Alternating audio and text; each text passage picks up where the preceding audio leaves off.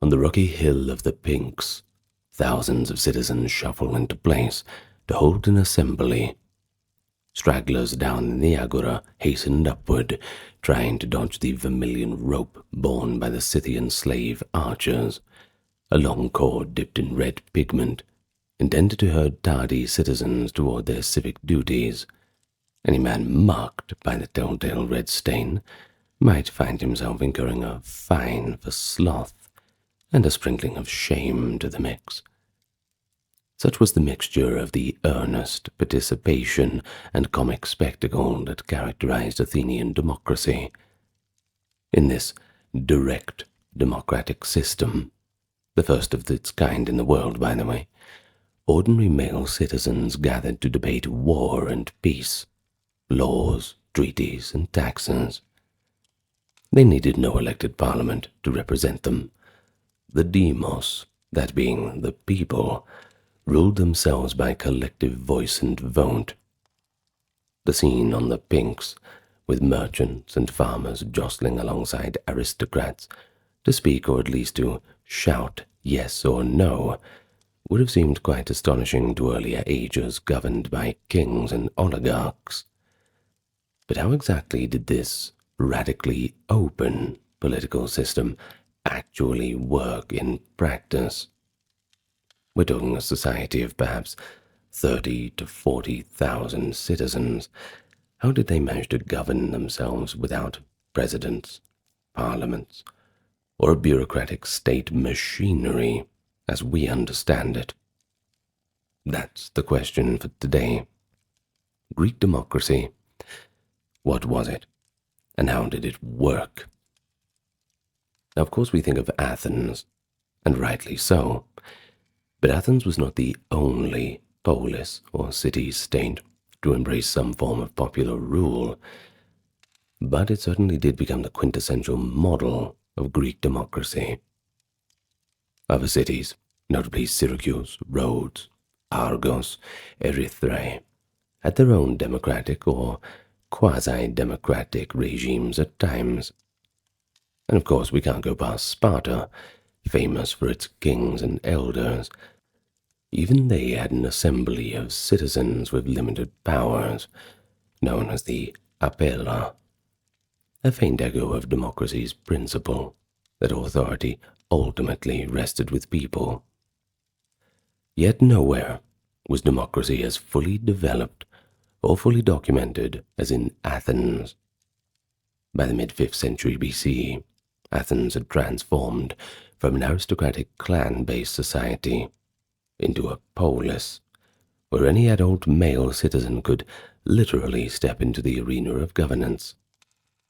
As Pericles proudly proclaimed in 431, our constitution is called a democracy because power is in the hands not of a minority, but of the whole people.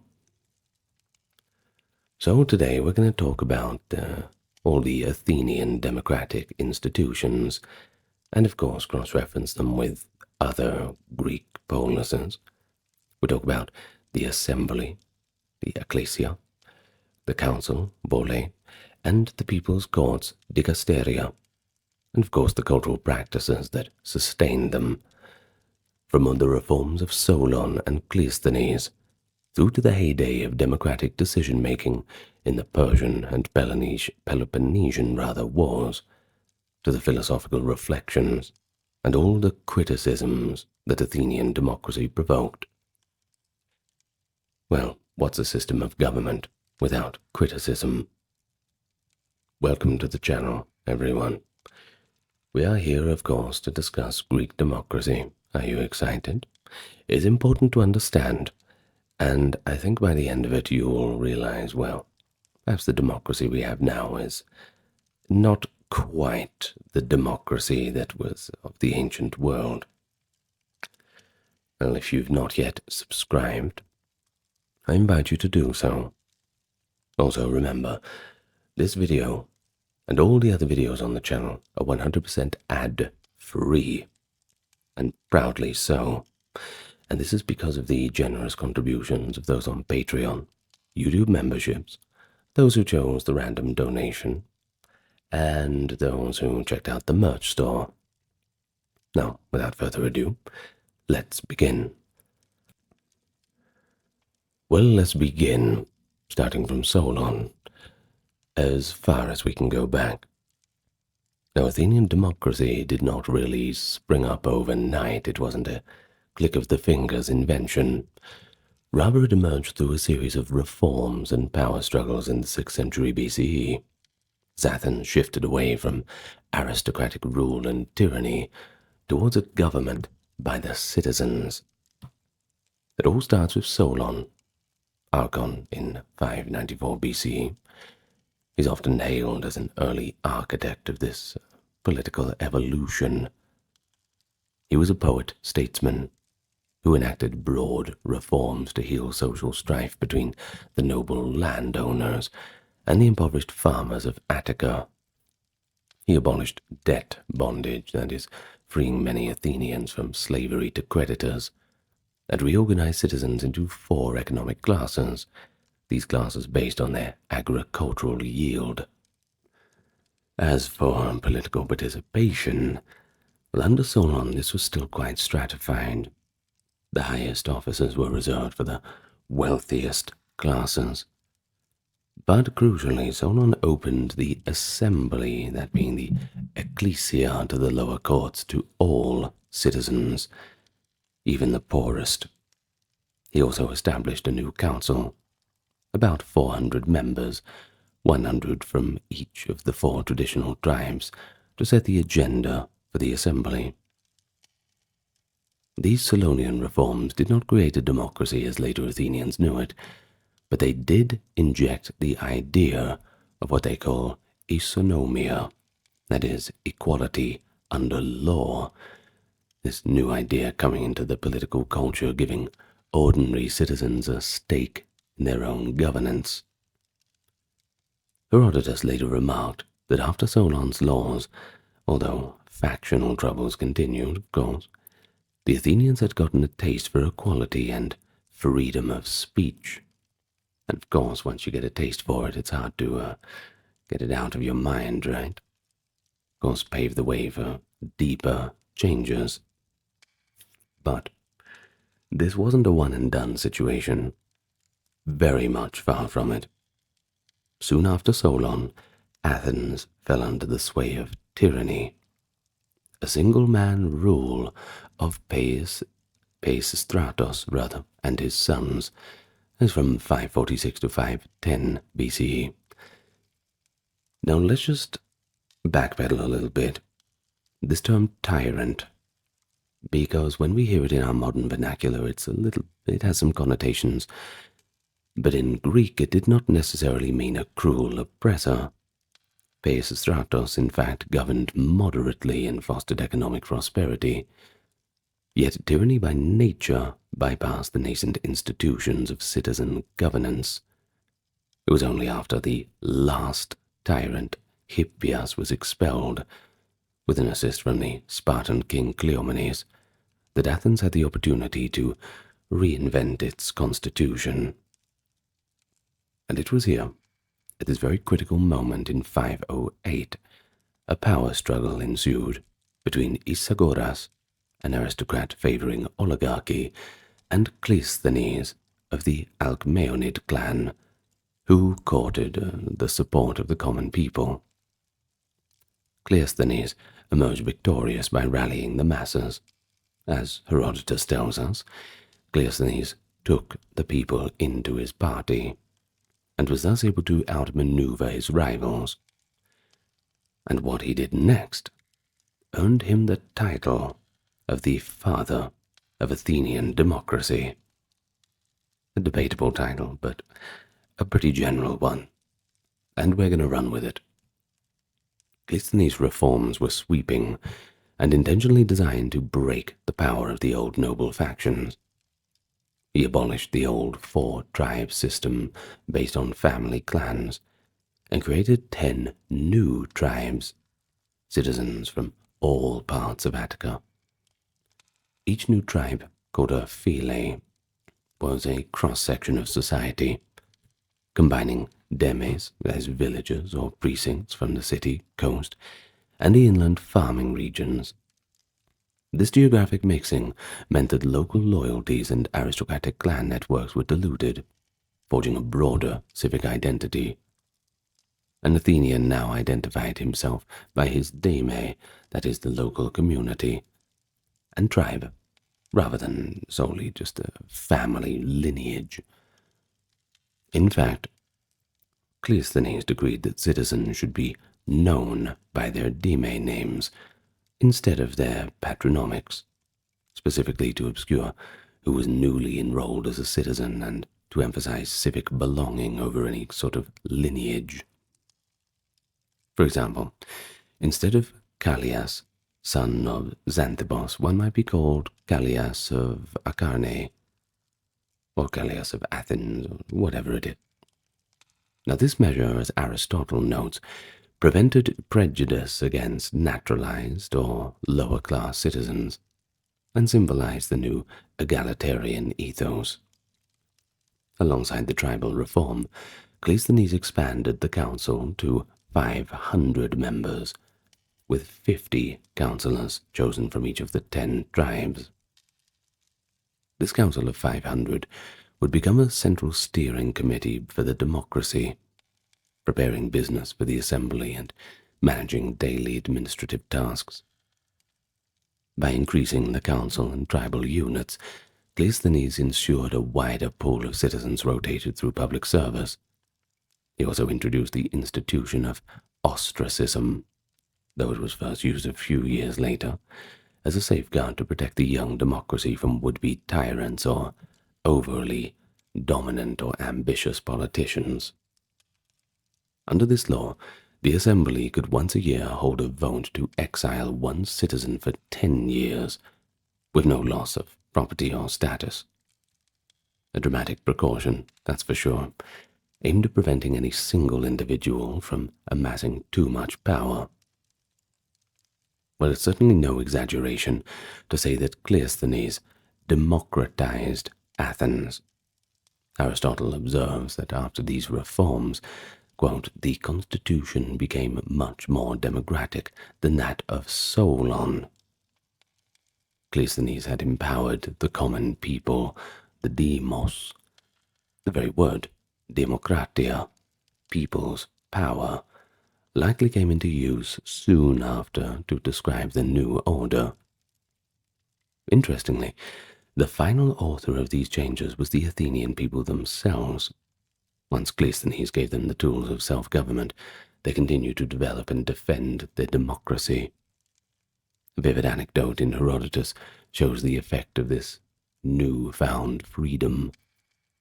You see, shortly after the reforms, Athens' military and civic performance surged. Herodotus writes that the Athenians, quote, while ruled by tyrants, were no better in war than their neighbors, but after they got rid of tyrants, they became the first. This proves that when they were oppressed, they let themselves grow slack, but when freed, each man was keen to work for himself. Now, in other words, this political freedom unleashed an individualistic energy. Well, this insight that people fight and strive harder for a community of which they are a real part of was not lost on the Greeks. It became part of the ideological justification for democracy, that free citizens would outperform their subjects and slaves. After all, the old question in war is, what are we fighting for? Well, if there's something to fight for, perhaps people will be more willing to pick up the spear. So let's talk about the institutions.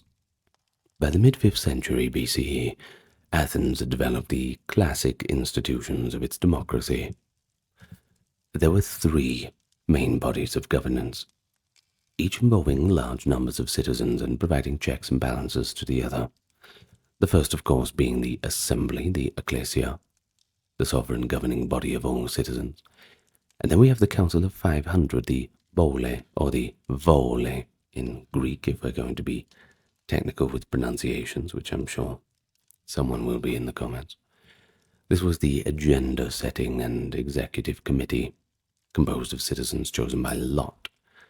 And then we have the people's courts, the dicasteria, large citizen juries that handled judicial functions and could hold leaders accountable. In addition, there were many public officials, magistrates and military officers, who were either elected or chosen by lot, and a few residual elite institutions like the Areopagus Council. This is a council of ex-archons with limited, mostly judicial roles by the 5th century. So let's take a look at each one of these major democratic institutions and discuss their functions. First, we have the assembly, or we call it the ecclesia. It was the beating heart of the democracy. It was a gathering of all male citizens, 20 years of age or older, who wished to attend. Unlike a modern parliament, the assembly had no fixed roster of representatives. It was rather a direct democracy. Any eligible citizen could walk right in, take a seat on the Pink's Hill, and participate in the debate and voting. The assembly met regularly, at least 40 times a year in the 4th century, and often more frequently during crises. But generally you did not want them, didn't you? Typically, meetings were held 4 times each prytany. That is, Athens divided its year into 10 periods, one for each tribal presidency, as we will see shortly. In the 5th century, meetings might have been less regular, but were convened as needed, often with shorter notice. For an example, before a major military expedition or after some alarming news. An agenda would be set by the council and posted in advance.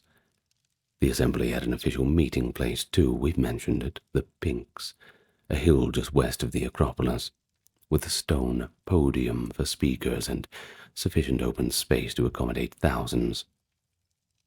And attendance, that could range quite widely. For routine matters, or perhaps on rainy days, only a few thousand might show up. But for momentous votes, like declarations of war or ostracisms, the turnout could approach or exceed 6,000 citizens, which by law was a quorum for especially important decisions. And indeed 6,000, this was a symbolic number in Athenian democracy, not only in the quorum for the assembly's most significant acts, but also roughly the size of the annual jury pool. The principle was that large numbers guarded against factional capture. In a city of perhaps 250,000 inhabitants, including women, children, slaves, resident foreigners, so on, the political franchise of 30,000 adult male citizens meant a very broad base by ancient standards, even if modern eyes note the exclusions. So in the assembly, each citizen had its right, their right to speak rather, a cherished concept known as isegoria, equal speech. The meeting typically began with a sacrifice and prayers for the gods' favor. Often a piglet was sacrificed to purify the area, showing how religion and politics intertwined in Greek life. A herald would invoke a curse on any speaker who intended to deceit against the people, underscoring that to speak was to accept a kind of moral responsibility. The presiding officers, chosen by lot from the council and serving short terms, then presented their matters to be discussed, which could include new laws called decrees, foreign policy decisions, wartime strategy, financial matters, legal judgments in certain political trials, and so on. Of course, the debate was open. It's what isegoria is all about. Citizens would raise their hands to claim the floor and address the assembly. In practice, speaking effectively before a crowd of peers required quite a bit of courage, skill, and some reputation. Thus, while in theory, any citizen, even of the most humble of origins, could speak, in practice, a relatively small cadre of able orators and leaders, often from the upper classes or with natural talent, dominated the debate. Now, this was not by rule at all, but by the realities of rhetoric and persuasion. Well, think about it in more practical terms. If you are in a room full of 6,000 people, and even if it's on a topic that you understand, let's say, can somebody get up here and explain how a combustion engine works? Something like this. Perhaps something a little less simple, but you know what I'm getting at. And you're an expert on combustion engines. Well, that's all good and well. But standing up in front of 6,000 people and talking, entirely different skill set, I'm sure you'll agree. Well, after debate, the vote was taken. Most often voting was by show of hands. Now they had a word for it too. It's kerotonia, literally the stretching out of the hand. Now, with the presiding officers judging each side of the majority, this is how they did it. By particularly critical matters like ostracism or certain trials, secret ballots could be used. Ostracism employed pottery shards or ostraka, each scratched with a name. We're very lucky to keep finding them buried underground. No secret ballot was generally needed for laws and decrees. The openness of the vote was in keeping with the norm of transparency. Each citizen's stance was visible to his fellows. A simple majority decided the issue. As for the assembly's powers, they were quite broad. It made laws and decrees, elected certain officials, declared war and peace, approved treaties, and served as a high court for important political trials, for example, impeachments or cases of treason.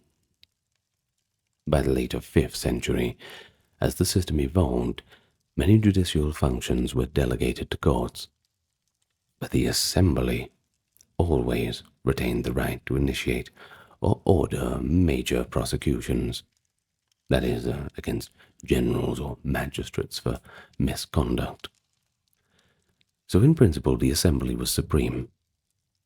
There was no distinction between legislative, executive, and judicial branches in Athens, like in our modern day. All authority ultimately rested with the demos acting in assembly or through large juries. Well, if the assembly, in its sovereign capacity, ever violated existing law, the only remedy was retrospective, to hold accountable the individual who had proposed the unconstitutional act, through a mechanism we will discuss in a moment, the graph paranomon. Thus, the Athenians placed faith in the collective wisdom of the citizenry, even if occasionally that collective could err or be misled. Well, next up we have this Council of 500, the Vole or Bole sometimes. It complements the assembly and acted as a steering committee and executive arm of the democracy. Let me explain. As reformed by Cleisthenes, the council had 500 members, 50 citizens from each of the 10 tribes, and each year they were chosen anew by lot. Selection by lot, that is, random sortition, was considered the most democratic method, since it did not favor the rich, the famous, or eloquent. Any citizen, typically over 30 years old for the council, could be drawn up for service. However, there had to be some practical limits. They couldn't just let everyone in. One had to pass a basic scrutiny, called a dokimasia, confirming one's citizenship and that one had no outstanding debts to the state or record of serious misconduct. Kind of like a background check. Think of it like that. Oh, and no citizen could serve on the council more than twice in a lifetime, nor 2 years in a row, and that ensured that rotation and broad participation would be across generations. Pretty good rules, I think. The 500 councillors, called the Volatae, worked almost every day. They met in the council house, called the Volatarion, in the Agora, the city centre marketplace, and dealt with the continuous administrative needs of Athens. The council's most important role was preparing the agenda for the assembly, drafting the preliminary proposals that the larger citizen body would debate and vote on. In effect, the council filtered and organized the new business of state so that the assembly's time was not wasted. Because we can't have a government assembly just wasting time now, can't we? Well, for example, if a new law was to be proposed, it often went through the council first for refinement. The council also oversaw state finances, received assembly decisions, or rather, ambassadors and foreign envoys, supervised public works, and ensured that assembly decisions were implemented by the officials. Excuse me for reading the wrong line, rather. Now, it could also issue orders and minor decrees on its own, if it were in accordance with general policies. In emergencies, crises, that kind of thing, the council might act on behalf of the assembly, though major decisions still required later ratification by the assembly, so it wasn't a one-and-done solution. Of course, the workload was quite heavy, one can imagine, and to manage this, the council had an internal structure of committees by tribe called prytanes. Now, the year was divided into 10 equal parts, as we've said, each about 36 days given a lunar calendar, and each tribe's 50 members served as the prytaneus, the presiding committee, in rotation for 1/10 of the year. During its prytany, these 50 councillors effectively were the executive committee. They convened and chaired council meetings, and also summoned and presided over meetings of the assembly. From among each group of 50, a chairman, epistates, was chosen by lot each day. A remarkably short term, literally just one day as the head of state. This daily chairman was entrusted with the city's state seal and keys to the treasuries and temples for that day only. It's a very quick turnaround. Of course, a dizzying rotation such as this, 500 councillors, 50 on duty for 36 days and one chosen each day as chairman, ensured that executive power could never concentrate in one man or clique for too long. The polar opposite of a permanent bureaucracy, a constantly changing cast of ordinary citizens, guided by laws and norms, running the state's daily affairs under the watchful eye of their peers. Now, Aristotle, he was quite impressed by this, what he saw as an ingenious arrangement. He explains that it prevented any tribe or region from dominating, and it trained many citizens in governance by giving each tribe a turn at leadership. It also created a sense of unity. Each tribe knew it had essential responsibilities for a part of that year. During their prytany, the 50 prytanes even dined together at public expense in the tholos, just a round building in the agora, emphasizing collegiality and constant availability. Some of them even stayed overnight on duty, in case of urgent issues. Well, pretty much the Council of 500 was the metaphorical engine room of the Athenian democratic system, converting the people's broad power into daily decision-making and administration. Well, let's move to the third system in this, the third pillar of this democratic system. That is the people's Courts, the dicasteria. They were not permanent courts with professional judges, but rather just a large jury panel of citizens who were empowered to adjudicate legal cases and hold public officials accountable. Athens didn't have a single Supreme Court. Instead, different panels were formed for different trials, or on a as-needed basis. Of course, they were drawn from a massive pool of jurors. Each year, 6,000 citizens over the age of 30, remember, volunteered for this and were selected by lot as heliasts, jurors eligible to serve during that year. On a trial day, a subset of those would be further allotted to a specific jury. Juries were large, commonly 501 citizens for important cases, sometimes as high as over 1,000 or even 1,501. That was always an odd number, by the way. They couldn't have an even number. Had to have an odd one to prevent any ties. God, you can imagine a tie between 1,500 people. That had to cause some arguments. Well, that's why you have to have 1,501. For lesser private lawsuits, juries might be 201 or 401 in size. The guiding principle was similar to that of the assembly: mass participation to dilute the influence of bribery or intimidation, and to respect the collective reason of the people. As for the Athenian juries, they sat for one-day trials, from morning until the verdict. There were no judges giving instructions. Magistrates only facilitated the procedure. Each side in a case, prosecution and defense, presented speeches, often written by professional speech writers but delivered by the litigants themselves. Timers, like the clepsydra, that is a water clock of sorts, ensured that each side had equal allotted time to speak, underscoring the democratic values of fairness once again.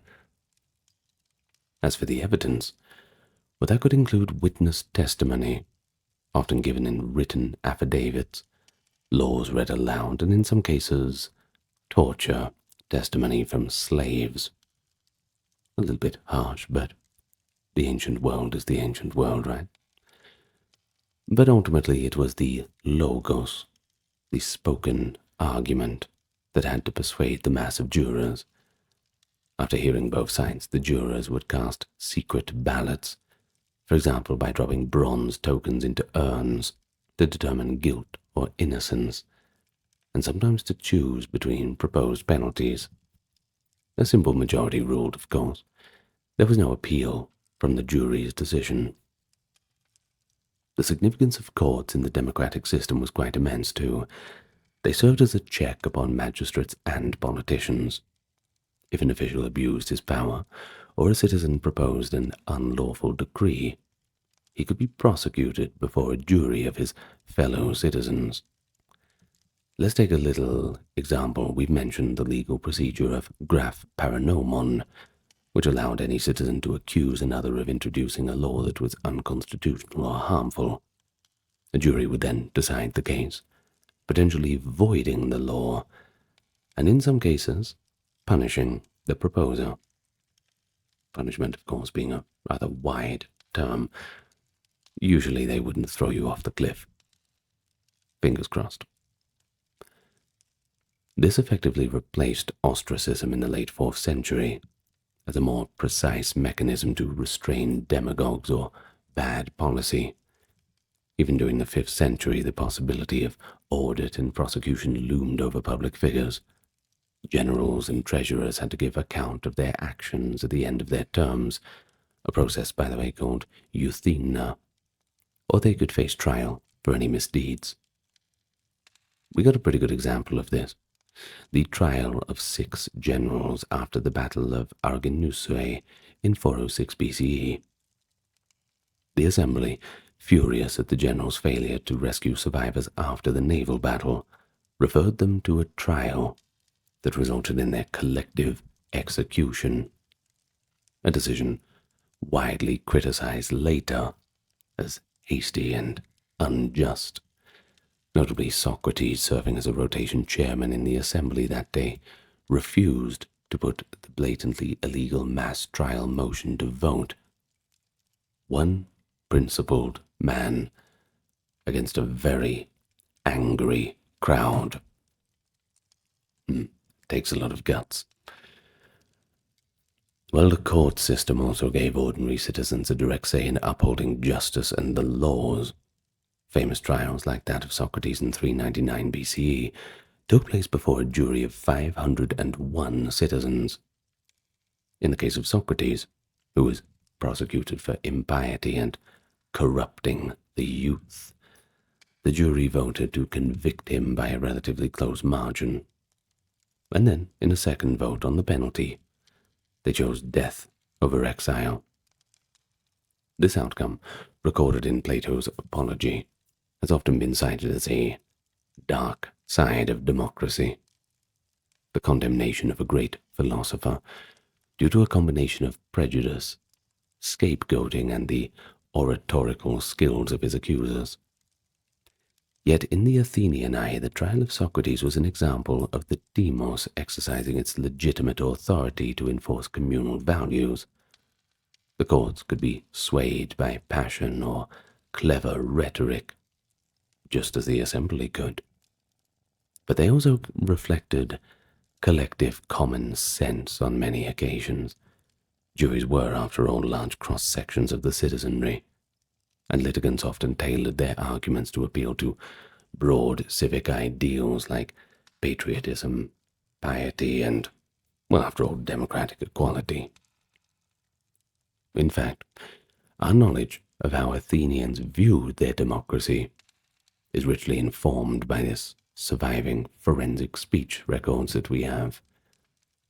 In these speeches, orators praised the laws of Athens, the quality of its juries, and the principle that poor and rich alike receive equal justice.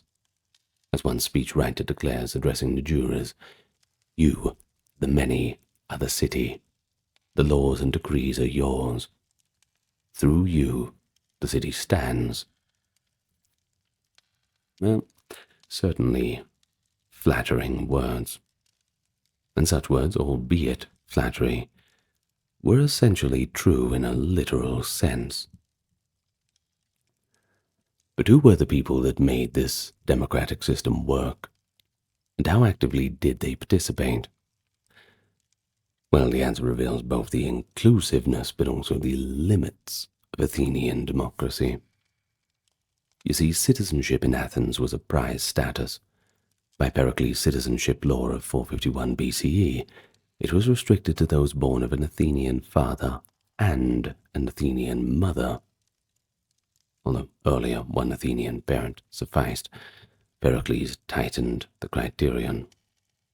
Citizens had to be male, and usually at least 18 years old, to be registered in a deme. They typically began attending assembly at 20. Now, as for women, regardless of birth, well, they didn't have any political rights.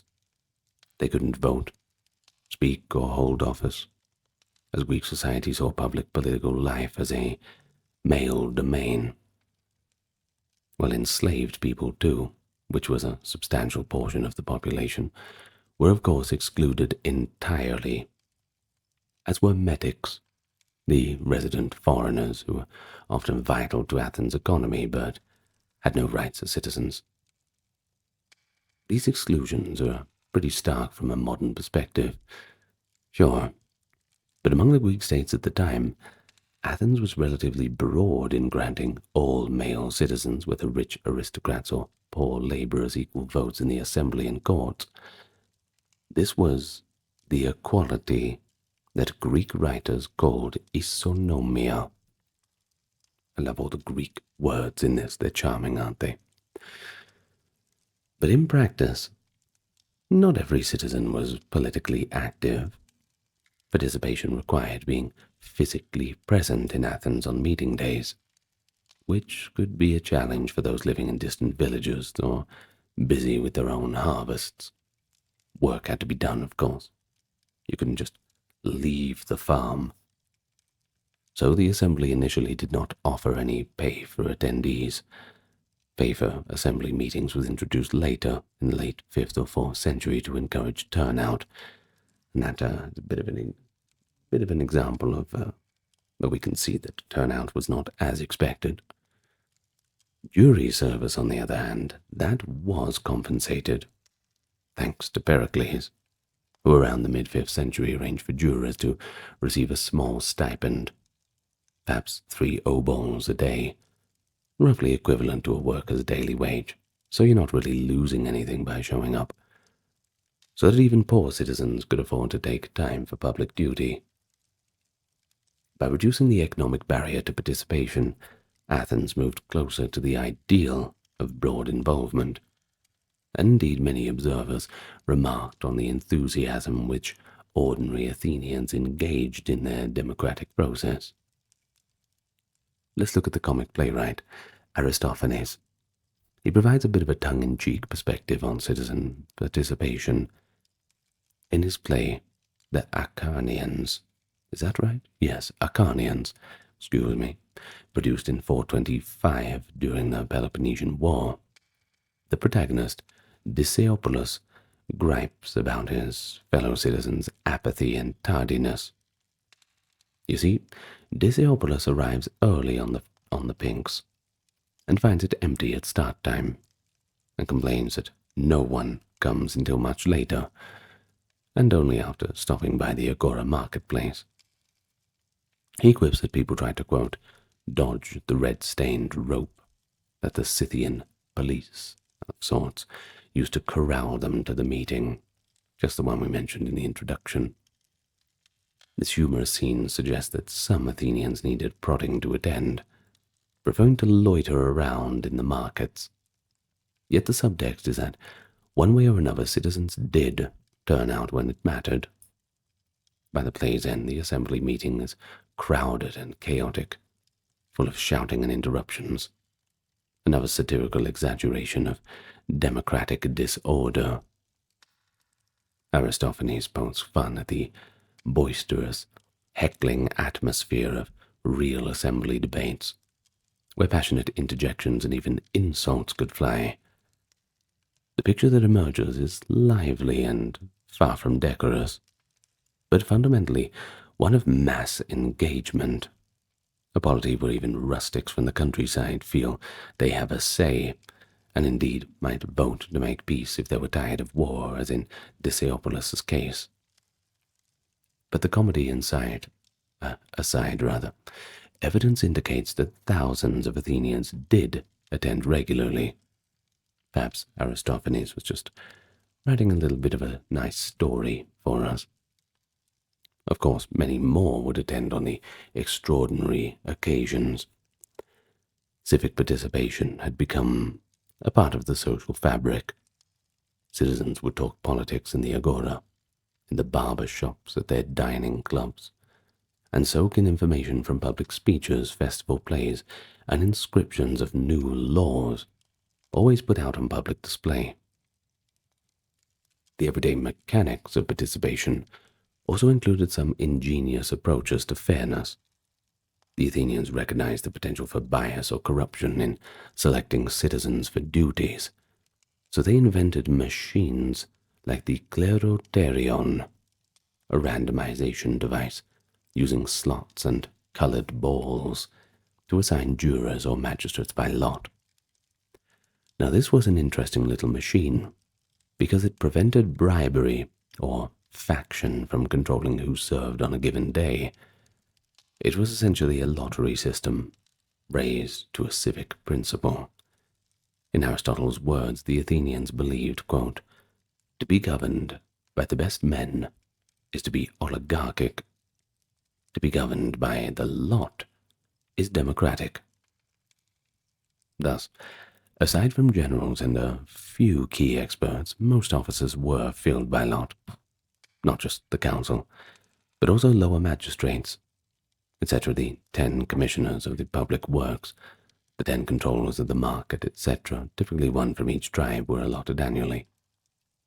Even the 9 archons, once the top magistrates in the pre-democratic era, were by the mid-5th century chosen by lot from a pool of nominees, and this marked a huge shift from aristocratic privilege to ordinary citizen rule.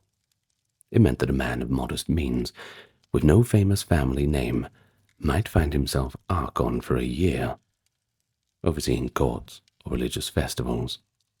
Now, in earlier times, that was completely unimaginable. But despite the egalitarian mechanisms, Athenian democracy had its informal leaders and politicians in the sense of the influential speakers. These were often referred to as rhetores or orators, or sometimes demagogoi, leader of the people, a term that could be respectful or scornful. They held no official power by virtue of their status, but through charisma and skill they could guide public opinion. And if you want an example of one, Pericles is right at the top. Elected as one of the 10 strategoi generals year after year, he was a brilliant speaker and strategist who came to dominate Athenian politics for decades. Thucydides famously says that Athens under Pericles was, quote, in name a democracy, but in fact rule by the first man. It was a testament to Pericles' persuasive authority. He could usually convince the majority to follow his policies, giving him a unique position. However, Pericles wasn't around forever, wasn't he? After his death, no single figure could ever have that level of consistent influence, and power fluctuated more among rival orators. Importantly, the system had no official opposition or parties as in modern parliamentary politics. Factions did form, of course, supporters of more aggressive war policy versus peace advocates. But these were fluid groupings around prominent individuals or issues, not disciplined parties with platforms of their own. Each issue was debated on its own merits or demerits, and alignments could shift accordingly. This issue-by-issue direct deliberation is part of what made Athenian democracy so vibrant, but also at times inconsistent or fickle.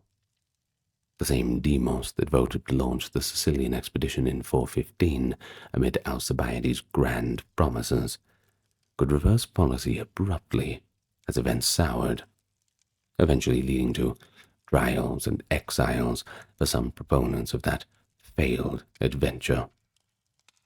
But that's a story for another time, I suppose. And so is Alcibiades. Of course, Athenian Democrats were keenly aware that empowering the masses carried risks. Demagogues could mislead, majorities could trample rights, and enemies of the system, whether foreign or domestic, could seek to overthrow it.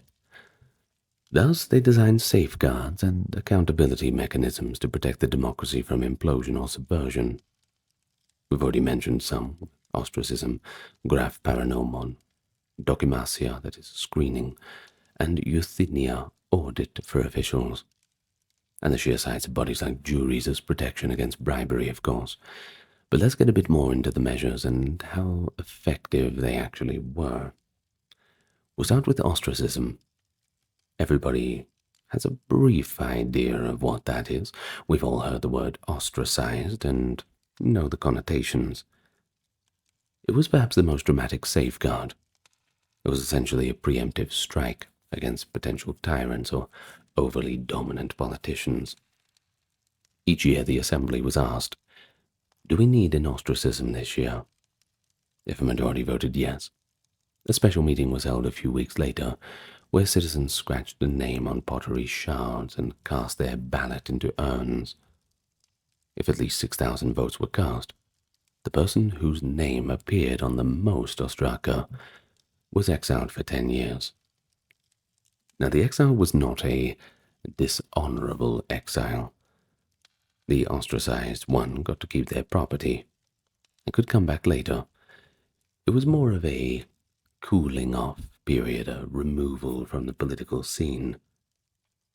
Kind of like when your boss asks you to take leave, or a suspension from school, but under better circumstances. Of course, the measure was used sparingly, perhaps a dozen times in the 5th century. Famous statesmen like Aristides the Just and Themistocles, the architect of the victory at Salamis, were ostracized, as was the demagogue Hyperbolos. The institution had a mythic founding, too. It was said to have been instituted because the tyrant Peisastratos had used his power to support, popular support rather, to seize power. So, never again would Athens let one man's popularity or ambition subvert the state. And there's an anecdote from Plutarch, too, that shows both the caprice and wisdom of this system of ostracism.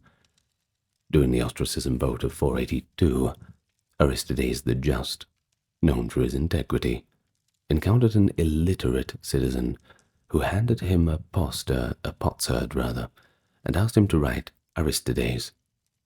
Surprised, Aristides inquired if he had ever wronged the man. "No," came the reply. "I don't even know him. I'm just tired of hearing him called the Just everywhere."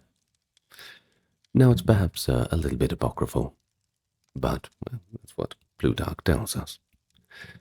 Well, Aristides dutifully wrote his own name down, and indeed he was ostracized that year.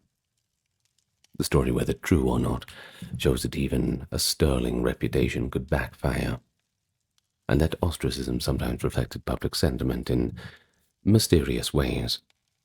Nevertheless, ostracism did succeed in removing tensions. Aristides was recalled a few years later when the Persian threat loomed, suggesting no lasting grudge. Ostracism was a blunt instrument, and by the end of the 5th century it fell out of use, replaced by legal indictments as a more precise tool. Well, next we have legal accountability, this graph paranomon. Starting around the late 5th century, the Athenians developed a legal procedure called graph paranomon, that is, indictment against illegal proposals, which kind of functioned as a constitutional check on the assembly's decrees. If a citizen proposed a decree to another citizen, and that other citizen believed contradicting existing law was harmful, well, that first citizen could sue the other citizen in court. A jury of citizens would then judge the case, effectively judging the wisdom or legality of the decree in question. If the proposer lost, the decree was annulled, and he could face fines or disenfranchisement. This created a strong incentive for those speaking in the assembly to ensure that their proposals were lawful and well considered. It was a kind of judicial review. But remember, it was citizens reviewing citizens, not a separate judicial case reviewing legislators as in modern system. Well, in Athens, the lawmakers and jurors were drawn from the same pool of citizens in different contexts.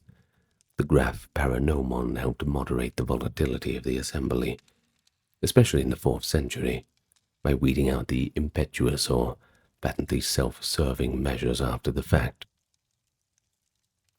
Well, next we have the scrutiny of officials, the dokimasia and euthymna.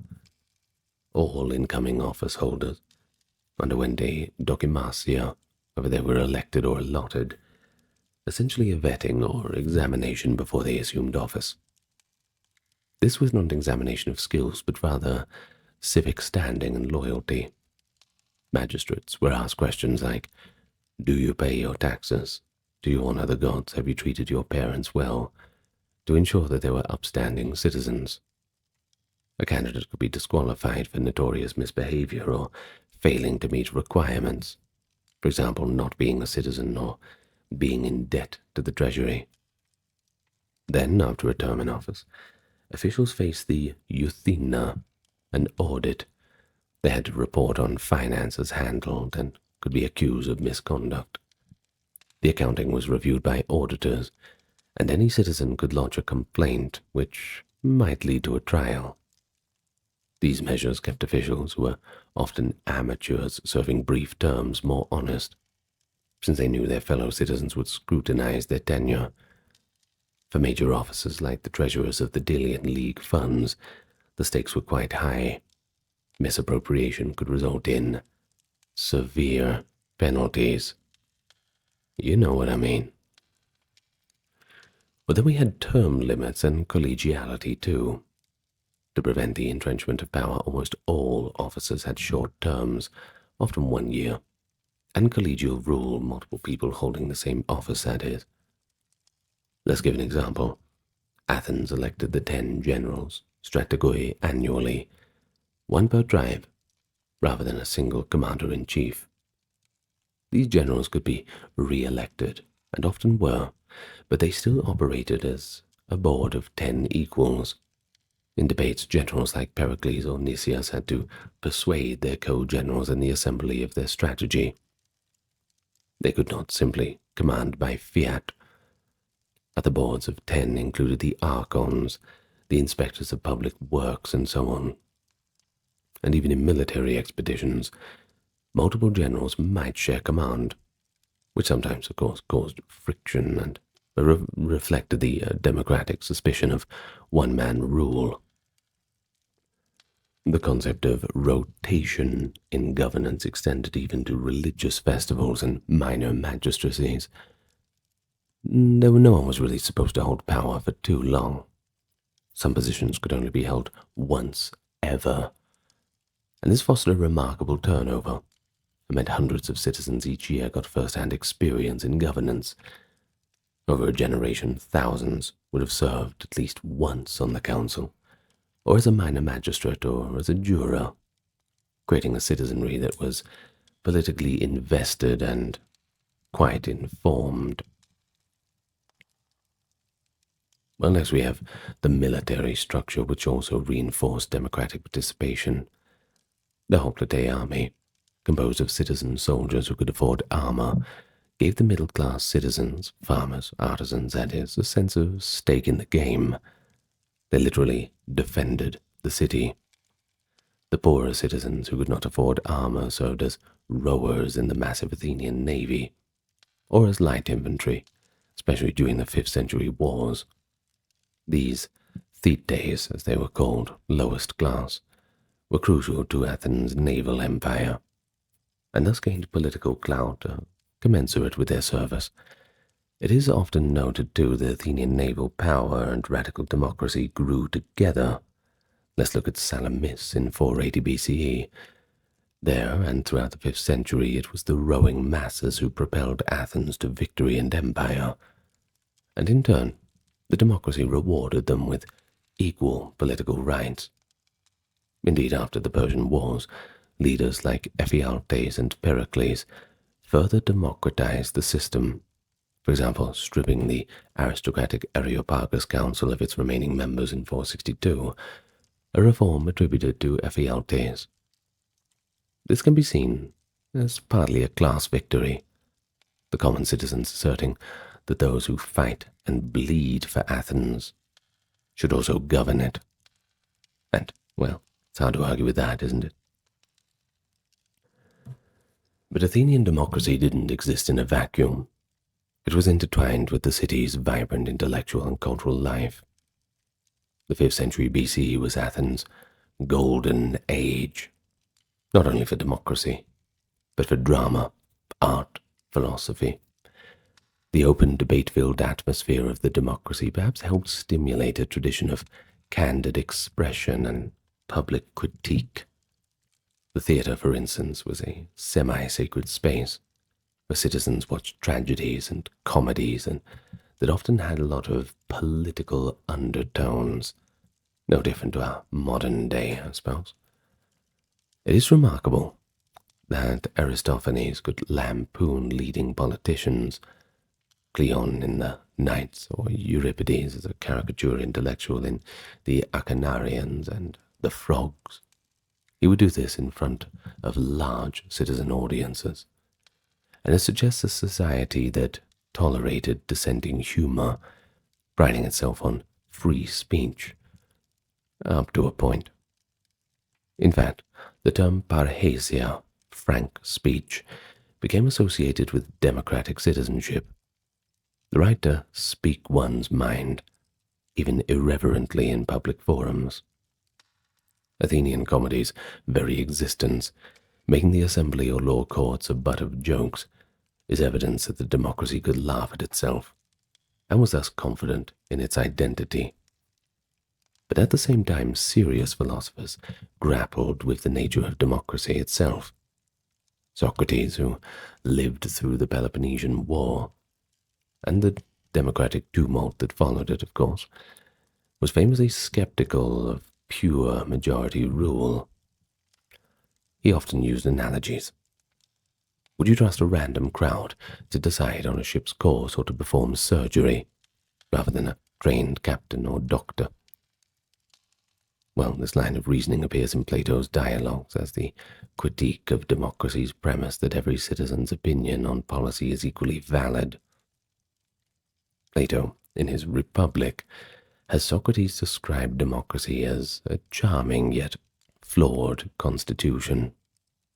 Quote, democracy is a charming form of government full of variety and disorder, and dispensing a sort of equality to equals and unequals alike. In Plato's eyes, the freedom and equality of democracy are superficially attractive, a many-colored cloak, but without discernment, since even those with knowledge have an equal say. Plato worried that unbridled freedom would lead to anarchy, and eventually the people, craving order, would fall prey to a tyrant. Well, this is a tragic cycle that he outlines. Democracy always degenerates into tyranny. Indeed, Plato's teacher, Socrates, was a victim of this democratic process, which surely influenced his negative assessment. And then we have Aristotle. He wrote a generation later, taking a more empirical and balanced view of his politics. He recognized democracy, the rule of the many, as one of the three basic forms of government, along with monarchy and oligarchy, each with a good version and a corrupt version. You see, for Aristotle, a polity, a mixed constitution, was ideal, but he acknowledged that of pure forms a moderate democracy could be stable and just. He argued that a collective multitude might actually make better decisions than a small group of elites. Quote, as a feast to which all contribute is better than a banquet furnished from a single purse. Yeah, fair enough. It was a remarkably modern-sounding defense of group wisdom. However, Aristotle also cautioned against extreme democracy, what he called where the law can be overridden by the mass of people's decrees. He documented Athens in his Athenian constitution, seemingly unimpressed by how evolved the system had laws and courts to channel people's power. Yet he did note attention. If the people can do whatever they want, Demos itself becomes like a king, an unchecked sovereign. Athens managed this tension by binding itself to procedures and by internal criticism. The presence of philosophic schools, as Plato's Academy, Aristotle's Lyceum, shows a society analyzing itself. Not all Athenians would agree with Plato's harsh verdict, but the ideas were certainly in the air. And finally, religion in Athens coexisted with democracy in a seemingly complementary manner. Many public officers had religious duties, etc. One of the 9 archons, the Archon Basilius, oversaw sacred rites and presided in religious court cases, such as, for example, impiety trials. Festivals, which were, of course, deeply religious, were also state-sponsored and democratized. The great Dionysia festival, with drama competitions too, was arranged by officials and often funded by wealthy citizens performing a liturgy of sorts. a kind of public service obligation. Now, this union of civic and sacred life meant that the democratic government took on functions that elsewhere might be reserved for priestly authorities. The assembly could vote on sending consults to oracles, or on instituting new cults.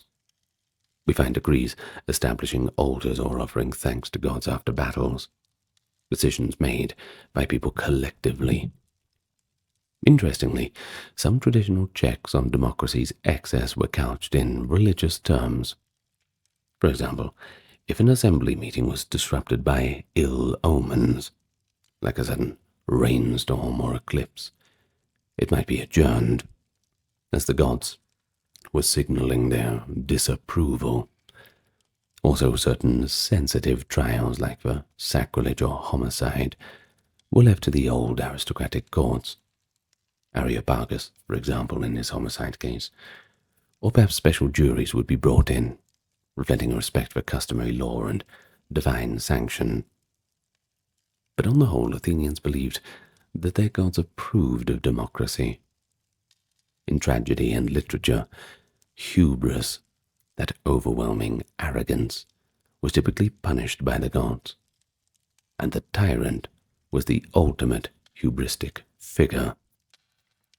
Democracy, by contrast, was often associated with the aidos and dike, the spirits of respect and justice, upholding a community where all free men had dignity. Herodotus, in a semi-legendary anecdote, even describes a debate among Persian nobles where one, Otanes, extols what sounds like Greek democracy. Quote from Herodotus: I wish to entrust matters to the multitude, for monarchy has neither sweet name nor good thing, but the rule of the many has first the most beautiful name of all, equality, isonomia, that is, and secondly, it does none of the things a monarch does. The offices are held by lot, the magistrate is accountable, and all deliberates together. Well, though Herodotus puts these words in a Persian's mouth, it is clearly a Greek ideal being voiced. And indeed, those features, selection by lot, accountability of officials, collective deliberation, and so on, they were all hallmarks of Athenian democracy, and certainly celebrated almost as sacred values. So really, to sum it all up, what can we say about Greek democracy? Well, the Greek democracy, especially in its Athenian incarnation, was bold and in many ways successful, but all in all an experiment in mass self-government. For approximately 2 centuries between 508 and 322 BCE, the Athenians navigated the challenges of empowering ordinary people to make extraordinary decisions. They built a state run by paid jurors and volunteer office holders. They defended their land and liberty against the Persian invasion and established a far-flung naval empire in the Delian League. All this under a governance that Pericles proudly accounts, quote, afforded equal justice to all their private disputes, and held that ability, not class, advanced a man in public life. But the reality, of course, is more complex than the ideal. Ability mattered, yes, but practically so did rhetoric, and not everyone was truly equal in influence or bravery. Charismatic figures could sway the masses better. Yet the system allowed for self-correction, you see. When Athens overreached, as in the Sicilian expedition disaster, or fell into internal strife, as in the civil stasis after the war, it was the collective citizens that ultimately restored balance. The post-403 democracy even extended a general amnesty to reconcile oligarchic collaborators back into the community, a remarkable act of political healing by popular decree. By the masses, for the masses. The Pyramids of Giza. ancient and stoic sentinels on the west bank of the Nile. Even to the ancients, they were staggering. When the Greek historian Herodotus visited in 450 BCE, the Great Pyramid was already over 2,000 years old and famed as a wonder of the world. Another 2,500 years later, today, the pyramids remain just as awe-inspiring. They are the last remaining of the 7 wonders of the world still standing, and for nearly 4,000 years, the Great Pyramid was the tallest man-made structure on Earth. But how exactly were these monumental tombs built? And why? What stories have they silently witnessed across 45 centuries? It certainly piques the imagination, and I assume you're interested since you clicked on the video. So how about we spend the next hour together discussing the Great Pyramids of Giza? Not just their construction, but a little bit of those interesting details, and plenty of the modern scholarship and archaeology that's allowed us to unravel a few more mysteries. But before we do that, I'll give you a warm welcome, as is usual. Anyone new to the channel or those who have not subscribed, I invite you to do so. And tell me what you think in the comments. Do you have any theories about the pyramids yourself? Let's have a nice discussion. Now you will get no ads during this video, due to the generous support of those on Patreon, YouTube memberships, those who checked out the merch store, and those who kindly decided to donate. All the appropriate links for that are available in the pinned comment or video description. Now, let's get nice and comfortable, and we can begin our journey back into ancient Egypt.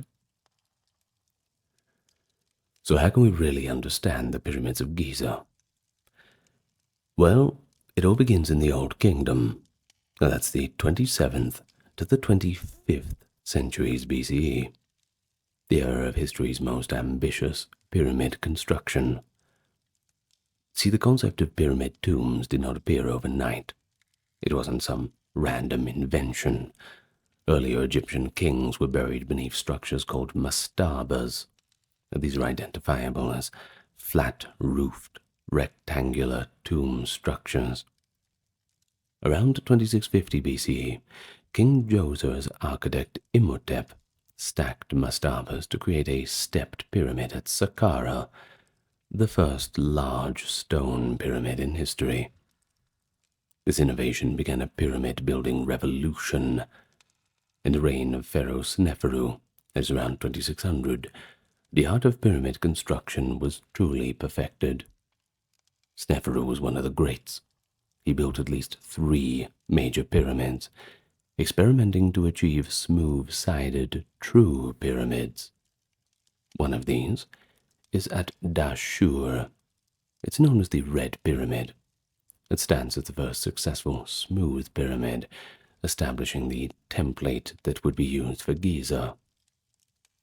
But it was Sneferu's son, Khufu, who would build the greatest of them all. The 4th dynasty of Egypt, circa 2575 to 2465, was a time of centralized power, prosperity, and along with that prosperity and extra money in the coffers came grand architectural visions. Pharaohs were considered divine kings, and their royal tombs were not merely graves, but resurrection machines, designed to ensure the king's soul ascended to join the sun god Ra and live forever. The Giza Plateau, a rocky desert escarpment near the capital Memphis, became the chosen ground for royalty to erect eternal monuments. Khufu, also known by the Greek name Cheops, Khufu's successor Khafre, Chephren, and Khafre's successor Menkaure, Menserinus in Greek, would each marshal the kingdom's wealth and manpower to build 3 main pyramids in Giza between roughly 2550 and 2490.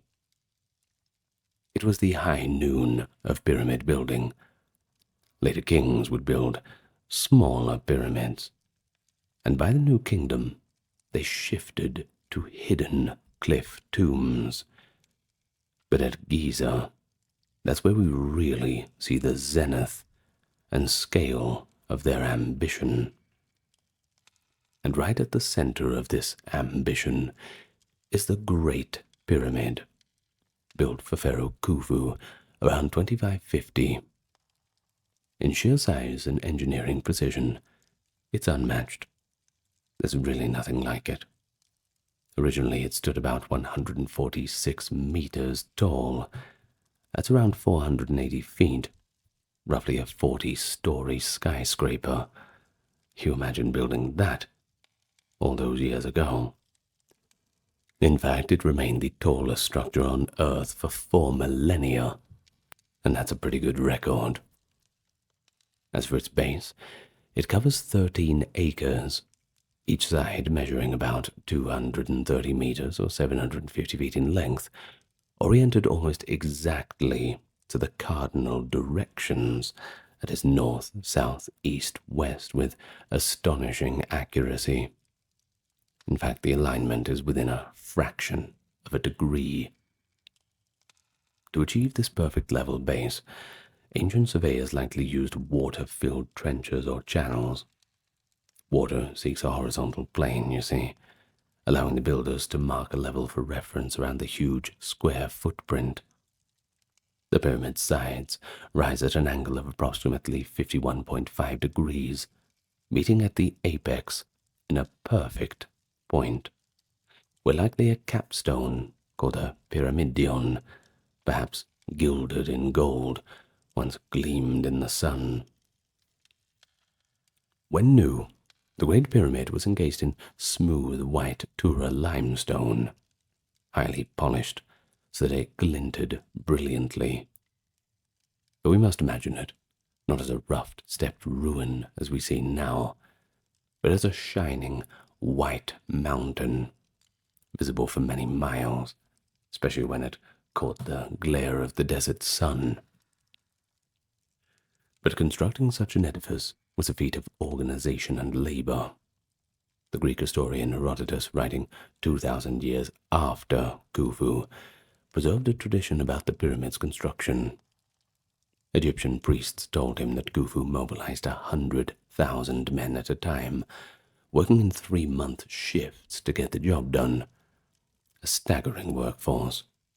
But do remember, there's a little bit of exaggeration in the older sources, and Herodotus is public enemy #1 for exaggeration. But still, even if it was a fifth of that amount, 20,000 people, is still an incredible feat of organization. According to Herodotus' account, it took 20 years to complete the pyramid itself. After 10 years just preparing the causeway and underground chambers.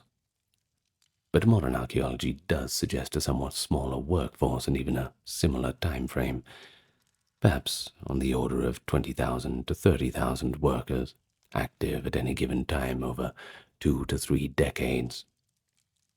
But these laborers were not slaves in chains, as popular myths often suggest. They were skilled builders, engineers, stone cutters, and even a supporting army of bakers, brewers, medics, and administrators. They were likely farmers conscripted or volunteering during the Nile flood season, when fields were underwater and agricultural work had to go on a pause, supplemented by year-round crews of skilled artisans and surveyors and supervisors. But far from toiling without care, the pyramid builders were well provisioned by the state. Excavations have revealed huge bakeries and breweries at Giza, along with barracks and even cemeteries for the workers. The bones of these laborers show arthritis and healed injuries consistent with labor, but also evidence that those injured were cared for. Broken bones set back in place, for instance, though you wouldn't be too keen to get one of them back in those days. Not good in these days either. This was a national project under the patronage of the pharaoh himself, and in a sense, a matter of pride. Graffiti found inside the pyramid's hidden chambers include team names like the Friends of Khufu and the Drunkards of Menkore, suggesting camaraderie among the crews. Such markings, left by workers themselves on the blocks, would be sealed inside the structure. Are informal, but they're invaluable records, including one instance of a crew naming itself after Khufu, of course. In fact, it was in 1837 that the British explorer Howard Vyse blasted into the upper relief chambers of the Great Pyramid and discovered painted hieroglyphics with Khufu's name and crew inscriptions, confirming definitively that the pyramid was indeed built for Khufu, something Greek sources always assumed, but later speculators had questioned. The logistics of quarrying, transporting, and placing the roughly 2.3 million stone blocks of the Great Pyramid are mind-boggling. And just to show you how mind-boggling it is, I'm going to repeat the number. 2.3 million stone blocks. Is your mind boggled? Well, most of the pyramid's core limestone blocks were quarried right on site at Giza. Just south of the pyramid, a deep pit remains where stone was cut and hauled a short distance to the construction area. However, here's the thing. The fine white casing stones came from the limestone quarries of Tura, and that's across the Nile. And the heavy granite for the interior chambers was brought from Aswan. Now, if you don't know the geography of that, that's almost 900 kilometers to the south of Giza. So how exactly did they move the stones? Well, it's a matter of debate. But this is where archaeology comes in and gives us a little bit of a hand. The archaeological evidence and later accounts point to pretty clever methods.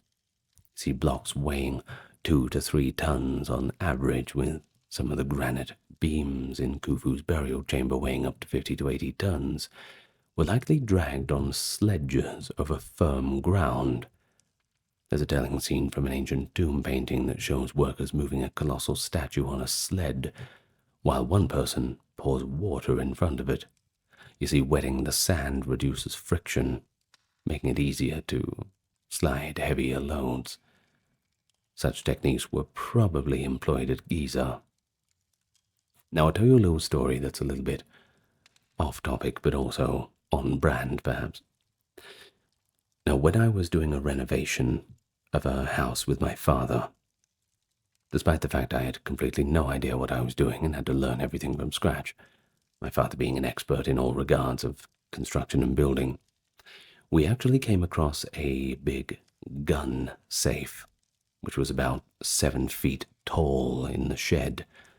Solid steel, big bars in it to prevent break-ins and all the rest. Extremely heavy. Now, we could barely move the thing. So we came up with the idea. We had a few PVC pipes for plumbing that were laying around. We slid it on cross of one pipe, and then we would roll it across. We had about 4 of these pipes, and once the pipe at the end was at the tail end of it, and we'd push that out of the way, I would grab that pipe, put it at the front, and we would continue to push it. And this actually worked. 2 men, moving probably about, I don't know, the thing would have weighed, perhaps, maybe 500 pounds, something like that. So quite a ridiculous amount for 2 people. But because of these methods, we got it done.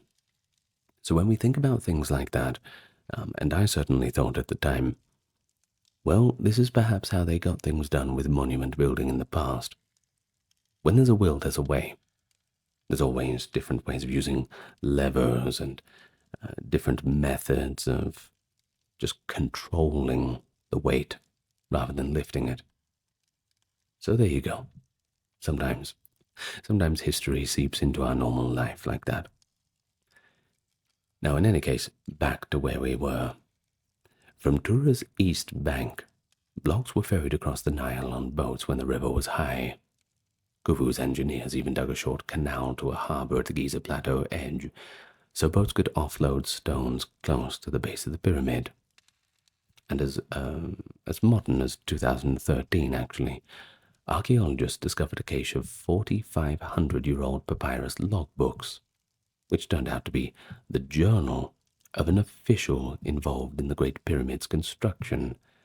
The find is now known as the Diary of Merer. Now, Merer's diary records his crew's trips ferrying limestone blocks from Tura to Akhet Khufu, meaning, of course, the horizon of Khufu, which being the pyramid's ancient name. And he notes doing 2 round trips in a 10-day span, delivering Tura limestone for the outer casing in the 27th year of Khufu's reign. These papyri bring to life the final phase of construction. We can imagine boatmen rowing heavy cargo across the Nile, then hauling blocks up ramps to be set in place. All very involved. And indeed, ramps, they're important. They were the primary tool for raising stones. An exact configuration of ramps at the Great Pyramid is one that's, of course, a debate to this very day, whether they built a single straight ramp or a wrapping spiral ramp, or perhaps a combination. We have from Diodorus Siculus, a Greek historian of the 1st century BCE, who wrote of the mounds of earth that were built and then removed after the pyramid was done. Archaeologists generally agree. The builders erected massive temporary ramps of mud, brick, and limestone chippings to drag the blocks upward. As construction rose tier by tier, the ramps grew in height or changed shape to give access to the upper levels. Herodotus heard of a tale of wooden machines or levers lifting stones from step to step, and this might reflect some use of levering techniques. But more likely the continuous ramp was the main strategy. Either way, once the pyramid's upper structure was complete, the builders could then finish the casing from the top down, removing ramps as they descended. In the end, the pyramid was left in its gleaming form, and the auxiliary works, like ramps, were dismantled and cleared away. In fact, Diodorus remarks with admiration that not a trace of the huge construction ramps remained in his time, making the pyramids seem as if they sprung up from the earth by pure magic. Inside the Great Pyramid, Khufu's architects created a sophisticated system of chambers and passages. Unlike the earlier pyramids, which had the burial chamber underground beneath the pyramid, Khufu's main chamber is set high inside the superstructure. And if you want to get there, you have to enter on the north face through a hidden ascending passage that leads up into the heart of the pyramid. And there it is, the king's chamber, a modest-sized room entirely lined with polished red granite from Aswan. Here lies Khufu's sarcophagus, a large granite coffin. Above the chamber, engineers stacked 5 compartments with massive granite beams and open spaces. These are the relieving chambers, designed to distribute the enormous weight of the stone above, preventing the king's chamber from being crushed. This brilliant feat of structural engineering for the 3rd millennium BCE was pretty shocking, I'm sure you can agree. And there's also lower chambers and a grand gallery, a steeply ascending corridor of monumental proportions with a corbelled stone roof, likely aiding in moving the heavy granite blocks up into position during construction. But notably, no writings or hieroglyphic inscriptions decorate the inner sanctums. The Egyptians of Khufu's time hadn't yet begun inscribing religious texts inside pyramids. The famous pyramid texts appear a century later in the smaller pyramids at Saqqara. but the stark interiors have invited endless speculation and wonder, and over the ages, treasure hunters and archaeologists probe the Great Pyramid for hidden rooms.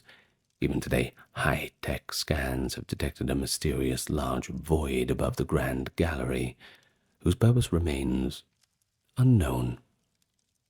It seems Khufu's pyramid still holds quite a few secrets. As one Egyptologist quipped, Khufu is long gone, but his pyramid ensured that people would remember him. And indeed, the Great Pyramid has made his name known around the world, even if very little else about his reign survives in records. It's certainly a one-up on all the other great kings, who perhaps only have a few scattered books to mention their reign. But we have to move on from Khufu. I know I've been talking about him for 20 minutes, but he is pretty important. We move on now to Khafre, who is, well, we're pretty sure that he's Khufu's son. There's a bit of debate about it. But what we do know is he was the one who commissioned the second Great Pyramid of Giza around 2520. His pyramid does not reach quite the same height as Khufu's, but is still enormous, originally about 144 meters or 470 feet tall. It stands on slightly higher ground and retains its summit, a cap of original smooth casing stones too, giving a visual impression of how old the pyramids would have once looked in their glory, which is kind of as interesting as it is sad. You imagine if they still had all those casings on there, the big gold tip at the top. I suppose something like that so exposed was not going to stand the test of time. Now, in absolute terms, Khafre's pyramid is roughly 136 meters tall today, and the reason for this is because its apex and some casing are missing, with a base of around 215 meters on each side. Khafre placed the base of his pyramid just a few hundred meters southwest of his father's, aligning it along the same east-west axis. And to observers, the pyramids rise side by side, Khafre's appearing almost as lofty as Khufu's, a deliberate effect by the king who certainly did not want to seem greatly inferior to his famous father, doesn't want to live or die in that shadow. Khafre's pyramid complex exemplified the classic layout. It included a grand mortuary temple abutting the pyramid's eastern face, a long covered causeway sloping down from the plateau, and even a lavish valley temple at the edge of the Nile floodplain. Now here's something interesting. The most iconic guardian of Giza, the Great Sphinx, is actually part of Khafre's complex, carved out of natural limestone. In fact, it was a natural limestone knoll actually near Khafre's causeway. The Sphinx is a colossal statue of a recumbent lion with a human head, which most scholars believe bears the likeness of Khafre himself, wearing the royal Nemes headdress. At 20 meters tall and over 70 meters long, the Sphinx is basically an extension of Khafre's monumentality, symbolically protecting his pyramid. In Khafre's Valley Temple, a beautifully preserved stone building, archaeologists' statues found statues of the king in diorite, one of which shows Khafre seated with the god Horus as a falcon perched behind his head. All of these elements just show how the pyramid was not a standalone structure, but it was rather the heart of a more sacred landscape. The pyramid was the king's tomb and resurrection apparatus. The temples were where priests made offerings to the king's spirit, known in Egyptian as the Ka, for centuries after, and the Sphinx perhaps represented a form of the sun god or royal power guarding the necropolis. Ancient Greek visitors like Herodotus or Diodorus knew of Khafre's pyramid as well, though by their time the attribution of which king built which was a little bit garbled. Herodotus calls Khafre Shephren, and relates that he too was a cruel ruler who shut temples and forced labor like his brother Cheops.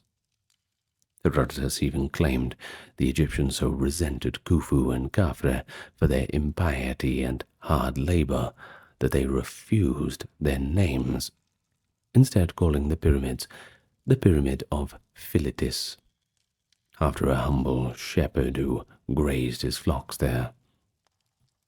Now that's a curious little anecdote, isn't it? But it's probably untrue.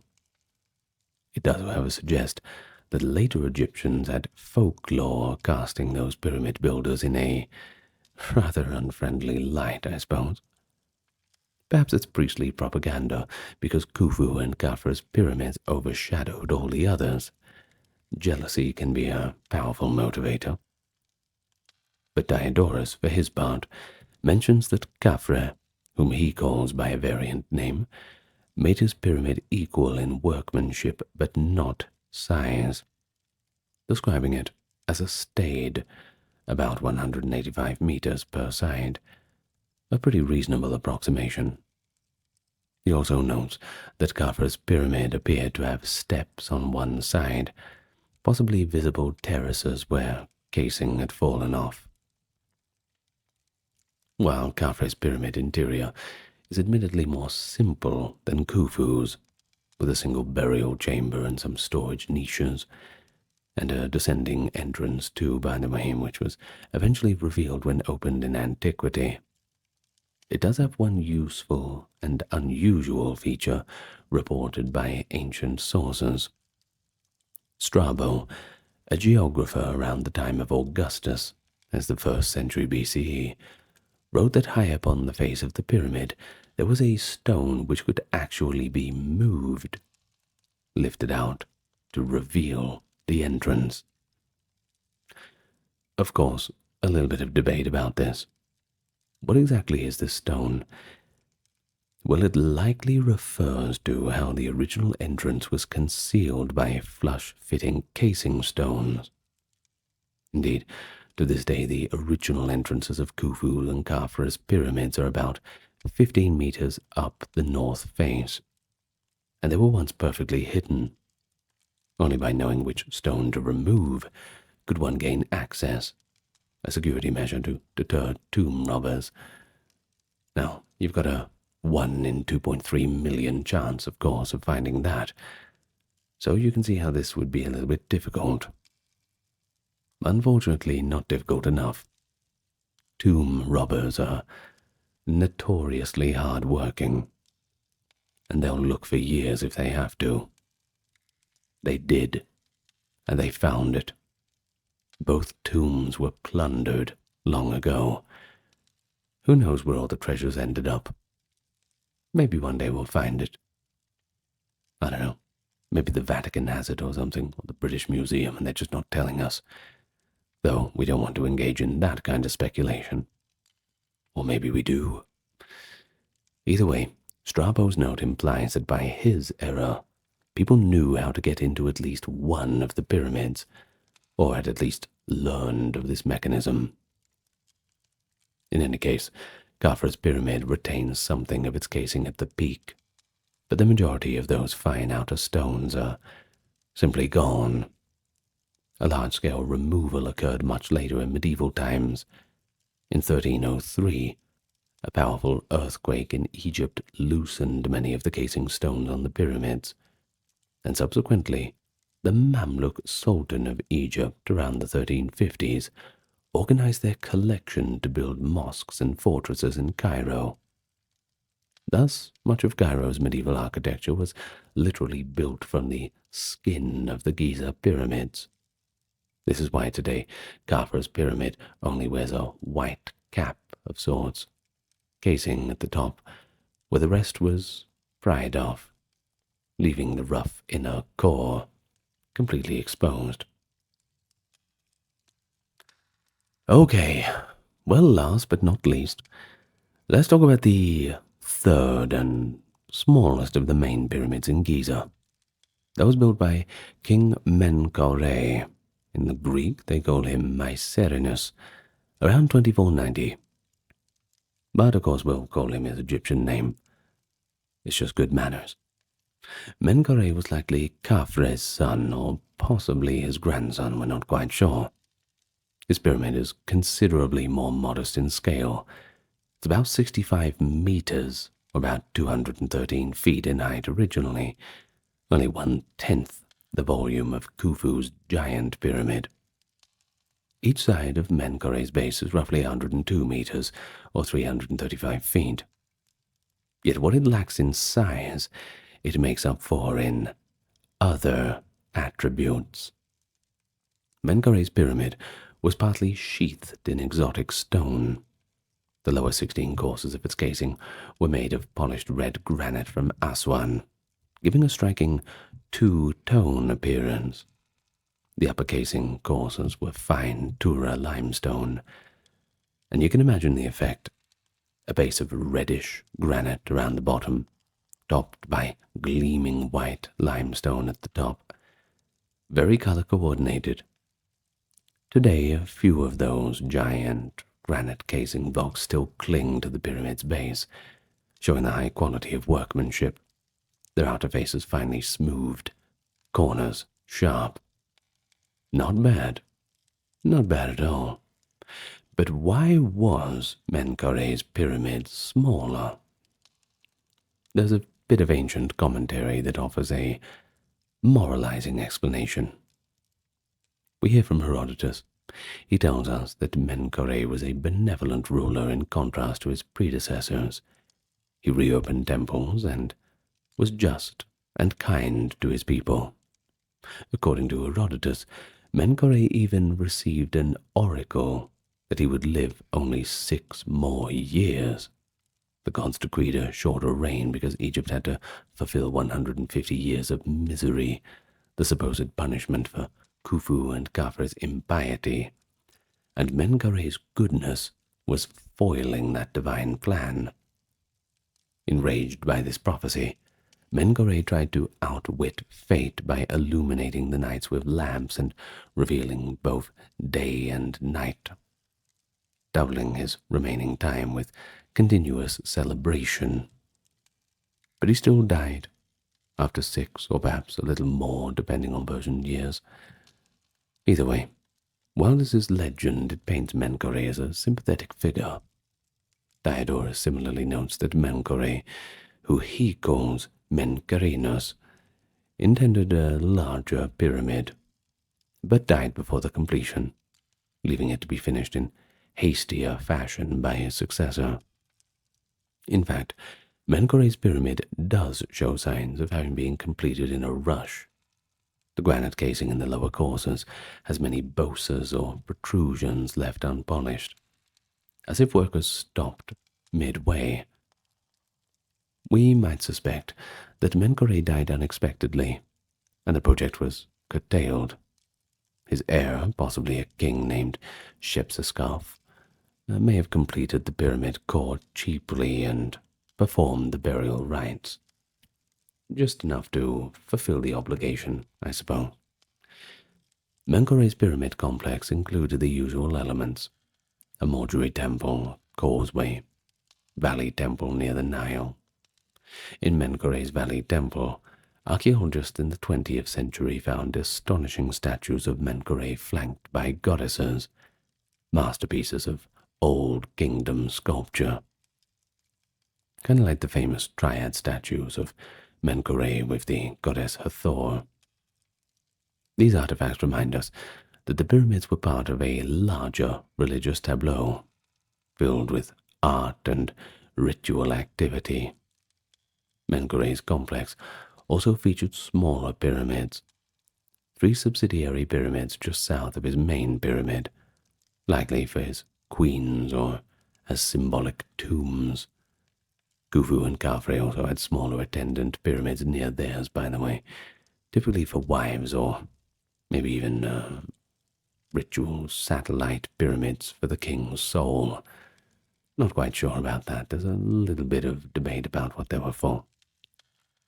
But what we do know is that Menkare's pyramid interior is relatively simple, but certainly had an interesting design. A descending passage leads to a chamber with decorative panels and false doors carved in the stone, an early attempt at ornamentation inside a pyramid. Deeper inside the burial chamber was where Menkare's coffin was placed. Unlike Khufu or Khafre, whose mummies are lost to history, we have a dramatic footnote for Menkare.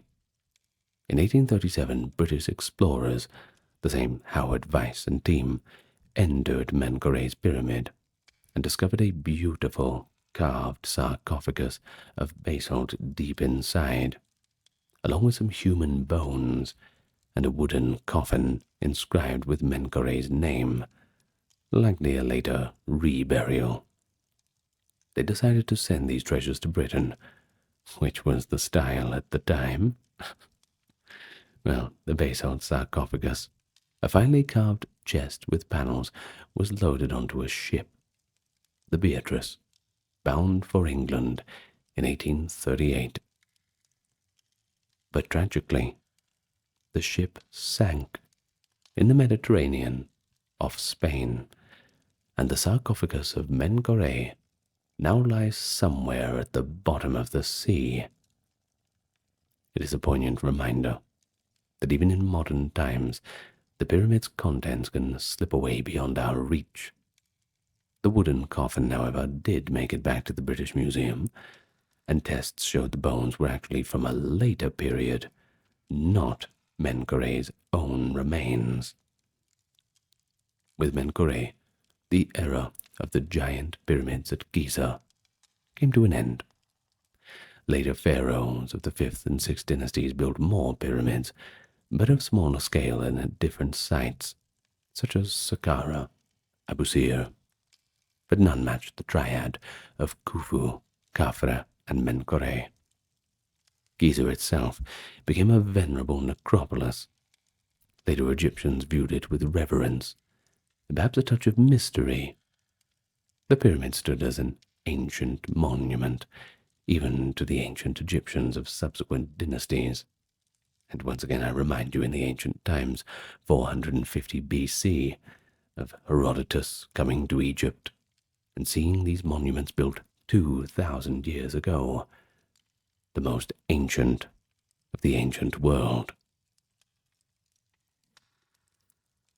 But when it comes down to it, while the pyramids appear as geometric abstractions from afar, up close, it's a representation of the life and labor of thousands of people. And thanks to modern archaeology, we have a much clearer picture of the human dimension. Excavations by archaeologist Mark Lehner and a few others have uncovered what is called the Workers' Village, or the Lost City of the Pyramid Builders. It's just south of the pyramids themselves. Here, the remains of bakeries, breweries, barracks, workshops, even cemeteries, paint a vivid picture of a bustling city of laborers and support staff around 2500 BCE. Archaeologists found enormous bread ovens and fish bones, indicating a diet designed to feed an army of workers.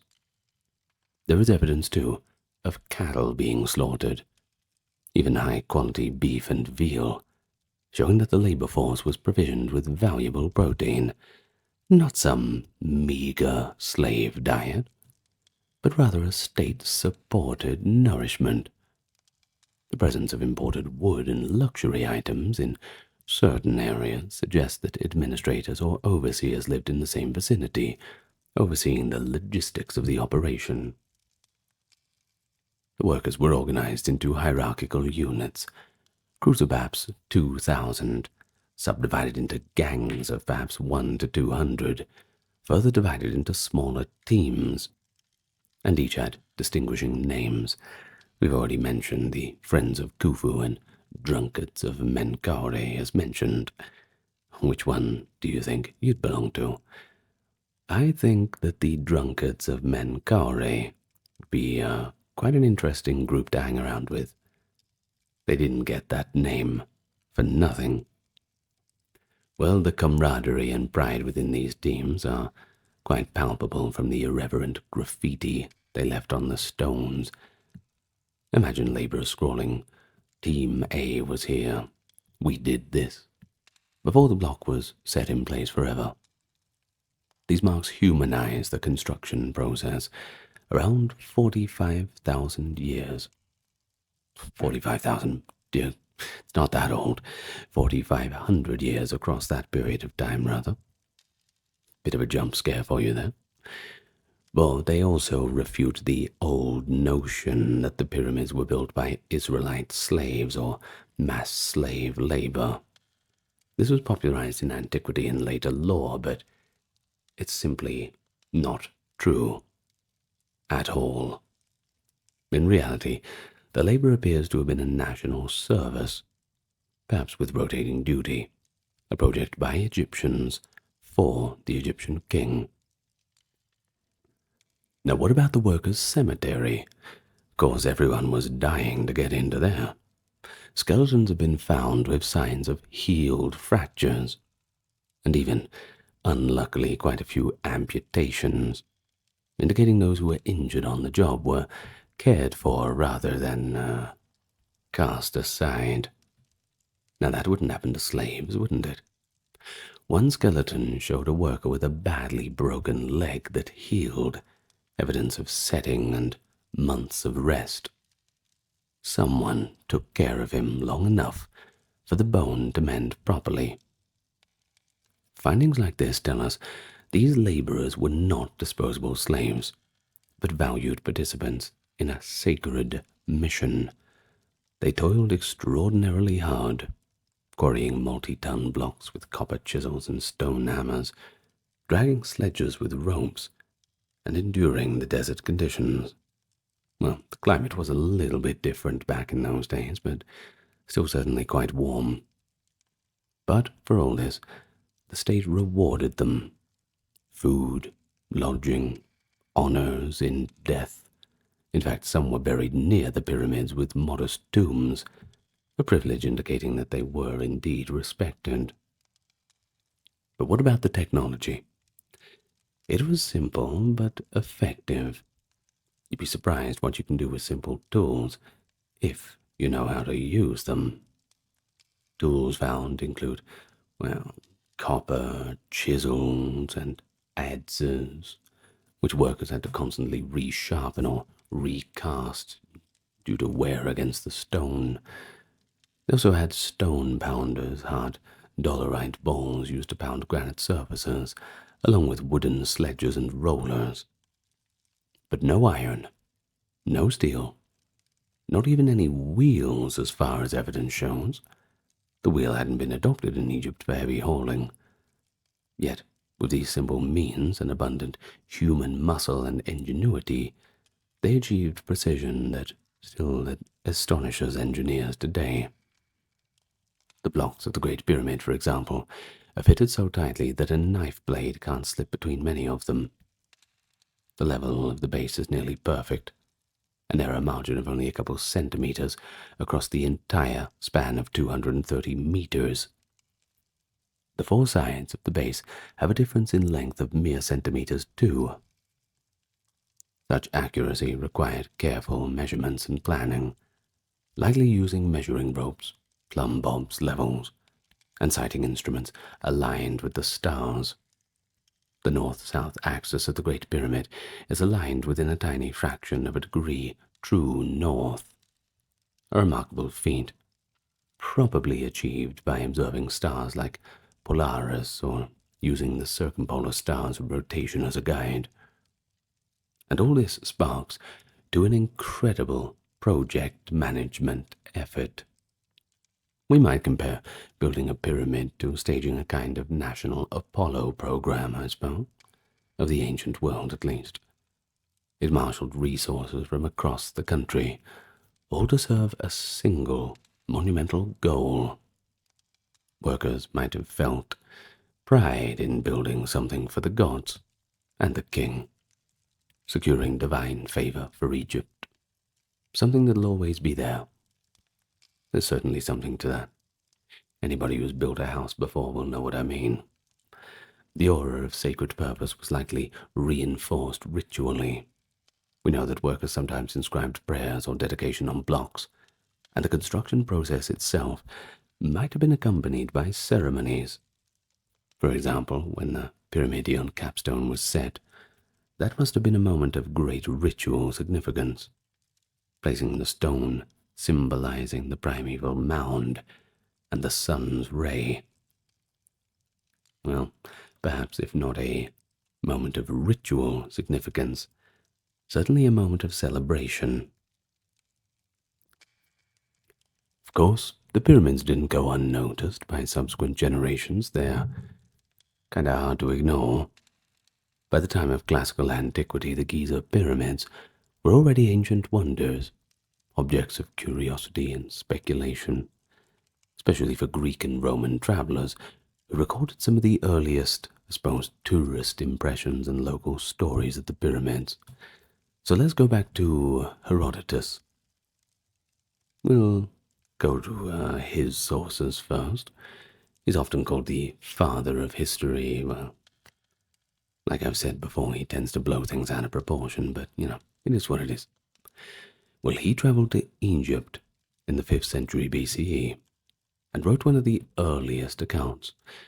According to Herodotus, Egyptian priests told him about pharaohs Khufu and Khafre, along with Menkaure, and how they built the pyramids. His narrative is pretty colorful, and a mix of fact, folklore, and moral commentary. He reports, for instance, that Cheops, or Khufu, quote, brought the people to utter misery by forcing everybody to work on the pyramid. He even closed all the temples to economize and commandeered the labor force. Herodotus says 100,000 men worked in 3-month shifts. Of course, we've mentioned that. I think it's a little bit inflated. But perhaps the priests themselves gave this number, so let's not blame it entirely on Herodotus. But he does accurately note the 20-year construction period, and marvels at the construction of the causeway, which he describes as nearly as impressive as the pyramid itself, made of polished stone with carvings. He also relays a striking detail. He was shown inscriptions on the pyramid that recorded the quantities of onions, garlic, and radishes consumed by the workers, totaling 1,600 talents of silver in cost. That might sound odd, but it is in line with Egyptian practices of keeping meticulous accounts. Whether such an inscription truly existed on a pyramid wall or was recorded in temple archives, that's a little uncertain. But Herodotus might have misunderstood some record, but his repeating of this detail, vegetables fed to laborer, gives a more human touch to the story of the construction.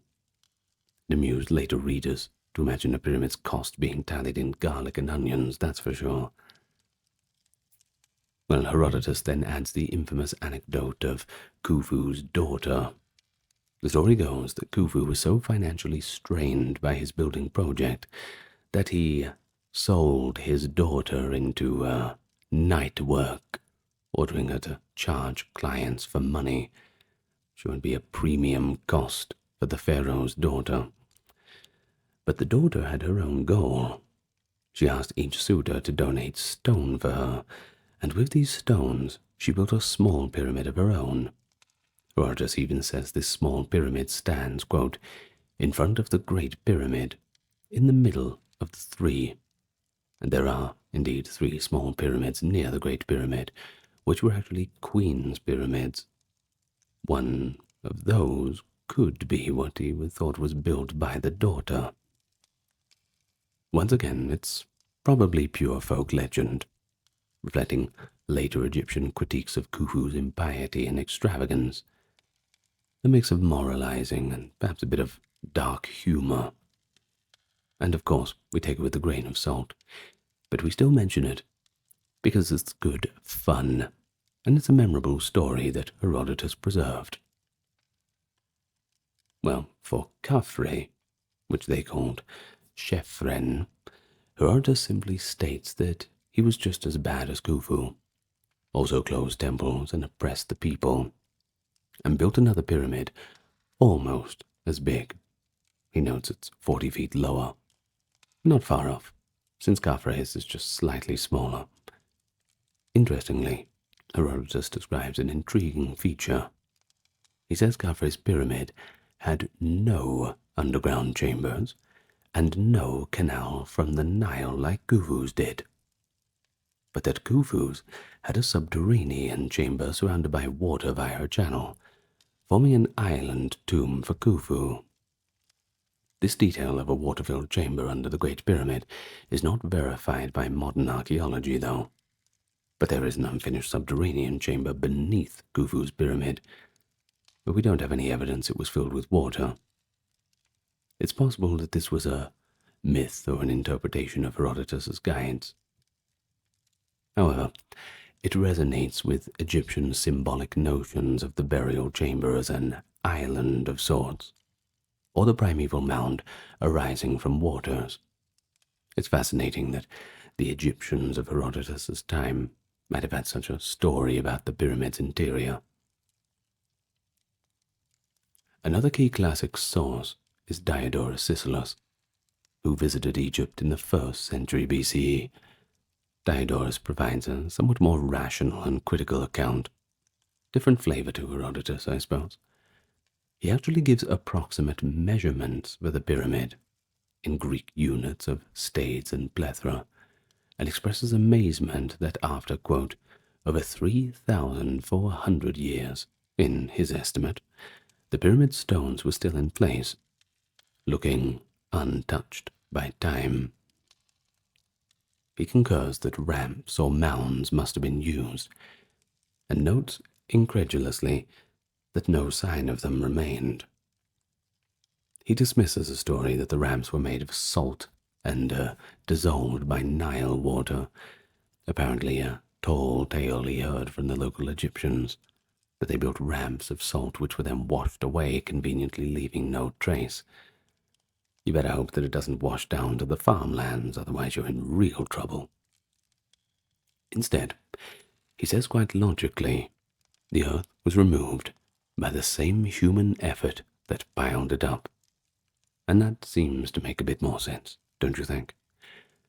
Diodorus repeats the number of workers as 360,000, and it's a lot more than the 100K quoted by Herodotus, and 20 years of construction for Khufu's pyramid. He also mentions inscriptions giving the cost, specifically noting the 1,600 talents spent on radishes, onions, and garlic, clearly derived from Herodotus, or perhaps the same tradition. But he differs in one intriguing way. He claims that neither Khufu or Khafre were actually buried in their pyramids, and this is interesting. Siculus claims that because the people were so angry at these kings, they threatened to tear their bodies apart if they found them. So each king, on their deathbed, ordered his family to hide his burial elsewhere, in an unmarked, secret grave.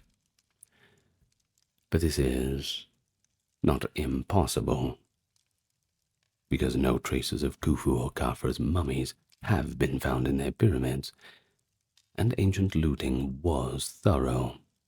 However, archaeologically, we have no evidence of alternate tombs for them, so likely Diodorus is repeating a local legend or rationalizing why the pyramids appeared empty. It does show how deeply the later Egyptians resented or mythologized those 4th dynasty kings as tyrants, perhaps to cast their own more recent rulers in a better light. But Diodorus also systematically notes conflicting attributions. He says some in Egypt attributed the pyramids to other kings entirely, naming Armaeus, possibly meant to be the pharaoh Amenemhat II, or someone from a later dynasty for the biggest. Amosis, perhaps meant to reference Ahmose I of the 18th dynasty for the second, and Innaros for the third.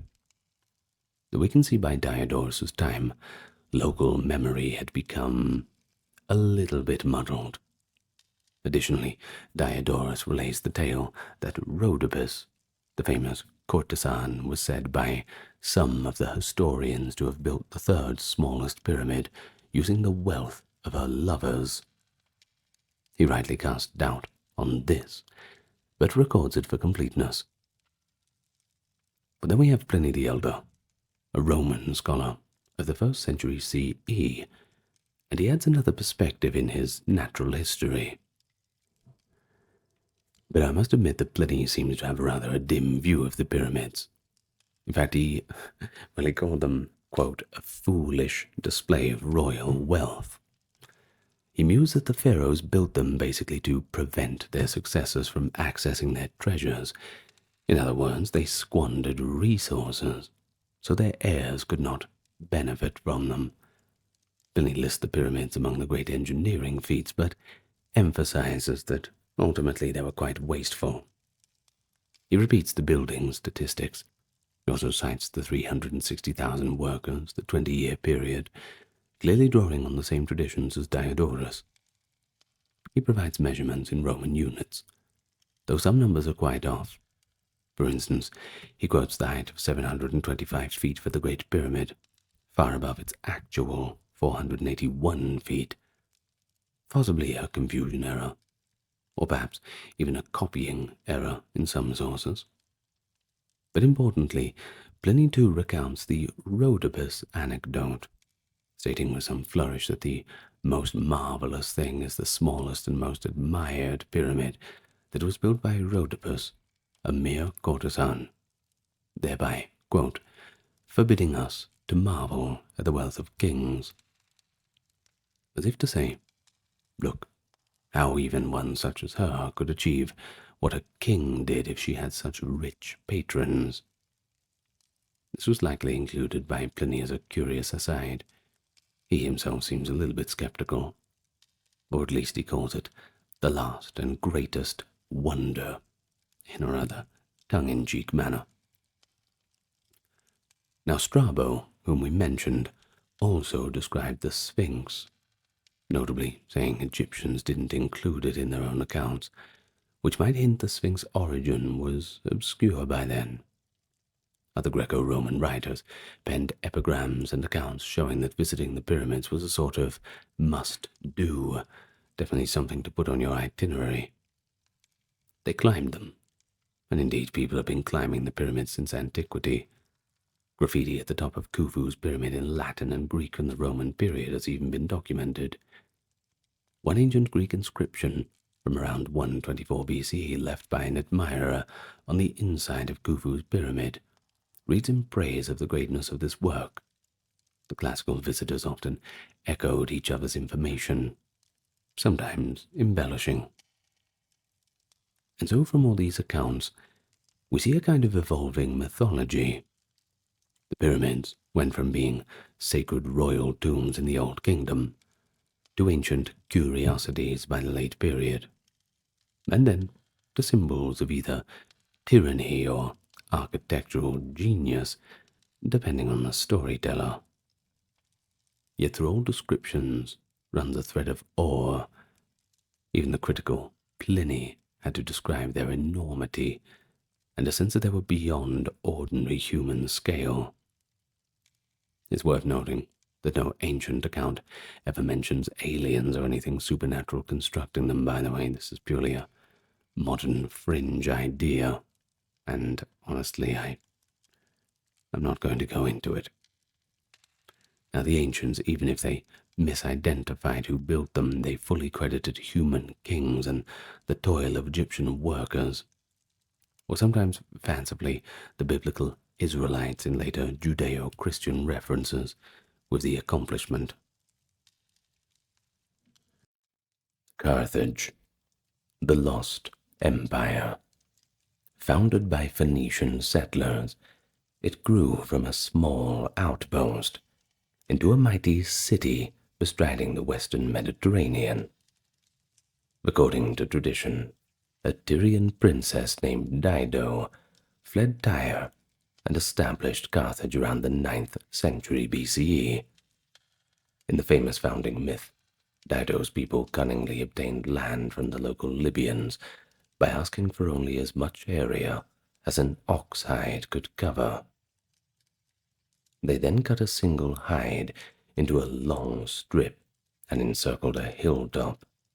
Hence, the citadel was named Byrsa, meaning hide. The story symbolically highlights the shrewdness often attributed to the Carthaginians by the later Greeks and Romans, and in fact, Carthaginians themselves celebrated Queen Dido's legacy. So long as Carthage stood, she was revered as a founding divinity. It is from this humble and rather ingenious beginning that Cart Hadasht in Punic, or Carthage in our tongue meaning new city, rapidly expanded. By leveraging their Phoenician heritage of seafaring and commerce, the Carthaginians established dominance over surrounding peoples. Over centuries, Carthage developed into the preeminent maritime power of the Western Mediterranean. It planted colonies or trading posts along North African coastlines, in southern Iberia, on Mediterranean isles like Sardinia and Corsica, and they even ventured beyond the Pillars of Hercules, that being the Strait of Gibraltar in modern terminology. And by the 6th to 4th centuries BCE, Carthage controlled an extensive trade network and an empire of client territories. This brought immense wealth, but also clashes with Greek colonists, and later, the Romans. Despite frequent wars, Carthage's core city and culture flourished for some 700 years. Its population swelled. Ancient estimates claim hundreds of thousands of residents, and it became a cosmopolitan hub where Punic, Berber, Greek, and later even Italian influences met. Yet Carthage always maintained a distinct identity rooted in Phoenician language and traditions. But crucially, much of what we know about Carthage comes from Greek and Roman observers, and they were often adversaries in war. So our sources are biased. Romans in particular portrayed Carthaginians as treacherous or cruel, but they also provide invaluable detail. Archaeology and Punic inscriptions complement these accounts, and when we put them all together, we gain a richer picture of what Carthaginian life was actually like. And so in the sections that follow today, we will explore together Carthage's religion, daily life, social organization, their values, their economy, their art, and their intellectual pursuits, and will cross-reference them with contemporary Greek and Roman practices. What we have left is a picture of a vibrant and wealthy society that, while sharing a common ancient Mediterranean framework, developed its own unique cultural traits. So let's go together, and we can go on a bit of a deep dive into that culture of ancient Carthage. But let me welcome you to the channel first. If you are one of those who are yet to hit the subscribe button, or perhaps you're new to the channel, I invite you to do so, and leave your thoughts in the comments down below. It all helps in the algorithm. You'll also notice there are no ads throughout this whole video, as well as all of the other videos on this channel. An uninterrupted experience brought to you by the generous contributions of those on YouTube memberships and Patreon. If you would like to become a supporter, there are links in the pinned comment and video description. But let's all get nice and relaxed now, and we can begin. Nice and slow, as always. Of course, it's kind of difficult to know where to start. I'll admit that straight out of the gate, but I think it's best that we start with a bit of what about society in general. And of course, we're going to cross-reference that society with government. You see, The society of Carthage was highly stratified, yet it was politically innovative, functioning as an oligarchic republic. In place of kings beyond the legendary founders, of course, Carthage was governed by elected officials and councils. At the head were two suffets, that is from a Punic term for judge, who served annually in a role akin to a dual chief magistrates or consuls. These suffets and the elite senate directed policy, while an assembly of citizens had a role in important decisions too. The Greek philosopher Aristotle, comparing institutions, actually praised Carthage's system as one of the best non-Greek governments. Of course, you wouldn't find him saying it was better than a Greek government, but he does also note that the Carthaginian populace remained remarkably loyal to their constitution, with no notable civil strife or tyranny disrupting it. And indeed, Carthage's political stability was exceptional in a world where many city-states fell to coups or despots. Aristotle likened the Carthaginian constitution to Sparta's in its mix of elements. Carthage had councils of elders, analogous to the Spartan gerousia, and a body of elite magistrates, that is the 104, similar of course to the Spartan ephors. But uniquely, Carthage did not restrict its top officials to a hereditary lineage. Instead, families that achieved distinction could attain high office. Now, what did this do? Well, basically, it provided a meritocratic outlet within the aristocracy. And that was something that Aristotle even had to admit that was an improvement over the rigid Spartan tradition. But despite these balances, Carthaginian government leaned towards the oligarchic. Wealth and noble birth, they mattered quite a lot in politics. Aristotle observed that Carthage chose its magistrates based both on merit but also wealth, a trait somewhat inclining to oligarchy, since it was believed a poor man would lack the leisure to govern well. Important officers could even be purchased, a practice quite abhorrent to the Romans, but pretty much accepted in Carthage. Polybius, a Greek historian of the 2nd century BCE, remarks that, quote, "Among the latter Carthaginians, nothing is reputed infamous that is jointed with gain," whereas the Romans shunned personal profit in public office. This difference in political ethics was pretty stark. Roman writers actually accused Carthaginian leaders of avarice and corruption, encapsulated in the Latin proverb punica fides, or Punic faith, meaning treachery or bad faith in general. While certainly colored by hostility, it certainly seems that way, such comments do show that Carthage had a reputation in the ancient world for hard bargaining, but also pragmatism in statecraft. Still, Carthage's institutions generally kept the state stable and prosperous for centuries. Polybius notes that originally Carthage's constitution was as well designed as Rome's, blending aristocratic and democratic features, though by his time he felt that it had degenerated towards that cursed oligarchy. But what about socially? Well, socially Carthage was dominated by a wealthy aristocracy of landowners, merchants, and ship owners, effectively noble merchant princes. Major clans, such as the Magonids in earlier times or the Barkids in the 3rd century BC, held great sway. Oh, and by the way, the Barkids, that was the family of Hamilcar Barca, by the way.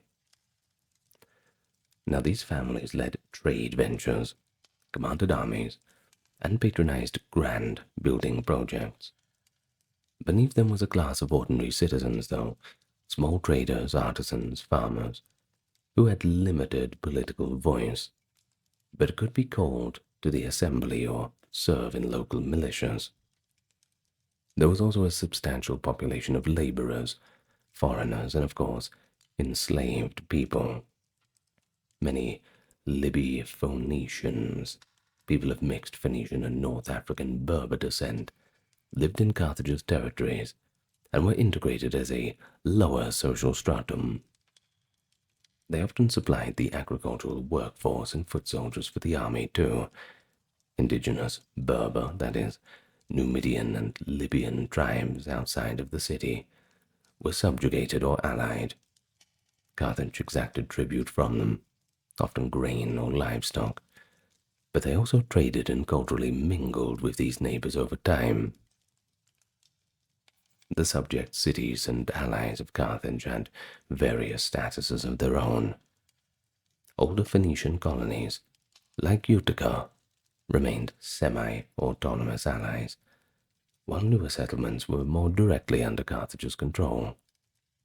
The empire was not tightly centralized. Instead, Carthage often allowed local governance in exchange for loyalty, tribute, and exclusive trade rights. This loose hegemony worked well in peacetime, but under stress it could fracture. Take this as an example. Restive mercenaries and oppressed Libyan peasants rebelled in the mercenary war after 241 BCE, and that's just one instance. But still, Carthage generally managed a stable social order by concentrating decision-making among its elite and co-opting or coercing other groups as needed. Let's look at one noteworthy feature of Carthaginian society. That is the existence of clubs or societies called misre, as hinted by Aristotle. These were dining clubs or fraternities of the elite, where members shared common meals. Now, if you've watched any of my videos on the Spartans, you might be thinking of the syssitia, the common messes, and they were kind of similar to that. They were there to foster camaraderie among the nobility, and likely helped unify leading families around shared cultural practices. Such clubs might have also had a religious or charitable aspect. The prevalence of mercantile wealth also meant Carthaginians, more than Romans, were an urbane, cosmopolitan people. Fluent in multiple languages, too, many of them. One example, let's look at Hannibal. He famously spoke Greek and Latin fluently. At home and in port cities abroad, and comfortably dealing with foreigners for profit, you could find Carthaginians utilizing these skills. Now, this stood in contrast to the more insular Roman Republican aristocrat, who prided himself on rustic agricultural virtues, and initially viewed overseas trade with quite a bit of suspicion. In governance, Carthage did have mechanisms of accountability. Military generals, for instance, answered to the council of 104 judges. A general who lost a major battle or campaign might face a harsh punishment. In some extreme cases, Carthage executed or even crucified commanders for failure. Now that's a grim practice. It certainly shows the premium placed on success.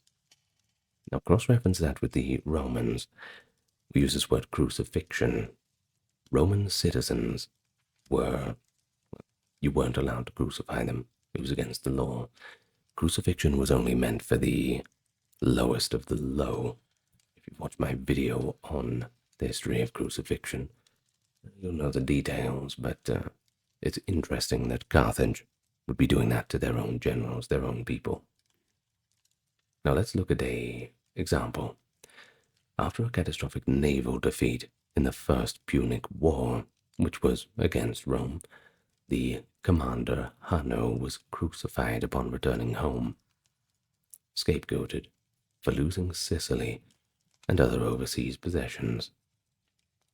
This ruthless accountability, while brutal, of course, just shows Carthage's practical and results-driven political culture. Of course, by comparison, Rome seldom executed its failed generals. They preferred exile or political disgrace, which Romans saw as a moral distinction. But nevertheless, Carthaginians believed such stern measures were necessary to preserve the state in the most direst of times. For most of its history, Carthage's system functioned effectively, allowing it to survive external threats and internal tensions until the very end. Even during the Second Punic War, when factionalism between the expansionist Barcid family and the peace-favoring Hanno faction ran high, the constitutional framework endured. Only the final Roman siege in 146 toppled Carthage's political structure, physically annihilating the city, and with it all of its institutions. Well, of course, I can't really go past any talk about culture, especially in the ancient world, without mentioning religion and ritualism. Of course, religion, like everywhere else, pervaded Carthaginian culture. It blended Phoenician deities with unique local practices. You see, the Carthaginians worshipped a pantheon inherited from their Phoenician forebears, chief among them the god Baal-Hamon and the goddess Tanit. Baal-Hamon, often identified by Greeks and Romans with Kronos or Saturn, was revered as the city's patron, a sky and fertility god. His consort, Tanit, whom the Greeks likened to Juno or Artemis, was a motherly and protective deity, often called Tanit Pene Baal, Tanit, the face of Baal, that is. Numerous inscriptions and temple stelae invoke Tanit and Baal-Hamon together, attesting to their primacy. Tanit, in particular, became a uniquely Carthaginian goddess over time. Her symbol I'm sure you're familiar with, the stylized female figure or trapezoidal form with outstretched arms. It's quite ubiquitous in Carthaginian art. These deities reflected a fusion of Phoenician religion with North African influence. For instance, some scholars see Tanit as evolving from the Punic adaptation of a Berber goddess, plus aspects of Phoenician Astarte. Carthaginian religion was ritualistic and sacrificial. Like other ancient peoples, they offered animal sacrifices to gain divine favor. We're talking sheep, cattle, doves, the usual thing. Temples and outdoor sanctuaries dotted Carthage. These outdoor sanctuaries were called Tophets, by the way. But the most controversial aspect of Carthaginian worship, highlighted quite relentlessly by the Greek and Roman sources, was the alleged practice of child sacrifice in times of crisis. Classical authors describe, with a great deal of horror, ceremonies in which infants or children were offered by fire to Baal-Hamon, whom they call Kronos or Moloch. Diodorus Siculus recounts that during a dire war crisis, the Carthaginians, believing they'd angered the god by substituting lower-class infants for their own, selected 200 of the most noblest children and sacrificed them publicly. Of course, and also others, too, were added into the mix, under suspicion of sacrifice themselves voluntarily, in a number not less than 300. He vividly describes a Bronze Age statue of Kronos with outstretched arms, dropping the child into a fiery pit. Such accounts, corroborated by Clearchus, and later by Plutarch and Tertullian, convey the outsider's revulsion and have cast Carthage as a byword for cruel rites. Now you could pass it all off as slander, But modern archaeology does confirm that Carthaginians did devote infants and young children to the gods, though whether this was a regular thing or something done in extraordinary crises is quite often debated still. At Carthage's Tophet, that special open-air sanctuary, thousands of urns with cremated remains of infants and some small animals have been discovered, and many urns bear descriptions to Tanit and Baal, suggesting these burials were votive offerings. So it would seem that Carthaginians would sometimes vow their child to the gods in hope of divine aid, for example during sieges, plagues, or to fulfill a prayer. In some cases, a substitute sacrifice of a lamb was made instead of a child. Infant animal bones have been found in a minority of urns, but in many instances, the child was genuinely sacrificed and then cremated and interred with reverence. The practice may have been more common among the elite, offering their most precious offspring in extremis as a demonstration of piety. Of course, it appalled the Greco-Roman observers, for by their time child sacrifice had long been abandoned or mythologized in their own cultures. In Greek myth, Agamemnon's attempted sacrifice of Iphigenia, or in the Bible, Abraham's near sacrifice of Isaac, are echoes of a practice largely past. To the Romans, who prided themselves on family and had outlawed human sacrifice, Carthage's rites were seen as proof of Punic cruelty.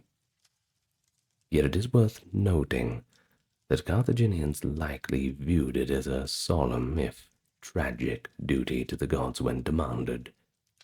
They even had a tradition that after a sacrifice, the parents would abstain from tears or wailing to avoid spoiling the offering, a stoicism that later writers like Plutarch recount with shivers.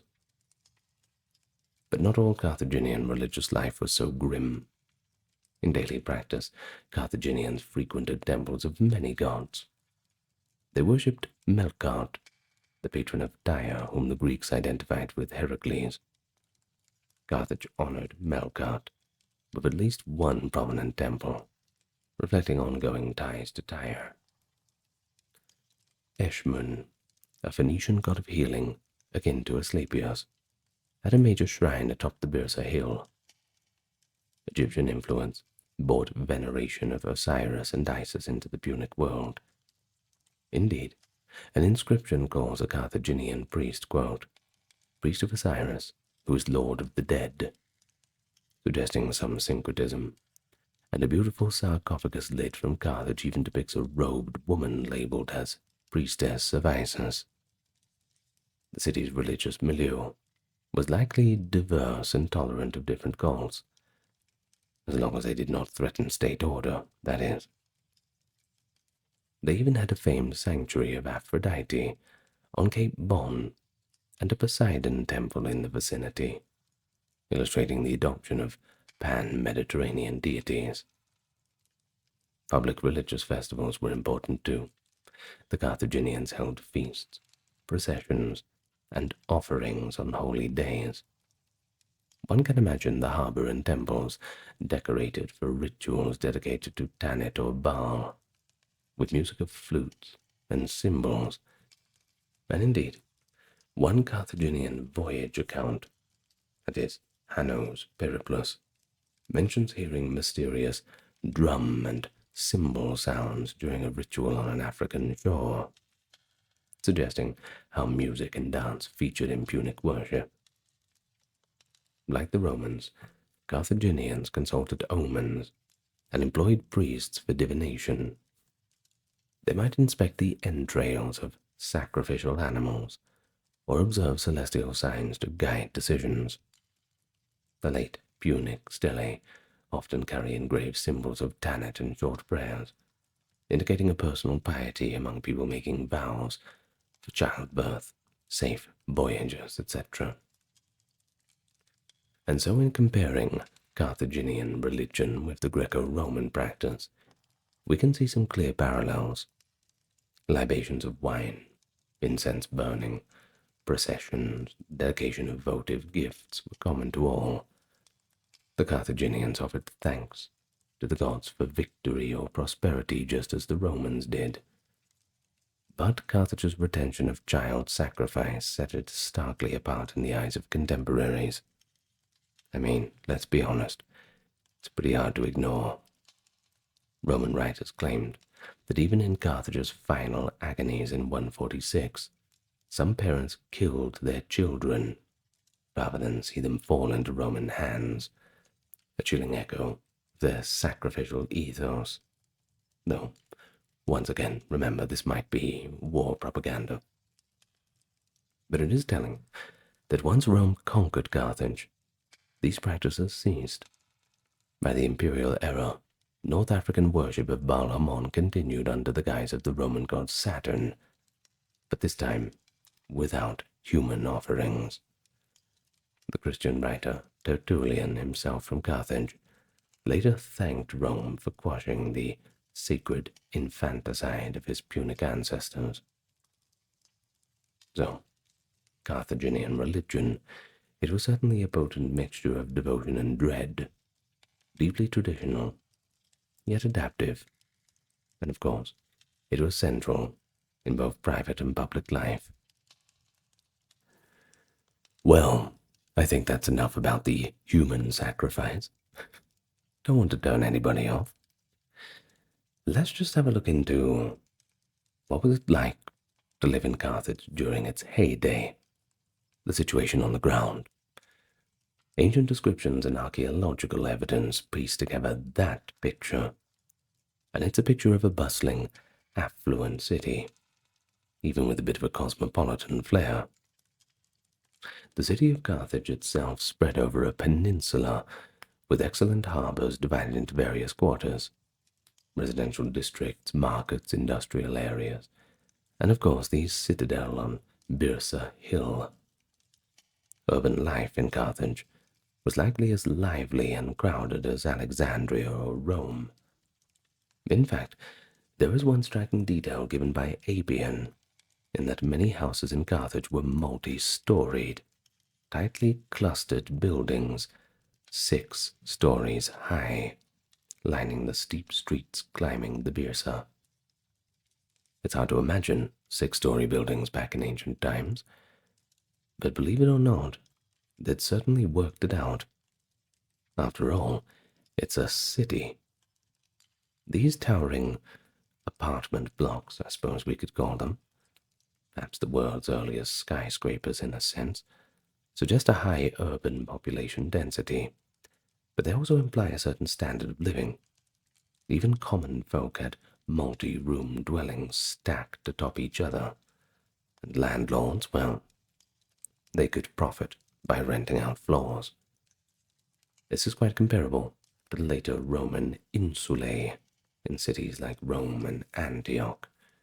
It indicates that, like Rome, Carthage faced the challenges of a large urban populace.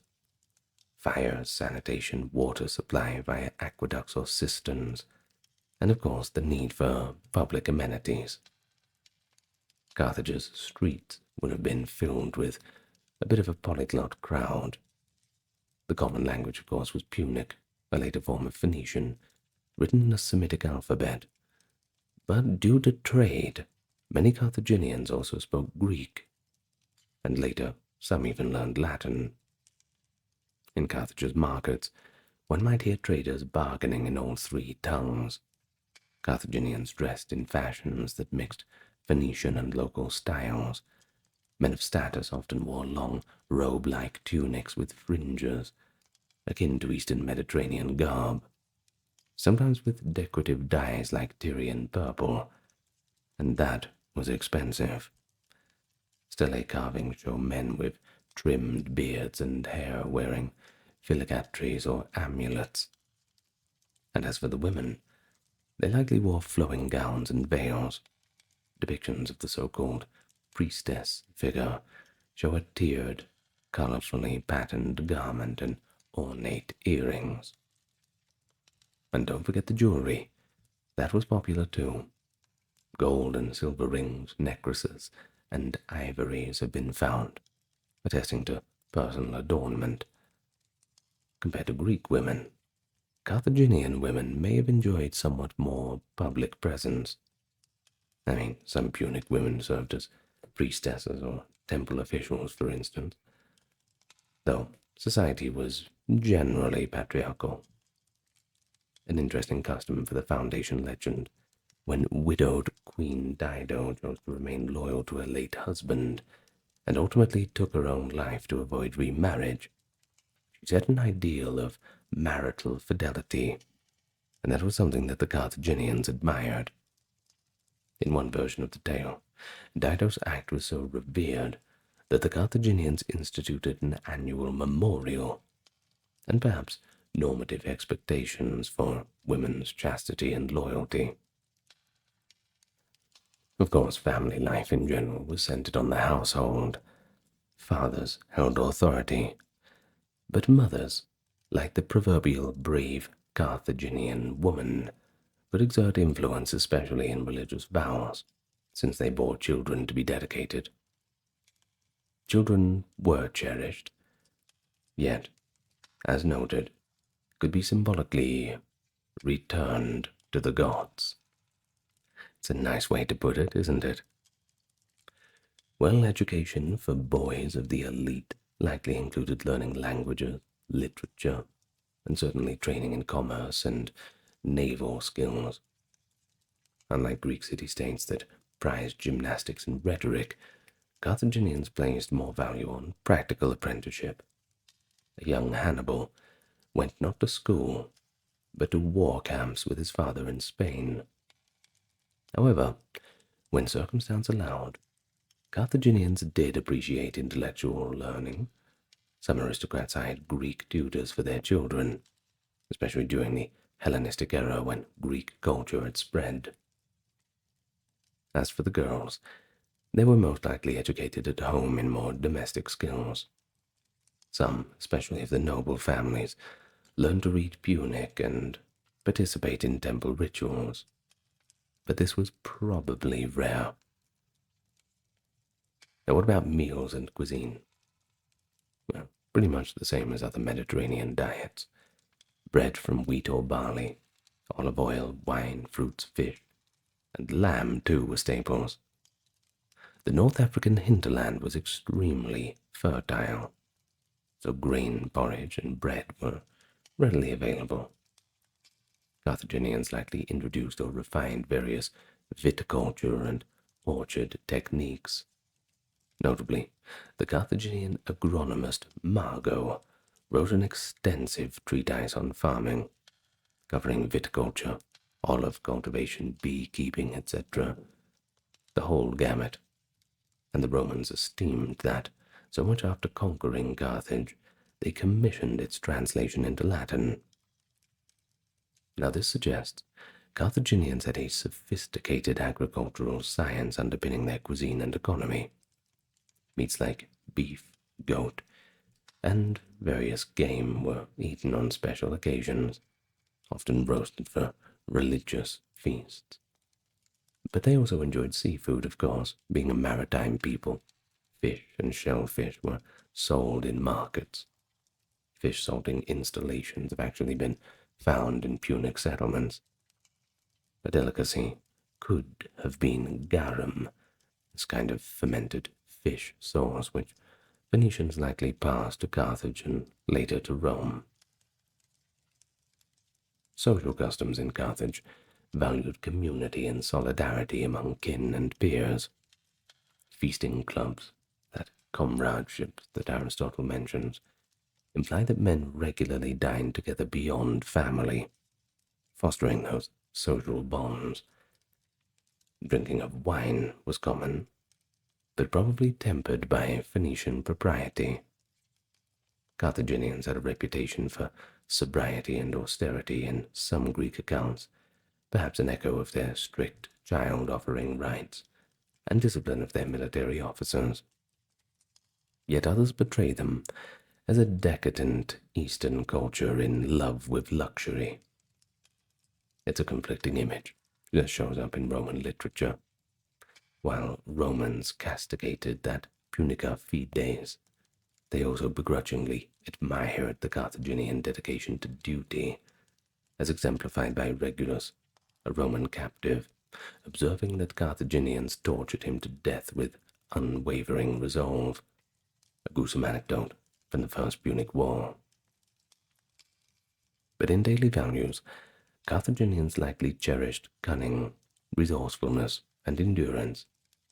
Hannibal's own character, as described by Livy, includes both tremendous self-control, as he could withstand heat, cold, and abstain from excess, and also craftiness in war. These traits were probably honed from youth. There is a famous story that illustrates the installation of virtues. Hannibal, as a boy, swore an oath at the altar at his father's behest that he would never become a friend of the Roman people. This oath of eternal hatred to Rome, taken while his father Hamilcar sacrificed to the gods, became a defining cultural motive, showing how Carthaginians of one generation imparted to the next a fierce commitment to their nation's cause, in this case, vengeance against the Romans. But another notable aspect of daily life was commerce, which was not just an economic activity, but it seems to be a cultural one too. Carthaginians were merchant sailors from early on. A Carthaginian youth might join a trading ship's crew, visiting ports in Sardinia, Sicily, Iberia, and beyond to learn the ropes of the trade. And honesty in trade, that was valued pragmatically. Herodotus recounts a fascinating example of Carthaginian traders engaging in silent barter with natives on the Atlantic coast of Africa. In this account, the Carthaginians offloaded goods on the beach, retreated, and signaled with smoke.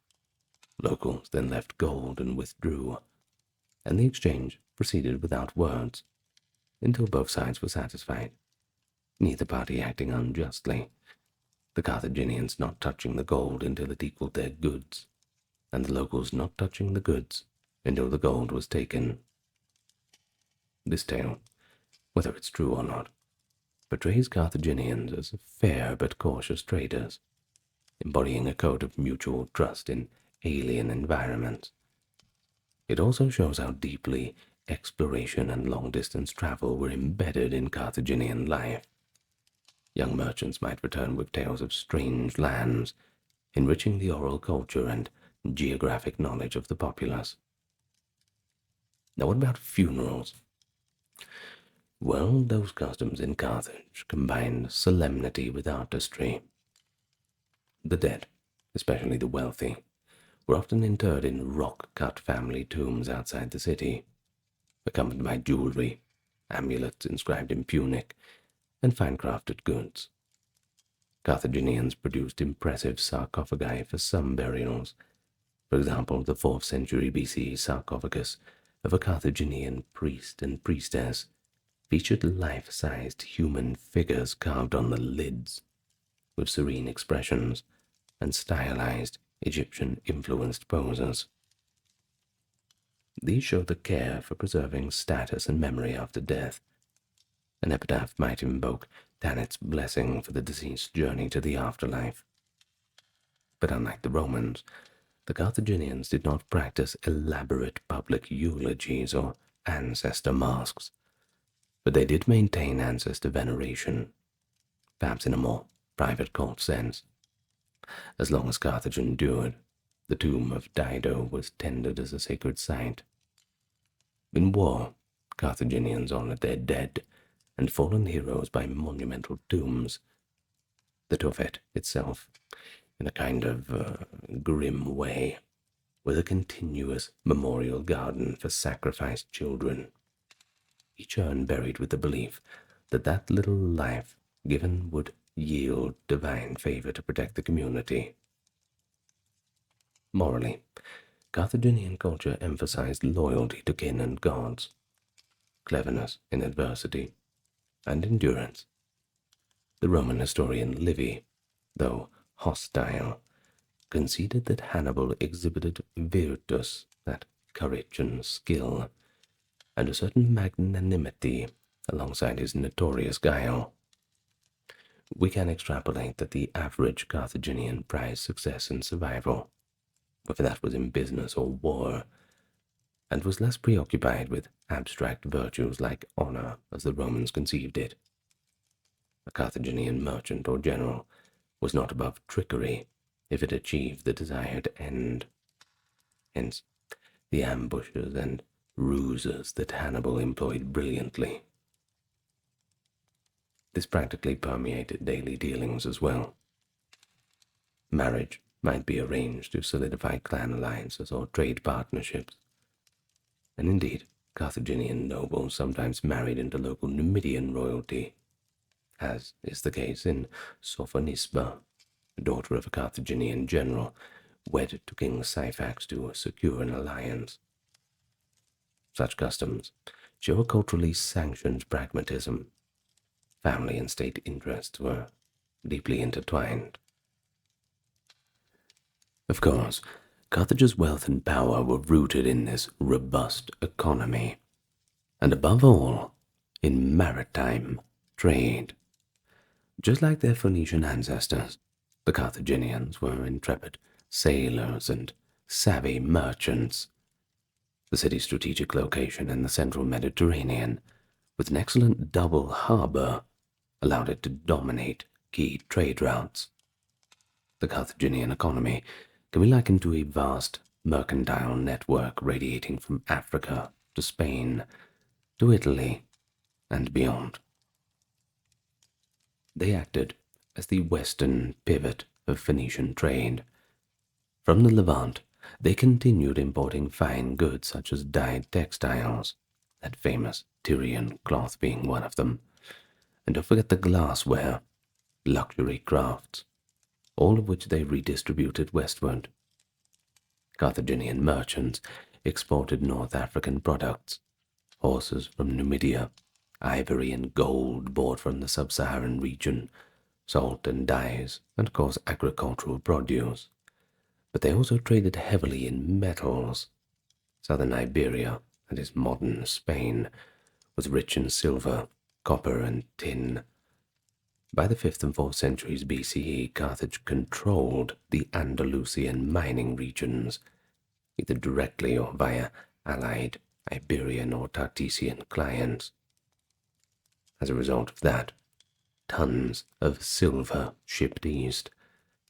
One reason Carthaginian grew so rich was the proverbial Spanish silver that it acquired. Tin for making bronze was pretty rare. Carthaginians voyaged as far as the Atlantic Cassiterides, the Tin Islands, possibly Britain, to obtain it. According to later reports, the Carthaginians jealously guarded these Atlantic routes. One story tells of a Punic ship captain who, upon seeing a Roman vessel trailing him to learn the route of the secret tin source, deliberately grounded his ship on a shoal, sacrificing his cargo, but keeping the trade secret safe. The state reputedly repaid him for his losses, by the way, rewarding such loyalty to economic secrecy. The Carthaginian state both regulated and fostered trade. They negotiated treaties, like the one recorded by Polybius, the early Treaty of Carthage and Rome in 509 BCE, which delineated trade spheres. It restricted Romans from certain North African and Sardinian markets, and likewise Carthaginians from some Latin coasts, unless under certain conditions. The treaty shows Carthage's intent to monopolize the wealth of the western Mediterranean. Carthage enforced a kind of thalassocracy, that is, a rule of the sea. Its navy patrolled against pirates and unauthorized foreign traders. Even Greek merchants from rival cities like Massalia or Etruscans had to tread carefully in the Punic waters, and as a result, Carthage became the required intermediary for many goods. For example, West African gold and exotic products, like the skins of gorillas encountered by Hanno, found their way into Carthage, and then to the broader Mediterranean market. The efficiency and fairness of Carthaginian trade practices are exemplified in Herodotus' accounts of their silent trade for gold on the Atlantic coast that we recounted before, and this reputation for reliable dealing, well, at least in commerce, made Carthaginian merchants warmly welcomed in ports throughout the ancient world. But what was a port like? Well, Carthage's harbour complex was an engineering marvel of antiquity. The city had two connected harbours, a rectangular commercial harbour for merchant ships, and adjacent to it a protected circular inner harbour reserved for the navy. This inner harbour had an island structure and a ringed docking bay reportedly sufficient enough to berth 220 warships, each in its own covered shed. A lofty harbour control tower crowned the central island, so that the Admiralty could observe the sea. Such sophisticated infrastructure speaks to the centrality of maritime trade. Goods from all over the world would be funneled into this commercial harbour, stored in warehouses, taxed of course, and sold in Carthage's markets or re-exported. Carthaginian ships ranged from sturdy merchantmen to swift war galleys like triremes and quinquiremes. Punic shipbuilders were famed. The Romans admittedly learned and copied Carthaginian ship designs when they built their own navy.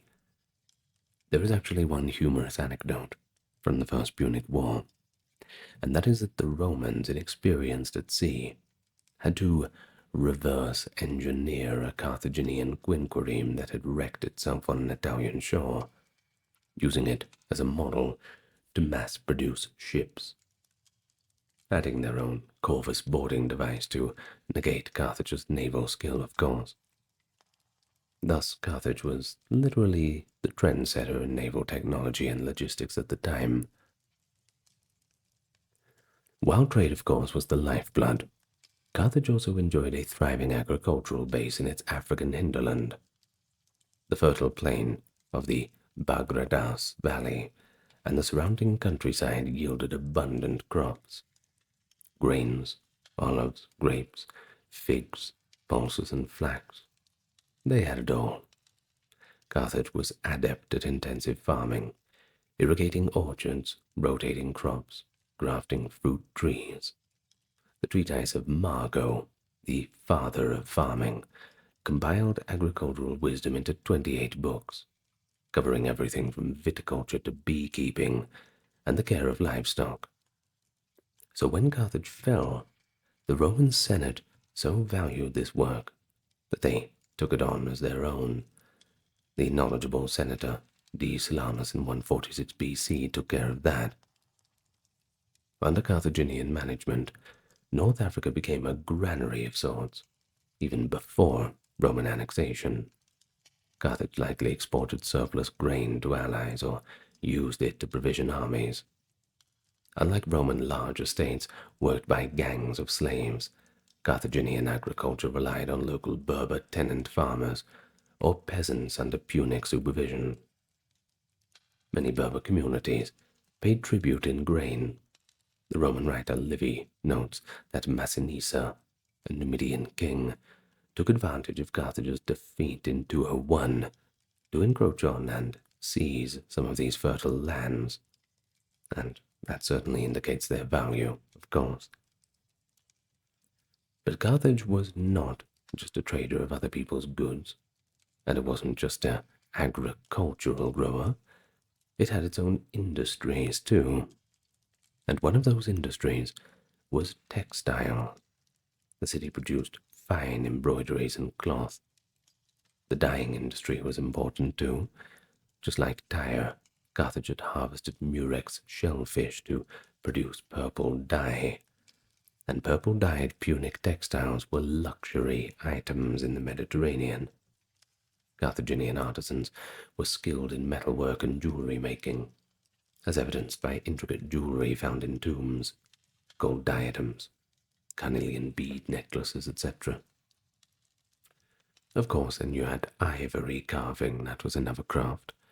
They obtained ivory from trade caravans and carved prestige items, perhaps including decorative panels and figurines. Additionally, Carthage minted its own coinage from at least the 5th century BCE. By the latter period, Carthaginian coins, typically bearing the wreathed head of Tanit on one side and a horse or palm tree on the other, facilitated trade and, of course, troop payment. The imagery was symbolic. Tanit for divine protection, and the horse for the city's famed cavalry and mobility. These coins are found widely, indicating Carthaginian commercial reach and economic integration of its empire. Merchants and explorers of Carthage ventured into uncharted waters to find new resources. The voyages of Hanno down the West African coast, and Himilco toward Europe's Atlantic shores, possibly reaching Brittany or Britain. They were all state-sponsored missions to secure trade links and sources of precious commodities. Hanno's own report survives in a Greek translation and speaks of founding new colonies along the Moroccan coast, encountering savage people and volcanoes, and even those gorilla skins to bring back to Carthage. Such expeditions likely opened routes for gold from West Africa and tin from the north. The spirit of exploration is comparable to, if not exceeding, contemporary Greek voyages like those of Pythias. It shows an economic ethos. Carthaginians were willing to undertake long and perilous journeys, all for the sake of commerce and enrichment of the state. And in doing so, they expanded the geographical knowledge of the ancient world, albeit keeping much of it secret, as a kind of commercial state secret. Well, Carthage's economy differed from Rome's largely agrarian, land-based expansion.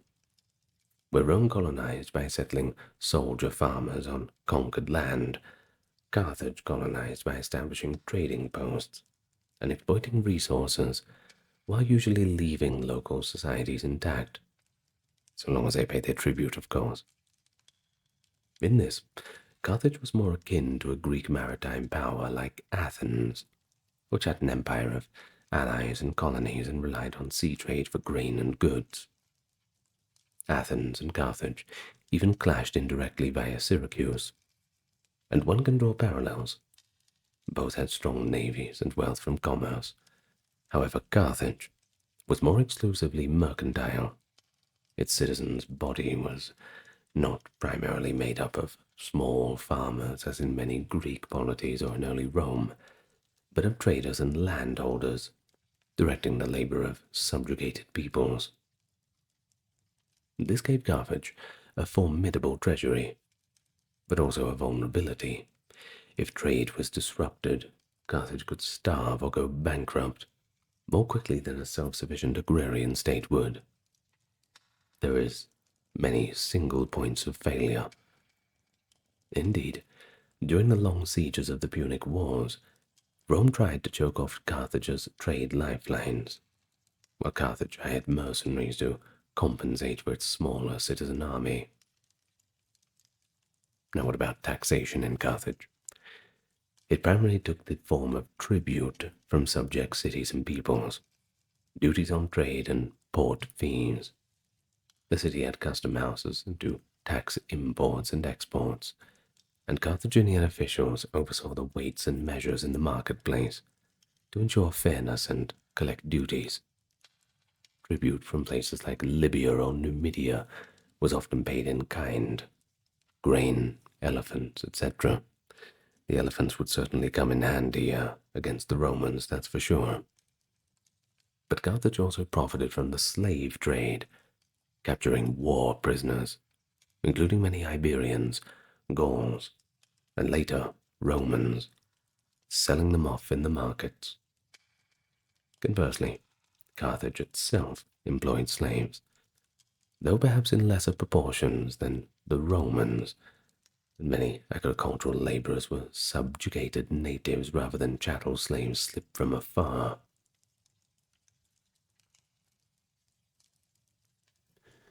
Well, let's have a look at some of the more gentler pursuits. You see, while Carthage was not as famed for high philosophy or fine arts as Alexandria or Athens, it certainly developed a rich artistic tradition, and it made its own notable contributions to knowledge, especially in more practical fields. Just ask the Romans where they got their ships from. Well, much of Carthaginian art and intellect was an amalgam of Phoenician heritage and the influences of the diverse cultures with which Carthage interacted. Because so many Punic literary works have been lost, often only known through later quotations, the Carthaginian intellectual world is the least understood aspect of its culture. But don't write it off completely. The hints that do survive are pretty intriguing. Let's start with art and architecture. Carthaginian art had a distinctive style, a blend of Egyptian, Near Eastern, and Hellenic motifs into something that became uniquely Punic. In sculpture, early Carthaginian works often followed Phoenician models, somewhat stiff figures with stylized features. The famous carved sarcophagi of Carthage from the 4th to 3rd century BCE show human figures in high relief on the lids, bearing subtle smiles and wearing detailed clothing and wigs reminiscent of Egyptian art.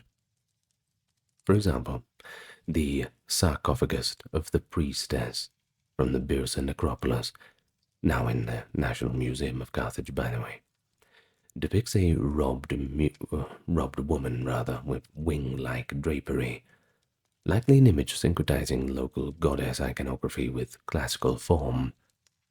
It's works like this that illustrate how Carthaginians adopted Egyptian funerary iconography, perhaps via Phoenicia, long influenced by Egypt.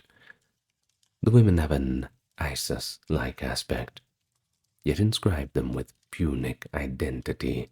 The inscriptions and context are indeed Punic. Another artifact type is the stele. Thousands of carved stone stele were erected in sanctuaries and tombs, often topped with the sign of Tanit, or a solar disk and crescent, and decorated with symbols like doves, palm trees, or priests in ritual pose. These stelae, while formulaic, show a keen eye for symbolic art, each compact expression of religious devotion through religious iconography. In terms of decorative arts, Carthage produced fine jewelry using gold granulation techniques and intricate designs, glass amulets and beads and ivory plaques carved with lotus and papyrus motifs. They also crafted pottery, including both utilitarian wares and red slip tableware. And interestingly, Punic pottery discovered in excavations sometimes imitates Greek forms, but with simpler, more geometric patterns, indicating how Carthaginians selectively appropriated Mediterranean art trends. In terms of architecture, early Carthage likely featured temples built in a Phoenician style, i.e. mud brick or stone with wooden pillars, perhaps a tripartite layout as a Phoenician Tyre building would look like. Well, later, Hellenistic influence led to more Greco-Roman looking structures. The Temple of Eshmun, for example, on the Byrsa Hill, excavated in modern times, had a grand staircase and a colonnade that would not have been out of place in a contemporary Greek city. Yet, it likely housed distinctly Punic cult statues. Carthage's urban planning is evident by a regular street grid in some quarters, and houses with central courtyards. akin to Near Eastern and later Roman atrium houses. Mosaics found in Punic levels, though rare, and floor plaster patterns indicate an appreciation for geometric art in domestic spaces. One particularly impressive piece of engineering art was the city's defensive walls, massive stone fortifications, some sections reportedly 30 feet thick and 30 feet tall, with towers and bastions to match. Now these walls awed even the Romans, who had the tough job of besieging them in 146. The multi-level nature of Carthage's buildings, as mentioned, also implies architectural ingenuity in foundation and structural support. Six-story brick or stone buildings, they certainly require a careful load distribution. It is a pity that the Romans razed Carthage so thoroughly. Otherwise, we might have had to look at standing Punic monuments, the pleasure of doing so, those to rival Athens or Rome. But then again, perhaps that is one of the reasons why they had to raze it so thoroughly. Well, unlike the Greeks, Carthaginians did not leave behind treatises on philosophy or drama, or any epic poetry that we know of, unless there's some hiding under the ruins carved into tablets. Fingers crossed that there is. However, they were not illiterate in the arts of the mind. Their intellectual pursuits were often more scientific and pragmatic. For instance, the agricultural treatise of Margot, effectively an encyclopedic work on agronomy, covering viticulture, arboriculture, animal husbandry, and farm management. This suggests a scholarly approach to accumulating and systematizing knowledge for practical ends. Margot's work was later praised by Roman agronomists like Colomello and Varro, who frequently cite the wisdom of the Carthaginian Margot on matters such as grafting fruit trees or curing diseases in livestock. In a way, we might even consider Margot as an intellectual equivalent of an ancient scientist, or at least an expert consultant. Geography and exploration was another important area of Punic intellectual contribution. The Periplus of Hanno stands as an important geographical text.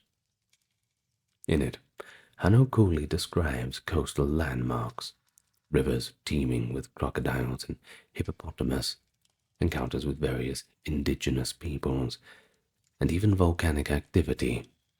He speaks of seeing fiery streams and a great mountain belching flame, which was most likely at the time Mount Cameroon. This account, while a travelogue, is a document of scientific curiosity, noting navigational distances, directions, and natural observations. It was cited by later geographers like Arrian. Similarly, reports from Himilco's Atlantic voyage contributed, albeit indirectly via later Greek writers, to the understanding of the Atlantic seas, mentioning tides, fog, and possibly a sighting of the British Isles. Another domain was language and law. Being a trade hub, Carthage must have developed complex commercial law and methods of accounting. They had a number system, and also used weights and measures compatible with other cultures. Bilingualism among the educated class meant that some Carthaginians wrote or corresponded in Greek. And indeed, after Carthage's fall, one notable Carthaginian immigrant, Clitomachus, born Hasdrubal, became a leading philosopher in Athens, heading the academy around 140 to 110 BCE. He wrote in Greek on philosophy, which shows that Carthaginians were certainly as capable as anyone else in engaging in the highest abstract debates, when given the opportunity to do so. While Clitomachus was left as a young man after Carthage's destruction, his success hints that Carthaginian elites were not strangers to Greek intellectual trends.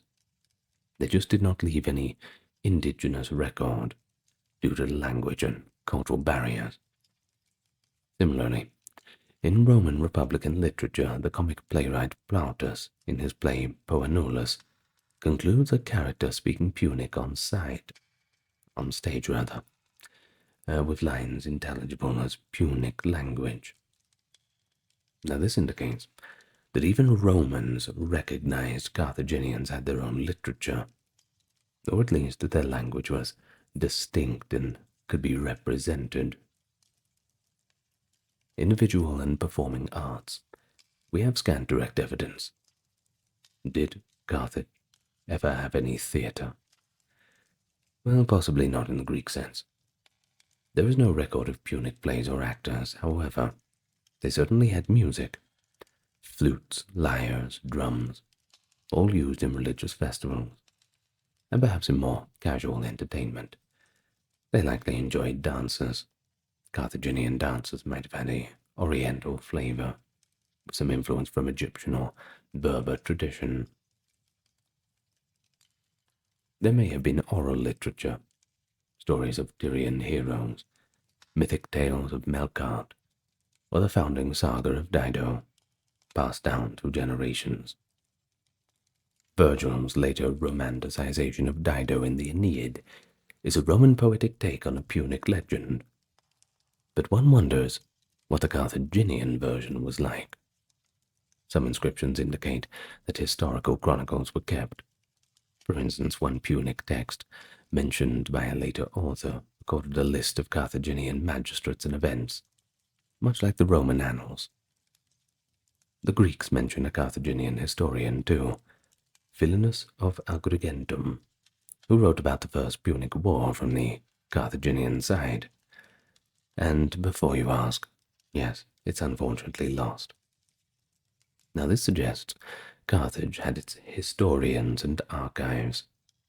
In fact, when Scipio Aemilianus oversaw Carthage's destruction, he ensured that important Carthaginian texts, such as treaties and historical records, were sent to Rome or preserved by local allies.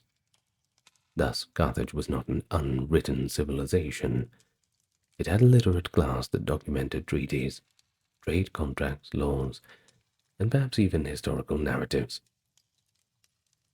Coinage and iconography can also be seen as an artistic intellectual expression.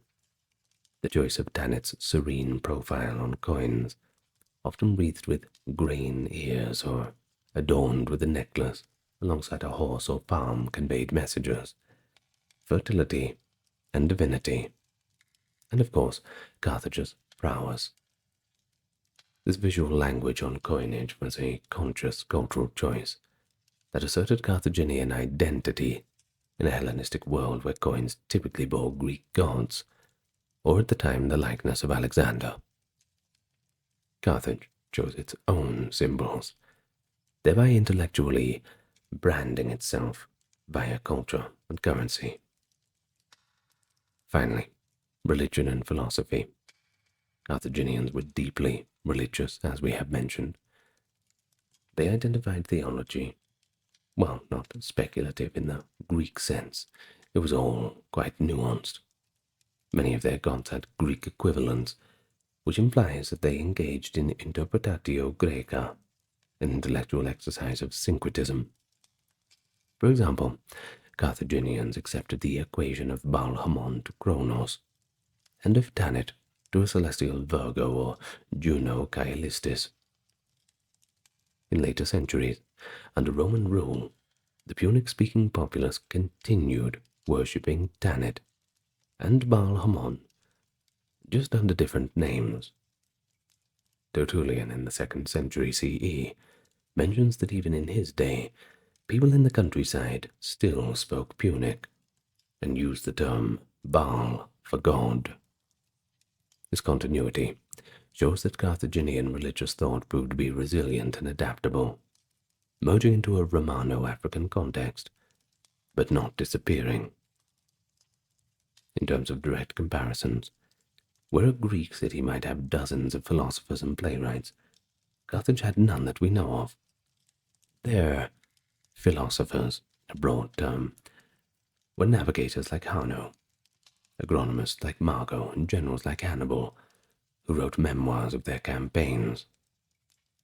This reflects a culture oriented toward pragmatism and statecraft rather than abstract thought or artistic expression for its own sake. The Romans, despite vilifying Carthage, absorbed many of these Punic contributions.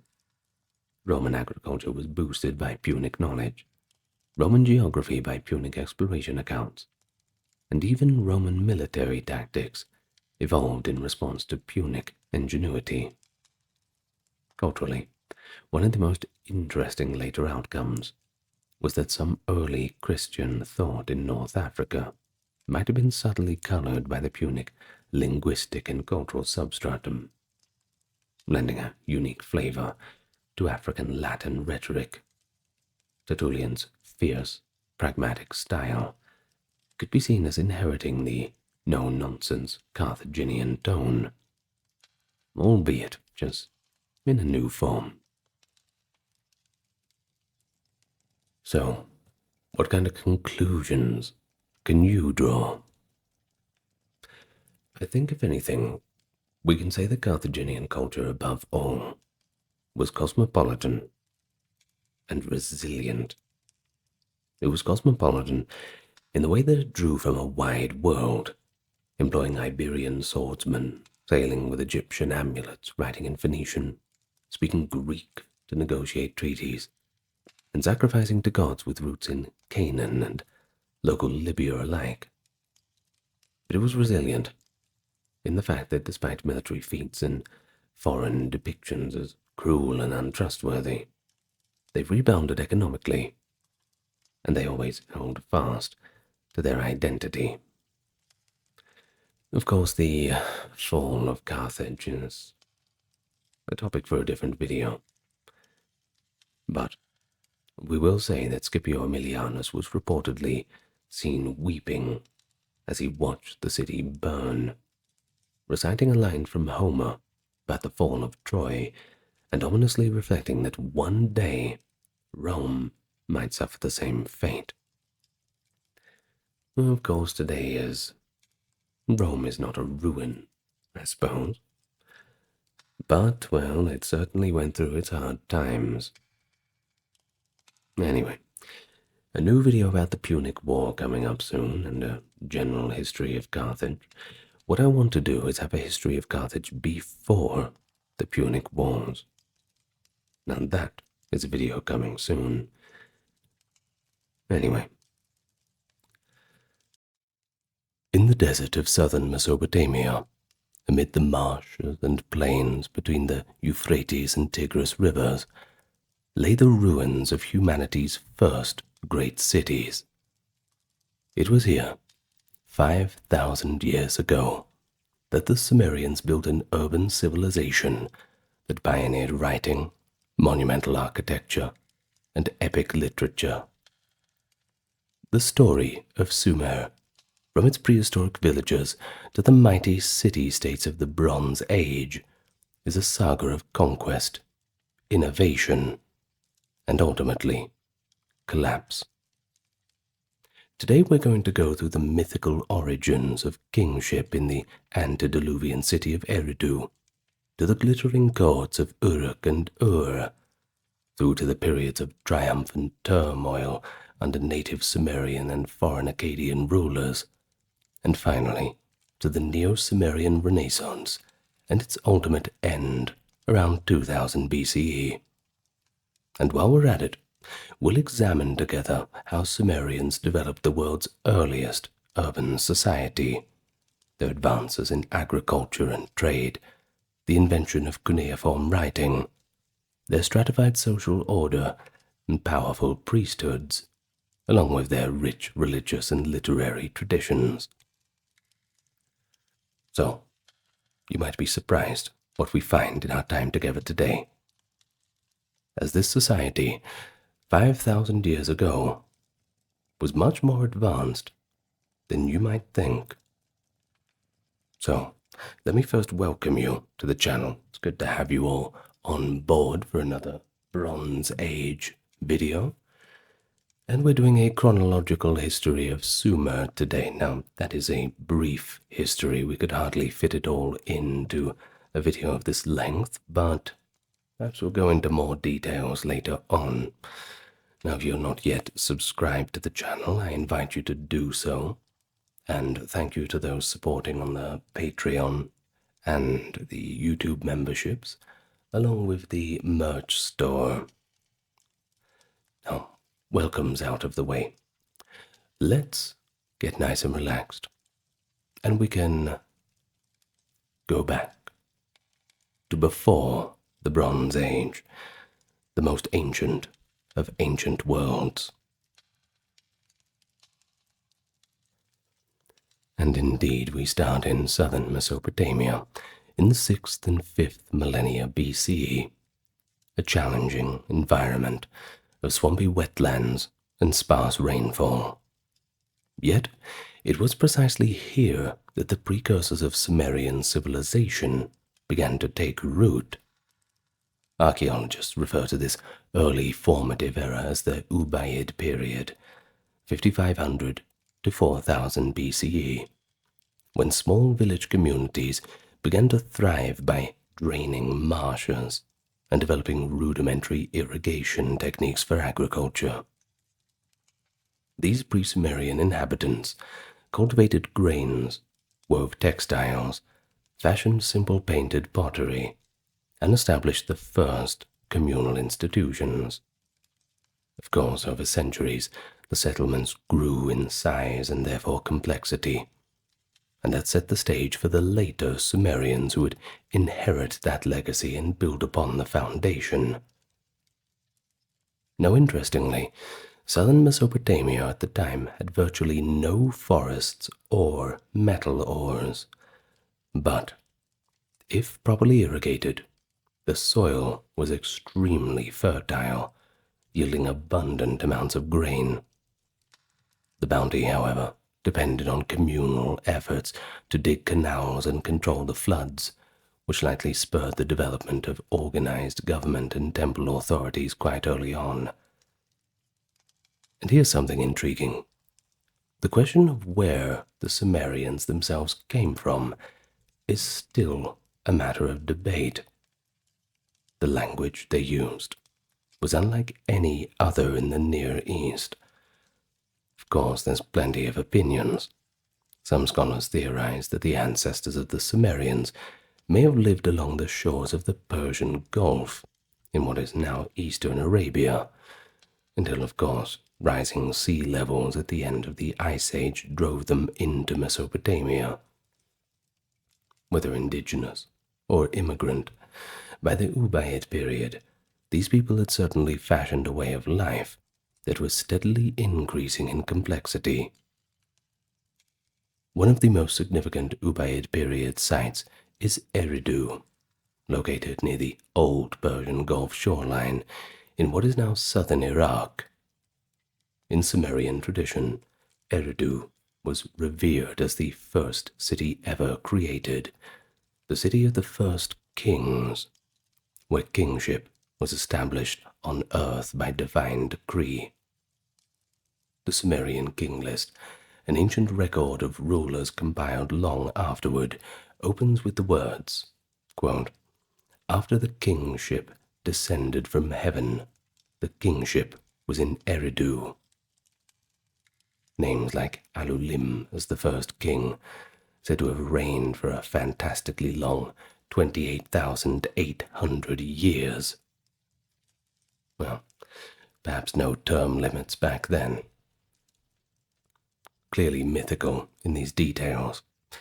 Such accounts show Eridu's status in Mesopotamian memory as a primordial city from which civilization itself sprang up from. And indeed, archaeology confirms its great antiquity. Excavations reveal a sequence of superimposed temples at Eridu, built in mud brick and repeatedly expanded over thousands of years. The earliest shrine on the site, dating to around 5500 BCE, was a modest 3 by 4 meter room with a simple altar. Up till now, It is the oldest known temple in Mesopotamia. Offerings of fish bones and ashes found on the altar floor suggest worshippers presented Enki, known later to the Akkadians as A, the god of fresh water and wisdom who was a patron of Eridu, with meals of fresh fish. As centuries went on, the humble chapel was rebuilt again and again, but always on the same sacred spot, each time a little larger, a little more elaborate, eventually becoming a massive mud brick sanctuary. Eridu's temple of Enki, called the House of the Aquifer, thus stands as a tangible record of the nascent religious tradition that would characterize Sumerian cities. The idea that each city was home to a patron deity living in a grand central temple. In fact, Sumerian mythology even casts Eridu as a paradisiacal first city. Some later Mesopotamian writers described a primeval time when Eridu was a blissful garden, a concept that may have influenced the biblical idea of the Garden of Eden. By the late Ubaid period, Eridu had grown from a village into what we might think as a proto-city, with a population of several thousand. Pretty impressive for back then.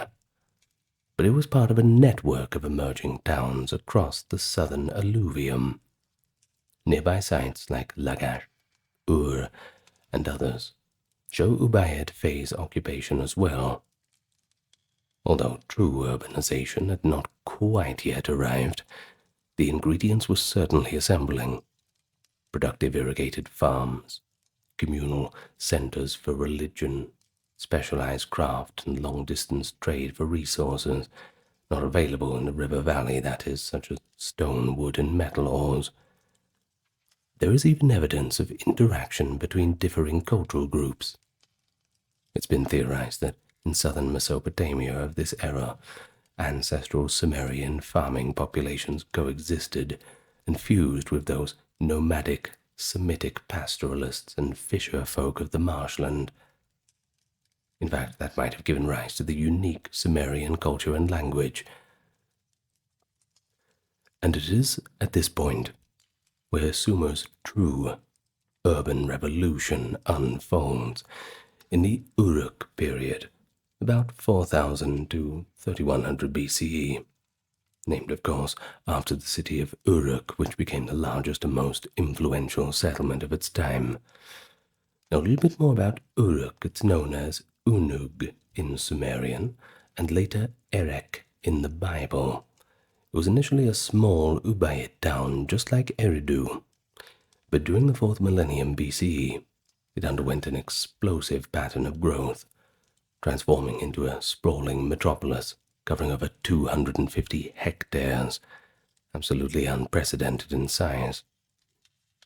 By around 34 to 3200, Uruk may have housed between 40 and 50,000 people, and that quite well and truly makes it the first city in the full sense, if we're talking about population-wise.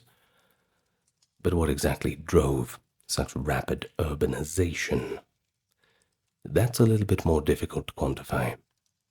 The exact causes are debatable, but in terms of archaeology, we see signs of agricultural surpluses feeding population increase, as well as the concentration of political and religious authority drawing people to the city. Uruk itself was divided into districts, including the Eanna precinct, dedicated to Inanna, the goddess of love, war, later called Ishtar, and the Anu Ziggurat precinct, dedicated to Anu, the sky god. Massive temple platforms were constructed, such as the limestone paved terrace supporting the Eanna temple complex and the high terrace for the whitewashed brick sanctuary, the White Temple of Anu. These monumental buildings, some of the first true ziggurats in Mesopotamia, must have required organized labor on a massive scale, and they're truly a testament to Uruk's role as a ceremonial center. But even more crucial, Uruk period temples were not just religious edifices, but economic hubs. The city's patron gods were believed to own the land and its produce, with the temple administration managing grain harvests, herds of livestock, and workshops for craft production. Ordinary farmers bought their barley, dates, or wool as dues to the temple's storehouse, and in return received allotments of food and goods for their sustenance. In effect, the temple had functioned as a centralized redistribution system. It received, stored, and disbursed the community's wealth, maintaining reserves to weather bad years. Of course, managing a complex economy like this, you needed an administrative class. So in come the priests and the scribes. These officials kept accounts of temple incomes and outlays, initially using carved stone tokens and seals, but eventually an even more revolutionary tool: writing. You can't have civilization without that, can't you? So it is within these late Uruk levels, that's 3400 to 31, that archaeologists have discovered the earliest known writing in the world. And just think about that. That's more than 5,000 years ago. Exciting, so exciting. Well, clay tablets from Uruk and a few other sites under Uruk's influence bear proto-cuneiform signs.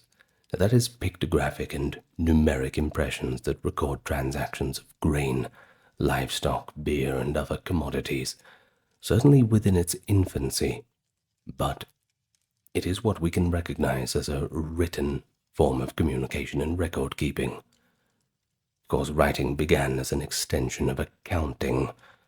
The Uruk bureaucracy needed a permanent way to track the flow of goods and labor rations in the temple economy.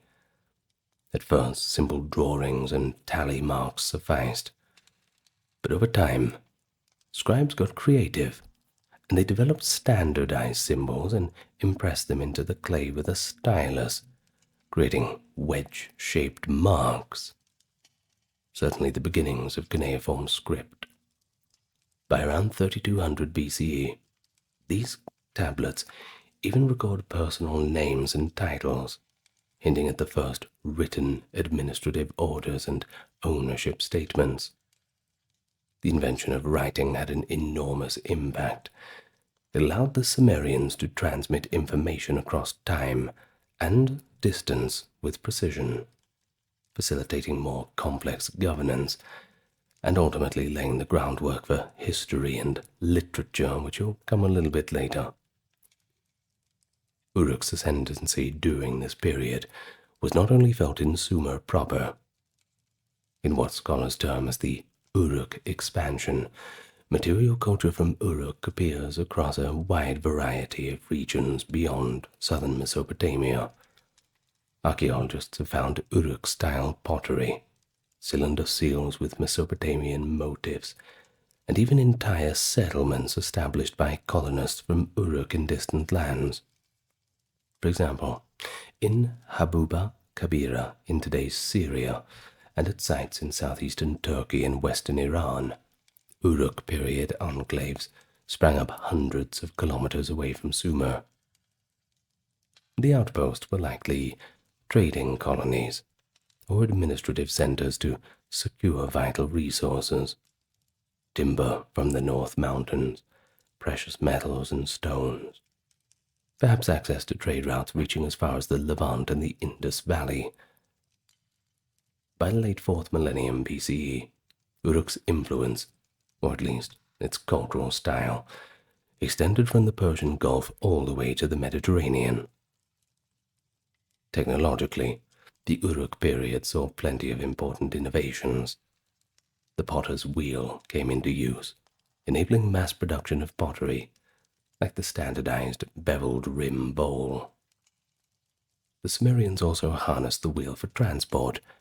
Wheeled carts and wagons appear in this area, as does the use of the sail on boats, facilitating trade along rivers and the Gulf.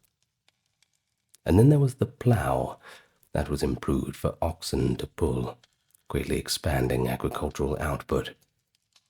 With more food available, of course, not everyone needed to be a farmer, and Uruk boasted full-time artisans such as metallurgists, leather workers, and priests, supported by all that surplus grain.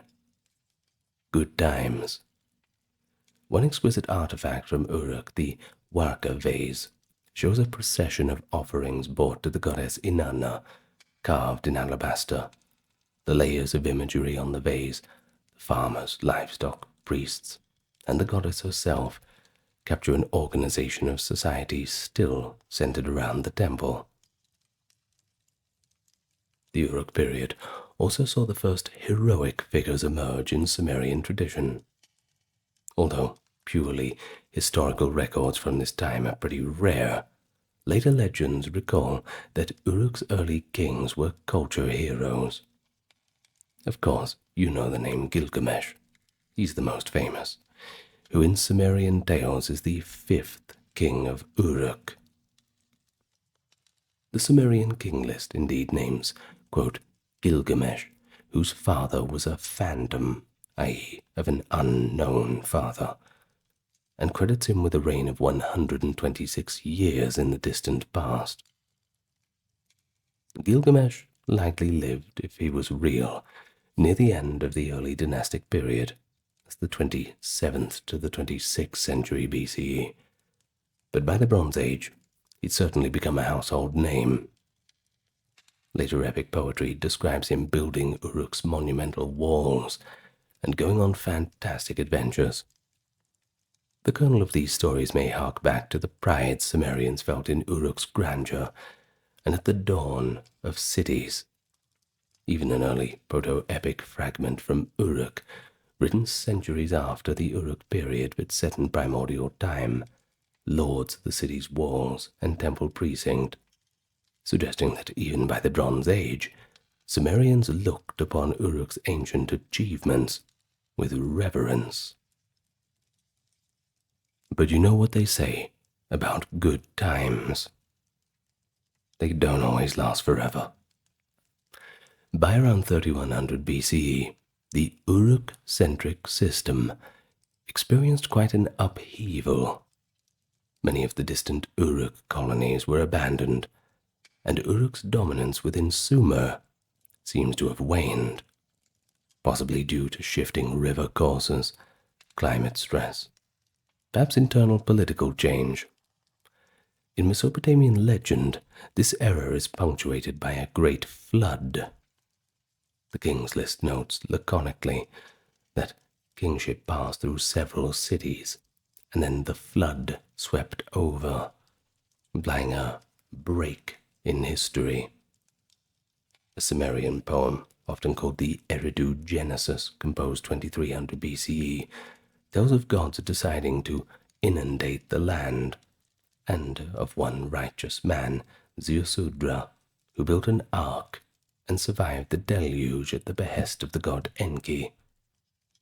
Indeed, it's all familiar. These tales of flood and renewal likely echo real floods, though.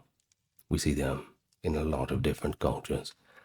Certainly devastated parts of southern Mesopotamia, that's for sure. Indeed, archaeologists at Ur found a thick layer of water-laid clay separating the Ubaid and Uruk remains from the later strata, evidence of a significant flood event around 2800 BCE. Well, whether or not this specific flood underlies the myth, the end of the Uruk period did usher in a new chapter of Sumerian civilization. The stage was certainly set for the early dynastic period, a time when multiple competing city-states blossomed in Sumer, inheriting the legacies of that now gone Uruk age. Are you still with me? We're only just getting started. By circa 2900 BCE, Sumer had regrouped into a mosaic of independent city-states. Each city and its surrounding hinterland had formed a small kingdom centered on a cult of its patron deity and ruled by a secular leader. Lugal, meaning great man or king, or an ensi, a city governor. Now remember those words because you'll hear them come up a lot when you're talking about Sumer as Lugal and ensi, king and governor. The early dynastic period spans roughly 2900 to 2330 BCE and is traditionally divided into sub-periods, as being ED 1, 2, and 3 in modern chronology.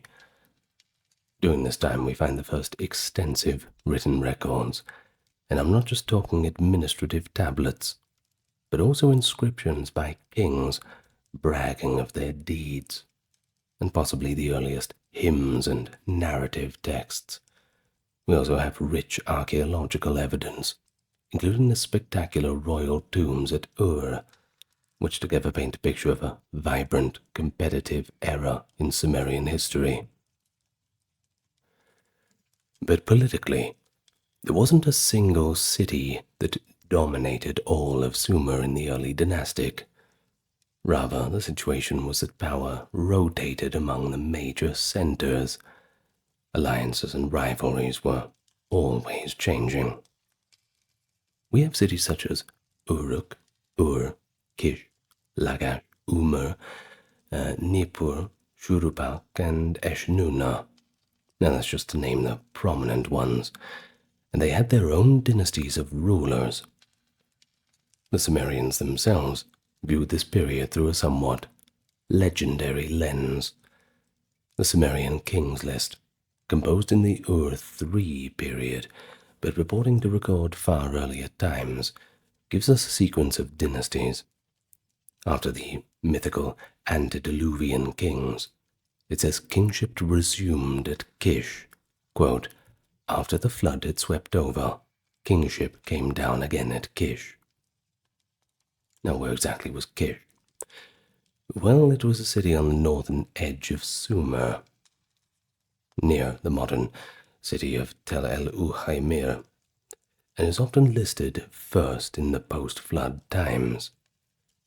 Indeed, King of Kish became a title that implied primacy or hegemony among Sumerian cities.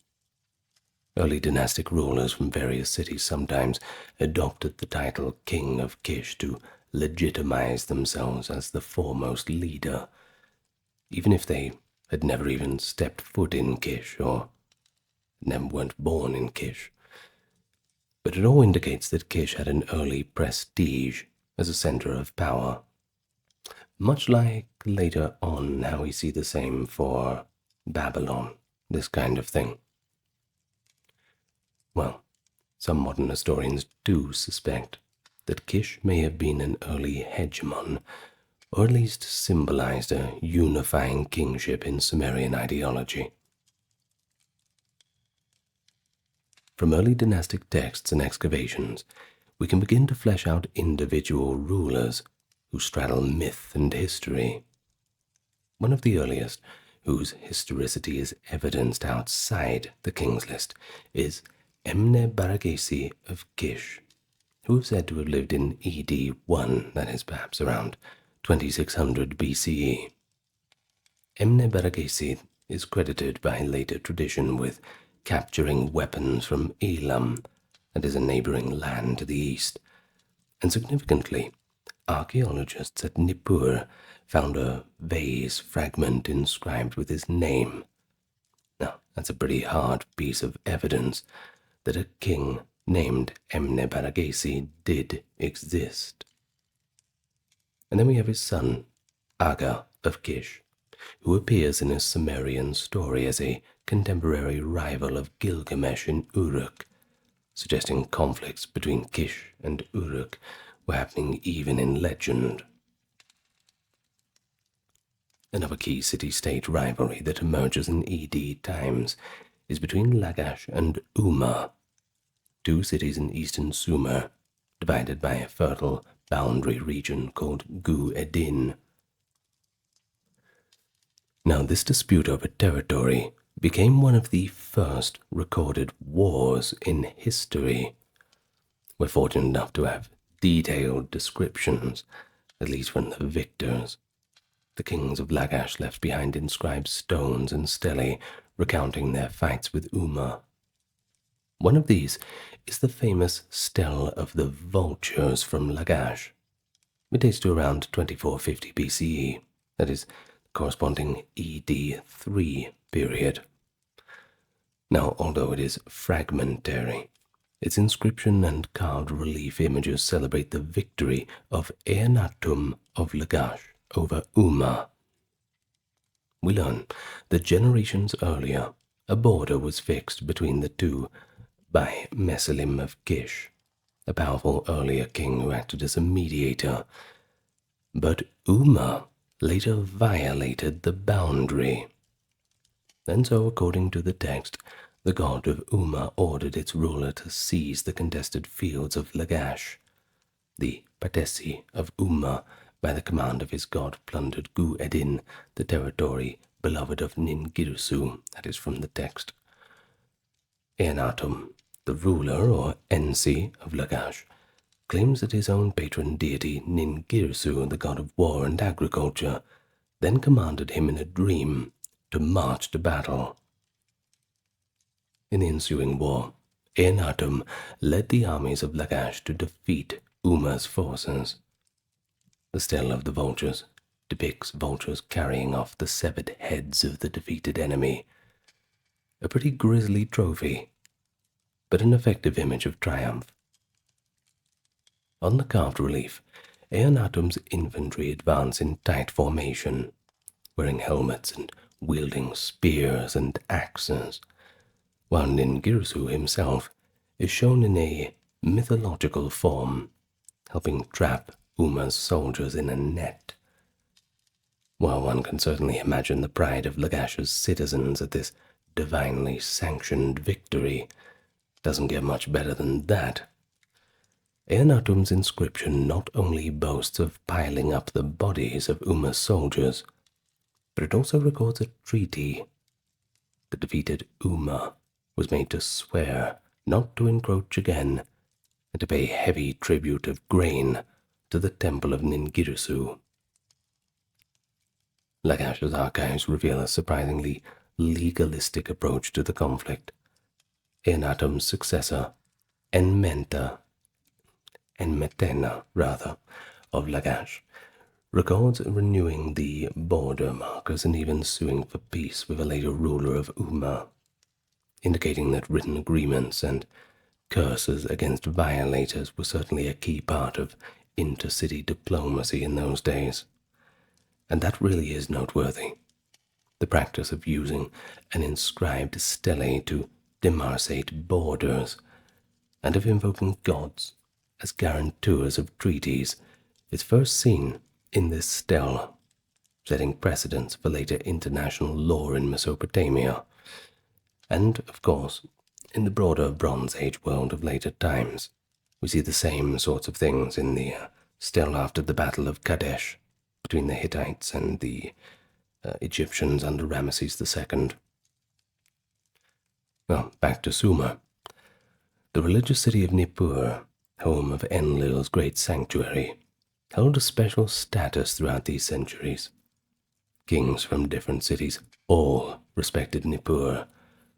It was common belief that no man could rule Sumer legitimately without getting Enlil's blessing, and he had to get that from Nippur, of course.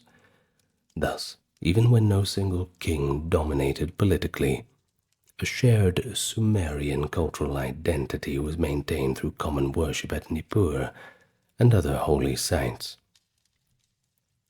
But while all the wars raged on, Sumerian society was also developing in its own sophistication. The economy in the early dynastic times remained centered on temple estates, but secular palaces were becoming powerful as well. Kings or lugals appear more prominently, often claiming divine favor or semi-divine lineage. We see the growth of a warrior aristocracy with bronze weapons and light chariots, but they were usually drawn by donkeys, not by horses. There is evidence also of a class of free men and laborers, and also slaves, often war captives or debt servants, at the bottom of the social pyramid. The construction of lavish royal tombs in this period suggests the elite commanded enormous resources. And nowhere is this more evident than at the royal cemetery of Ur, dating to roughly the early dynastic III period, 2500 BCE. British archaeologist Leonard Woolley's excavations at Ur in the 1920s uncovered tombs of extraordinary wealth, gold jewelry, musical instruments, ornate weapons, and all other grave goodies. You really had a bit of everything. All the luxuries of the ancient world, all in one nice, neat little hole. That's what archaeology is all about. Well, in some of these tombs, though, the main burial, a king or queen, was accompanied by a retinue of attendants who appear to have been sacrificed to serve their master in the afterlife. For instance, the tomb believed to belong to Queen Puabi, which is labeled at the site as PG 800, contained the bodies of dozens of servants and guards, dressed in fine garments and gold ornaments, who went to the grave with her. It's a pretty macabre ritual, sure, but it just drives home that point of the godlike status of Sumerian royalty. It's also perhaps a haunting glimpse at the world view of life's hierarchy continuing after death. I have a full video on Sumerian funeral practices, if you're interested in that. It goes into quite a lot of detail. Well, let's continue. From these royal burials also came artworks that reveal much about Sumerian life.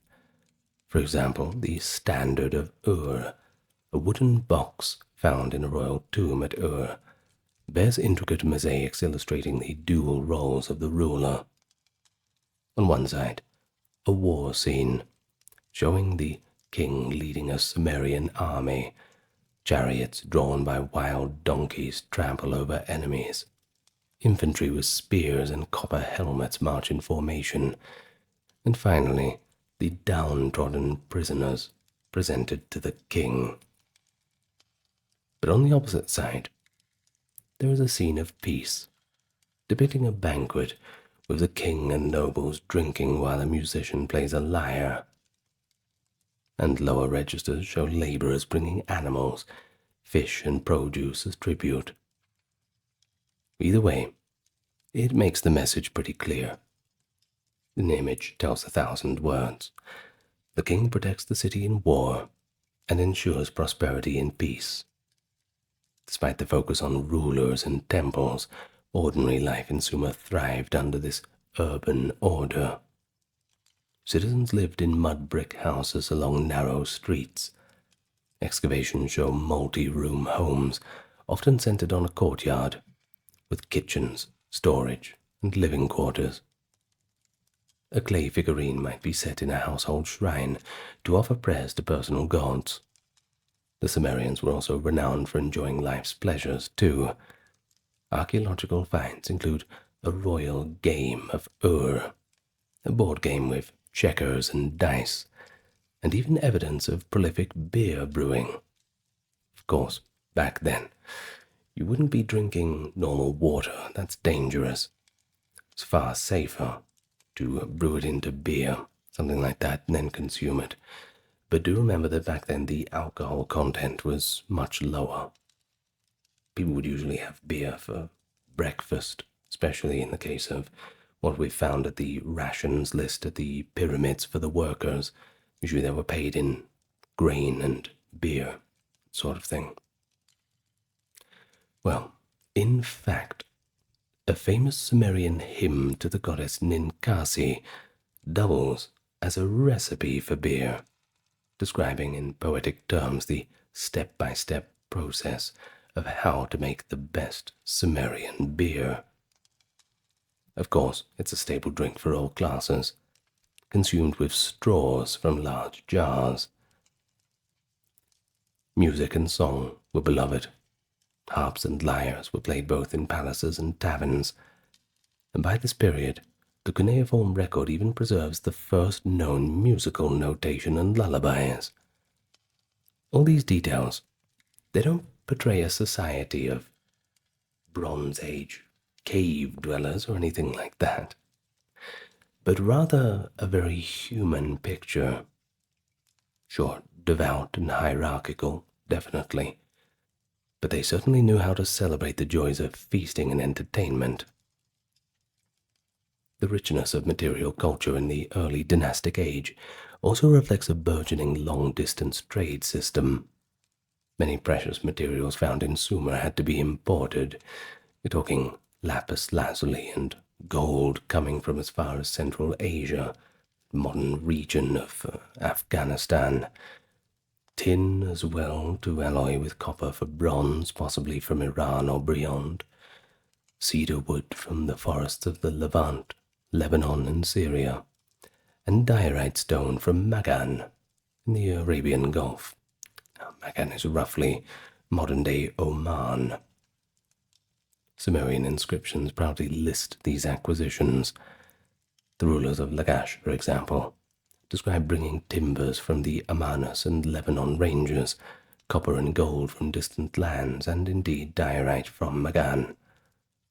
One Lagash king, Gudea, who ruled slightly later during the Gutian interlude, around 2140 BCE, recorded how he obtained cedar logs, imported rare stones, and welcomed ships from Dilmun, laden with exotic goods.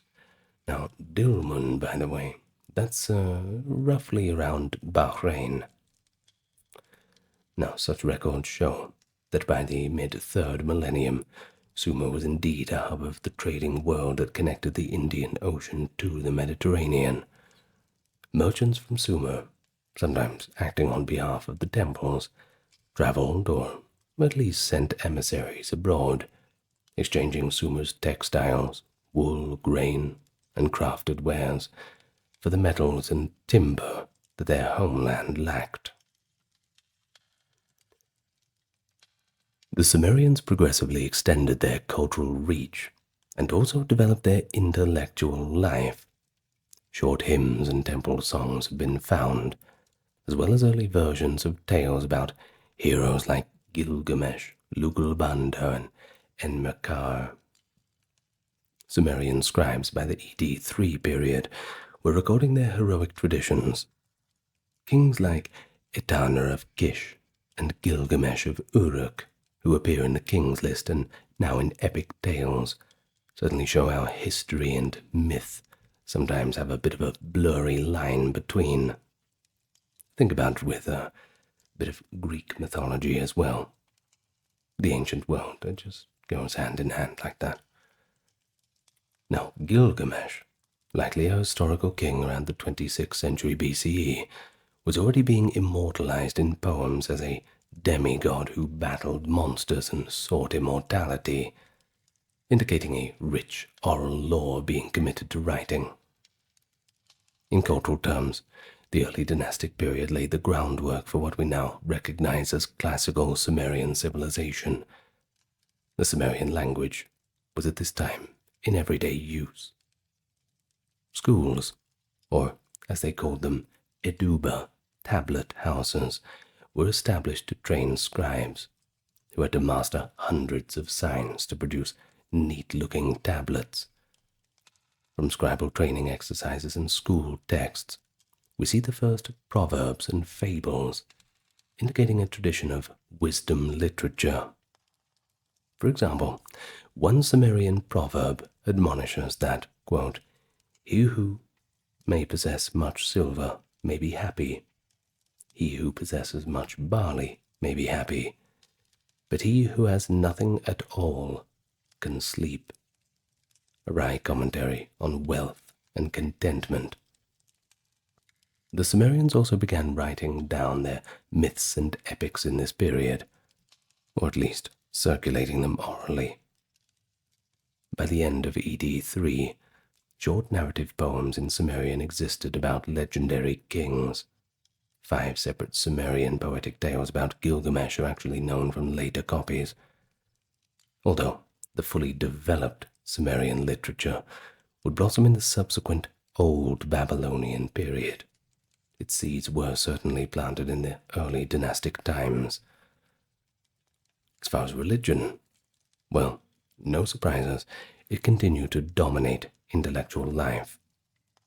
Each city's temple was not only an economic center, but the literal seat of political power. In many cases, early rulers governed as priest-kings. The Sumerian title En denoted a priestly lord. For instance, the city of Uruk had a female high priestess of Inanna who were royal family members, indicating the intertwining of sacred and royal authority. Not unique to Sumeria. Well, the pantheon of the Sumerian gods took on a more fixed form. An, sky; Enlil, air, storm, king of the gods, whose main temple was at Nippur; Enki, water and wisdom, at Eridu; Ninurzag, earth and fertility; Nana, the moon, at Ur; Utu, the sun at Larsa or Sipar; Inanna, love and war, based in Uruk, and many other minor gods. Sumerian religion was anthropomorphic. Gods were thought to live in their temple houses, to eat the food offered to them, and to engage in very human-like dramas according to myth. Maintaining the favor of the patron deity through proper rituals, offerings, and temple upkeep, well, that was essential to a city's good fortune. When kings boast in inscriptions, they often credit their successors to the will of their city's god, and lavish praise on building that god's temple. This close god-king relationship is epitomized in the sacred marriage rite that some cities practiced, where the king would actually marry the goddess in a ritual embodied by her high priestess to ensure fertility and prosperity for the land. By the end of the early dynastic period, one city-state had managed to assert itself above all the rest, albeit briefly, and that was Umma under its ambitious king Lugal-Zaggisi. Ruling circa 2350, Lugal-Zaggisi claimed to have conquered the entirety of Sumer, and even lands beyond. In a boastful inscription, he states that Enlil granted him kingship over the nations, and that he had made the lands from the upper sea to the lower sea, that is, a reference to the Mediterranean and Persian Gulf, obedient to him.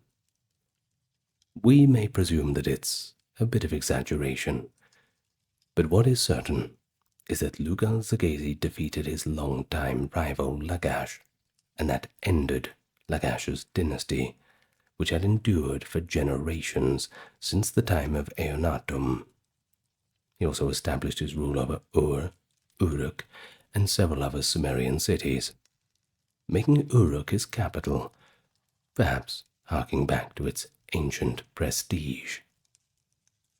It seemed as if Sumer might finally be united under one native ruler. But hold your horses. Lugal-Zaggisi's triumph would become quite short-lived. There was a new power on the horizon, rising in northern Mesopotamia, and one that would dramatically end the independence of the Sumerian city-states, the first conquerors. Mid-24th century BCE, a talented and ruthless Semitic chieftain from the north swept down into Sumer and forever changed its destiny. I'm sure you've heard of him. They called him Sharukin, meaning true king, but in our modern vernacular, he is Sargon of Akkad. He founded the world's first recorded empire. His rise marks the start of the Akkadian Empire, circa 2334 to 2154, and represents the first time Sumer was conquered and united by an outside force. Yet, Sargon shrewdly wove together Sumerian and Semitic elements, and the Akkadian Age became a time of cross-pollination. Sumerian culture would influence the conquerors, even as Akkadian language and rule spread over Sumer. According to later legends, Sargon had quite humble origins. A Babylonian birth myth portrays his mother as an unwed priestess who gave birth in secret and set her infant adrift on the river in a basket, only for the baby to be rescued by a water drawer and raised as his son. Pretty common myth, isn't it? Well, this Sargon legend not only inspired the biblical story of Moses, but it also shows Sargon's aura as a man of destiny, a self-made king. Now, historically, Sargon first appears as an official, a cupbearer to the king of Kish. Around 2334, however, he rebelled, seized power, and then from Kish launched a series of campaigns to subdue the rest of Sumer. The decisive clash came when Sargon defeated Lugal-Zaghazi of Uruk, the would-be master of Sumer, capturing him in chains and parading him in humiliation, which was the style at the time. With Uruk, Ur, Lagash, and other major cities fallen, Sargon effectively became the king of Sumer. He established a new capital city, Akkad, and at a strategically central location, though its exact site is unfortunately unknown today. Perhaps it's another place we can find, like how we found Troy back in those old times. Well, from Akkad he ruled over not only Sumer, but vast territories beyond. An empire, in its true sense, that eventually stretched north into Syria and Anatolia, west into the Mediterranean, and east into Elam and Iran. His conquests are recorded in later chronicles, and possibly in his own commemorative inscriptions. One Akkadian text, preserved in copies, has him boast, Sargon, king of Kish, triumphed in 34 battles, and that he crossed the sea, likely the Persian Gulf and beyond. He is said to have set up his statues in distant lands, a way of declaring his domination. There are references to his army reaching Mari on the middle Euphrates and Ashur on the Tigris, taking treasure from the Elamites, and even sending ships from Akkad to sail to Dilmun and Meluha, which may correspond to Bahrain and the Indus Valley. While some of these claims might be propagandistic hyperbole, there is no doubt that Sargon forged a realm far beyond anything he had seen before. For the first time, Sumer was but one core province in a larger multi-ethnic empire, ruled from a new city called Akkad. But how exactly did Sargon maintain control of Sumer and all these other lands? It wasn't like he had any point of reference. Well, he got to work. He pioneered new methods of imperial governance. He stationed trusted governors, NC, many of them Akkadian officials or his own kin, to oversee key cities. For example, in the city of Ur, he installed his daughter, Enheduanna, as high priestess of the moon god Nana, a brilliant move that secured religious loyalty. Now, in fact, Enheduanna, who served as priestess in Ur for decades, is famous in her own right. not just for being Sargon's daughter, but as the world's earliest known author by name. She composed numerous Sumerian hymns and poems, including passionate hymns to the goddess Inanna, which have survived on clay tablets. Enheduanna's writings not only show a royal woman actively shaping religious culture, but they also exemplify how Akkadians embraced Sumerian language and religion. She wrote in Sumerian, the sacred tongue, invoking Sumerian deities, yet she was the daughter of a Semitic conqueror. Now, if that's not a symbol of the fusion of cultures under Akkad, I don't know what is. Now, what about the Akkadian administration? Well, they likely collected tribute and taxes from Sumerian cities to fund the imperial center.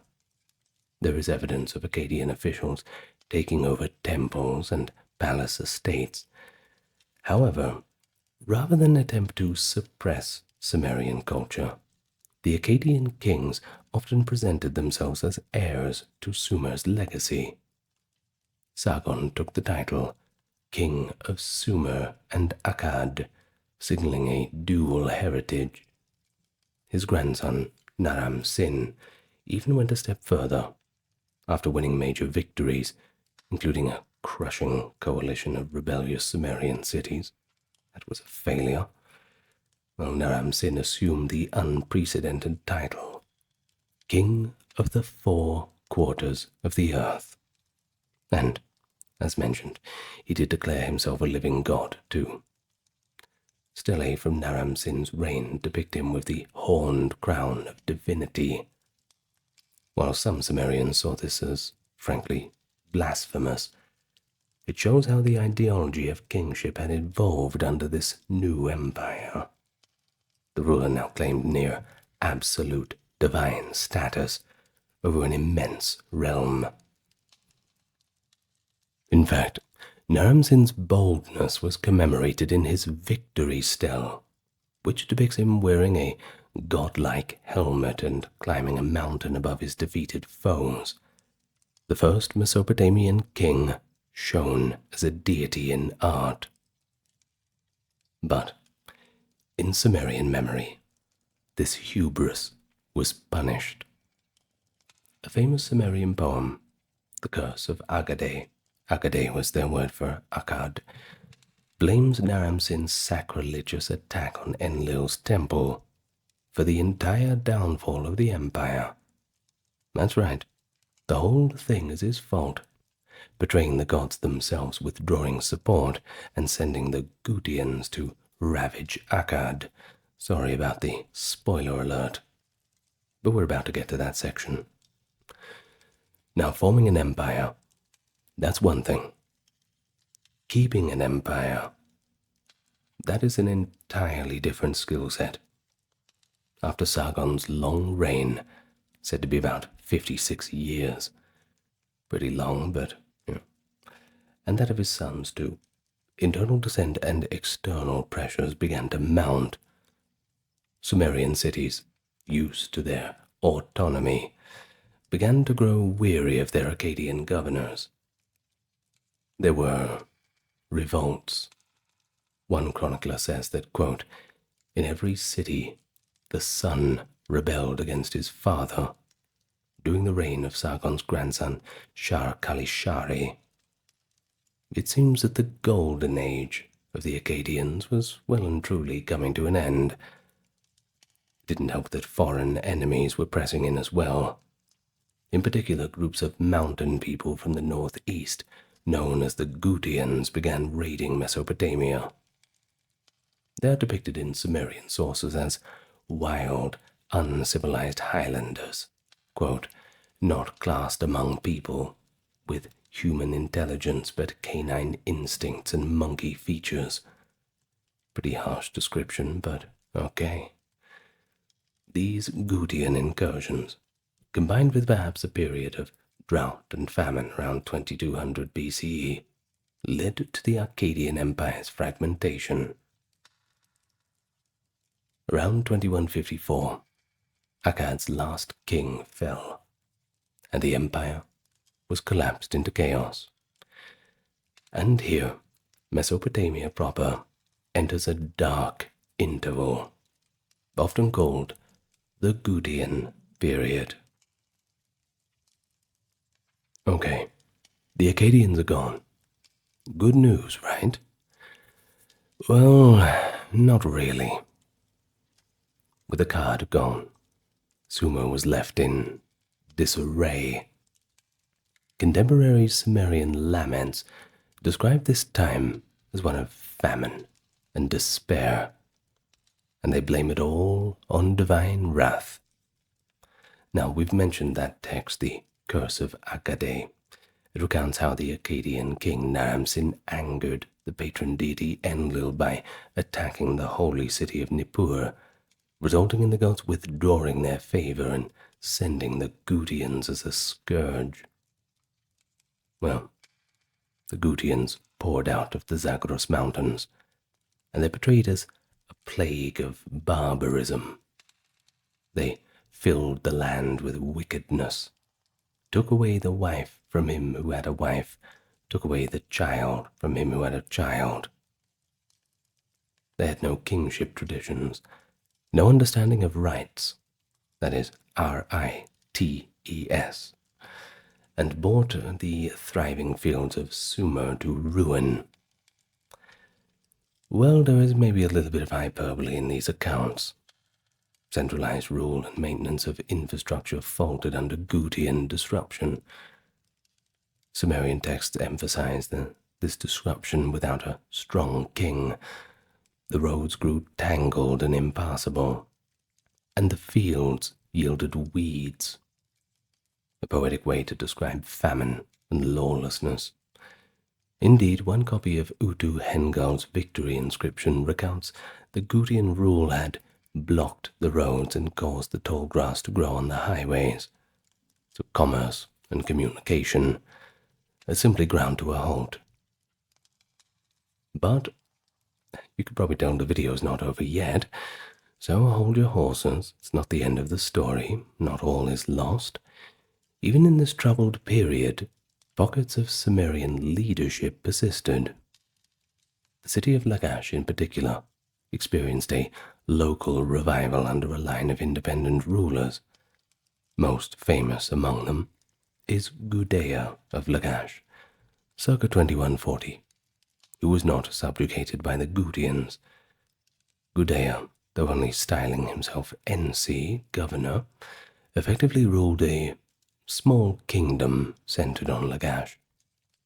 He's remembered for devoutly rebuilding temples, especially the great temple of Ninkirsu, and for bringing prosperity back to his city. His numerous statues and inscriptions depict a pious and just ruler. But he doesn't just boast of conquests. Instead, he emphasizes piety and the well-being of the people. One description describes Gudea bringing in cedars from the mountains and diorite and gold from distant lands for the temples, showing that trade was well and truly still alive. Under Gudea and his predecessor Ur-Baba, Lagash was kind of a refuge of Sumerian tradition amid that foreign domination. Ultimately, the Sumerians would reclaim their political autonomy. Around 2110, a southern Sumerian leader named Uta Hengal, the king of Uruk, rose up and finally expelled the Gutian invaders. Utu Hengal's victory is recorded in a dramatic royal inscription known from later copies. It relates that Enlil, the chief god, commissioned Utu Hengal to eliminate the Gutians, metaphorically called, quote, the fanged serpent of the mountain who carried off the kingship of Sumer to the mountains. Utu Hengal rallied the Sumerian cities for a final battle. In the text, he prays to Inanna for aid, and then engages the Gutian army led by their king Tirigan. He manages to trap Tirigan, who fled to the mountains, and capture him, bringing him back in a neck stock. With this, the Gutian yoke was finally cast off. Utu-Hengal proclaimed the restoration of order. The kingship of the land of Sumer was brought back from the mountains to the cities. After years of neglect, canals were finally being redug. The roads were safe again, and the fields returned to cultivation. He was going to make Sumer great again. Well, tragically for Utu-Hengal, he enjoyed the triumph only for a short time. Perhaps only 7 years. Fate struck. An accident, in which he is said to have drowned in the Euphrates River. But the torch of Sumerian revival was taken up by other dynamic leaders. One who may have been Utu-Hengal's military commander or an ambitious governor, Ur-Nammu, the ruler of Ur. Ur-Nammu deposed Utu-Hengal's heir around 2112 BCE and founded what is known as the Third Dynasty of Ur, also called the Neo-Sumerian Empire. The establishment of the Third Dynasty of Ur, or just Ur III, is the final great flourish of Sumerian civilization. A century of strong centralized rule, cultural resistance, and relative peace, often seen as a Sumerian golden age, at least before the final decline. Ur-Nammu, 2112 to 2095 BCE, and his successors, Shulgi, Amarsin, Shusin, and Ibisin, ruled over a united Mesopotamia. From roughly 2112 to 2004 BCE. Though Semitic Akkadian influence was present, the kings proudly embraced that Sumerian heritage. They presided over what one might even call a national revival of Sumerian language, literature, and religion, all while running an efficient state apparatus, and that is a difficult balancing act. Ur-Nammu began by firmly securing Sumer and Akkad, that is the northern regions. He took the title King of Ur, King of Sumer and Akkad, deliberately invoking both traditions. Militarily, he pushed back any remaining Gutian threats, and also campaigned against pockets of local rebellion. But Ur-Nammu is remembered less for conquests than for construction and law-giving. He sponsored an ambitious building program, including the earliest monumental ziggurats, that is the stepped pyramidal temples. At Ur, he constructed a magnificent ziggurat dedicated to the moon god Nana. The ruins of this edifice, a massive 3-tiered platform of mud brick faced with bitumen and brick, are still quite impressive today as a testament to the engineering of the time. Similarly, he built or restored temples in Eridu, Nippur, and Uruk, and other cities, effectively stamping his authority across Sumer through bricks and mortar. Each brick from each of his projects was stamped with an inscription of his name and titles, a practice that reinforced his pious image, and certainly helps identifying who built the structures. But perhaps most remarkably, he's credited with issuing one of the earliest law codes in the world, that is the Code of Ur-Nammu, fragments of which have been discovered, and it even predates the famous Code of Hammurabi by over 300 years. But only parts of it survive, unfortunately. But still, its prologue speaks of Ur-Nammu as the king who, quote, established equity in the land and protected the weak. The laws, written in Sumerian, address various offenses and their punishments. Notably, the code imposes monetary compensation for injuries, rather than the later eye for an eye, lex talionis, physical retaliation. Significantly, Ur-Nammu's code shows a shift from the vengeance-based justice of earlier times to a system of fines and restitution, suggesting an advanced concept of fairness. Let's take an example. If a man caused another man's eye to be lost, the code prescribed a payment of silver rather than bodily retribution.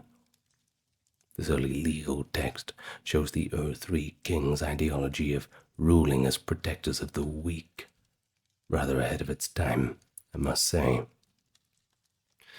But Ur-Nammu died in battle, according to one account, fighting an eastern enemy, and was succeeded by his son Shulgi, reigning from 2094 to 2047. King Shulgi took the Neo-Sumerian state to its zenith. Reigning for 47 years, he proved to be a multifaceted ruler, a brilliant administrator, a self-promoter, even a patron of culture. Early in his reign, he continued his father's projects, completing ziggurats like the Great Ziggurat of Ur, and expanding the empire's borders further into Assyria and Elamite territory. To better control his territory, he instituted an efficient provincial system and an elaborate bureaucracy. He then reorganized the empire into about 20 provinces, each overseen by a trusted governor, often family members or in-laws, and each with his responsibilities to send regular taxes in kind to the central treasury. He also reinstituted the Bala system, which is a rotating tax and tribute burden shared amongst provinces to ensure a steady flow of resources to Ur. The Ur-3 state kept meticulous records. Tens of thousands of clay tablets from this period have been found, and I'm sure we're going to find plenty more. They record everything from temple offerings to the number of sheep delivered by each province annually. It appears to have been a highly bureaucratized economy, too, with standard units of measure and a unified calendar that Shulgi introduced for the whole realm. But he didn't just excel at administration. He cultivated an almost legendary persona. In a series of royal praise hymns, likely composed by court scribes or perhaps Shulgi himself as he claims, the king boasts extravagantly of his prowess. These self-laudatory hymns present him as a kind of superhuman. Let's take this one passage for example. Quote from the text, "I, Shulgi, was a hero already in the womb. I am a fierce-looking lion, begotten by a dragon. I am the king of the 4 regions. I am the herdsman and the shepherd of the black-headed people." The black-headed people, of course, is a reference to what the Sumerians called themselves. Well, he describes himself too as a learned scholar. Quote, "I am a knowledgeable scribe of Nisaba. I have perfected my wisdom."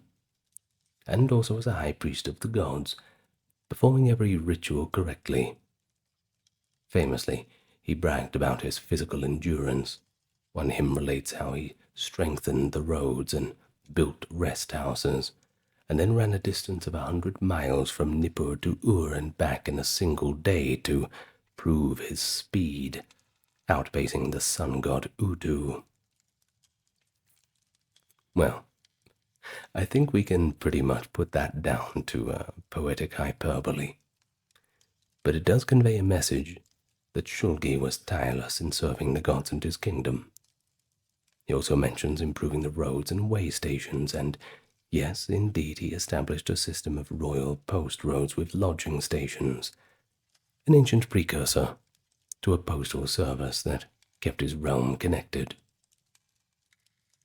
By declaring himself divine late in his reign, having temples and offerings in his name, Shulgi sought to cement loyalty and inspire awe. The cult of the king became an element of Ur-3 statecraft. Offerings were made to Shulgi's statue, and he was referred to as the god of the land in official documents.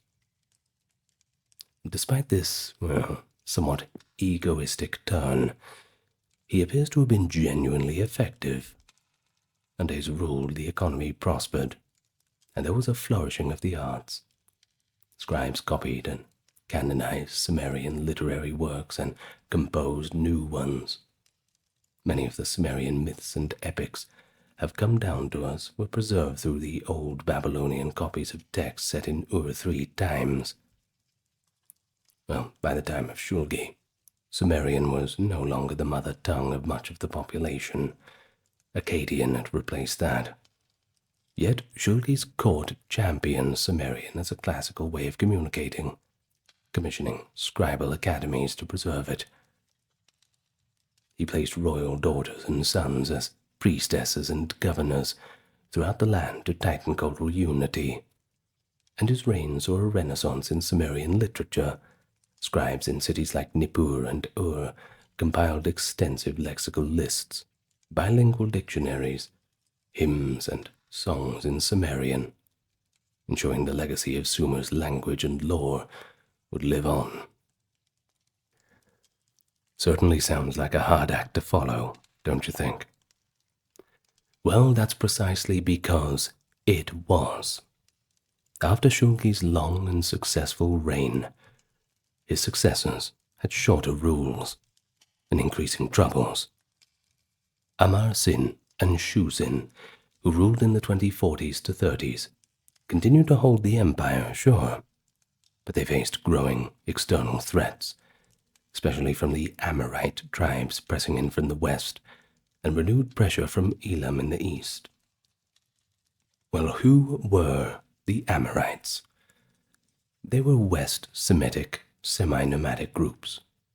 They gradually infiltrated Mesopotamia. To hold them off, Shu-Sin constructed a massive defensive wall along his western frontier, stretching perhaps 170 miles between the Tigris and Euphrates. We hear of Shu-Sin's wall as a great fortification project, but such lines are hard to man completely, and nomadic Amorites likely just circumvented it. So despite these efforts, the incursions continued, and provinces on the empire's edges began to be slowly eaten away at.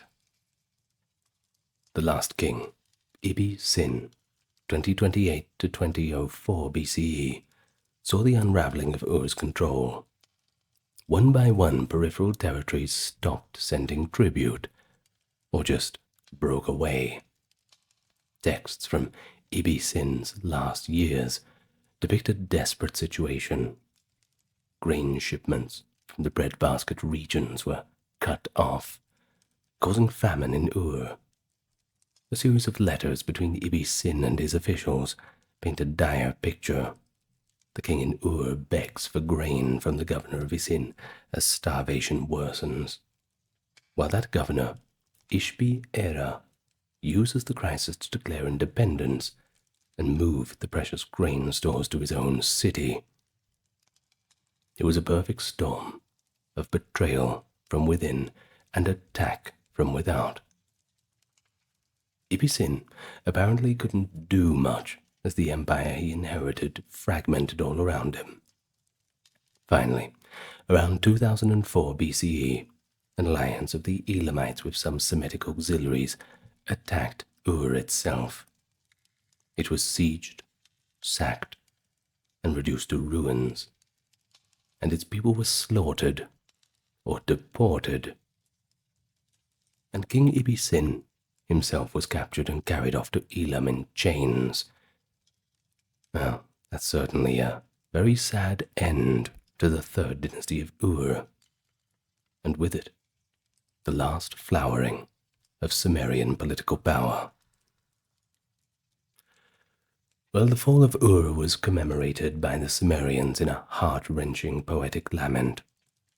One, the lamentation over the destruction of Ur, gives a vivid sense of the catastrophe from a Sumerian perspective. It describes how the patron god Nana deserted his city, allowing the enemy to enter unchecked.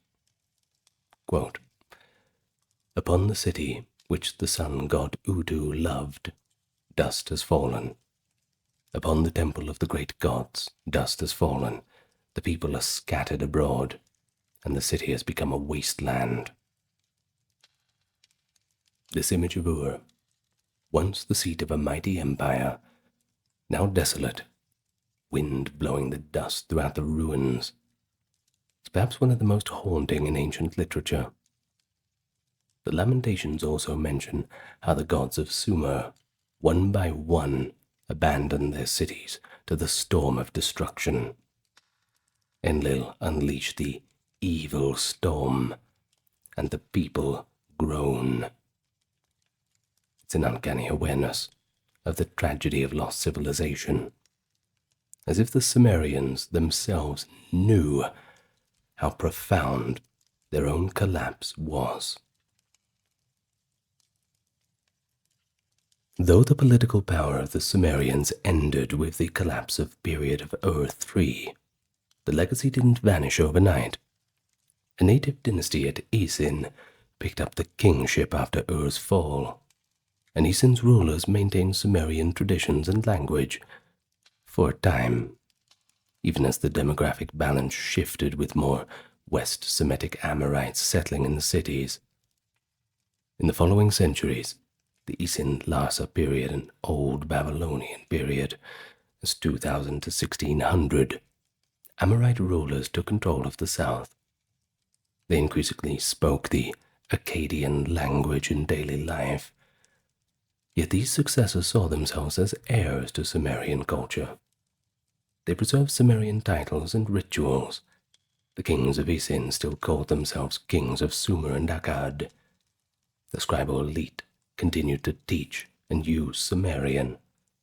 Centuries of school tablets from Babylonian cities show scribes diligently learning Sumerian grammar and copying Sumerian myths and hymns.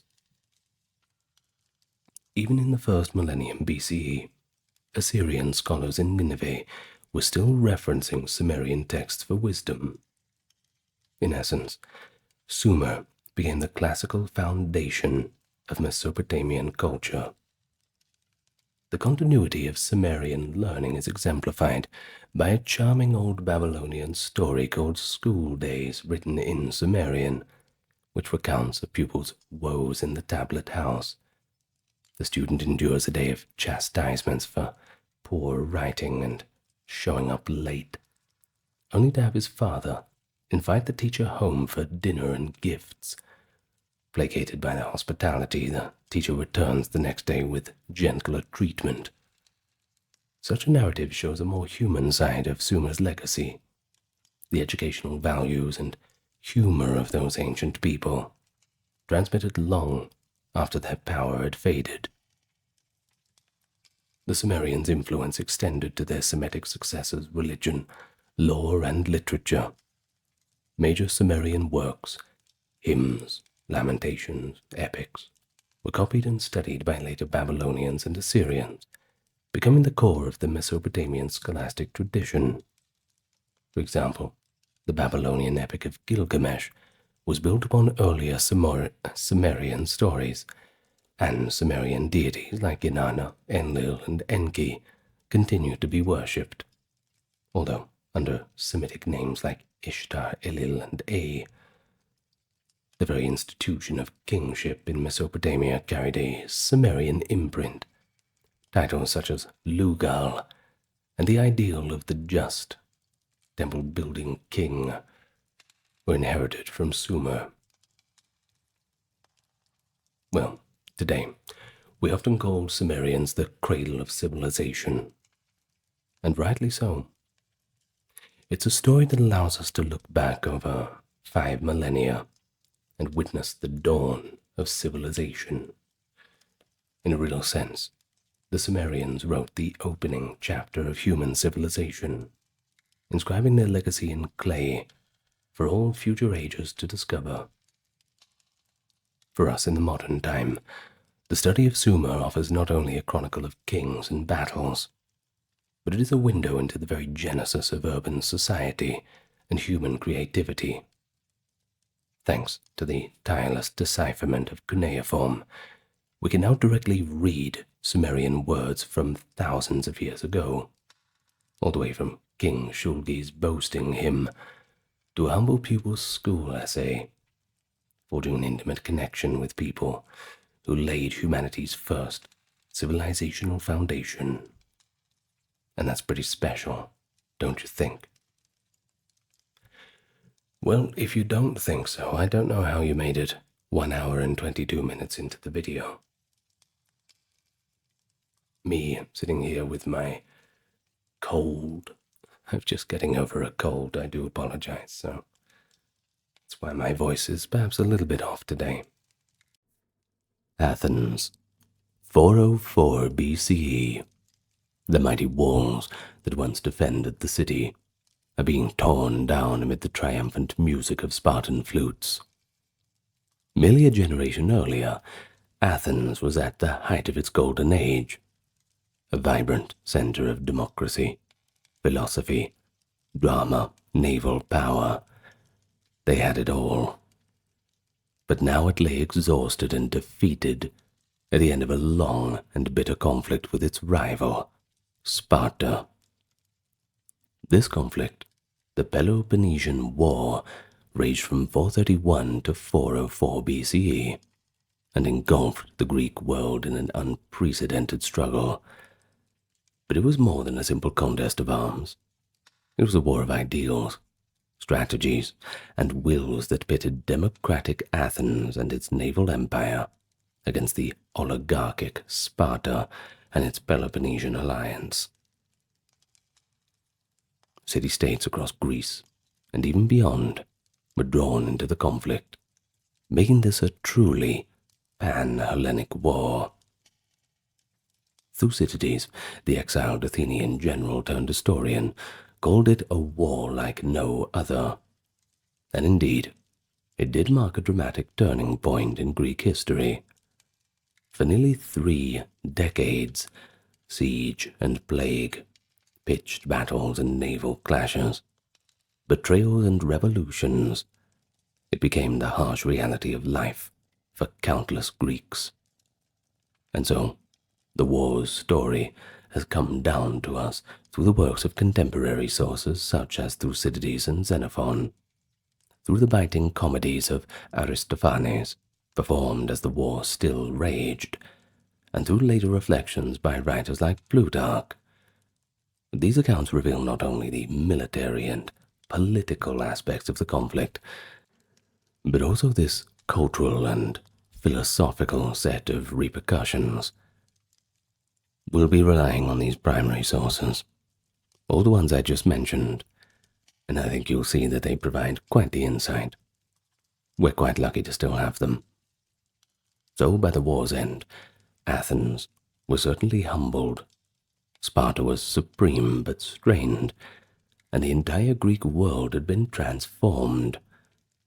How did it all come to this? Well, the war itself was a contest of power and principle. It raised timeless questions, questions that we will answer today. Justice, ambition, the nature of human fallibility. We'll get to them all. It all began amid confidence and patriotic fervor, and it ended sifting through the ruins. Legacies, dead. So let's go back to the ancient world. It's Sparta versus Athens, Greek versus Greek. The great bloody war of antiquity, about to begin. But not after I welcome you to the channel. Well, not before, rather, I welcome you to the channel. We're off to a good start, aren't we? Well, for anyone new, I'd like to give you a warm welcome and invite you to subscribe. Those who have already subscribed, you have my thanks. Why don't you leave a like and a comment too? Always good for the algorithm. You will get 0 ads in this video, and it's all thanks to those lovely people supporting the channel on Patreon, YouTube memberships, and those who occasionally donate. I do appreciate your support. Now with all that out of the way and being said, let's get to the topic at hand. Nice and relaxed. We'll take it nice and slow, and of course, right from the beginning. The roots of this war lie in the decades after the Persian Wars, when Athens rose to become the head of the Delian League, a coalition of city-states, basically, originally formed to deter Persia. But over time, Athens transformed this alliance into its own little empire. It moved the League's treasury to Athens, compelled members to pay tribute, and even stationed garrisons to enforce its will. Will, of course, always being enforced at the end of a spear. Pretty effective. Athens grew wealthy and powerful. They expanded their navy, and also their cultural influence. And then there was Sparta, the preeminent land power in Greece, and the leader of the rival Peloponnesian League.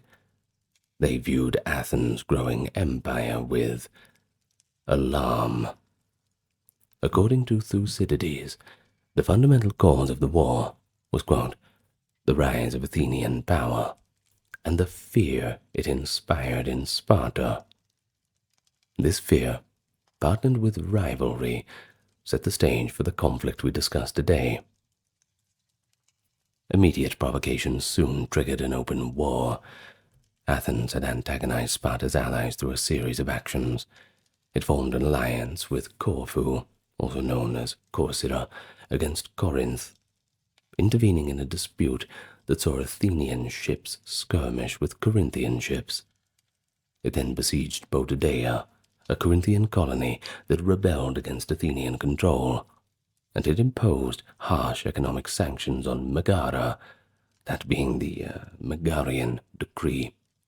This basically banned Megarian merchants from Athenian markets, and that's a big deal. Economic sanctions, effectively. That can ruin a country just as much as war can. Ancient, medieval, modern times. The rule is the same. Of course, these moves, they weren't well received in Corinth and Megara, and they were viewed by the Peloponnesian League as aggressive violations of that 30 years peace treaty that had kept hostilities at bay, at least barely at bay, since 445 BCE. Sparta, it was urged by its allies to respond. Everyone was relying on the big, tough guy of the group to throw the first punch. And Spartans were not known to back down from a fight. You don't need to be a Rhodes Scholar to know that. In 432, after tense deliberations, the Spartan assembly voted that the Athenians had indeed broken that peace, and that the only thing they could do was go to war. Thus, in the spring of 431, the Peloponnesian War was well and truly on. The first skirmish occurred even before the formal declarations. In a quite daring move, Thebes, that is a Spartan ally, attempted to seize the Athenian allied town of Plataea in a surprise night attack. But it did not go as planned. The raid failed. Plataea's citizens fought back and captured the Theban infiltrators. But this incident certainly lit the fuse. Full-scale war commenced.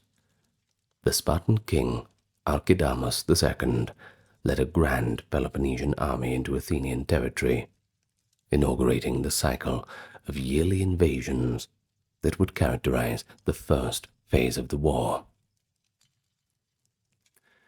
At the onset, Athens and Sparta adopted pretty different strategies. Of course, they both had their strengths and weaknesses. Athens, under the guidance of its leading statesman Pericles, decided quite prudently to avoid pitched battles on land against Sparta's fearsome hoplite army. No one wants to go up against that. They had quite a reputation. This is after Thermopylae, by the way, that was back in the Persian Wars. Well, instead, Pericles urged all residents of Attica to shelter behind Athens' formidable long walls, named, of course, for their length, very creative, which connected the city to its port of Piraeus.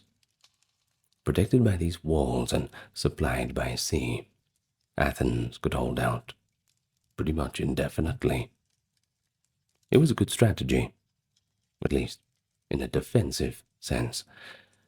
Meanwhile, the powerful Athenian navy would conduct raids along the coast of the Peloponnesian League, harassing enemy territory and maintaining vital supply lines. Sparta, for its part, relied on its supremacy in heavy infantry. Every summer, Spartan forces invaded Attica to burn crops and threaten Athens, hoping to draw the Athenians out into open battle. Attica, by the way, that is the region in which Athens was situated. But of course, Athens refused to oblige. This frustrated the Spartans quite a bit. They wanted that pitched open battle. But the Athenians, well, their navy ranged at will. The Spartans didn't have much of a navy, so their advantage was kind of checked by that. We get to that first winter of the war, where Pericles delivered a famous funeral oration for the fallen Athenians, extolling the virtues of the city's democracy and the value of sacrifice for freedom. His words managed to lift Athenian spirits and justify their resolve, but this idealism would soon be tested by more grim events. In the second year of the war, that being 430, there was an unexpected disaster. It struck Athens from within. A devastating plague broke out in the overcrowded city. The disease swept through the population trapped behind the walls. Tens of thousands died. Thucydides gives a gripping account of the plague's horrors. People dying rapidly, social order collapsing, and even the usual customs of burial abandoned in panic and despair. The epidemic wiped out perhaps a third of the Athenian population, and it also claimed Pericles himself in 429, robbing Athens of its most capable leader. Now that's salt in the wound, for sure. The morale and discipline of the Athenians suffered, yet they kept on fighting. The Spartans, for their part, were so fearful of disease that they aborted their yearly invasion when they learned of the plague in Athens. After all, the plague had probably killed more Athenians than the Spartans could, especially since the plague was in the walls and the Spartans were stuck outside. Sometimes the best thing to do is do nothing. Well, after poor old Pericles died, the leadership in Athens became a lot more divisive. Charismatic orators like Cleon, a leather tanner turned politician, urged a more aggressive and punishing war strategy, whereas more cautious figures like Nicias favored negotiations and stability. The war expanded in scope and brutality. In 427, the Spartans and the Thebans captured Plataea after a prolonged and grim siege, and in their reprisal executed the Plataean men, sold their women and children into slavery. That same year, civil strife erupted in Corcyra, Corfu, that is, where a battle between pro-Athenian and pro-Spartan factions devolved into a bloody massacre.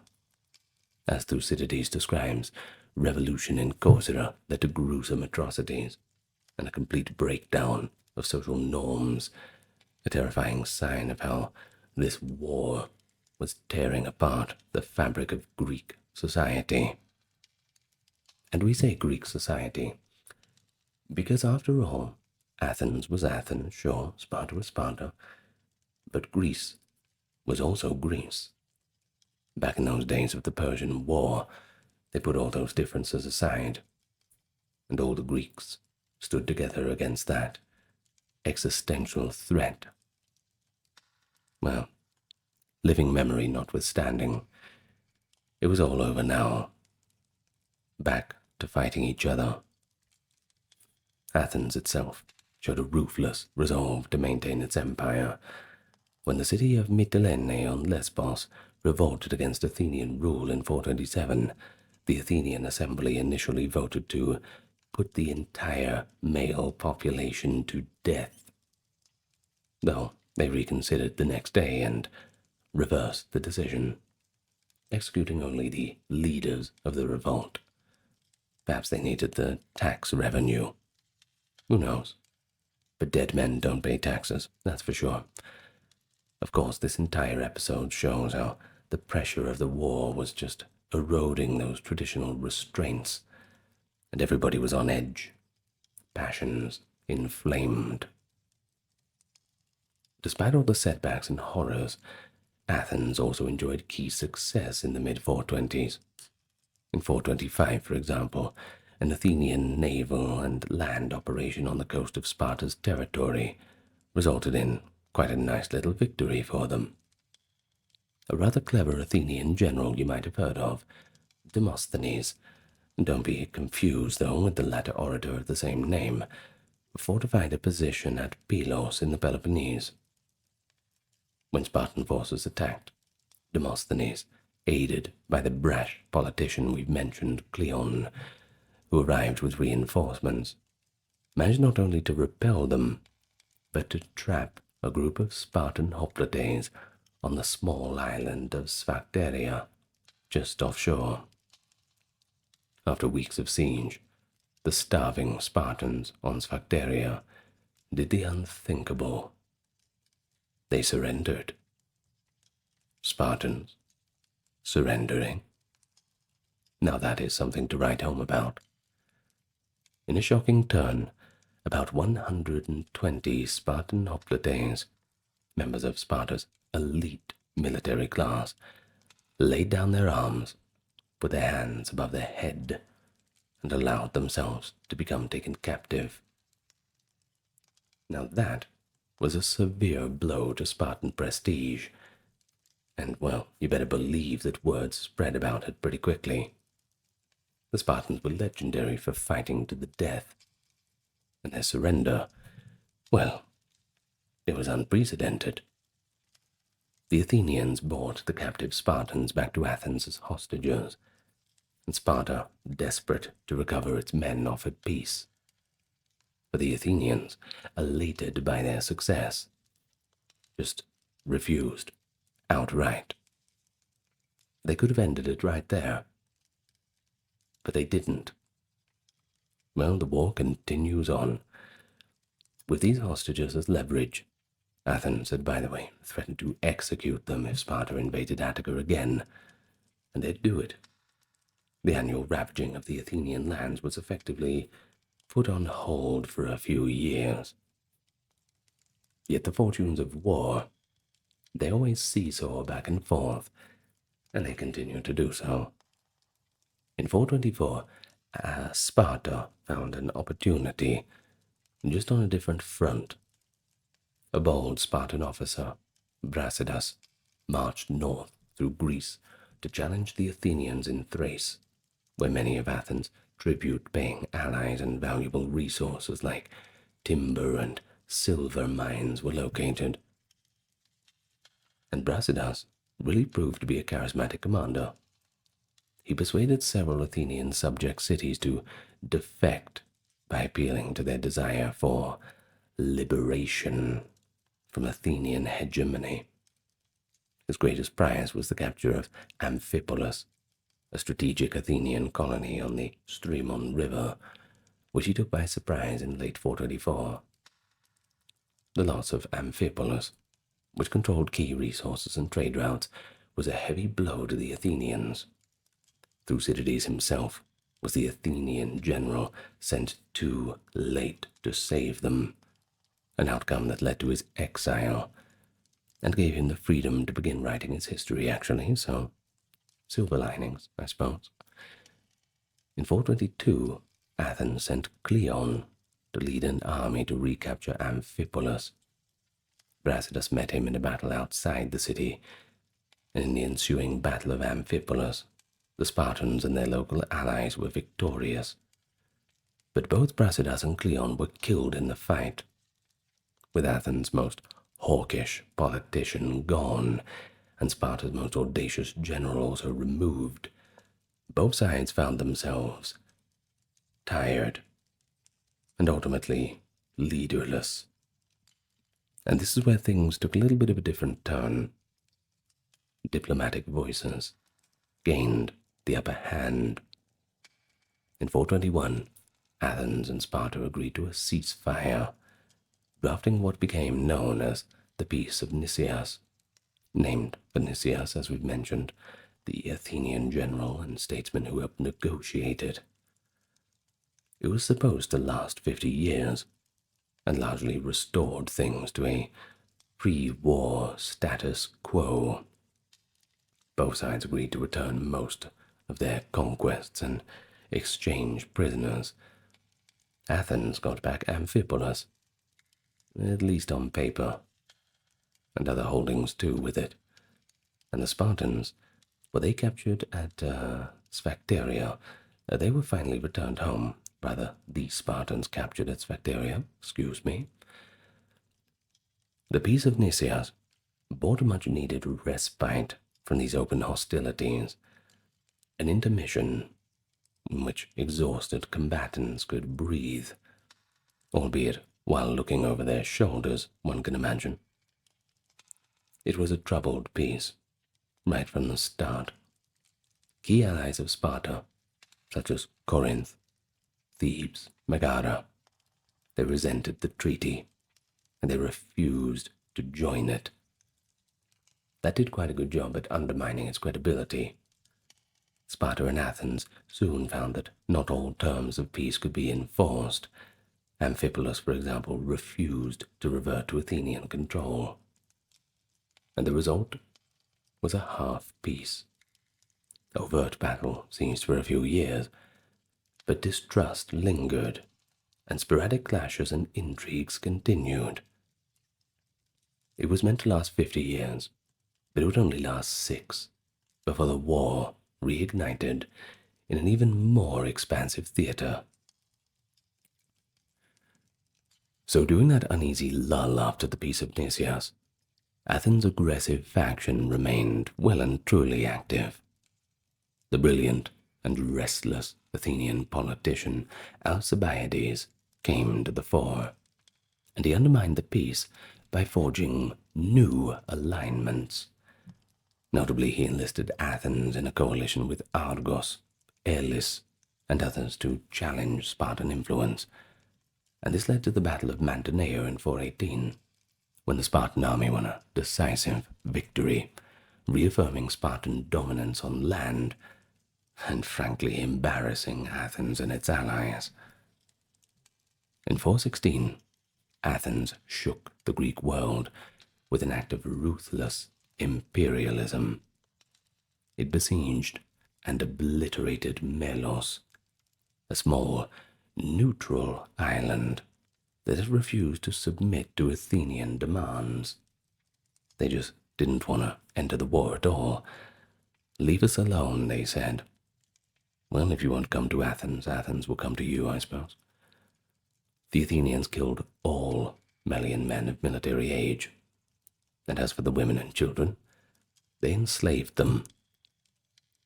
It was an absolute atrocity, even in ancient reckoning, but it was justified by Athens in cold terms that might makes right, demonstrating the dark turn that the Athenian policymakers had certainly taken. By 415, the truce was effectively over, and Athens, brimming with confidence and ambition, set its sights on a far grander enterprise, the conquest of Sicily. It was in that year that Athens launched the massive Sicilian expedition, one of the most ambitious military undertakings in its history. The target was Syracuse, a rich and powerful city-state in Sicily, and a Dorian kin city of Sparta, by the way.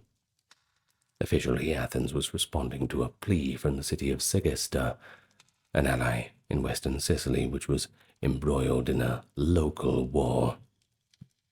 But unofficially, many in Athens, led by Alcibiades, saw an opportunity to greatly expand their empire, and therefore their wealth. In a heated assembly debate, Nicias, now a senior general and a voice of caution, urged that attacking far-off Sicily was a dangerous overreach. He warned that Syracuse was no easy target, and that Athens might be inviting its own doom. But Alcibiades, in contrast, urged bold action and painted visions of Sicily's riches and the glory of conquering new lands. The Athenian people, caught up in expansionist zeal, decided not only to proceed, but to send an overwhelmingly large force, just in case. Athens dispatched a grand armada, well over 100 triremes and 5,000 hoplite infantry, along with tens of thousands of other troops and support personnel, a host representing the city's might. They were going all in this time. 3 generals were given joint command: Alcibiades, Nicias, and Lamachus. He was an older veteran. But it was evident that these leaders had divergent perspectives. Alcibiades was daring, Nicias was hesitant, Lamachus was practical. But they set sail together in the summer of 415 BC, all with high hopes.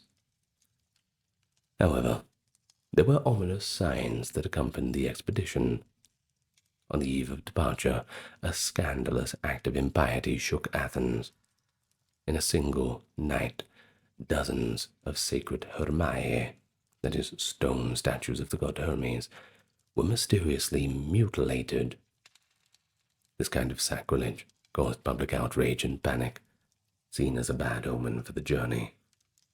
Suspicion fell on those revelrous and uncontrollable young aristocrats, and Alcibiades himself was accused by making enemies of involvement. He was already under a cloud for allegedly mocking the religious mysteries. Well, he vehemently denied wrongdoing, of course, and he insisted on standing trial immediately to clear his name. But his political opponents decided to defer the trial. Thus, the mighty fleet sailed, with this dark cloud hanging over its most dynamic commander. Not long after arriving in Sicily and beginning the initial operations, Athens abruptly recalled Alcibiades to stand trial for religious crimes. Rather than return to what he believed would be a rigid prosecution, he decided to defect, to run away. And can you guess where he went? Of course, he fled first to Sparta, now branded a traitor to his city. And when he got to Sparta, he advised the Spartans on how to counter the Athenian expedition, counsel that would prove to be very valuable. Later, due to personal scandals in Sparta, Alcibiades would flee again, this time to Persia, weaving a complex path through the war. Well, I will make a full video on Alcibiades soon. Quite an interesting life. Interesting is one word for it. I'll get there eventually. But let's get back to the Peloponnesian War first. The Athenians were left without their boldest strategist, and the expeditionary force in Sicily proceeded under Nicias and Lamachus. In 414, they moved to besiege Syracuse. It was here that they gained an early advantage, winning a battle on the Epipolae plateau outside of Syracuse and beginning to construct a wall to blockade the city by land. It seemed, at least for a moment, that Syracuse might fall. But remember that helpful advice from Alcibiades? Well, under his prodding, Sparta intervened directly to aid the Syracusans. The Spartans sent one of their ablest commanders, Gylippus, to Sicily. Arriving dramatically just in time, Gylippus stiffened Syracuse's resistance, rallied allied reinforcements, and helped the Syracusans build counter-walls to thwart the Athenian siege works. The fight around Syracuse turned into a kind of trench warfare, fortifications and small skirmishes breaking out, neither side delivering a decisive blow. Lamachus was killed in action during one sortie, leaving the indecisive Nicias as the sole commander. The days turned to weeks, weeks to months, and the Athenians found themselves unable to either breach the Syracusan defenses or easily withdraw from the siege. By the summer of 413, Athens, realizing the quagmire it was in, sent a second expedition to reinforce the first. This relief force, nearly as large as the initial one, was led by Demosthenes, the general of Pylos fame, and Eurymedon. Demosthenes, upon arrival, saw Athenians' favorable position and attempted a bold night assault on the Syracusan fortifications. The nighttime battle turned into, well, quite the disaster. The Athenians were repelled. They took heavy losses. Their troops panicked in the darkness, and in the aftermath, Demosthenes urged an immediate retreat to save what remained of the army. But Nicias, overly cautious and anxious about the reaction in Athens if they abandoned their mission, actually hesitated to give the order. Adding to his hesitation, a sudden lunar eclipse occurred in August of 413. Nicias, being deeply superstitious, consulted his soothsayers, who declared the army must wait a full cycle of the moon, nearly a month, by the way, before departing. Well, he shouldn't have listened to them, because this delay proved to be fatal. Seizing the opportunity, Gylippus and the Syracusans struck back decisively.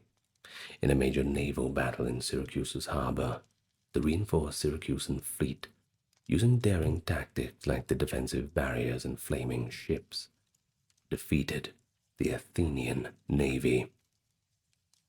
Well, the Athenians, they found themselves trapped. Their ships were wrecked or blockaded. Their army could neither take Syracuse nor easily escape by sea. Nicias finally resolved to lead a retreat by land. In a miserable column, the entire Athenian expedition, tens of thousands of soldiers, sailors, and camp followers, abandoned camp and marched inland, hoping to reach safety in friendly territory. What followed was a nightmare pursuit. Harried by Syracusan cavalry and local forces, cut off from water and supplies, the Athenians marched for days under constant attack and brutal sun. Many collapsed or were captured.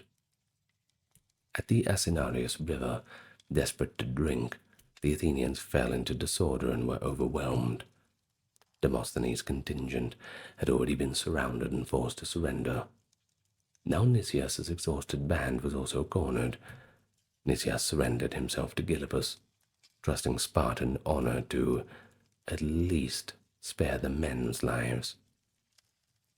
Well, you shouldn't have trusted them. The victors showed very little mercy. Despite Gylippus' wishes to take the Athenian generals as prestige prisoners, the furious Syracusans executed Nicias and Demosthenes. The remaining Athenian survivors, several thousand ragged, wounded men, were thrown into the stone quarries of Syracuse. hard job. There, in cavernous pits open to the elements, they languished for months, suffering hunger, thirst, and disease. A few survivors were eventually sold into slavery, or, by legend, earned pity by reciting Euripides' verses to their captors. But most of them just perished miserably. The Sicilian expedition ended in a catastrophic loss of an almost unfathomable scale. An entire Athenian armada and 2 full armies completely obliterated. When news of the disaster reached Athens, the city was overcome with grief and then panic. Thucydides writes that the Athenians refused to believe at first that their forces were utterly gone, but slowly the grim reality set in. Athens had lost upwards of 200 ships, and perhaps almost 40,000 men in the Sicilian misadventure. It was a blow from which many believed Athens could never recover. And so the year 413 marked the nadir of the Athenian fortunes. But the war, it was not over yet, and the resilience of Athens would soon be tested like never before. The collapse of the Sicilian expedition drastically shifted the balance of power in the war. Sparta and all of its allies seized the momentum. In 413, even before the news of Syracuse reached the Peloponnese, the Spartan king Agis II took a brave step. He established a permanent garrison at Decelea, right inside the Athenian territory. By fortifying Decelea in Attica year-round, the Spartans choked Athens from the landward side. The Athenians could no longer access their farms or the silver mines at Laurium, and nearly all livestock had to be either slaughtered or moved inside the walls. Thousands of Athenian slaves escaped to the Spartan camp. Athens now faced a constant land blockade and a strained economy. Just as it reeled from the Sicilian losses, things were going from bad to worse. But at the same time, Sparta courted the support of Persia, believe it or not. Seeing Athens weakened, the Persian satraps in Asia Minor, notably Tissaphernes, and in the west Pharnabazus in the Hellespont region, were eager to reclaim influence over the Greek cities of Ionia. In late 412, Sparta and Persia struck a deal. In exchange for Persian funding to build ships and pay crews, Sparta agreed to recognize the Persian king's claim to those Ionian Greek cities. Talk about a deal with the devil, right? Some time before, just a few generations, they were desperately fighting against the Persians. Well, now they're fighting with them. It's funny how it works, doesn't it? There's no real loyalty.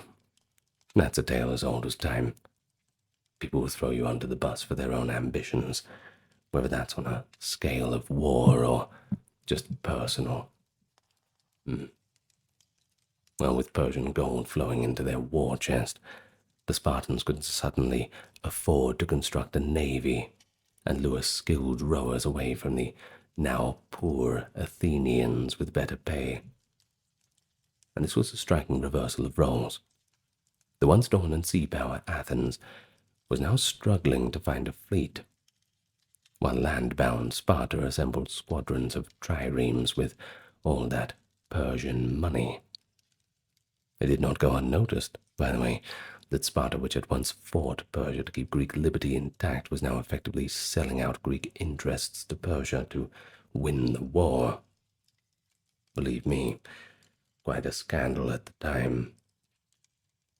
Facing multiple crises, in 412 to 411, the revolt of many Athenian subject allies, an empty treasury, and the enemy's new, shiny navy, Athens still refused to admit defeat. They were holding on with everything they had, and that wasn't much. Instead, they displayed remarkable resilience and even quite clever resourcefulness. They scraped together reserves, melted down gold dedications, and even used emergency funds that Pericles had set aside for extreme situations. And the situation was as extreme as it gets.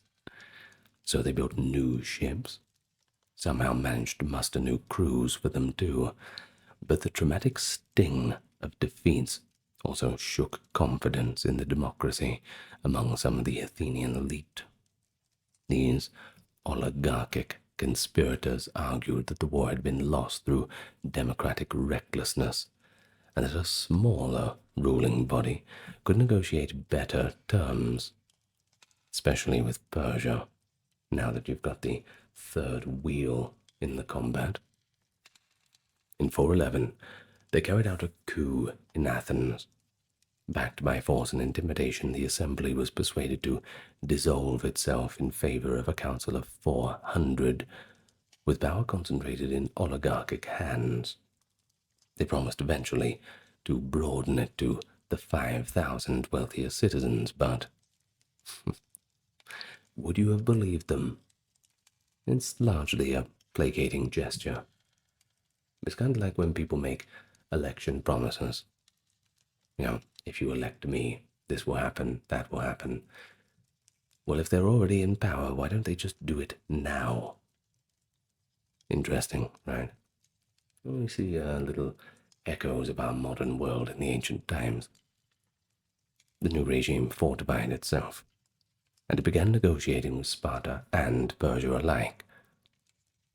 However, the Athenian navy, the backbone of the city, and manned largely by Democrats, were then stationed on the island of Samos. When news reached the fleet that the democracy had been overthrown, the sailors and marines simply refused to accept the coup. They held assemblies of their own, declared loyalty to the old constitution, and even voted to recall Alcibiades, who had by now ingratiated himself within the Persian court. To help win Persian support back, maybe it was a good idea to have Alcibiades back on board. Essentially, two governments now claimed to represent Athens, an oligarchy in the city and a democracy in exile based around the fleet. This untenable situation lasted a few turbulent months. The oligarchy in Athens proved both unpopular and inept. It failed to secure Persian aid or significant Spartan advantage. By late 411 BCE, internal dissension, led by a moderate oligarch, Pyramids, and the threat of the democratic navy moving against the city led to the collapse of the 400. Power was transferred back to the broader body of the 5,000, in effect a mix of oligarchic and democratic elements, and not long after, full democracy was restored with surprisingly little bloodshed. Athens had survived a dangerous bout of political infighting, thanks in part to the unity and determination of its fleet. And against all odds, Athens also went back on the offensive at sea. In a series of naval battles between 411 and 410 in the eastern Aegean, near the Hellespont, that being the vital grain passage, the Athenians demonstrated that they were down, but definitely not out. At Abydos and Cynossema in 411, the most decisive battle, the Battle of Cyzicus in 410 BC, the Athenian navy won significant victory over the Spartan fleets. At Cyzicus, Alcibiades, now acting as an Athenian commander, and his colleagues tricked and completely defeated the Spartan navy in a surprise attack during a storm. The Spartan admiral Mindarus was killed, and the Athenians reportedly captured a message for Sparta. stating simply, the ships are lost, Mindarus are dead, the men are starving, we don't know what to do. Gee, I mean, if anything captures the panic, it's that, isn't it? Just that last sentence. We don't know what to do. Past the point of pretending, right? Well, the victory at Cyzicus allowed Athens to re-establish control over the Bosphorus, ensuring the flow of grain from the Black Sea, at least for a time. In the flush of this success, Sparta quietly offered peace, proposing essentially a return to the pre-war status quo. But once again, Athens, buoyed by hope and urged on by the radical Democrat Cleophon, rejected the offer, choosing to continue the fight in pursuit of a more favorable outcome. Athens' revival climaxed with the dramatic homecoming of Alcibiades in 407, riding a wave of popularity after Athenian naval successes. He returned from exile to Athens, where he was actually extravagantly welcomed. The charges against him were completely dropped, and he was given a post of command again. It seemed that Athens might yet snatch victory from the jaws of defeat. But the fortunes of war were still quite fickle. In Sparta, a new star had risen to prominence. Lysander, an admiral of shrewd intellect and an iron will. In 407, Lysander took charge of the Spartan fleet and established a friendship with Prince Cyrus, the Persian king's younger son, who had been sent to oversee the war in Asia Minor. Cyrus wholeheartedly supported Lysander, providing generous funds that allowed the Spartan navy to greatly increase in size and to pay its crews more reliably, even at higher rates than the Athenians, of course. Now that ought to attract more skilled rowers to the Spartan side. Because of a Spartan law that no commander could hold the post of admiral twice, Lysander was replaced in 406 by Callicratidas, a more traditional Spartan who lacked Lysander's political savvy, though he was brave and honorable. Well, under him, the Peloponnesian fleet of 140 ships confronted the Athenian navy in the waters off the Arginusei Islands near Lesbos. It was there, in the Battle of Arginusei 406, the Athens achieved its last great victory. Using newly built ships, manned by inexperienced crews, the Athenians managed to defeat the Spartan fleet. Callicratidas himself went down with the ship.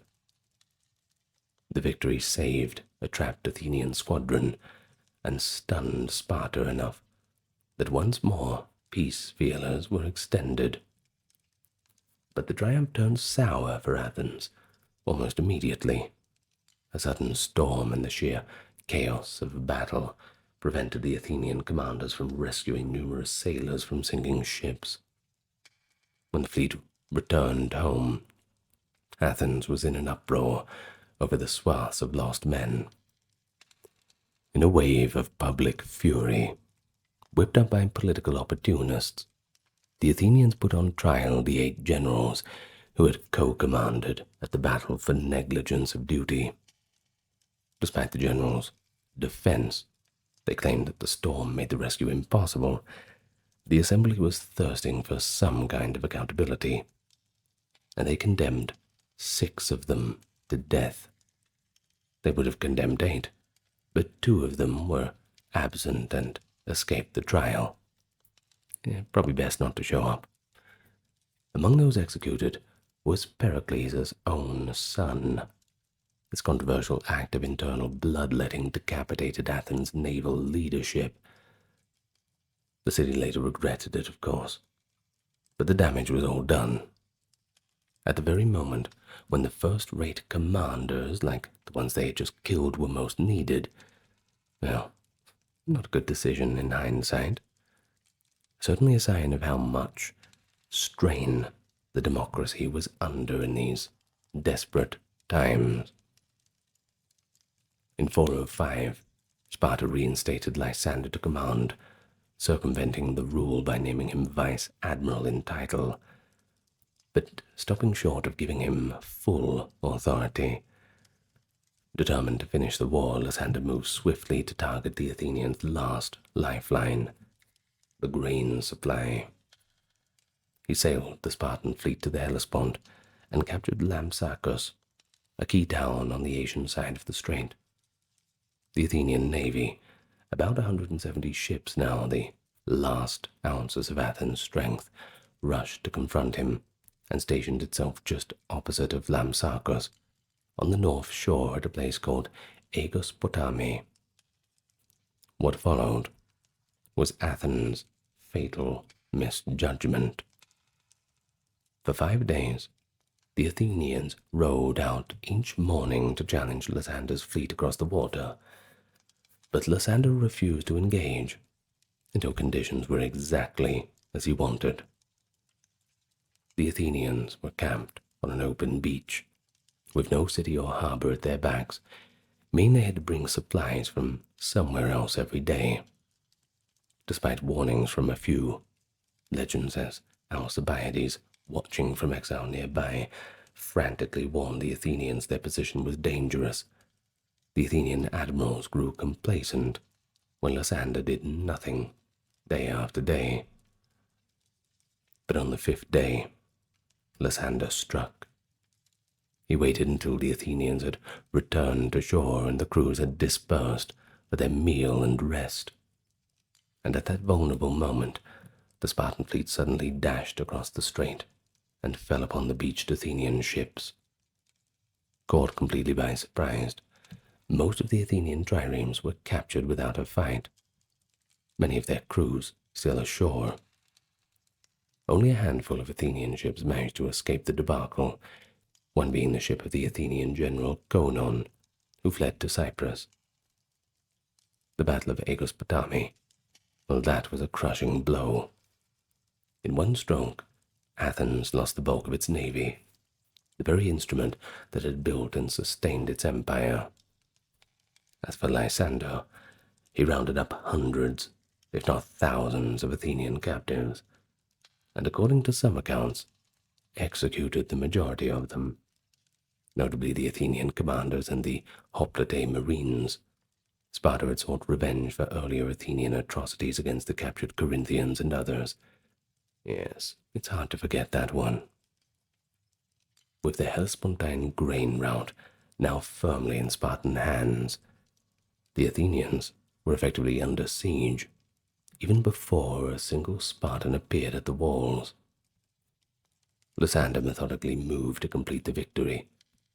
City after city that Athens still controlled in the Aegean and around the Athenian Empire either surrendered to Lysander or expelled their Athenian garrisons. The Spartan fleet sailed to Athens' main harbor at Piraeus and blockaded it. While on the land, the Spartan king Agis tightened the noose from Decelea and was soon joined by the other Spartan king Pausanias, leading a coalition army.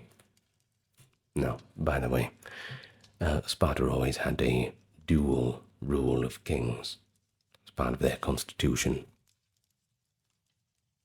Athens was surrounded, but still, the Athenians, in their typical pride and stubbornness, held out through the winter of 405 to 404, despite mass starvation and privation. But finally, with people dying of hunger and no hope of relief, Athens agreed to surrender in the spring of 404. The terms of surrender were severe, to say the least. Spartan leaders and their allies debated Athens' fate. Corinth and Thebes urged that the city should be utterly destroyed and its population enslaved, arguing that Athens, had it won, would have done the same to others. And judging by their behavior through the war, well, it's hard to argue against that, to be honest. Sparta, however, decided to spare the city itself. claiming it would be an impiety to annihilate a city that had done good service in the past against the Persians. Instead, Athens would be rendered harmless. The Athenians were forced to tear down the long walls and the fortifications of Piraeus, a symbol of their security and empire, all done under Spartan supervision. The Athenian fleet was reduced to a token force of 12 ships. All overseas possessions and Athenian colonies were relinquished. Athens became a subordinate ally in Sparta's sphere, its foreign policy now effectively controlled by Sparta. Well, if you didn't think that was bad enough already, to add insult to injury, Lysander had the demolition of the long walls carried out to festive music. As flutes played, Spartan allies jubilantly danced and celebrated what they called the liberation of Greece.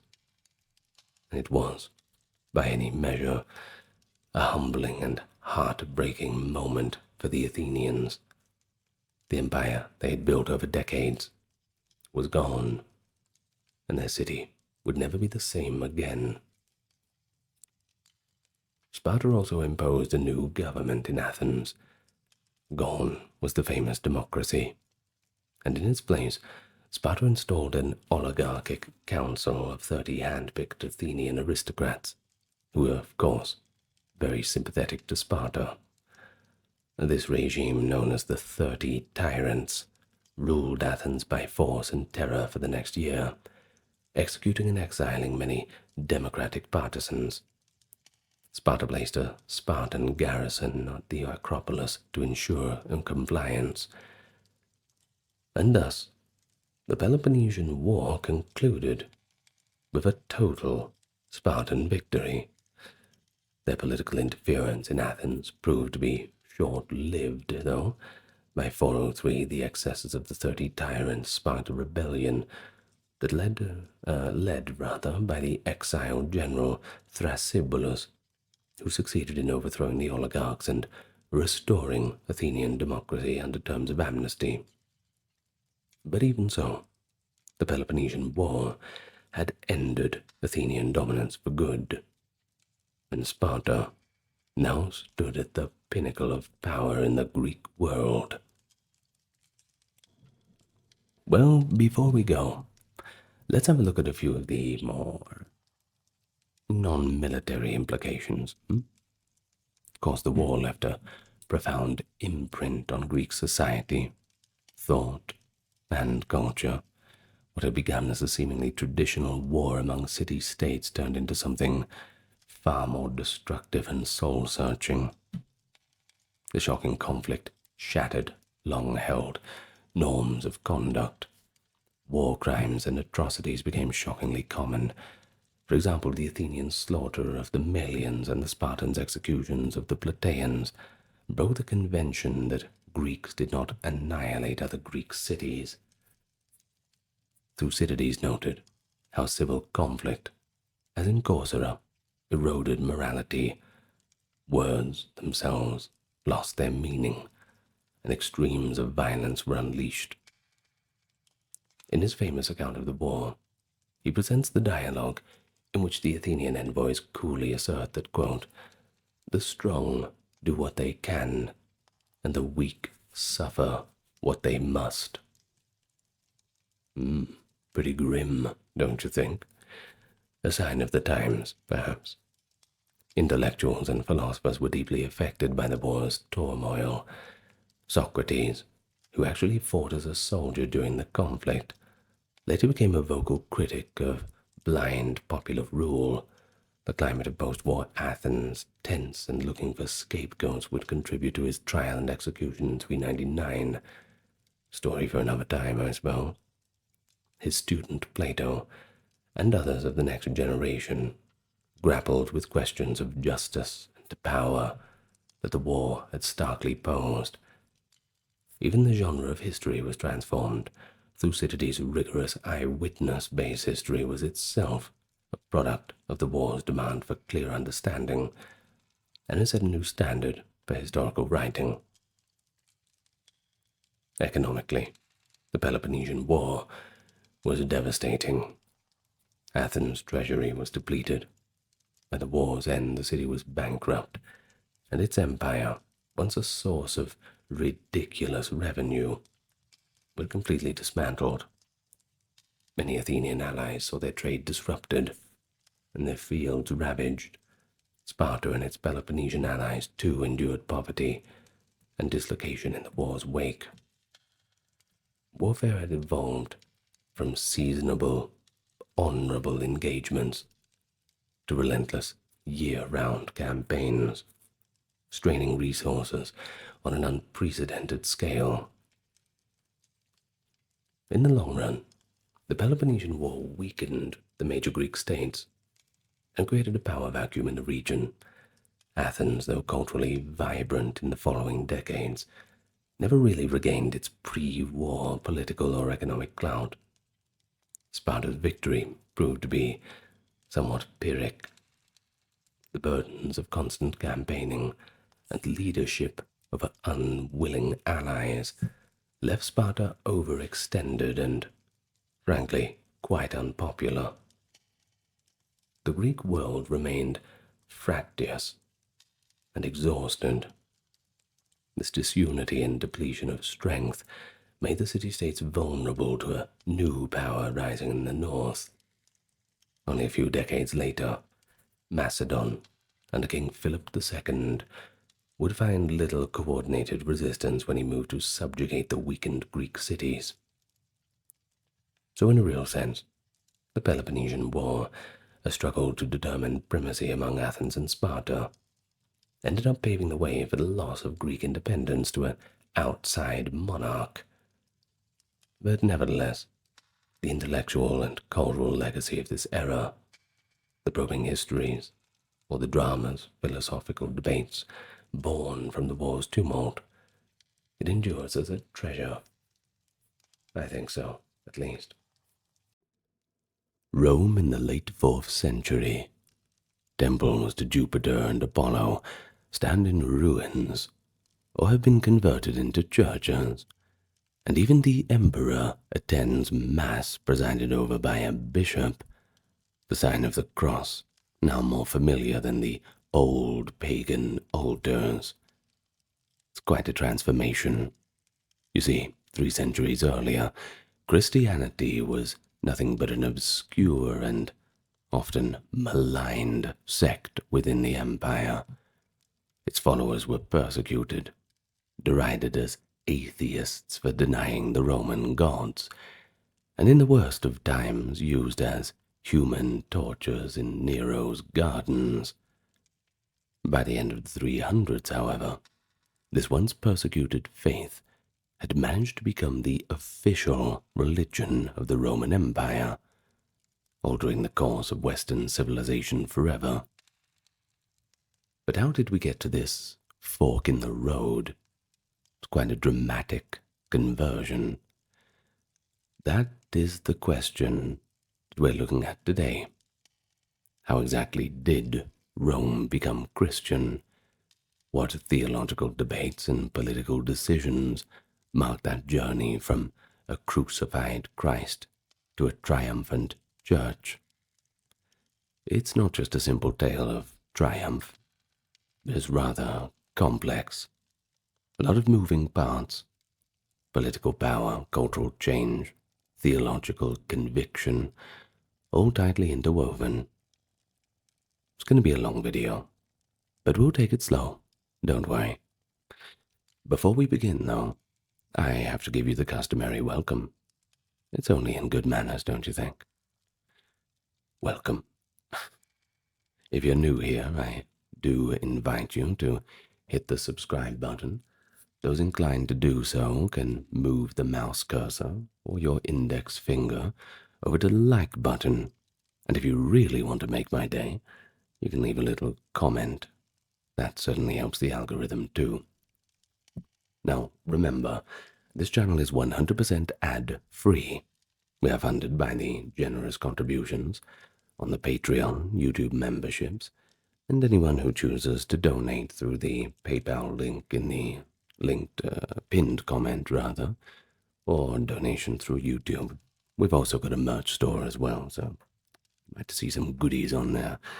Now, with all that out of the way, introductions all done, let's go back to the very early days, and we can begin with early Christianity, which firmly sits itself within a pagan empire.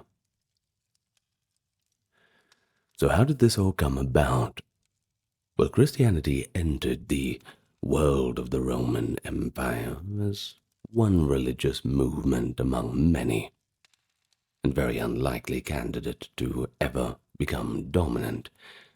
It sprang from a small group of the disciples of Jesus in Judea, kind of a provincial backwater of the empire, and at first it attracted converts mostly among the lower classes and slaves, which is kind of antithetical to the old pagan ways. You think you'd be attracting the great warriors and kings, the strong and all the rest, but Christianity was kind of the opposite. You see, in the 1st and 2nd centuries, the new faith had spread gradually through the urban networks. Travelers, merchants, and missionaries, of course, like the Apostle Paul, carried the message along Rome's roads and sea lanes. Small Christian communities popped up in major cities such as Ephesus, Antioch, Alexandria, and even in Rome itself, just within a few decades of the crucifixion. These early believers met in homes or discreet gathering places to practice their rites, out of the public eye, of course. Think about things like the Eucharist meal, very Christian things of that nature. But to many educated Romans, Christians were a strange and suspect group who were viewed as a secretive cult at best, and at worst, subversive.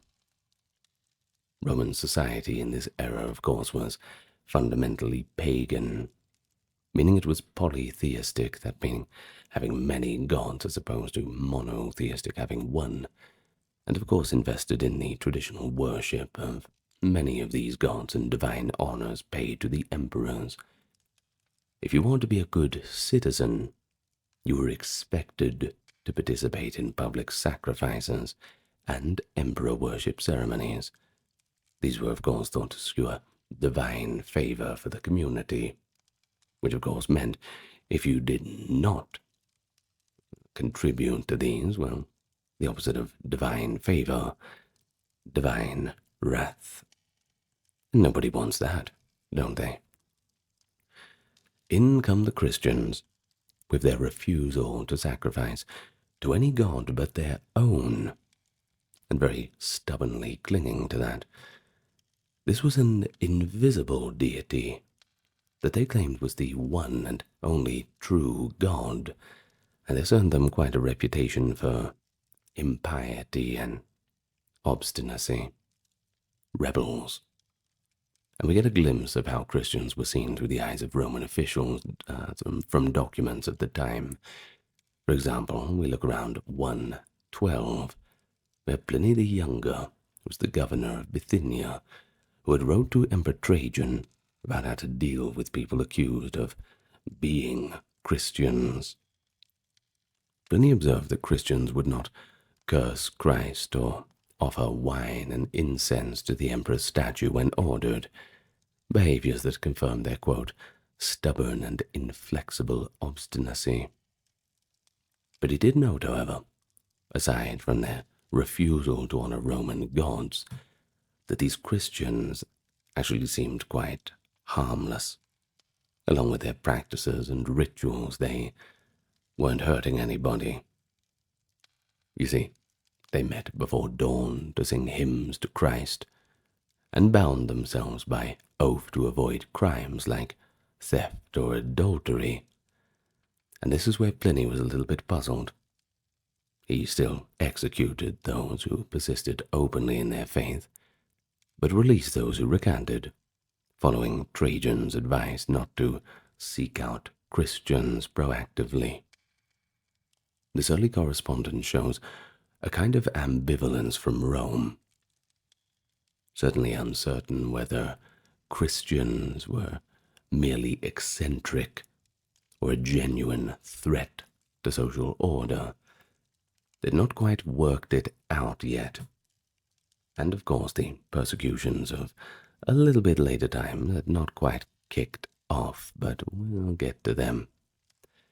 Now, from the Roman perspective, the new sect also aroused suspicions of disloyalty and even treason, and we all know what that gets you in Rome.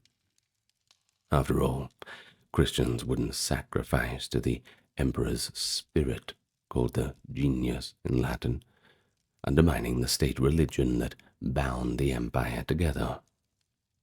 Rumors also portrayed Christian gatherings as depraved orgies or baby-eating rituals, wild fabrications stemming from Christians calling each other brother and sister, which, well, to outsiders suggested a kind of connotation of incest.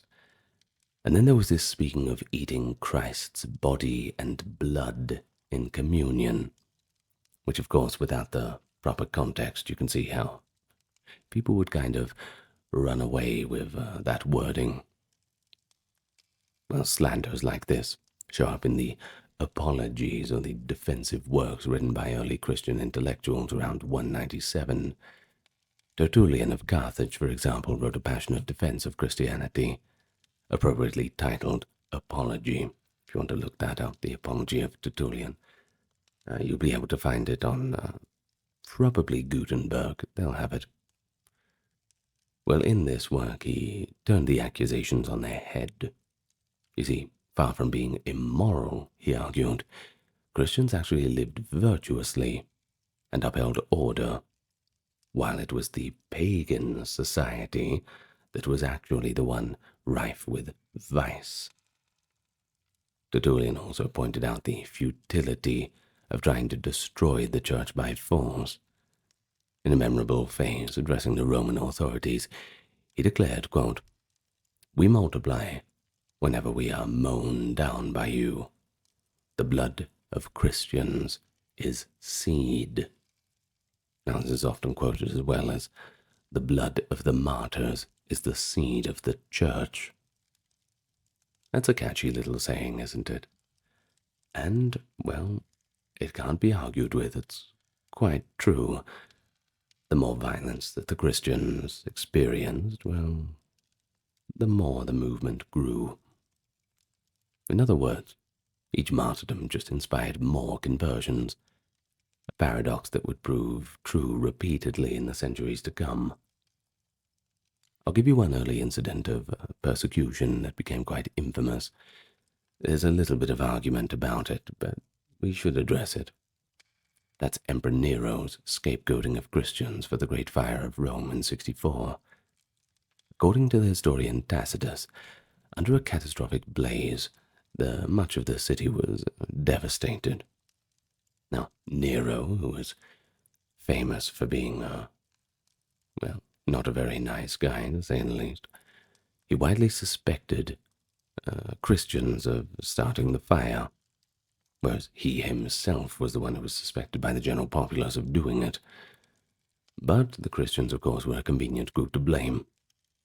So he chose the Christian sect, still small at the time, perhaps too small to form a proper resistance, but already regarded with a general hatred by most of the population. This is still very early days. We are not in the time of Tertullian's Apology. So, Tacitus describes how Christians were tortured and killed in Nero's gardens, some even sewn into animal skins and torn apart by dogs, others crucified, or even burned as living torches to light up the night sky. Though Tacitus had little sympathy for the, quote, depraved Christian superstition, he still expressed quite a bit of pity for their suffering, noting that Nero's cruelty backfired and aroused public compassion for the victims. Of course, this is just one other episode of Nero that's tied to his personal cruelty, but it certainly set a precedent.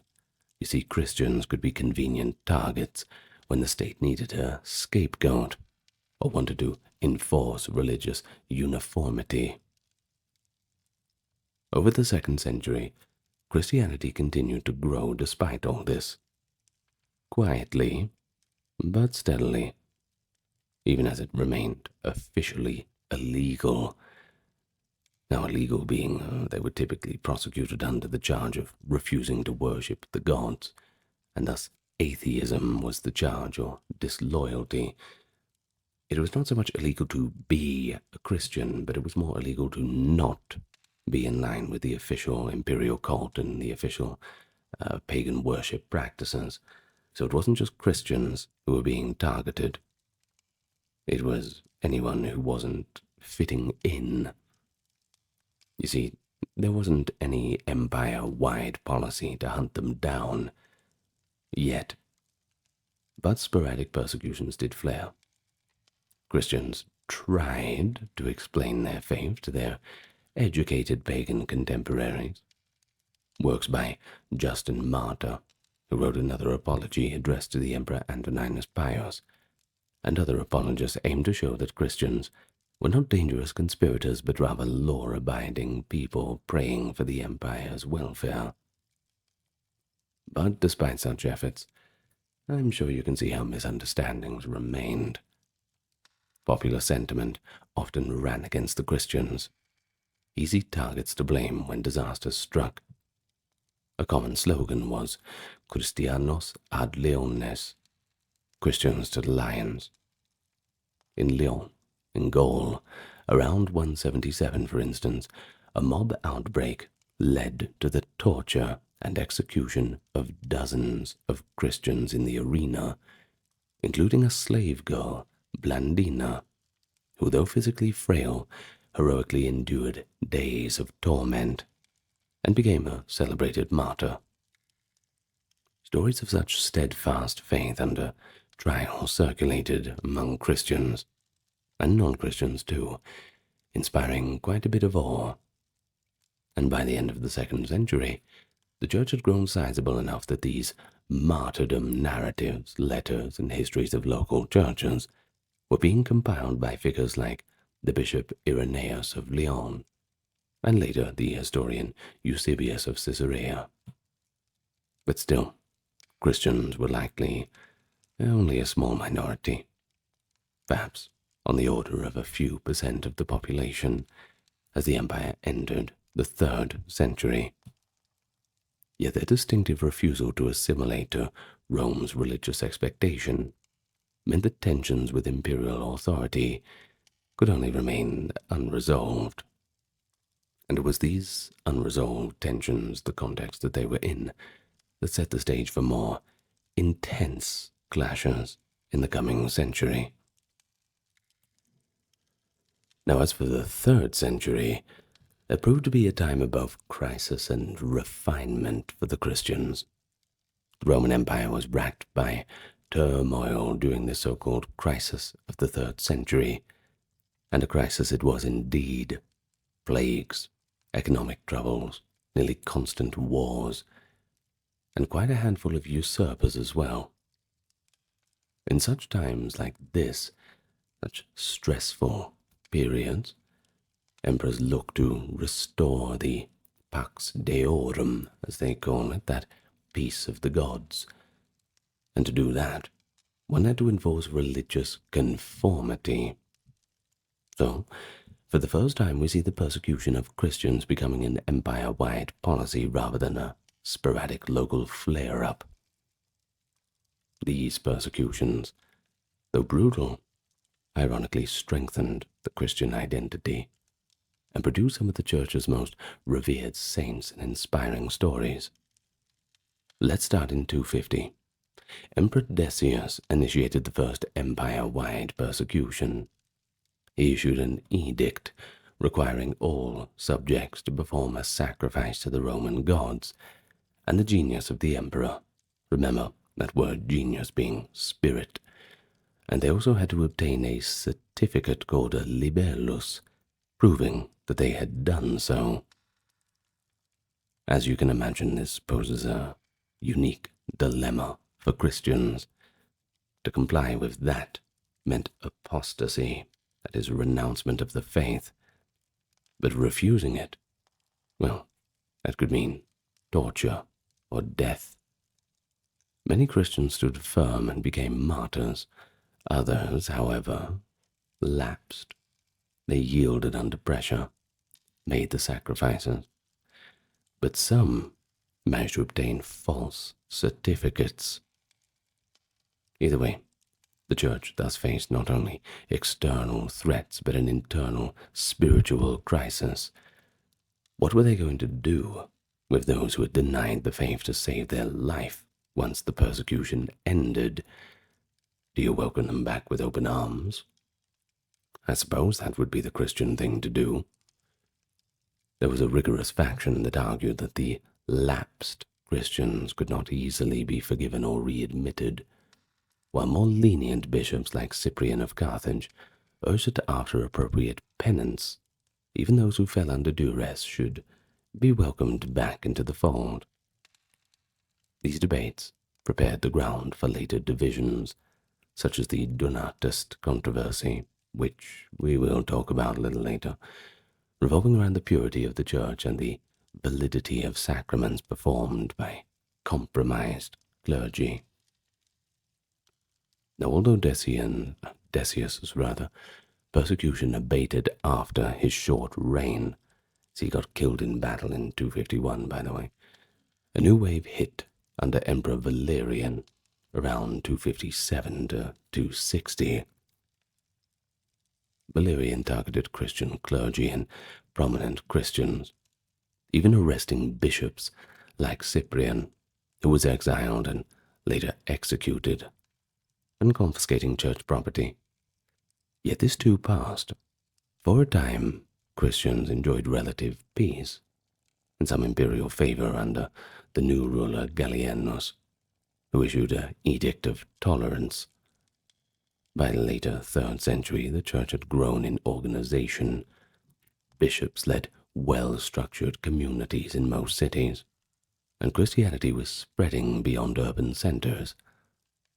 Intriguingly, by this time, some members of the aristocracy had even converted, and the church in Rome was sizable enough to attract substantial donations. And that's what set the stage for an even more dramatic confrontation. A strong emperor decided to unify the empire by enforcing religious uniformity one last time. And here we have the Great Persecution under Emperor Diocletian at the turn of the 4th century, the most intense and systematic attempt to eradicate Christianity. It began in 303. Diocletian, urged on especially by his Caesar Galerius, issued a series of edicts aimed at the Christian church. Churches were to be demolished. Christian books and scriptures were to be seized and burned, and the Christians themselves removed from public office, stripped of all legal rights. Later edicts demanded that all inhabitants sacrifice to the gods on pain of death or forced labor. Diocletian's government hunted down clergy, hoping to decapitate the leadership of the church, and forced many communities to worship the imperial cult by brute force. Across the Eastern Empire in particular, that was, by the way, where Galerius and other zealously anti-Christian officials held sway, terrible atrocities were recorded.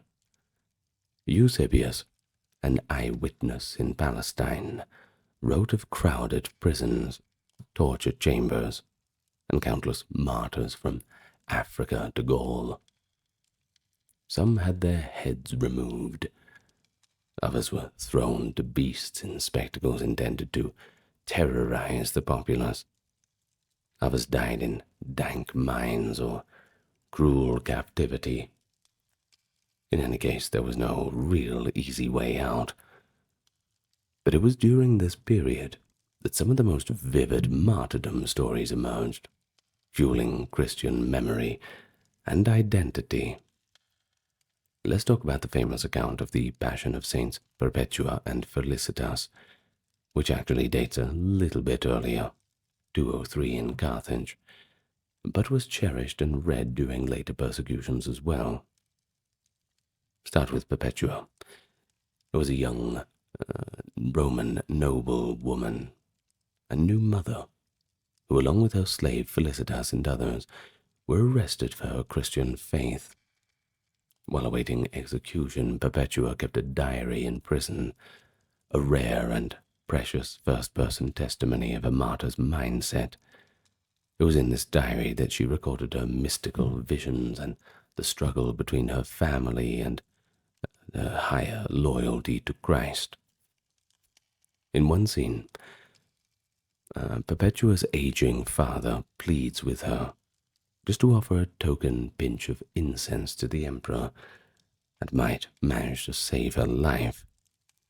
But she responds by pointing to a simple water jug in her cell and saying, "Father, do you see this vase here? Could it be called by any other name, by what it is?" When her father answered no, she answered back, "Well, so too I cannot be called anything other than what I am, and I am a Christian." A pretty resolute declaration, an unyielding conviction, suiting only of a martyr. And so Perpetua and Felicitas indeed went bravely to their deaths in the arena, gored by wild cows, and finished off by the sword, their courage inspiring all who heard the tale. Such stories read aloud in congregations gave heart to those facing threats and helped persuade wavering souls that faithfulness, even unto death, was a victory of the spirit, if not one of the flesh. But despite Diocletian's ferocity, the great persecution failed to destroy Christianity. In the western provinces, the campaign was shorter and less thorough. In the east, Galerius continued the persecution even after Diocletian's retirement in 305, but eventually even Galerius had to admit defeat. From his deathbed in 311, Galerius issued an extraordinary edict ending the persecution. In this edict of toleration of 311, Galerius acknowledged the attempts to force Christians to return to the old gods had all failed. He grudgingly granted Christians permission to practice their faith, asking their gods indulgence for Rome's welfare. A pivotal reversal. The first time a Roman law recognized Christians as a lawful religion. The age of martyrs was drawing to a close, just as a new contender for imperial power was rising in the West, who would transform the relationship between the Roman state and the Church forever. I'm sure you can guess who we're talking about. Say it out loud before I do. Well, if you said Constantine the Great, you would be correct. Congratulations. I'm afraid I don't have any prize to give you. But we'll continue on with the video. It was Constantine that marked the dawn of a revolution of sorts. The first Christian emperor, and ultimately the beginning of Rome's official transformation into a Christian empire. Constantine's personal journey to Christianity and his policies favoring the Church were turning points both politically and religiously. He ruled from 306 to 337, and under this rule, Christianity transformed from a persecuted faith to an imperially favored religion, enjoying state patronage and prestige that it had never imagined possible. The most legendary episode of Constantine's life is his conversion experience in 312, on the eve of a crucial battle. You see, at that time, Constantine was one of several rival claimants to imperial power, vying for control of the Western Empire. As he marched toward Rome to confront his enemy Maxentius, Constantine is said to have sought divine aid. So according to two of the sources we have from the time, the Christian writers Lactantius and Eusebius, who both recorded slightly different versions, Constantine received a heavenly sign. Lactantius writes that the night before the battle, Constantine dreamed that Christ directed him to paint the churro, that is, the cross sign with the P on top of it. It looks like that, but it's actually the first two Greek letters of Christ. He wanted to paint this on the soldiers' shields. Eusebius of Caesarea, who later wrote the life of Constantine, includes Constantine's own testimony that around noon he saw the vision of a cross of light in the sky with an inscription in Greek, "By this, conquer." That night, Christ appeared to him in a dream. And well, that only reinforced the message, didn't it? Heartened by this divine omen, Constantine adopted the sign of the cross as his standard, famously marching into the Battle of Milvian Bridge under a Christian symbol. On October 28th, 312, Constantine's forces won a decisive victory against Maxentius, who legend says drowned in the Tiber during the rout. Constantine entered Rome as a victor and attributed his success to the God of the Christians. Though the exact details of the vision are pretty debatable, what is clear is that Constantine emerged from this conflict convinced of the power of Christ. He stopped offering sacrifices to pagan gods, and from then on, he openly favored Christianity. Though it is likely that his faith developed gradually, and he still tolerated old practices, at least for a time. In any case, in 313, Constantine, now ruling the west, and Licinius, his ally ruling the east, issued the famous Edict of Milan, a proclamation that did not make Christianity the state church, that would come a bit later, but did grant it full religious toleration throughout all of the empire. The edict declared that, quote, "No one whatsoever should be denied the opportunity to follow the religion that they choose," explicitly including Christianity and every other faith. It's pretty remarkable for the year 313, don't you think?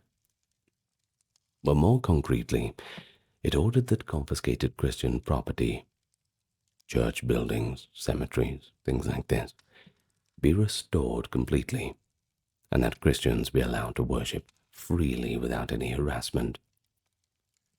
But all in all, the edict was a turning point. It ended this institutional persecution and legitimized Christianity as equal under the law to a traditional religion. Those ages of hiding in catacombs were all over. The church could now step out into the open. And step out it certainly did. The ball was well and truly rolling now. As for Constantine, as you can imagine, he quickly became a patron of the church. He lavished imperial favor on the Christian clergy, granting bishops legal privileges, exempting priests from certain taxes and public duties, and pouring state funds into the construction of grand churches. In Rome, he donated the old palace of the Laterani to be the site of the first grand basilica, that being the Lateran Basilica for the Bishop of Rome. Effectively, the first St. Peter's of the city, if you want to put it like that. He also built a splendid basilica over what was believed to be the tomb of St. Peter on the Vatican Hill. He commissioned churches in the Holy Land too, sending his mother, Empress Helena, on a famous pilgrimage to Jerusalem, where she actually sponsored the building of the Church of the Holy Sepulchre at the site of Christ's tomb, and the Church of the Nativity in Bethlehem. Across the empire, New Christian basilicas began to rise, sometimes directly atop of demolished pagan temples. Certainly much to the chagrin of the pagans still holding on to those old ways, as you can imagine. A little rude, but, well, that's just how it is. These impressive structures, often funded by imperial or aristocratic benefactors, were a tangible symbol that the times had certainly changed. Where once Christians had worshipped quietly in their homes, now the public could see massive congregations gathering under gilded roofs to celebrate their rites in broad daylight without fear. In fact, we got some contemporary accounts that speak of popular amazement among Christians, joyful among pagans, sometimes perplexed or resentful at the speed in which the cross came to adorn public spaces. One writer describes cities, quote, glittering with basilicas as the construction boom took off. Ordinary citizens who fought for generations had been accustomed to processions honoring Jupiter or Mars, now saw imperial processions carrying Christian icons, and the once scorned sect enjoyed the favor of the higher-ups. However, Constantine's embrace of Christianity was not purely spiritual or altruistic. It actually had a kind of political dimension to it.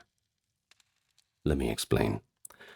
He perceived, perhaps quite shrewdly, that the Christian church, with its strong organization and universal appeal, could be a unifying force in the empire that desperately needed unity. The early 4th century had seen civil wars and divisions. A common faith endorsed by the emperor could strengthen imperial authority, but it also meant that disunity within the church became a matter of imperial concern. Constantine soon found himself entangled in internal Christian disputes, the most significant of which, of course, was the Arian controversy. Only a few years after Constantine's victory, a theological dispute flared up in Alexandria that threatened to split the Christian community. A priest named Arius was teaching a Christology, that essentially argued Christ is subordinate to the Father. That meaning that the Son of God was not co-eternal with God and the Father, but rather the first and greatest creature made by God.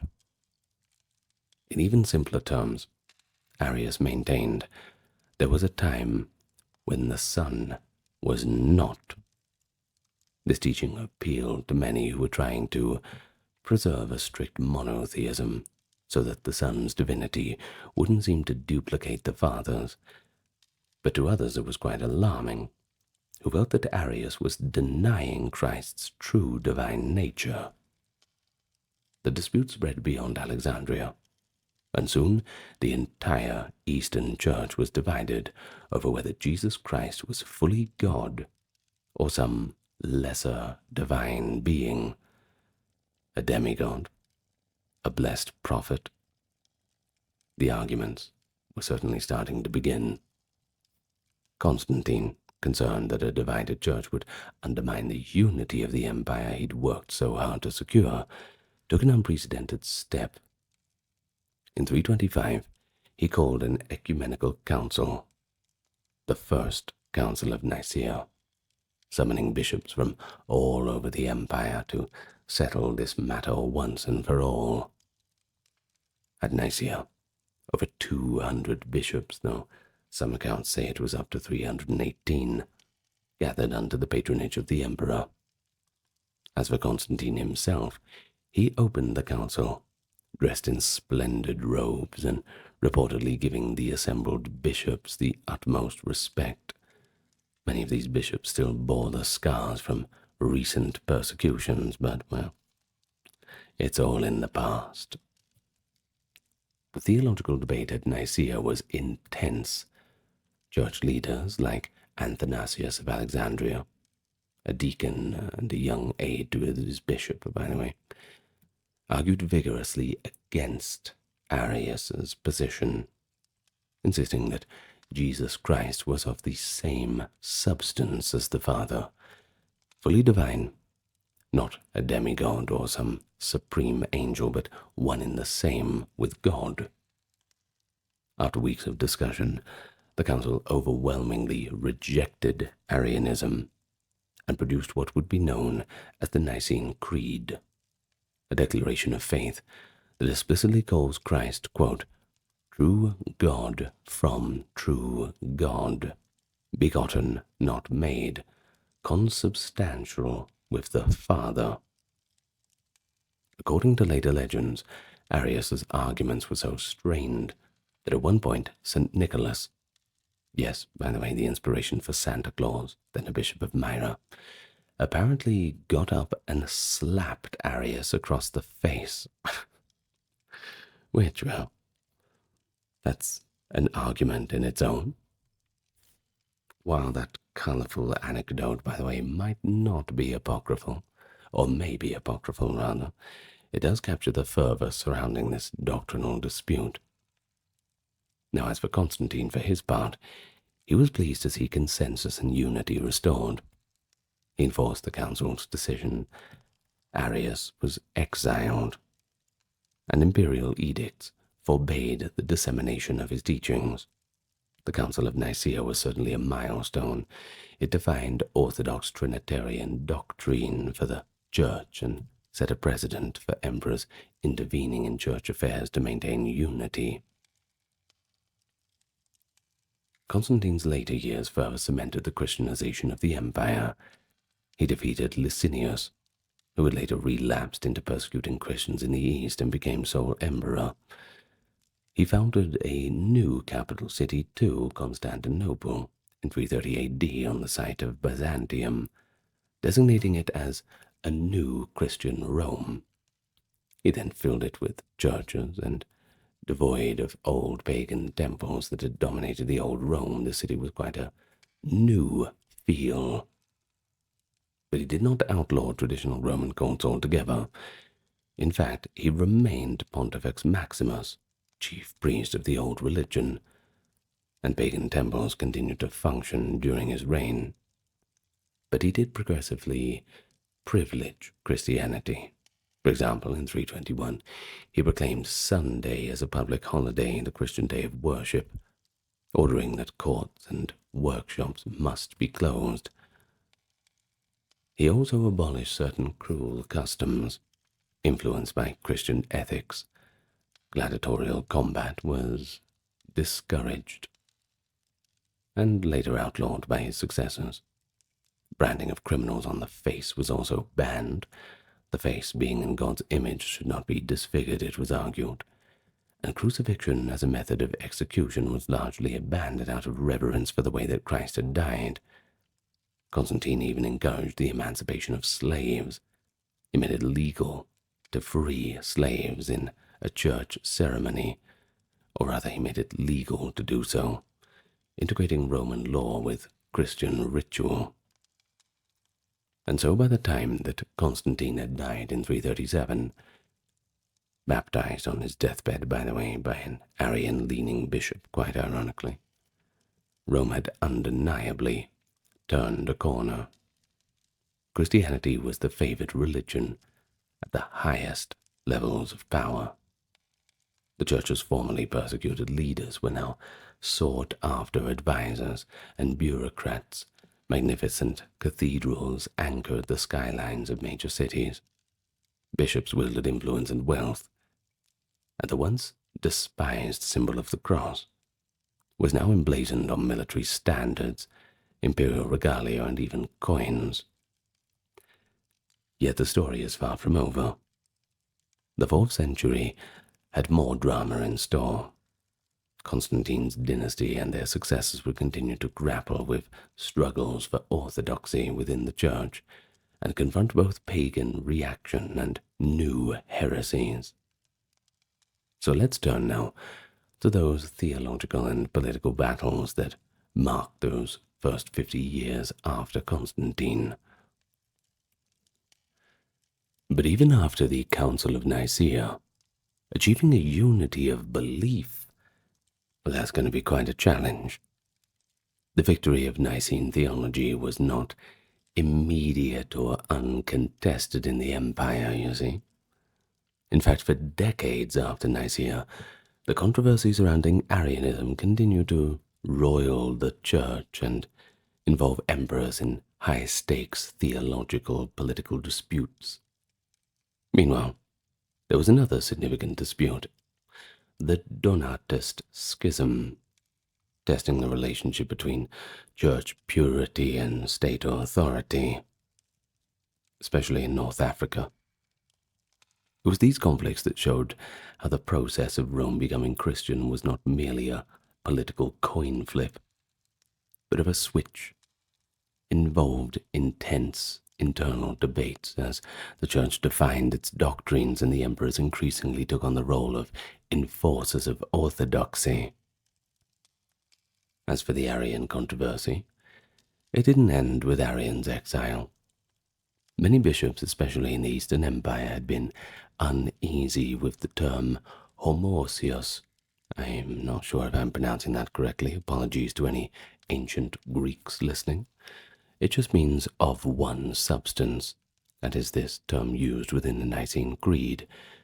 They feared that it sounded like Sabellianism, a heresy that blurred the distinctions between father and son.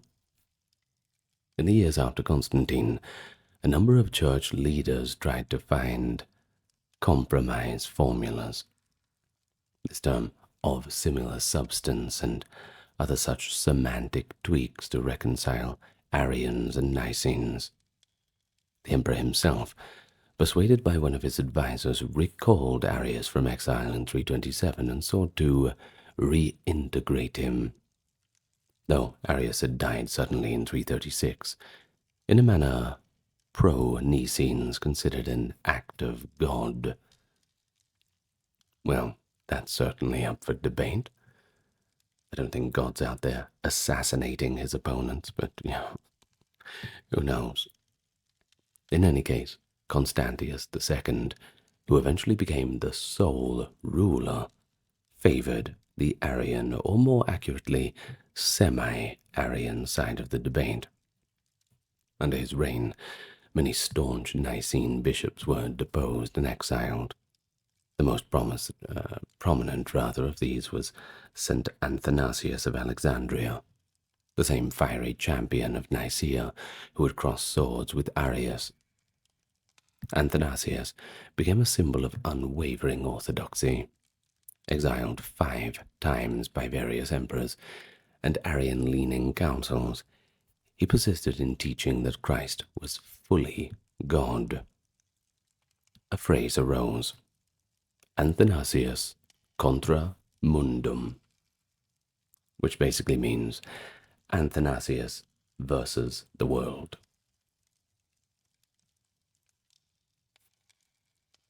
Hang on, I've lost my part where I'm reading. Sorry. Okay, I found it, excuse me. Sorry to break the third wall there. Anyway, this phrase, Athanasius against the world, reflected how he stood almost alone at times, defending Nicene Christianity when it seemed that the majority of bishops, and the imperial court, by the way, had tilted towards this Arian interpretation. Athanasius wrote theological treatises, like Orations Against the Arians, refuting Arianism point by point, insisting, for example, that only if Christ were truly God could he bestow immortality upon humanity. Quote, he became what we are, so that he might make us what he is, an argument that salvation itself was at stake in this doctrine. Well, back in the West, Constantius's brothers, Constantine II and Constans, had been more sympathetic to Nicaea, and the Church in Rome always held to the Nicene Creed. Thus, the empire was divided, not only politically but theologically during the mid-4th century. Several church councils were convened by imperial authority to try and broker a kind of theological compromise. For instance, the Council of Rimini in 359 in the west, and a parallel council at Seleucia in the east. These largely resulted in confusing semi-Arian statements. It is said that after the Council of Rimini, which many Western bishops attended under duress from Constantius, St. Jerome had lamented, quote, "The whole world groaned and was astonished to find itself Arian." Orthodox Christians felt beleaguered.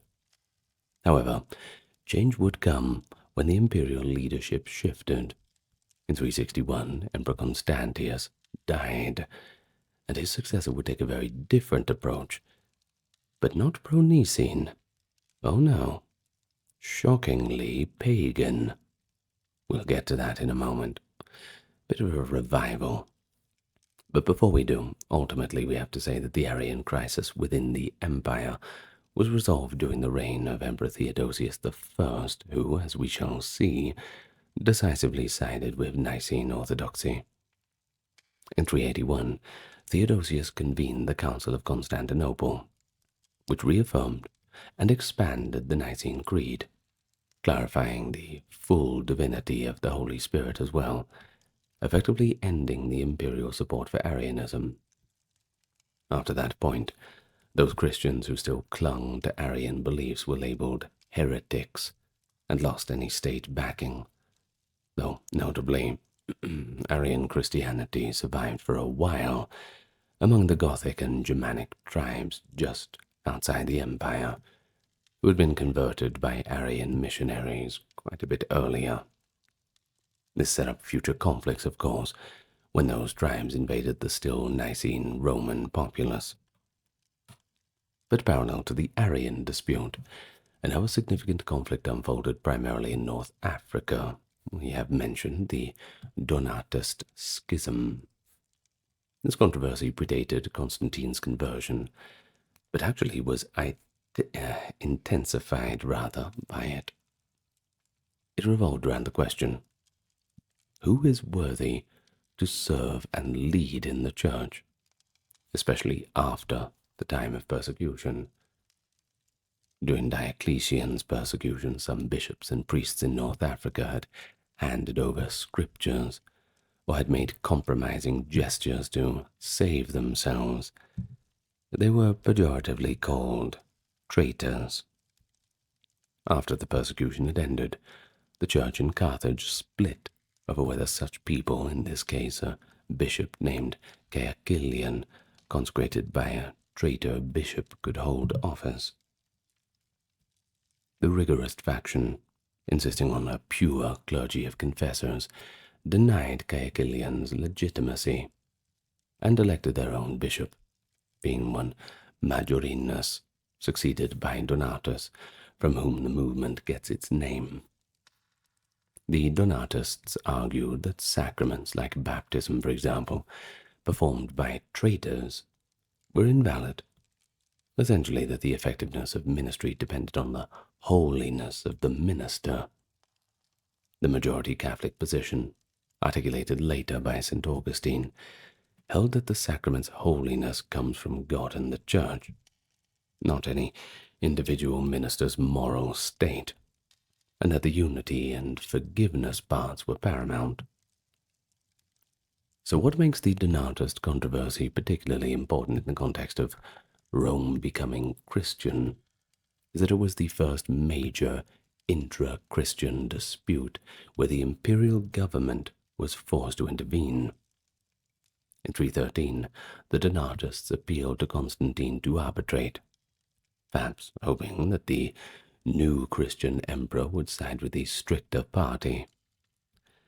But Constantine, however, after investigation, ruled against them. When the Donatists refused to accept the decision, Constantine eventually sent officials and troops to enforce the Catholic bishop and suppress the Donatist ones. Of course, blood was unfortunately shed. Donatist churches were confiscated, and this was quite startling.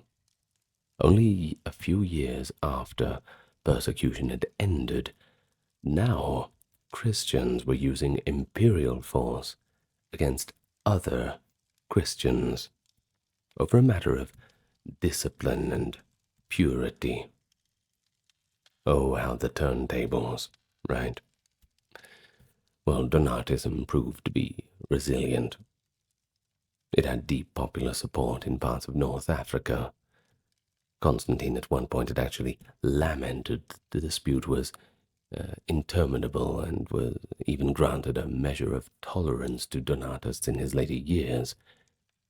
And this schism persisted for centuries, flaring up again and again. It had to be addressed by St. Augustine of Hippo in the late 4th and early 5th centuries, who exhaustively debated Donatist leaders and wrote tracts like On Baptism and Letter to Petilian against their claims. Augustine, while urging the Donatists to reunite, also justified the use of imperial laws to curb schism, coining the phrase, compelled them to come in, quoting scripture to endorse a firm hand in restoring heretics to orthodoxy. Well, this whole episode, oh, I'm losing my mind, I've been talking for too long, excuse me. It shows that by the early 5th century, that being a Roman meant being an Orthodox, that being Nicene Catholic Christian, and any deviations, whether Arian or Donatist, would simply not be tolerated by the state. But let's move on to 361, where Rome witnessed a curious about-face. An emperor ascended to the throne who openly abandoned Christianity and brought back the good old days of the old pagan gods.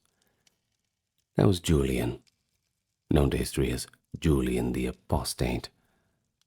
Julian's short reign from 361 to 63 is a pretty fascinating interlude, a conscious attempt to roll back the Christianization of the empire and restore paganism's pride of place. Though brief and ultimately unsuccessful, it shows a bit of insight into how far Christianity had come and how deeply it had altered the fabric of Roman society by mid-century, that even a pagan emperor, with all of his strength and connections, could not turn back the tide. So who was Julian? Well, he was a nephew of Constantine, raised during the decades when Constantine's sons and successors, though not always orthodox, still upheld Christianity as the imperial religion. As a young man, Julian received a thorough classical education and secretly became enamored of Neoplatonic philosophy and the ancient Hellenic gods. He felt that his cousin, the Emperor Constantius II, and the Christian court had hypocritically murdered members of Julian's family, which perhaps soured him on the new religion. So once he gained power, he dramatically announced his conversion back to paganism. He cast himself as the head of a pagan renaissance. Rather than openly persecuting Christians, his strategy was to marginalize and humiliate the church, while at the same time revitalizing the old pagan worship. One of the first acts was to remove the privileges Constantine and his sons had given the church. He removed Christians from high office, barred Christian teachers from using the classical literature in schools, essentially trying to exclude them from teaching Greek and Latin classics, reasoning that those works honored pagan gods, and recalled pagan temple lands and subsidies. He also invited back all the exiled Christian bishops, including previously banned heretical leaders like Arian bishops and Donatists, but not because he liked them, but because he calculated that their mutual disagreements would fracture the overall unity of Christianity. In fact, it was quite a calculated policy of divide and conquer. Pretty clever. letting Christian sects wrangle and keep them preoccupied while the real work is done behind the scenes. Well, most tellingly, Julian tried to reorganize paganism to imitate some of Christianity's strengths. He established a hierarchy of pagan priests in the cities and urged them to live exemplary lives of piety and morality, effectively calling them to the same standards of that Christian clergy. He wrote letters to pagan high priests, advising them on how to carry out charitable works. Julian had observed that Christian charity was a powerful draw. Christians were caring for the poor, widows and orphans, not only among their own, but even among non-Christians. In one famous letter, Julian lamented, quote, "The impious Galileans, or Christians, support not only their own poor, but ours as well. All men see that our people lack aid from us." He urged the pagan priesthood to match the benevolence of the Christians, to set up hostels for travelers, to spy and distribute bread to the needy, and practice virtues of compassion. Basically, he was acknowledging that Christianity's social ethos was winning hearts and minds. He attempted to graft those ideas onto polytheism to bolster its appeal. But he also undertook a grand and rather provocative project. He announced plans to rebuild the Jewish temple in Jerusalem. This was not because he believed in Judaism, but as an act of anti-Christian policy. You see, the temple had been destroyed since 70 AD, and Christians widely believed it was God's providence that it remained so, since Jesus had predicted its downfall and the church saw itself as the new temple. Julian aimed to discredit Christian prophecy and perhaps win favor with Jews and others opposed to Christianity by restoring a famous non-Christian religious center. The project, however, never came to fruition. According to later accounts, somewhat embroidered perhaps by Christian writers, mysterious fires and even an earthquake disrupted the rebuilding. And of course, the believers took that as a sign of divine opposition. In any case, Julian's death shortly thereafter put an end to the plan. Julian's pagan revival was energetic, but revealed how much had changed in the 50 years since Constantine had passed. Traditional Roman paganism itself had to be reinvented and even militarized to stand a chance against the now well-established church. Many ordinary citizens, especially in the cities and in the imperial administration, were by then well and truly Christian. They had no interest in returning to the old ways. Julian found that out. His attempts to promote sacrifices and pagan rites sometimes met apathy or even covert resistance. While on campaign against Persia in 363, he reportedly became frustrated that Christian soldiers in his ranks quietly sang Christian hymns instead of participating in his pagan sacrifices. He is said to have mocked Christ as unable to save them from the Persian steel. In a twist of fate, Julian himself was mortally wounded in a skirmish during the campaign. Later Christian legend claims that as he died, he uttered the words, "Vicisti Galilee," "You have conquered, Galilean," acknowledging that Christ had triumphed over his attempt to restore the old gods. Well, we're not quite sure if that's true. Whether or not it is, or these exact words were spoken, the sentiment certainly held that Julian's counter-revolution had failed utterly. His reign, though short, actually ended up strengthening Christianity's position, like drawing back a bowstring or changing gear on a car. Well, it only just made the eventual snapback after his death even stronger. By removing imperial favor for a time, he gave Christians a chance to realize how far they had come and to rally in defense of their faith's intellectual and perceived moral superiority over the pagan one. Notably, one of Julian's lasting impacts was the stimulus he gave to Christian intellectuals to articulate why Christianity was true and beneficial, whereas paganism was not. Figures like St. Gregory of Nazianzus and St. Basil of Caesarea wrote responses to Julian's treatises. Julian had actually penned a critique of Christianity called Against the Galileans. The experience proved that even without imperial backing, the church had a robust life of its own now.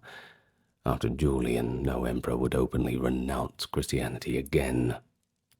The future arguments would be about what kind of Christianity, Nicene, Arian, etc., and what the empire would really be choosing. The argument of whether the empire was going to be Christian at all, well, that was well and truly settled at this point. In any case, by the year 380, Christianity had evolved from a tolerated faith into the imperial orthodoxy. This was solidified under Emperor Theodosius I, who earned the title the Great, in part for his role in stamping Christianity's primacy on Roman policy. Under Theodosius, the final steps were taken. Nicene Christian doctrine was declared the empire's sole official religion.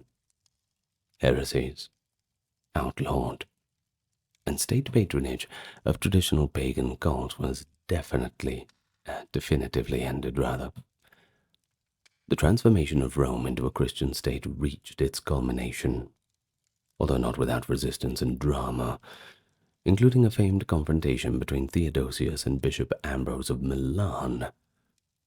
I will get to that. When Theodosius came to power, the empire was still grappling with Arianism. In fact, the Eastern Empire, which he ruled, had many Arian or semi-Arian bishops in place thanks to prior emperors. Theodosius himself was a Spaniard by birth, raised as a Nicene Christian. Almost immediately upon becoming Augustus of the East in 379, he signaled his stance by undergoing Christian baptism while gravely ill, an emergency baptism that he recovered from, unlike Constantine, who waited till his deathbed. In February of 380, just a year into his rule and shortly after a joint victory against the usurper, Theodosius issued a remarkable edict in Thessalonica, co-signed with the Western emperors Gratian and Valentinian II. This edict of Thessalonica, known as Cunctus Populos from its opening Latin words, proclaimed that all peoples under Roman rule should hold the faith of the bishops of Rome and Alexandria, that is, the Nicene faith in the Trinity. It explicitly identified the Trinitarian doctrine of Father, Son, and Holy Spirit as the only Orthodox creed. Anything else was, well, in their point of view, not real Christianity. The edict states, quote, "According to the apostolic teaching and the doctrine of the gospel, let us believe in the one deity of Father, Son, and Holy Spirit. In equal majesty and Holy Trinity, we authorize the followers of this law to assume the title Catholic Christians. But as for the others, since in our judgment they are foolish madmen, we decree that they shall be branded with the ignominious name of heretics." So those not adhering to the Catholic, i.e. universal Nicene faith, were denied the right to call their gatherings churches, and were subject to other state penalties.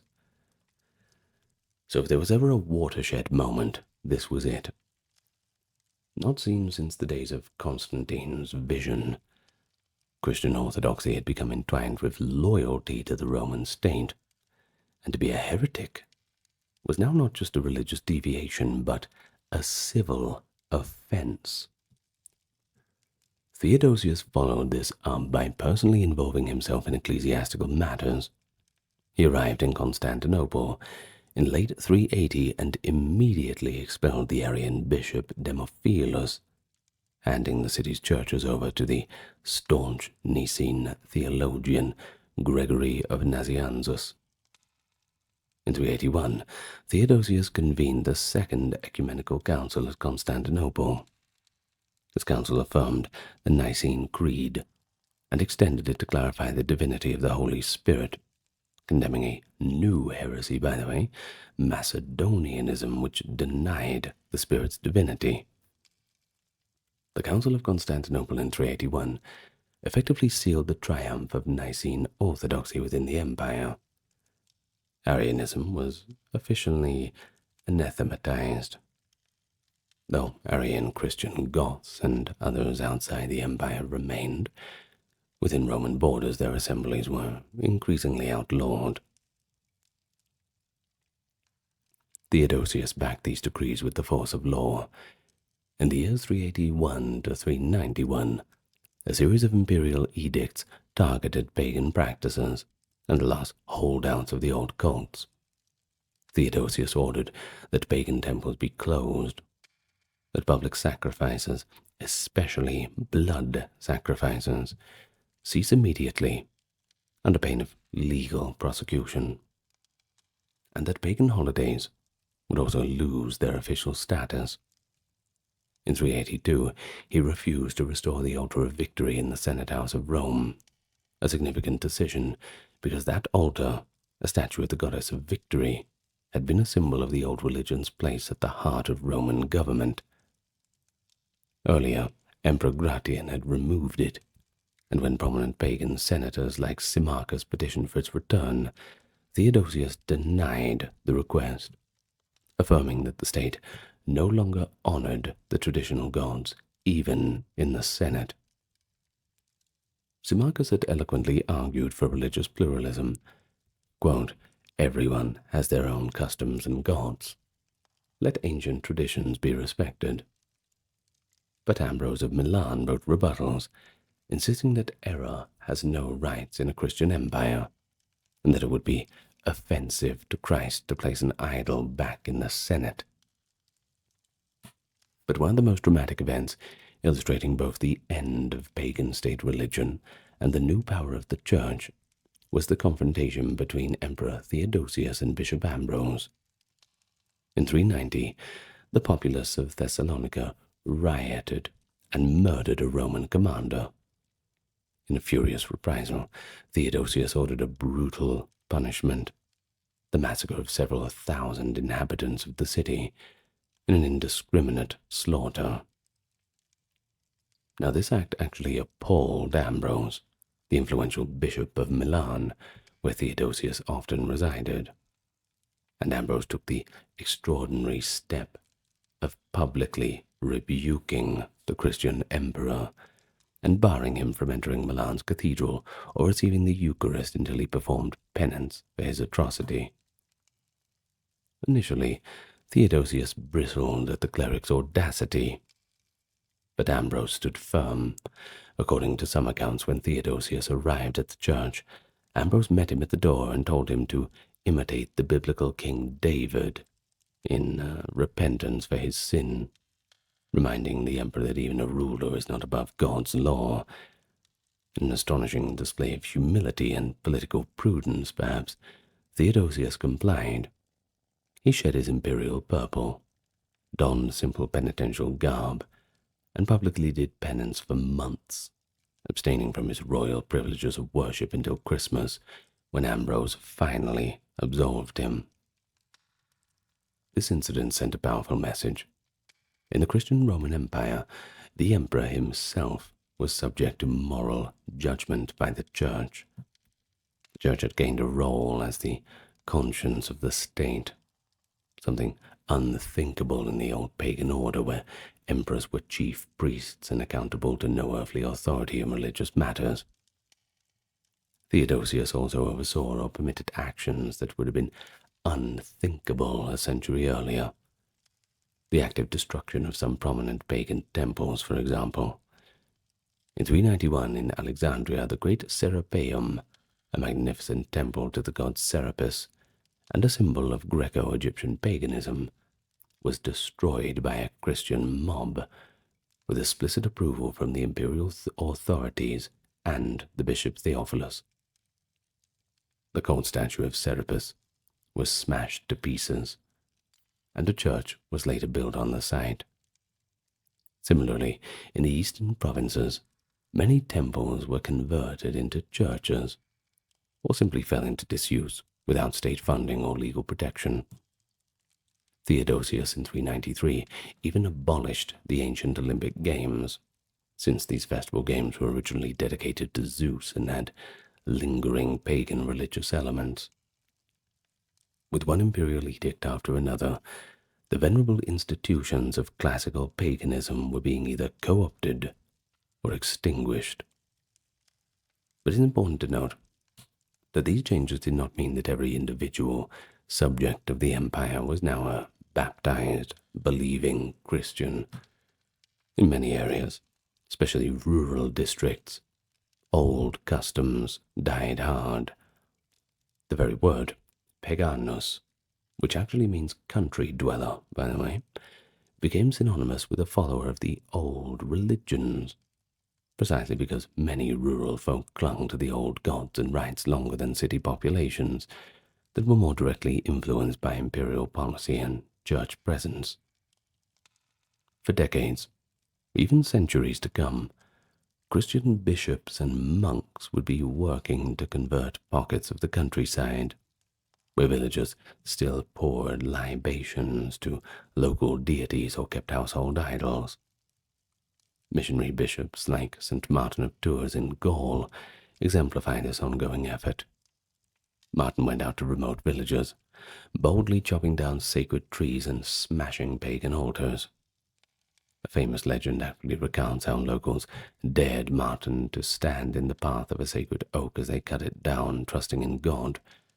Martin did so, and miraculously, the falling tree swerved and missed him, leading many of the astonished pagans to convert on the spot. Such colorful anecdotes aside, the term pagan itself reflects the sense that by the 4th century, to be a non-Christian was to be somewhat rustic or old-fashioned, out of step with the mainstream. The empire's cultural momentum was firmly towards Christianity. The elite, imperial court, the army leadership, they were all increasingly identifying as Christian, and nowadays proudly so. As for Theodosius, he was the last emperor to rule over both East and West, and upon his death in 395, he left a dominantly Christian empire to his sons. The laws and social structures were now infused with Christian ideas, and the old state cult of Jupiter, and all of the other gods, were just a relic of the past. Thus, in the span of about 70 years, roughly from Constantine's Edict of Milan in 313 to Theodosius' Edict of Thessalonica and subsequent decrees in the 380s, we see a complete reversal of the Roman Empire's religious identity. But what was it like after that? How did a Christian Rome behave compared to a pagan Rome? Well, that's going to require another hour-plus long video. Of course, we have the arguments too that a lot of people make that Christianity and the departure from those old pagan virtues and values was really what did the Roman Empire in. I mean, it's not long after that Rome fell in its traditional sense. But of course, a video for another time. So you got 2 videos coming up.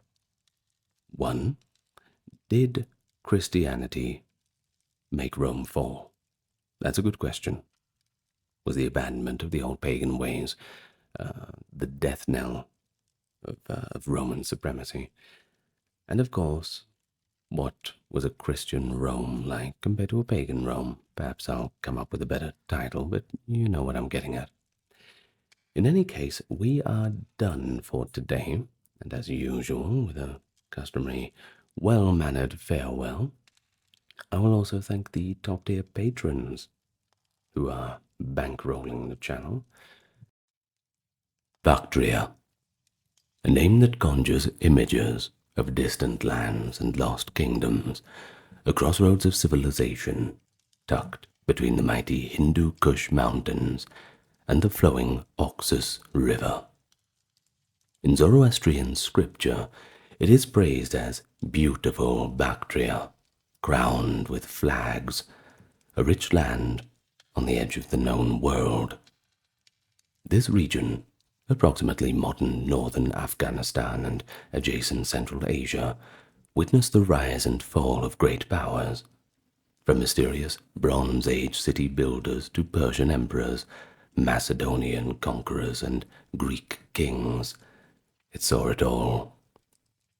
Its strategic location made it the meeting point of East and West, a place where Persian satraps, Greek colonists, Indian emissaries, Chinese envoys, and nomadic chieftains all crossed paths. In our time together today, we'll journey through the full arc of the history of Bactria, from the prehistoric Oxus civilization and early Iranian legends, through Bactria's role as a province in the Achaemenid Persian Empire, the dramatic conquest of Alexander the Great, the establishment of a Greco-Macedonian presence, and the flowering of the Greco-Bactrian kingdom. Finally, we'll end on the decline under the onslaught of Central Asian nomads. But it's not just about the kings and the battles, but also the cultural and daily life of the Bactrian people themselves. Their languages, religion, art and institutions, trade, diplomacy, and we'll be talking about plenty of small little details from archaeology that brings this ancient world to life. A sweeping story of 2,000 years, and it starts right now. Or rather, it starts in a moment, because I have to welcome you to the channel, such as good manners, of course. So, welcome to the channel. Good to see you all. If you're a newcomer here, or if you've not yet clicked the subscribe button, I invite you to do so. There's also the like button located conveniently close to the subscribe button, and leaving a comment, well, that just helps us build a nice little community here, doesn't it? Now, you're not going to get a single ad in this video thanks to the generous contributions of those on Patreon, YouTube memberships, and the good people who took the time to check out the merch store, where you've got plenty of t-shirts, mugs, all sorts of goodies. So thank you in advance for taking the time. But most importantly, let's all get nice and relaxed. And let's begin our exploration back to Bactria. Long before the rise of written records, the region of Bactria was home to a thriving Bronze Age culture. And this is where the archaeologists come in. They have uncovered the remains of what is called the Oxus civilization, also known as the Bactria Margiana Archaeological Complex, or BMAC, for those with tight schedules. This dates roughly from 2200 to 1700 BCE, at a time when the Indus Valley and the Mesopotamia region flourished. So too did these Oxus cities in Central Asia.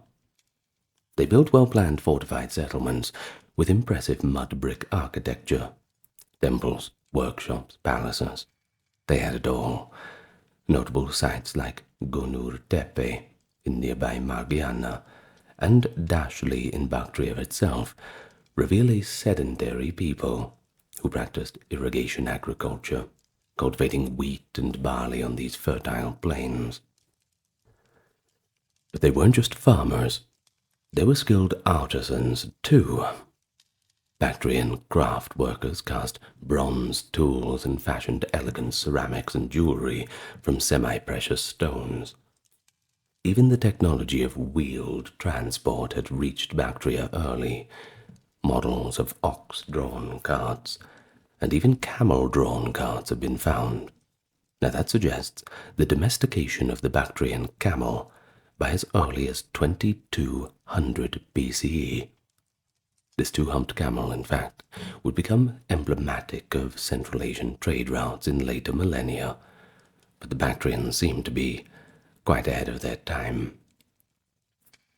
But the Oxus civilization was not isolated. Evidence shows that it was in contact with neighboring cultures. In fact, archaeologists at Gonur Tepe unearthed a seal bearing the script of the Indus Valley civilization, that is over in India, by the way, indicating trade or communication with the distant cities of the Indus. Bactrian merchants likely exchanged local products, such as finely carved chlorite stone vessels or lapis lazuli from Badakhshan's famous mines for goods in Mesopotamia, Elam, and the Indus. Such a vibrant Bronze Age society, it eventually declined after 1700 BC, possibly due to climate shifts or the arrival of new peoples, but it certainly laid the foundation for Bactria's later development. And so many scholars believe that around the second millennium BCE, Indo-Iranian tribes had migrated into the region, perhaps integrating with or supplanting the Oxus population. By the late Bronze Age and early Iron Age, Bactria's inhabitants were primarily Iranian language speaking, and their traditions may have given rise to some of the earliest Zoroastrian practices. Indeed, the Persian law would later remember Bactria as the homeland of Vishtaspa, the patron king of the prophet Zoroaster. This suggests that Zoroastrianism first took root among the early Iranian societies of Central Asia. By the 6th century BCE, Bactria had become a prize sought by expanding empires. According to later Greek accounts, the Medes may have held Bactria before the Persians, but it was under Cyrus the Great of the Achaemenid dynasty that Bactria was definitively incorporated into a vast empire. Cyrus's conquests around the mid-500s extended Persian rule across Central Asia, and Bactria was established as a prominent satrapy of the Achaemenids. In Persian inscriptions of Darius I, such as the Behistun inscription, Bactria is listed among the lands under the great king's dominion, referred to in Old Persian as Bakstrish. Uniquely, Bactria was considered a special satrapy, at times governed by a royal prince. Now this reflects both its importance and perhaps the difficulty of ruling such a far-flung region. A trusted member of the royal family might ensure loyalty on the empire's frontier. Under Persian rule, from the 6th to the 4th centuries BCE, Bactria prospered as a frontier province. It supplied the empire with resources and soldiers, and it stood as a bastion against the nomadic tribes in the north. Herodotus, the Greek historian, provides a glimpse of Bactrians in the Persian imperial army. He describes the Bactrian contingent in Xerxes' massive host, assembled for the invasion of Greece in 480. The Bactrian warriors wore headgear similar to the Medes, and carried their native bows made of reeds and short spears. They marched alongside the Sarka, Scythian tribes, with whom they were often linked. In fact, Xerxes himself appointed his own brother, Hystaspes, son of Darius I and Atosa, to command the combined Bactrian-Sarka force, highlighting their valor and significance in the Persian military. The tribute of Bactria to the empire was also notable. Rich textiles, camels, and perhaps the famous Bactrian gold that would later astonish the Greeks. Persian policy sometimes dramatically affected Bactria's demographic makeup. The Achaemenids had a practice of deporting rebellious populations to different lands, both to punish them and to strengthen their border regions. Bactria, being remote, was a favored destination for such forced resettlements. For example, during the reign of Darius I, an entire community of Greek people from the city of Barca in Cyrenaica, which is North Africa, by the way, was deported to Bactria after they defied the Persian king. Likewise, Xerxes, after suppressing a Greek revolt, transplanted the Branchidae, a clan of Greek temple priests who collaborated with Persia, to Bactrian territory. Thus, by the 5th century BCE, there were pockets of Greek-speaking settlers dotted all over Bactria, living there as transplanted exiles, under Persian watch, of course. It's quite a curious fact, and it would have consequences later. When new Greek arrivals came with Alexander, they would find Greek-speaking descendants of these exiles still living in the far-off land. I suppose it'd be a welcome surprise, so far away from home. Throughout the Achaemenid era, Bactria maintained a degree of autonomy under its satraps, so long as tribute was paid and order maintained. The satraps of Bactria were powerful figures. One of them would play a dramatic role in history too. In the 330s BCE, a Persian power waned under the onslaught of Alexander of Macedon. Bactria's last satrap, Bessus, attempted to make the region a center of resistance. But, as we shall see, his efforts would end in betrayal and tragedy. By the mid-4th century BCE, Bactria had been thoroughly woven into the political and economic fabric of the Persian Empire, a crossroads for traders, with connections down into India and eastward across the Pamirs, and a mustering ground for soldiers. Its Zoroastrian fire altars likely burned in many an estate, and the teachings of Zoroaster remained very influential. Yet, a seismic change was on the horizon, the arrival of Alexander the Great, heralding the Hellenistic age of the East. In the spring of 329 BCE, Bactria became the stage for the clash of two worlds, the Achaemenid Persians in their twilight and the rising star of Macedonian Greece.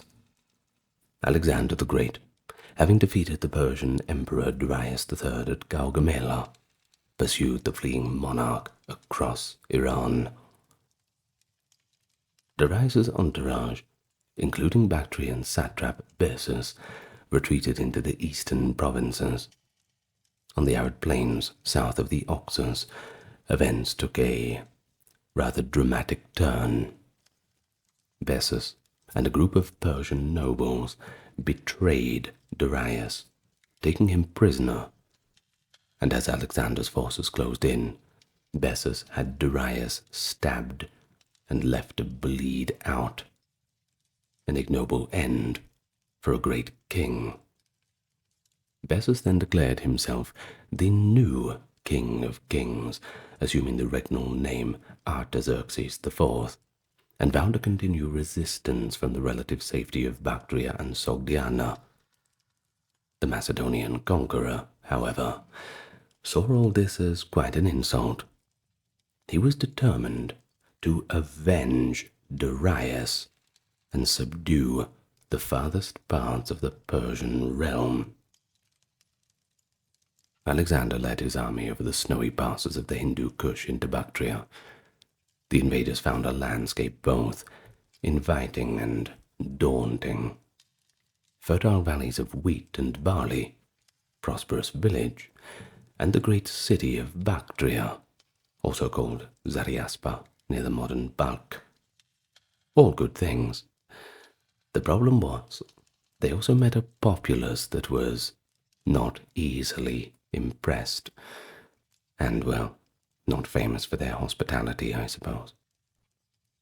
Many Bactrian nobles and the neighboring Sogdian tribes were initially resistant to these western interlopers. Alexander took Bactria and proclaimed the province annexed to his new empire, but the task of pacification had only just begun.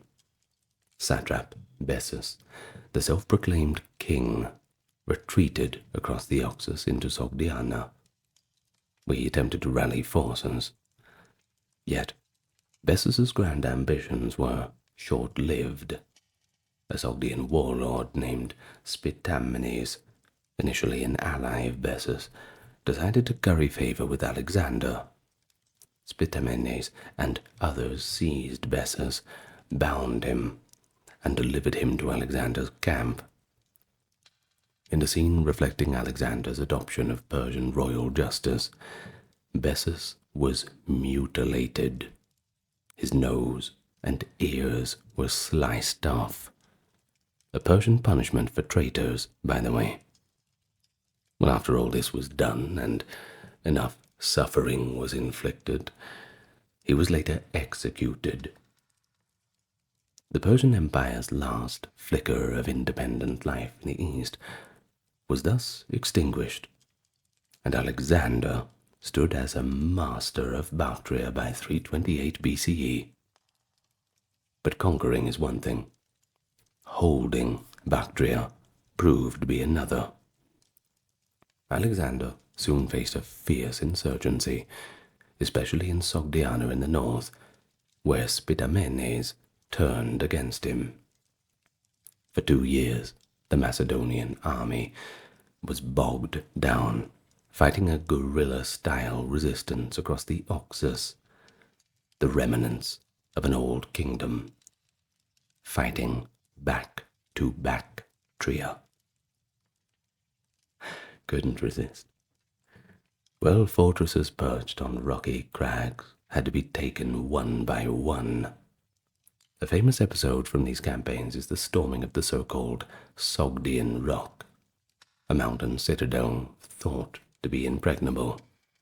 According to legend, Alexander offered to spare the defenders if they surrendered, to which a Sogdian chief taunted that Alexander's men would need soldiers with wings to capture the rock. But Alexander actually found a unique solution. He had a group of his bravest climbers scale a sheer cliff by night. These commandos, appearing on the heights at dawn, convinced the panicked defenders that the Macedonians had indeed grown wings, and the fortress capitulated. Among the captives at the stronghold was Roxana, a Bactros Sogdian noblewoman renowned for her beauty. In a brilliant stroke of diplomacy, Alexander decided to marry her. This marriage, a Macedonian king to an Iranian princess, symbolized the fusion of cultures he hoped to achieve. It helped win over some of the Bactrian nobility, forging a personal bond between conqueror and conquered. By 327, with key strongholds taken and local resistance fragmented, Alexander had largely pacified Bactria and Sogdiana. He established several new Greek-style settlements to secure his hold. The Macedonians founded cities named Alexandria in these eastern satrapies. One famous example is Alexandria Escate, that is, Alexandria the furthest, in the Fergana region, just north of Sogdiana. In Bactria itself, Alexander either founded or reinforced cities like Alexandria in the Caucasus, near modern-day Bagram, Afghanistan rather. And perhaps Others would become centers of Greek administration. The presence of those earlier Greek exiles, deported by the Persians, also worked for Alexander's advantage. When his troops arrived, they were astonished to encounter Greek-speaking communities that had been living in Bactria for generations. These settlers readily welcomed Alexander as a liberator, and many of them, and their descendants, joined the new Greek cities, boosting the local Hellenic population. Thus, by the time Alexander left Bactria to march into India, he had planted the seeds of a lasting Greek presence. He appointed local officers to govern, such as Oxyartes, Roxana's father, now an ally, as a satrap of the city south of Bactria, Pelloponesian, and perhaps left a Macedonian garrison in Bactria. Importantly, control of Bactria opened routes to the east and the south. Alexander could obtain resources like hardy Bactrian camels and war horses for his campaigns, and he even received elephants and tributes from the Indian rulers as he moved further into the subcontinent. Little did anyone know that these changes were not a temporary occupation, but the beginning of a brand new era in Central Asia, the Hellenistic Age of Bactria. After Alexander's untimely death in 323, his vast empire fragmented among his generals. Bactria, far off, yet quite significant, was initially allotted to commanders who could secure it. Within a few years, a Macedonian noble named Stasanor took charge as satrap of Bactria and Sogdiana, as agreed at the partition of Triparadisus in 321 BCE. He managed to keep peace with the local peoples, but the turbulence of the Diadochi Wars reached even these distant lands. Eventually, by about 305, the rising Seleucid dynasty, founded by Seleucus I Nicator, one of Alexander's generals, gained control of Bactria. Seleucus, having won Babylon and Persia, marched east to India, reasserting authority over eastern provinces including Bactria. He made a famous treaty with the Indian Mauryan Empire in 303. He ceded some territories south of the Hindu Kush, likely Arcosia and the Kabul region, not Bactria itself, to Emperor Chandragupta Maurya in exchange for 500 war elephants. While Bactria remained under Seleucid rule, this fact brought an influx of Indian influence to the frontiers and ensured peace with the powerful Mauryan state. Seleucus and his son, Antiochus I, also founded the new Greek settlements or refortified old ones in Bactria and neighboring regions. One city in nearby Margiana was refounded as Antiochia, or also known as Mirv, to act as a Hellenistic stronghold and beacon of Greek culture in Central Asia.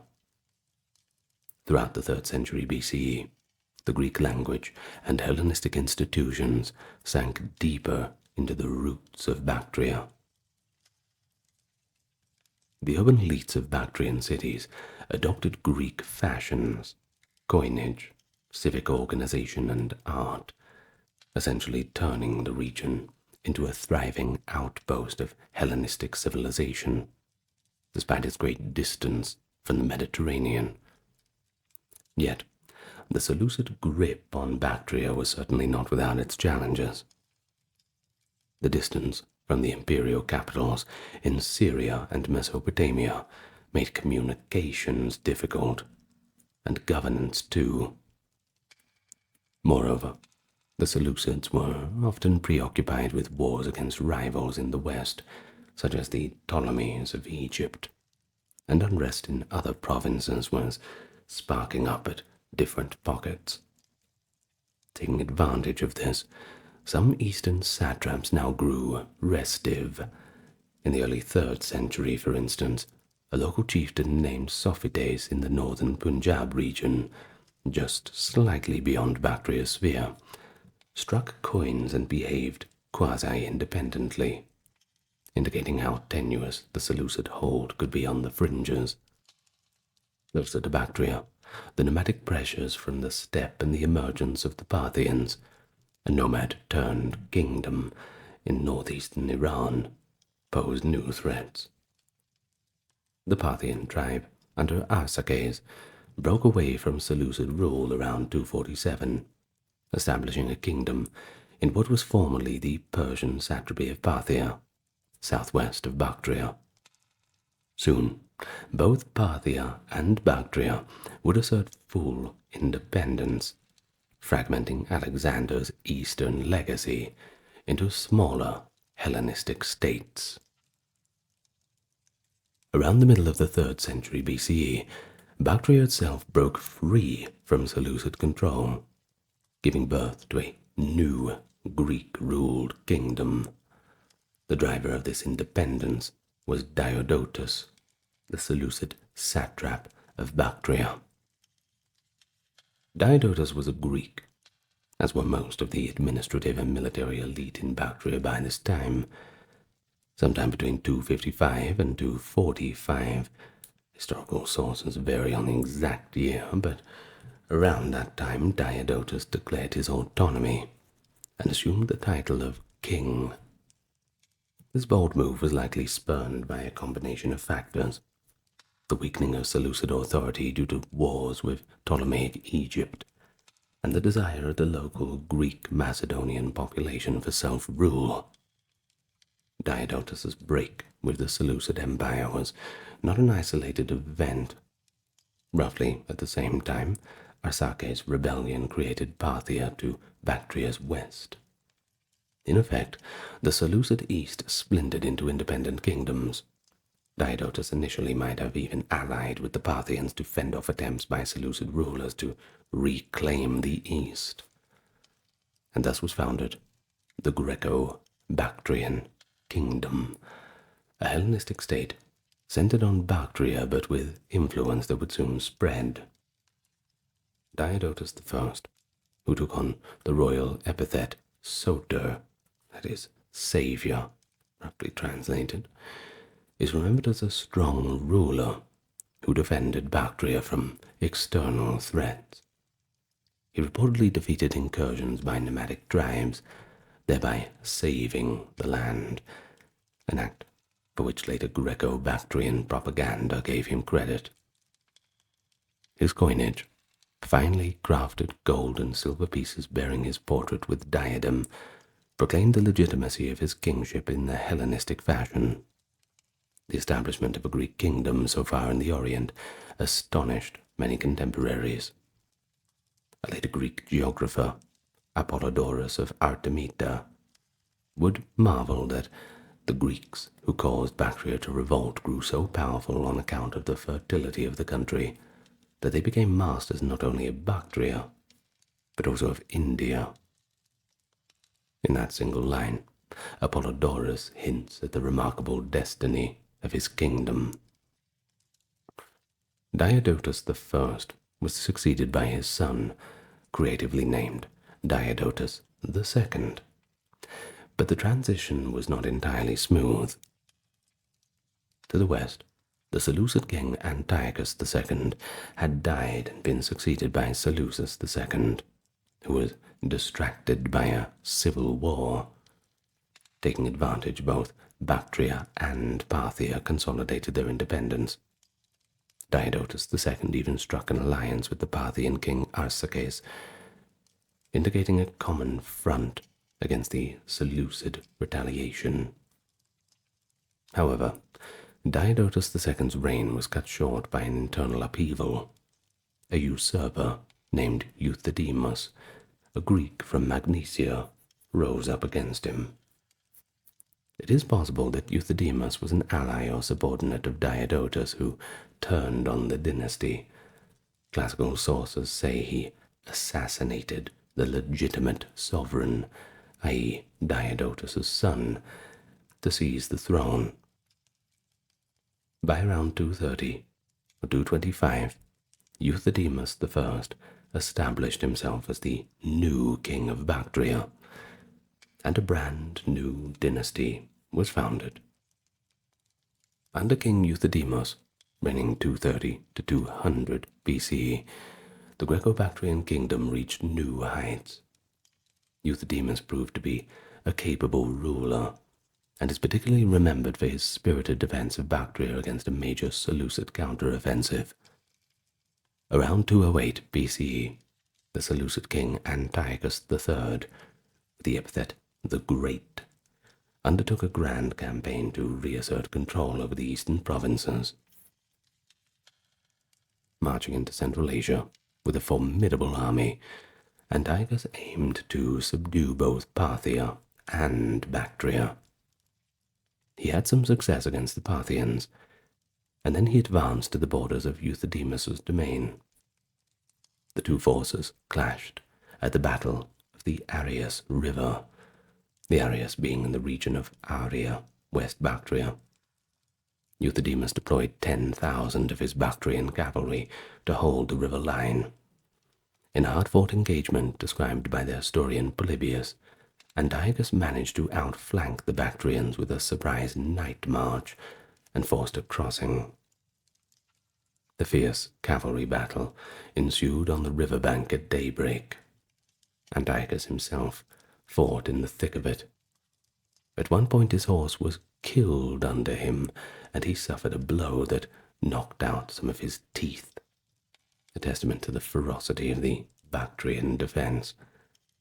Ultimately, the Seleucids gained the upper hand in that battle, and Euthydemus's troops retreated after heavy losses, withdrawing to the strong citadel of Bactria Zariaspa. Antiochus III proceeded to besiege Bactria, but the city's walls and the determination of Euthydemus held him at bay. The siege dragged on for 2 years, without any clear victor. Eventually, both sides got a little bit bored of it and sought a diplomatic resolution. Euthydemus sent an envoy, his son Demetrius, to negotiate with Antiochus. The clever Euthydemus argued that he was no rebel against Seleucid authority per se, since it was actually Diodotus's family that had revolted, and Euthydemus had removed those traitors, thus in a sense preserving order. More cruelly, he warned Antiochus that if the Greco-Bactrian kingdom fell, the real beneficiaries would be the nomadic barbarian tribes waiting beyond the Euxartes. In the account by Polybius, Euthydemus urged that the Greek king should not weaken each other, lest, quote, considerable hordes of nomads invade and barbarize the civilized land. This argument that Greco-Macedonian unity was needed to shield against the steppe peoples resonated with Antiochus. The Seleucid king was also keen to wrap up his eastern expedition and return west, and so in the end, a compromise of peace was reached. Around 206, Antiochus recognized Euthydemus as an independent king, perhaps formally a subordinate ally, but effectively sovereign. In return, Euthydemus handed over some war elephants to Antiochus. Pretty valuable military asset, that's for sure. And he also may have agreed to nominally acknowledge Seleucid overlordship. To seal the friendly relations, Antiochus even gave one of his daughters in marriage to Euthydemus's heir, Demetrius. The siege lifted. Antiochus departed, leaving the Greco-Bactrian kingdom intact, and arguably even more secure than before. The failure of the Seleucids to reconquer Bactria was quite a watershed moment. It confirmed the Greco-Bactrian kingdom was a truly independent Hellenistic power, whose kings now stood on equal footing with other successor dynasties. In the years that followed, Euthydemus and his successors would leverage this security to expand their influence quite dramatically. The fertile land of Bactria, with its high agricultural yields, sustained a large population and army. Classical writers spoke of 1,000 cities in Bactria, likely an exaggeration, but it does convey the idea of a densely settled and wealthy region. Bolstered by this prosperity, the Greco-Bactrians soon looked east and south for new opportunity. By the early 2nd century, under the leadership of Euthydemus' son Demetrius I, the Greek kingdom in Bactria embarked on a bold new expedition. South Asia. New frontiers. Around 200 to 185 BCE, the chronology is imprecise, but it's kind of in that range, Demetrius led Bactrian Greek armies across the Hindu Kush mountains into the territories of modern Afghanistan and Pakistan. Several factors prompted this campaign. The mighty Mauryan Empire in India had recently fallen. Around 185, the Mauryan ruler was overthrown by the new Shunga dynasty, creating a powerful vacuum in the northwest of the subcontinent. The Greco-Bactrians, with their disciplined Hellenistic army and Hellenistic ambition, seized the moment. Demetrius, described in later Indian accounts as Dharamamita, or simply as Yavanna, Greek king, managed to capture large swaths of what we call the Punjab and Sindh regions. He is said to have even entered the great city of Taxila on the Punjab, a rich cultural centre, and perhaps pushed as far as the Indus River and beyond. One enduring symbol of Demetrius's Indian conquests is found on his coins. He is depicted as wearing an elephant scalp headdress, a clear reference to India, the elephant being a potent emblem of the subcontinent. The Greco-Bactrians also likely obtained actual war elephants during these campaigns, using them in their military as much as the Seleucids and Ptolemies did. For a moment, it seemed a greater Bactrian empire was forming, one that spanned Central Asia and northern India, essentially reuniting parts of Alexander's conquest under Greek rule. Indeed, Greco-Bactrian control in India led to the creation of what modern historians call the Indo-Greek Kingdom, a sister realm that would endure even under Bactria, or even after Bactria itself was lost, rather. Demetrius I is often credited as the founder of the Indo-Greek era, establishing Greek governance over cities like Taxila, Pushkalavati, and maybe even reaching into the Ganges basin, though any claim of marching to the Ganges is not well documented, and maybe apocryphal. However, this far-flung expansion was not good news for everyone. The seeds of internal discord were certainly sowed. While Demetrius and his forces were campaigning in India, back in Bactria, a coup was brewing. The usurper general, Eucratides, rose up around 170 BC and seized the throne of Bactria for himself, overthrowing the Euthydemid line. The circumstances are a little bit murky, but Eucratides is described as a man of great energy and ability. Some suggest he might have had support from neighboring Parthia, or dissatisfied factions within Bactria, but in any event he declared himself king, Eucratides I, that is, and established a new dynasty, styling himself Eucratides the Great on his coins. Soon, the once unified Greco-Bactrian realm was split.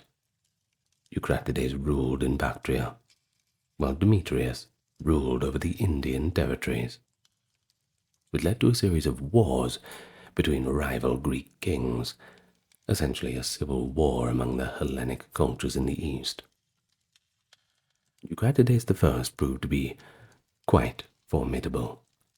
Though challenged on multiple fronts, he managed not only to hold Bactria, but also to launch his own invasion into India and challenge the Euthydemids and their heirs. An ancient summary by the historian Justin recounts an astonishing feat. Eucratides, at one point besieged by Demetrius's force in a city with only 300 of his own men, withstood a siege of an army of 60,000 for 5 months. Through determined sorties and clever defense, Eucratides broke the siege and emerged victorious. After this, he reduced India under his power, implying that Eucratides conquered a large part of the Indo-Greek domain, perhaps including the Kabul Valley and western Punjab. If that is true, Eucratides might have briefly reunified the Greek holdings, or at least taken a lion's share, though the chronology is pretty complex and there's multiple claimants. Eucratides struck magnificent coins, including an enormous gold 20-stater piece, largest gold coin of antiquity, by the way, flaunting his regal image and cavalry on the reverse, showing his self-view as a conqueror and restorer of Greek fortune.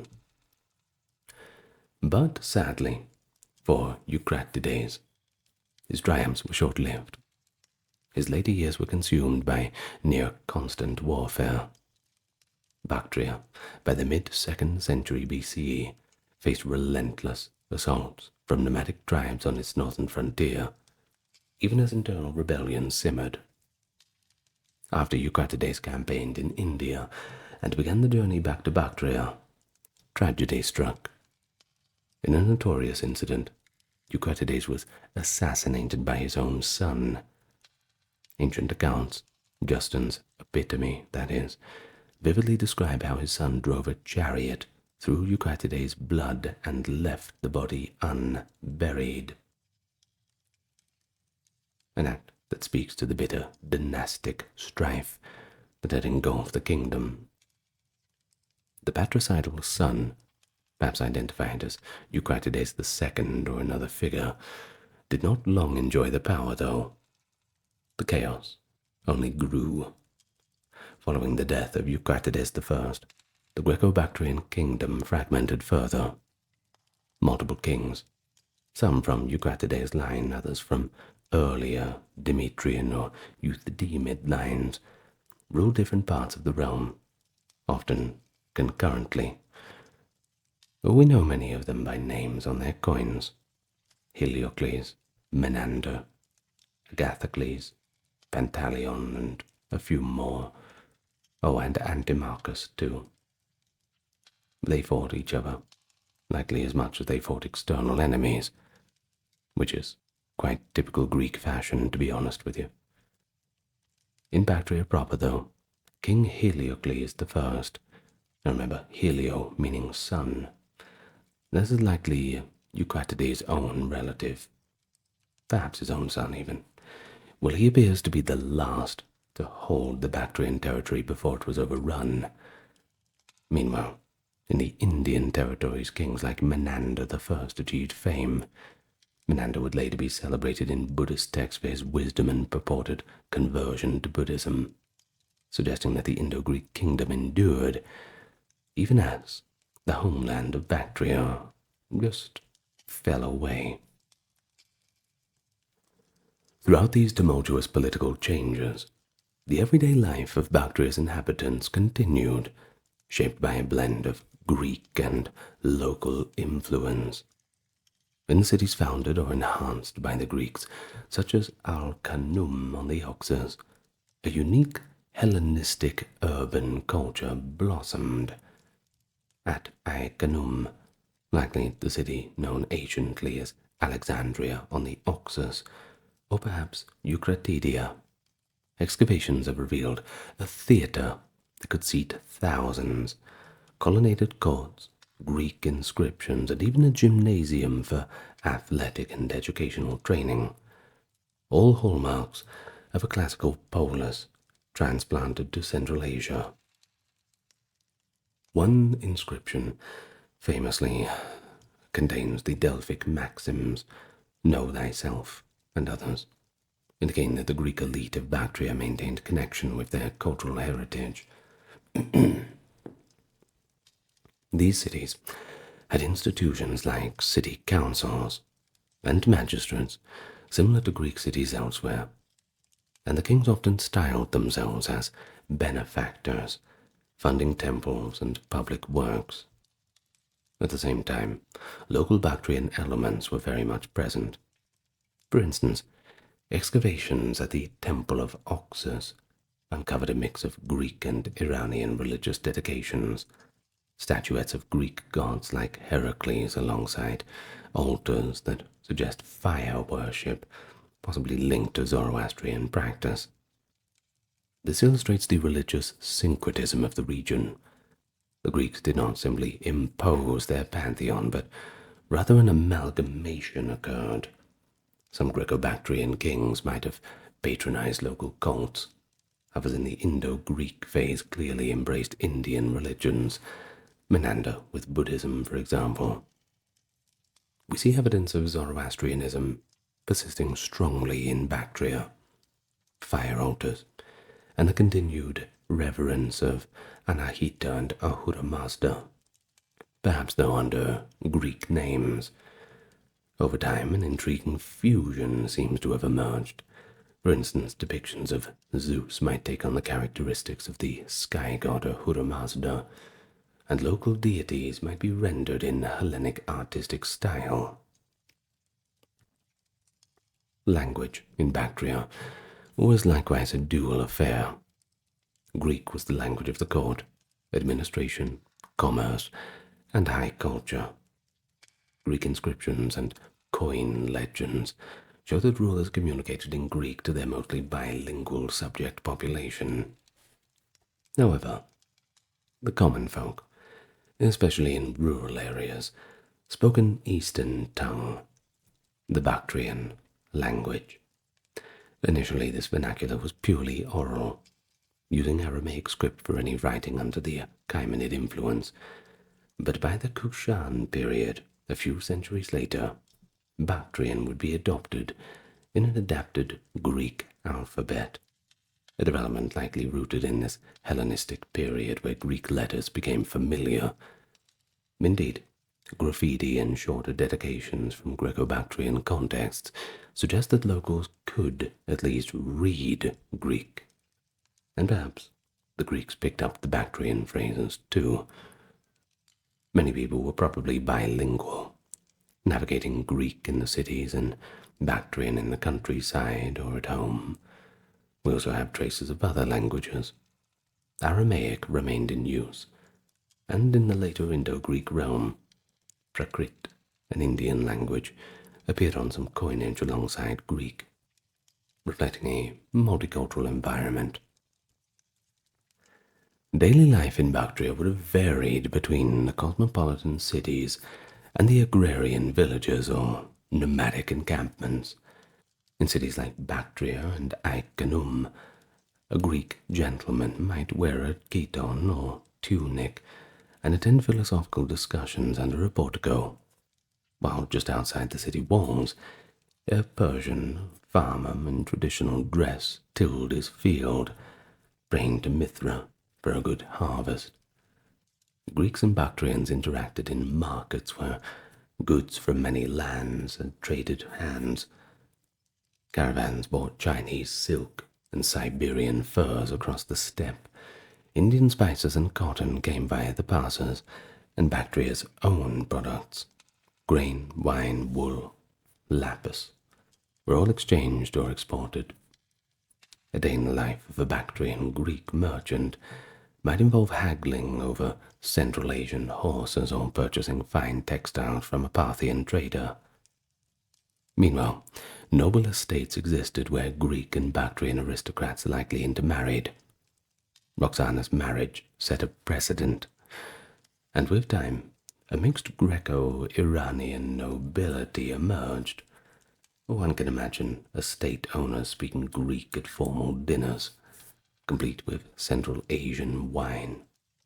In fact, vineyards were introduced, or at least expanded by the Greeks with their technology of it. And of course, switching to Bactrian language when dealing with the local laborers. Gender roles in Bactria combined Greek and local customs. Greek society was typically patriarchal and patrilineal, and in Greek colonies, women often had a domestic role with a somewhat limited public presence. However, Central Asian Iranian culture granted women a measure of respect and occasionally authority. Steppe cultures, for instance, sometimes had women chieftains. Not too common, but sometimes. We see hints that elite women in Greco-Bactria could wield influence. For example, some queens' names appear on the Indo-Greek coins. Queen Agathoclea acted as a regent for her young son Strato in the 1st century BCE, just as a single example. In Bactria, the queens of the ruling dynasties, perhaps bearing Greek or Iranian names, likely owned land or patronized religious activities.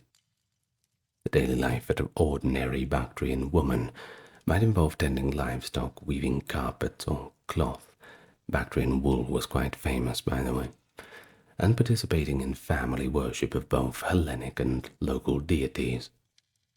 Greek art from this era, like frescoes or figurines, sometimes show a woman in flowing Greek clothing, suggesting that fashions intermixed. A noble lady might wear a Greek-style dress at one occasion and a local embroidered robe at another.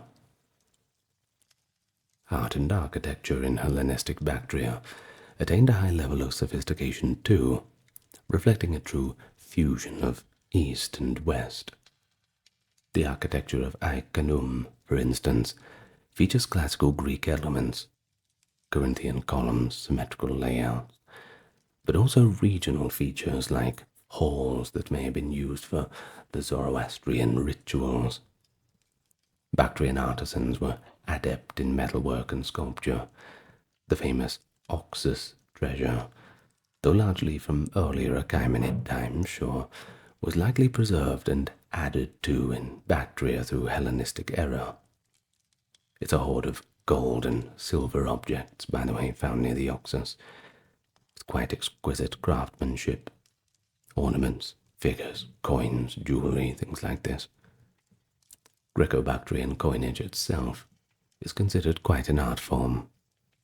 Realistic portraits of kings with distinct facial features, a kind of prelude to later Kushan portraiture, and reverse designs that include Greek gods, as well as the occasional local symbol. One king, Agathocles, even issued special edition coins depicting Indian deities like Vishnu and Buddha, demonstrating a broad-minded artistic syncretism intended perhaps for his Indian subjects. These artifacts and coins served not just as economic purposes, but also propaganda of a sort, projecting the image of kingship and the mingling of cultures. We could say that at its zenith, the society of Bactria was one of remarkable pluralism. Urban Greeks and local Bactrians lived side by side, and over generations their cultures intertwined. The Greek settlers did not remain detached colonial class.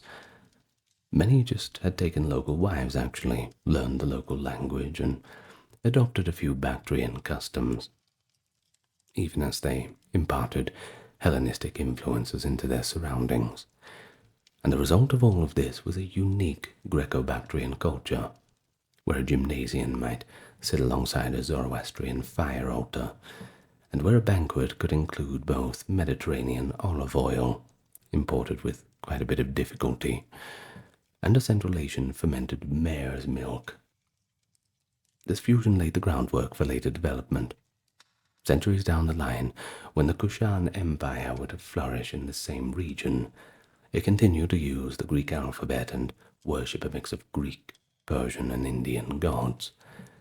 And if that's not an enduring legacy of the Greco-Bactrian era, I don't know what is.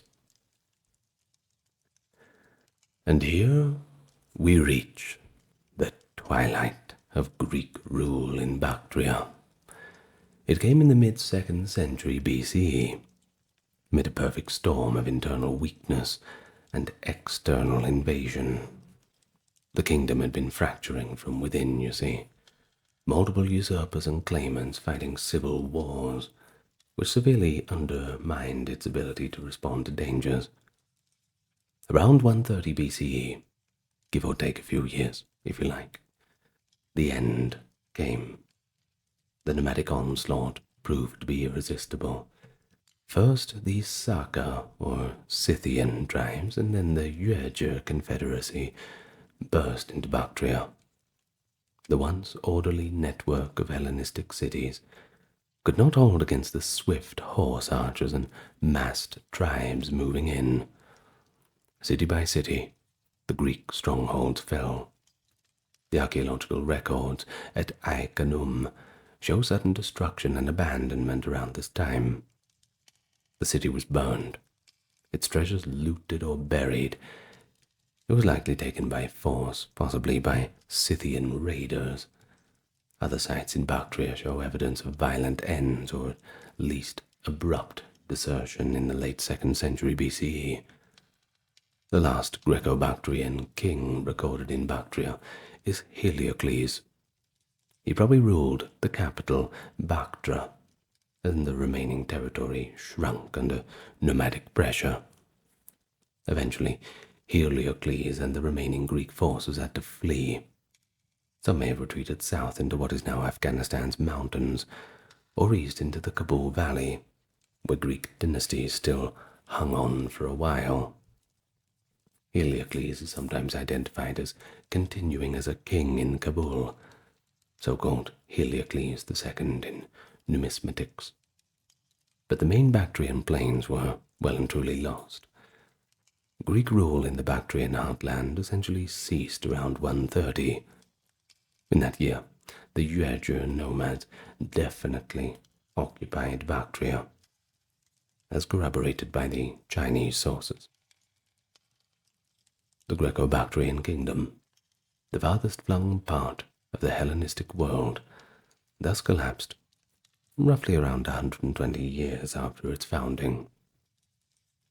But it's worth noting that even as Bactria fell, pockets of Greek rule persisted in Indo-Greek realms to the south and east. The Indo-Greek kings, successors of Demetrius, Eucratides, and their contemporaries, continued to govern parts of northern India for over a century more. The last Indo-Greek princes ruled into the early 1st century CE in Punjab. So I suppose, in a sense, the legacy of the Bactrian Greek leadership did not die out immediately. It rather shifted southward. Many Greek refugees from Bactria likely bolstered the Hellenistic communities in places like Gandhara after fleeing the nomads. Gandhara is in modern Pakistan, by the way. But this influx may have invigorated the Indo-Greek kingdoms culturally and militarily for a time. But in Bactria itself, the end of Greek political power had certainly arrived. But why did the Greco-Bactrian state succumb so completely? The reasons are multifold. Internal fragmentation was a key factor. By fighting each other, the Greek kings weakened their armies and probably alienated the local populations. Bactria cities might not have seen one pretender as more legitimate than another, leading to apathy or even resistance to some kings. Also, the kings stretched their resources thin by campaigning in India, leaving the northern frontier underdefended. When the Scythian nomads began pressing in the 140s BCE, there was likely no unified response. It's also possible that prolonged wars had ruined the economy and depopulated some areas, reducing the manpower available to field armies against the invaders. Meanwhile, the nomads were not a mere rabble. They were organized and quite motivated. The Yuezhi, in particular, were a whole people on the move, with tens of thousands of horsemen. Even a first-rate Hellenistic army would struggle against that if caught in the open. We don't have any detailed accounts, however, of the battles that sealed Bactria's fate, but one can imagine desperate last stands of phalanx infantry, surrounded by swarms of horse archers, or city gates battered down by hordes of screaming warriors, against which few reinforcements would come. Either way, by 126 BCE, when Jiang Qian visited, he found Greek influence lingering only in the memories and material culture of Daxia, not in its governance. The new masters were the Yuezhi, who would over the next century transform into the Kushan Empire, a power that in time rivaled Rome and Han China. The Yuezhi, the Kushans, adopted much from the Greeks. They used the Greek alphabet for writing Bactrian, they minted coins with Greek deities, and they inherited the cities that the Greeks built. But ethnically and politically, the chapter of the Greek rule was closed. There was probably quite a few Greeks that assimilated into the new Greek order, serving as advisors or artists. Others perhaps just cut their losses and migrated west to Parthia, or even back to the Mediterranean. One anecdote illustrates the cultural continuity even as political power changed. The city of Bactria remained a flourishing center under the Kushans, and later earning the nickname Mother of Cities. Greek descendants might still have lived there for generations after the fall. Indeed, in the Kushan period, the 1st to 3rd century CE, we find people with Greek names in this region, suggesting that not all Greeks were killed or expelled, but many of them just became part of the new society. With the Greco-Bactrian kingdom's fall, the curtain came down on Hellenistic sovereignty in Central Asia. It was the end of the story. But the end of every story just means the beginning of another, that of the Silk Road nexus that Bactria would become under the Kushans, and the further blending of East and West. But the legacy of the Greek centuries in Bactria left a mark on Central Asian history, long after the last gasp of the Hellenistic king was gone. Well, we've certainly seen a land that continually reinvented itself under the pressures and opportunities of history. All the way from the Oxus civilization's Bronze Age princesses and fortified oasis, Bactria evolved into a satrapy of the Persian Empire. Guardians on the northeast frontiers, host to exiled Greeks, the cradle of the early Zoroastrian flame. And then came the thunderbolt of Alexander, a brief but pivotal conquest that planted the seed of Hellenism into that rich soil. And those seeds blossomed into the great Greco-Bactrian kingdom, a unique fusion of Greek and Central Asian genius. So we considered the lives of ordinary Bactrians too, men and women navigating a multicultural world of Greek gymnasiums and Eastern bazaars. In the end, we witnessed how fortunes turned the tide against the Greeks of Bactria. Unity shattered and strength sapped.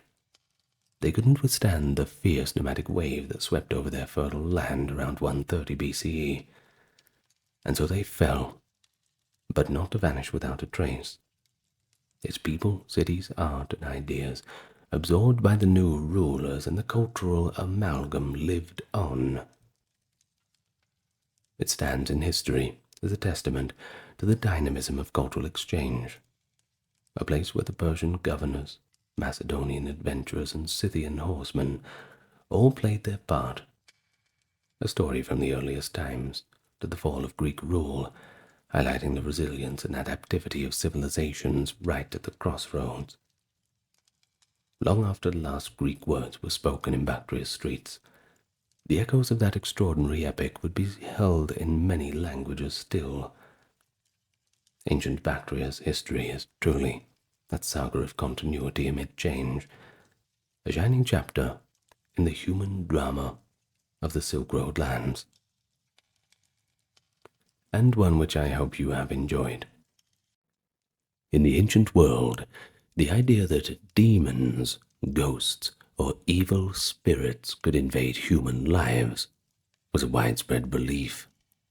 Equally widespread was the conviction that specially trained individuals, exorcists, could confront and expel these supernatural threats. In our journey through antiquity today, we're going to explore the earliest exorcism practices across different civilizations and meet the first exorcists in recorded history.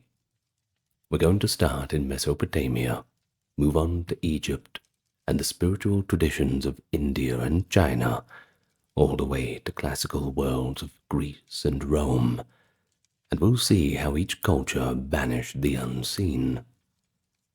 So prepare to step back into the world where illness might mean a demon's touch, and a well-timed incantation could just save your life. A battle against darkness, raging in everyday belief. But allow me to welcome you to the channel first. If you are new here, and it's your first time, well, I invite you, if you feel inclined, to hit the subscribe button if you've not already done so, and perhaps leave your thoughts down below. Tell me what you think about the exorcists of the past. And thank you very much for those supporting on the Patreon YouTube memberships and those who checked out the merch store.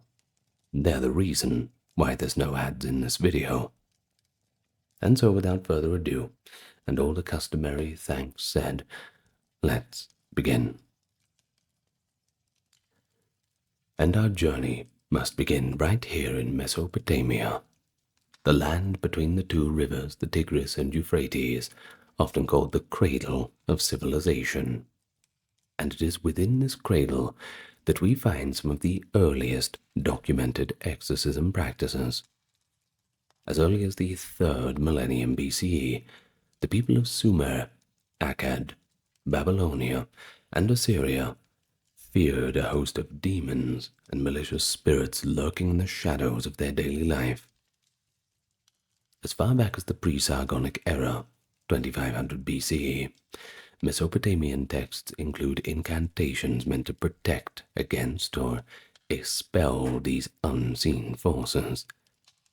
To combat demonic threats, the Mesopotamians turned to specialists, the Ashipu, roughly translated to incantation priest. In our modern vernacular, we can certainly see this by their function as exorcists. Now, these were perhaps the world's first professional exorcists. They were esteemed members of society, often attached to temples, but also hired for private purposes. They'd mastered the art of using rituals and spells to nullify evil influence. But what exactly did a Mesopotamian exorcism look like? Of course, different cultures. In a long, long time ago, it's not going to be like the Hollywood movies that we think of now. Fortunately for us, the Mesopotamians were just kind enough to leave us with thousands of cuneiform tablets, right there preserved for us to read about their culture. And the cuneiform tablets that we have, fortunately, gives us a detailed picture. The Ashipu would typically perform the ritual in the victim's home, especially at the bedside if the person was ill. Demons were often thought to attack people through misfortune or disease, and there was plenty of that around back then. So many Mesopotamian exorcisms were essentially healing ceremonies, but with a bit of a spiritual twist. An exorcist toolkit was both material and magical. First, there were spoken incantations, lengthy prayers or commands addressed both to the invading demon and to the powerful gods beseeched for help. These incantations were recited in the ancient Sumerian language, or perhaps Akkadian, often in a sing-song or emphatic chant. Alongside words, the exorcist employed a various ritual set of acts, burning aromatic substances, anointing the patient with consecrated oils or water, and manipulating symbolic objects. For example, the demon might be tricked or coerced into leaving the victim and entering a substitute object like a lump of clay, a doll, or in some cases, a knotted cord. The exorcist would then dispose of that object, burning it, burying it, or just throwing it into the river.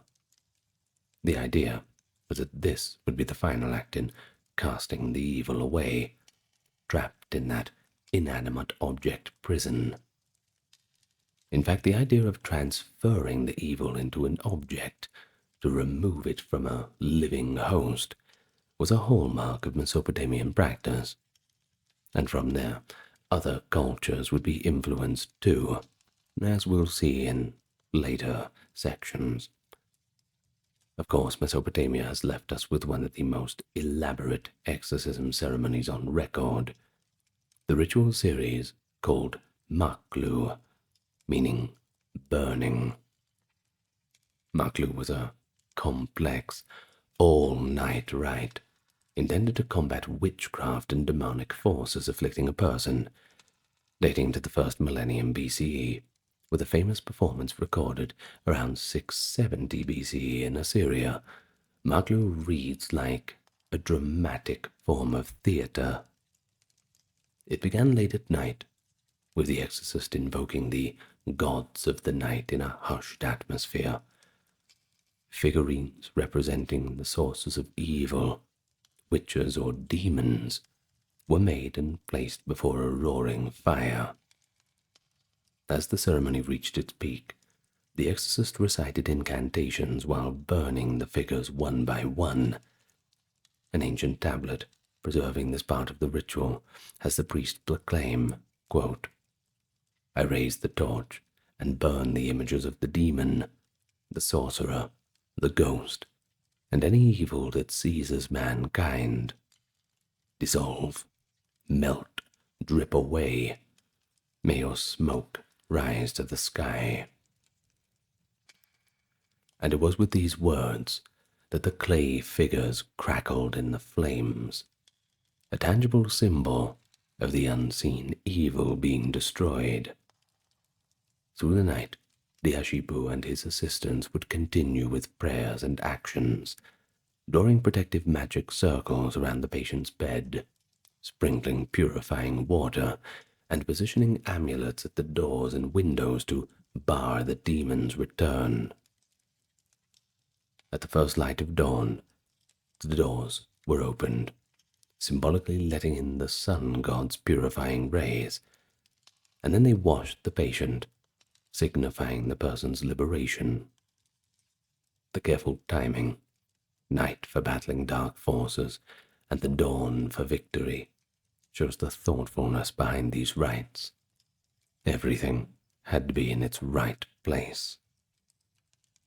But such rituals, don't they sound like an occult drama? I think so. But in context, they were as much a healing art as a spiritual one. Take it, for example, in this way, Mesopotamian exorcists were considered part of the learned medical profession, just like doctors or anything else. Ashipu priests trained in the art of exorcism at scribal schools, often alongside other branches of knowledge. Young scribes in Babylonian academies would, after learning basic writing, specialize in fields like divination, lamentation, or ashibutu, that is, exorcism and magical healing. This was essentially an advanced education. You might compare it to a specialization in medicine or theology today. By mastering classic collections of incantations and rituals written on clay tablets, an exorcist not only learned the practical techniques, but also the underlying theology of evil and purification. Many incantations invoke gods such as A, also known as Enki, and his son Marduk, also known as Asaluhi, divine figures believed to have defeated the primeval monsters, and who could lend their strength to the exorcists of the mortal realm. In the Mesopotamian view, the exorcist was basically acting as an agent of these benevolent gods, commanding demons in their names. It's pretty fascinating to note, too, that the social role of these first exorcists was pretty large, too.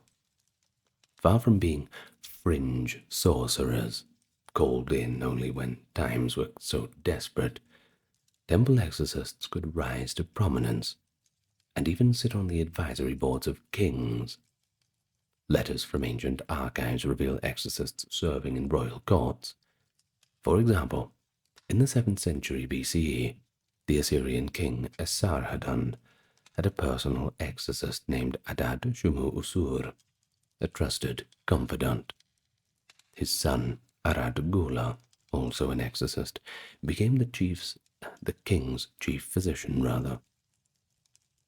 Now these men corresponded with the king about omens, health, and in general, spiritual protection.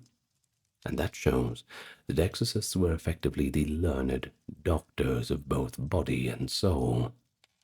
Their work touched everyone, from peasants to pharaohs.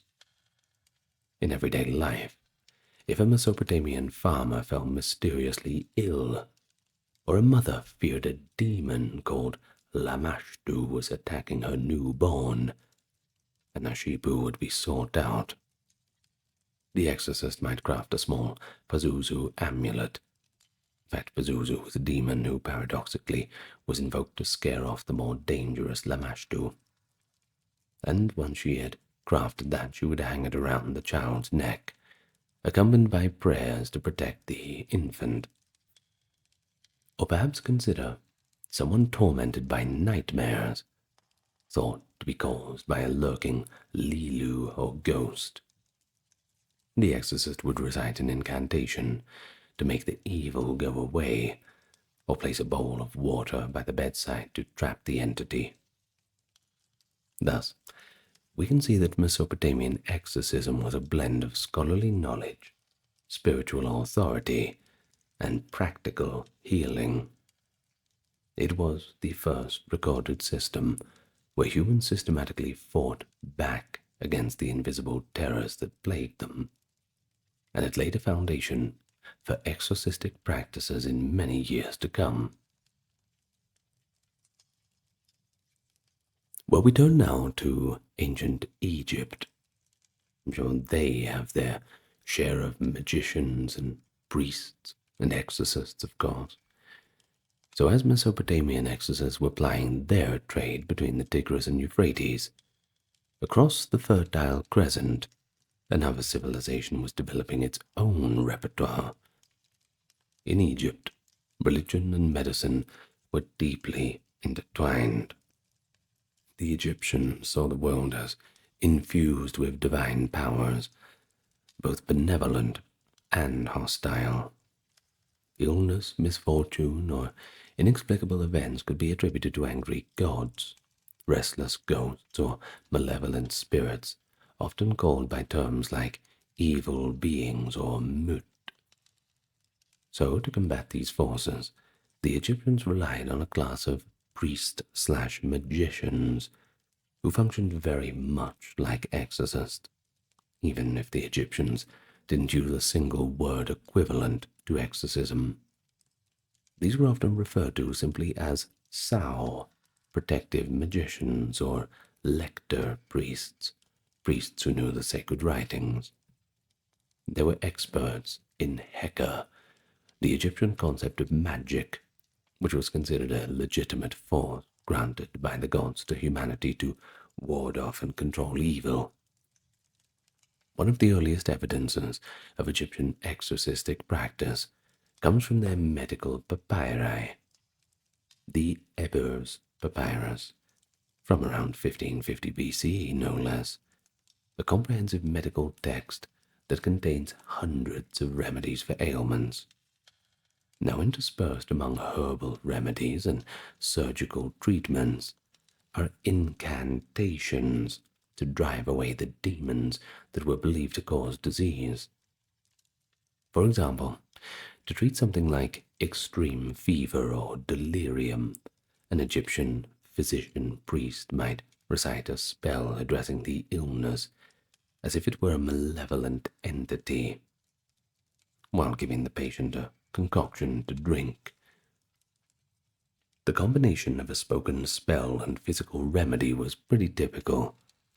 They truly believed that both were necessary, the medicine to heal the body and the incantation to drive away the unseen spiritual affliction. Egyptian exorcisms often called upon friendly deities for aid, much as Mesopotamian ones involved Marduk. An Egyptian would invoke gods like Sekhmet, the lioness goddess who could both send plague and avert it, Thoth, the god of wisdom, whose words had power, or perhaps Isis, the great enchantress who protected her son Horus from harm.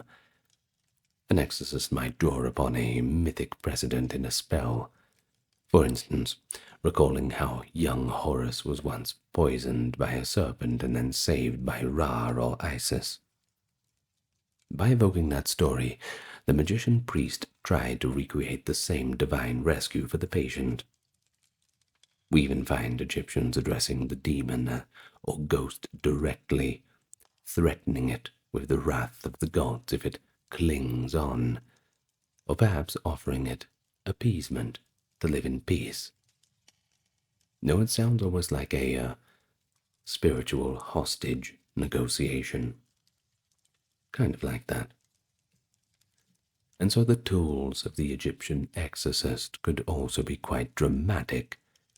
Magical wands or knives carved from hippopotamus ivory, inscribed with protective images used in the Middle Kingdom, that's from 2000 to 1700 BCE, to draw a circle of protection around mothers and children, warding off the lurking demons of the night.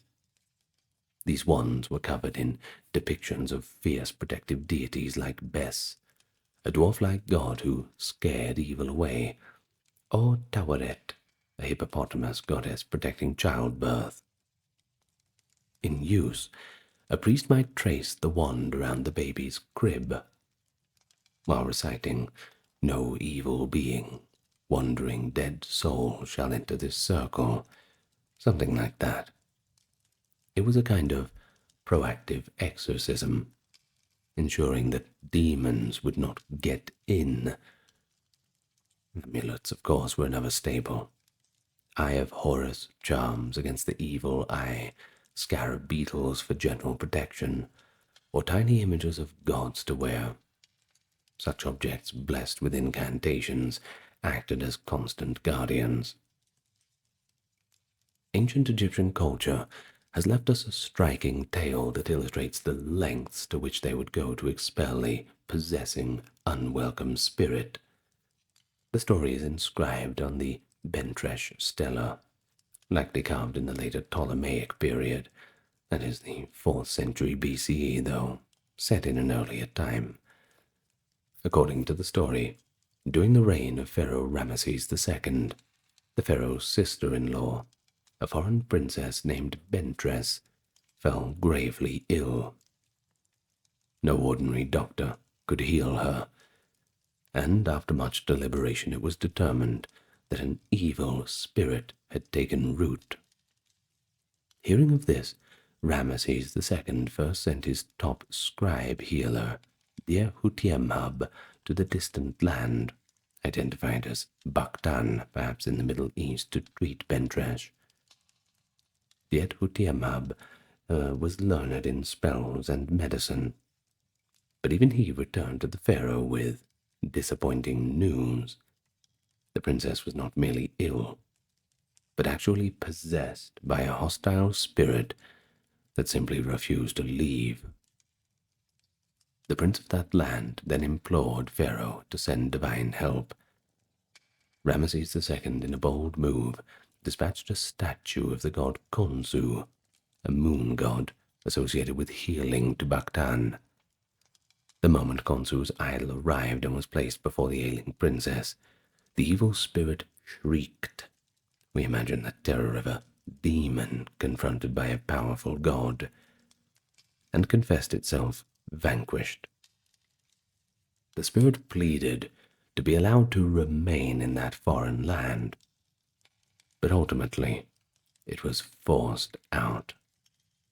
And as for Bentresh, well, she got better, her health recovered, and they all lived happily ever after, except for the demon. Well, this exorcism by divine intervention shows a key aspect of Egyptian belief. Sometimes the presence of a god, even in image form, was the ultimate exorcist, outranking any human magician, kind of like a divine scarecrow. But it also shows that the Egyptians saw possession as something that could afflict anyone, even royalty, and that an exorcism could be an international affair, with Pharaoh himself orchestrating it. And we must remember, though, the Bentresh story may be propagandistic, showing off Egypt's gods as supreme, going into other lands to sort out problems, but it certainly reflects genuine practice. Priests did use statues and ritual processions of gods to bless and cleanse afflicted people. In temple rituals, statues of gods were carried around to banish unseen evils from the town, especially during annual ceremonies like the New Year's execration rituals, where Egyptians broke clay figurines of enemies and evil entities, symbolically smashing the powers of chaos. But not all Egyptian exorcisms were confrontational. Some were more about placating spirits, especially when dealing with the ghosts of the dead. Egyptians believed that if proper burial rites were neglected, a deceased person's spirit, or an ark as they call it, might actually become restless and trouble the living. A remarkable tale from the Ramesside period, 1200 BC or thereabouts, tells of the high priest of Amun, Khonsuemhab, and his encounter with a ghost. In the story, Khonsuemhab finds a forlorn spirit haunting the darkness of Thebes. Instead of commanding it harshly, the priest converses with it, who reveals that his tomb was desecrated, and he cannot move on to the afterlife. Moved by compassion, Khonsuemhab arranges for the ghost's remains to be found and reburied with the proper honor. Only then does the spirit finally depart, being at peace.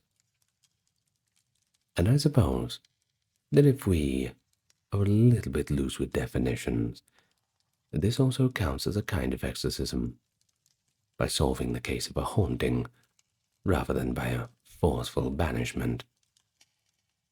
It shows that the Egyptian approach was like this: when dealing with the dead, negotiation and proper ritual could be more effective than threats. The best exorcist in such a case was one who understood the needs of the spirit. In any case, the problem is solved. In society, Egyptian exorcist magicians were both respected and sometimes feared. They held titles like chief lector priest and were integral to temple life, reciting daily hymns and also performing magical cures. Common people might approach them at temple gates or in marketplaces for help with a possessed family member or cursed household. Some magicians also gained fame in folk tales. Figures like Imhotep, later deified as a healer, or Prince Waset, reputed in later legend as a master of secrets, both credited with magical deeds. Exorcists could even be state emissaries. The pharaoh could send a healer magician to a distant land, as in the Bentresh tale, or accompany military campaigns to keep soldiers safe from foreign demons. And thus, in ancient Egypt, we see a rather rich tradition of exorcism, one that relied on the power of words, the power of symbols and gods, and the wisdom of the priestly class. Whether through a humble charm hung around a child's neck, or a grand procession of a deity casting out a royal demon, the aim was the same: restore Mart, the cosmic order and harmony, by expelling the forces of chaos and sickness.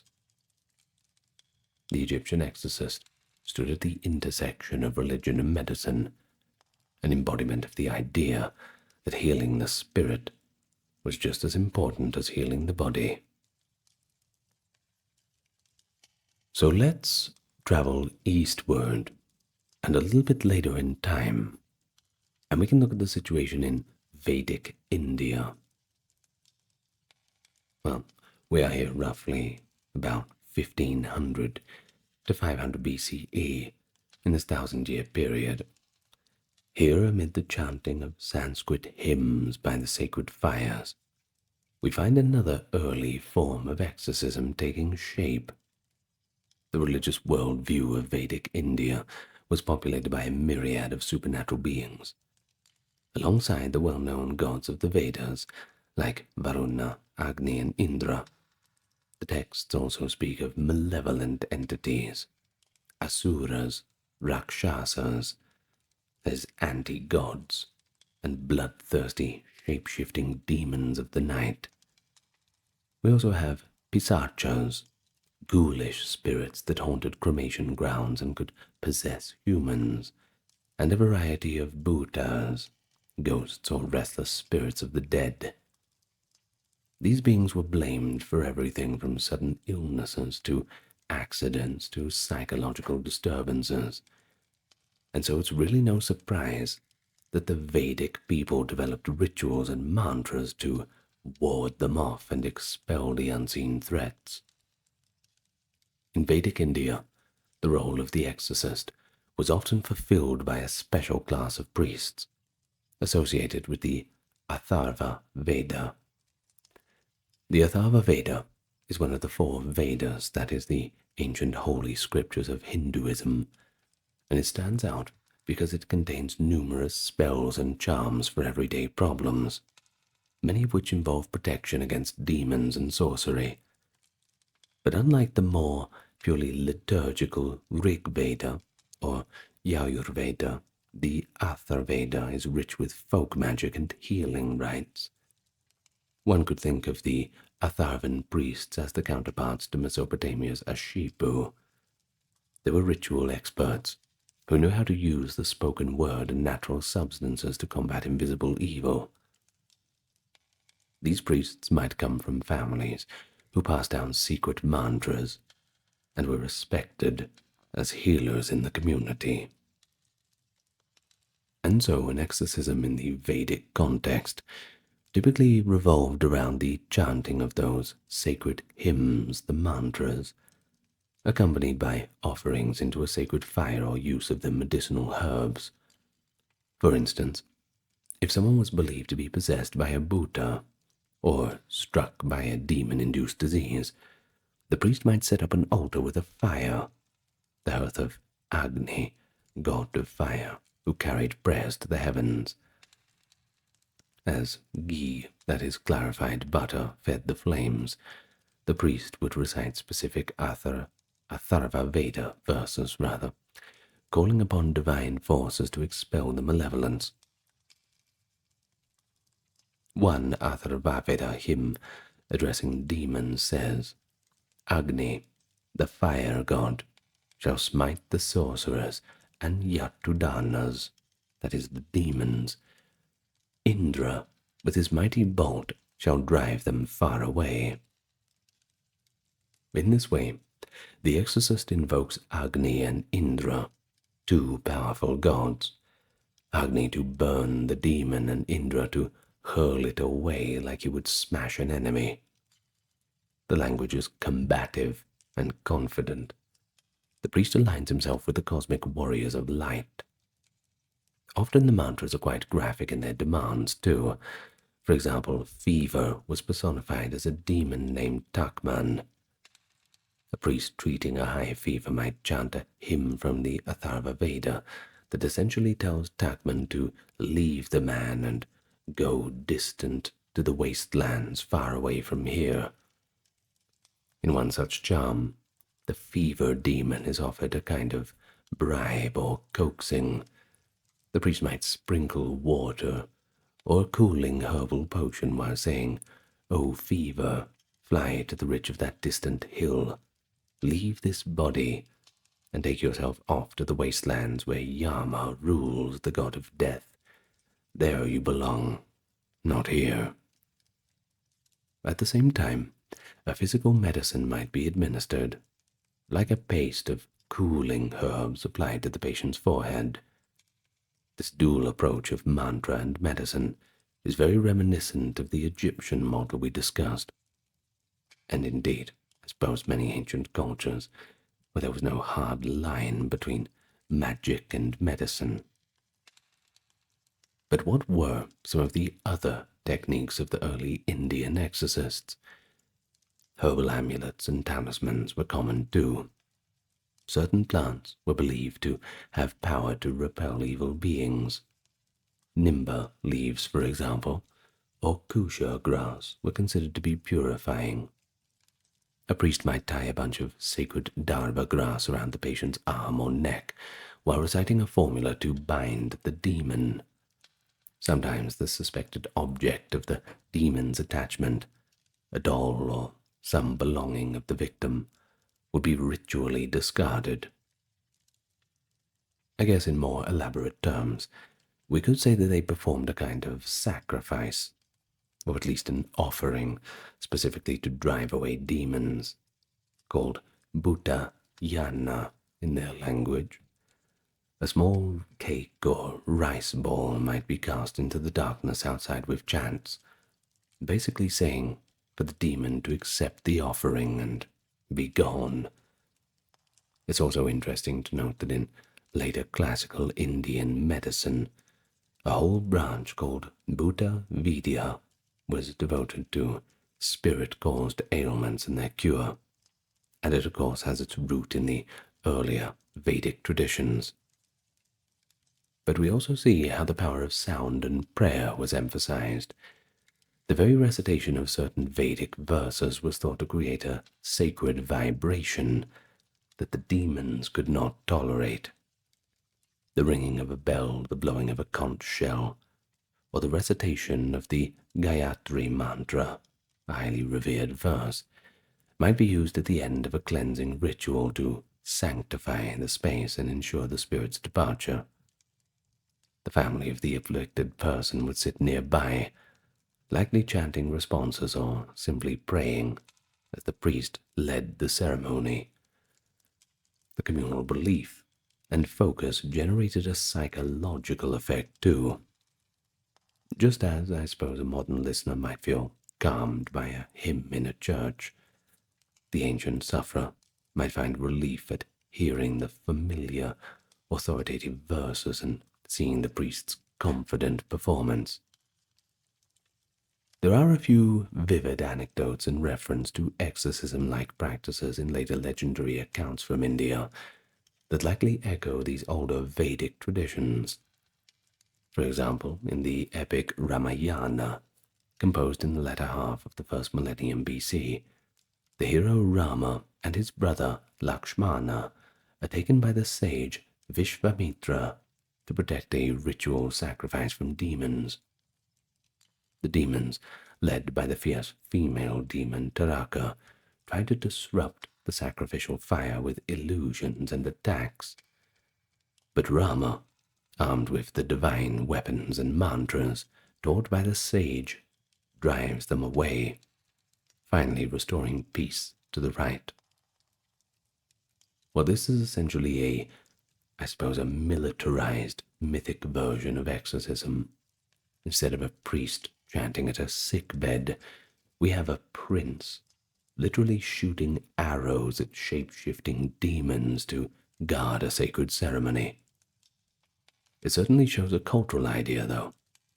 Demonic interference was a known threat, even to religious rites, and special knowledge or empowerment was needed to fend it off. Another story from the Mahabharata tells of a Rakshasa, that is a demon, named Hibimna, who terrorized a region until he was confronted and slain by the Pandava hero named Bhima. While this is again a physical combat story, that underlying motive of protecting people from powerful possessing entities is quite a common reoccurrence.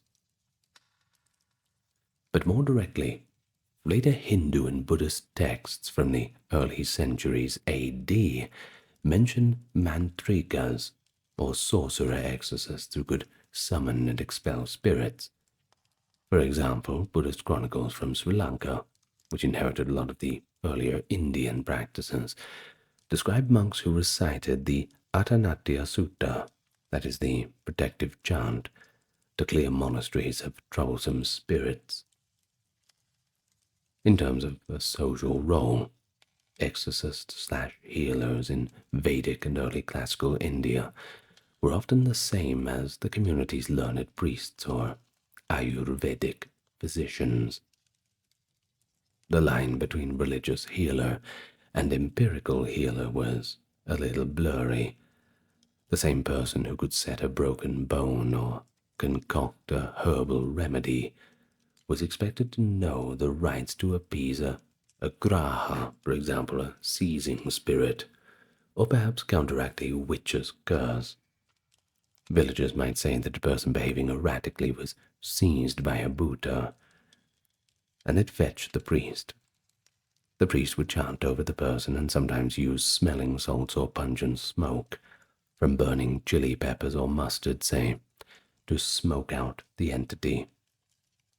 This combination of sensory shock and spiritual command often did reveal the afflicted. Perhaps what we'd see as psychosomatic illness responding to suggestion. And thus, as we can see, in early India, exorcism was very much a ritual of sound, fire, and sacred substances all wrapped up together. It relied on the conviction that the Vedas, the revered words of truth, held power even over demons. By vocalizing the right hymn or name of a deity, the exorcist brought divine aid to the human realm.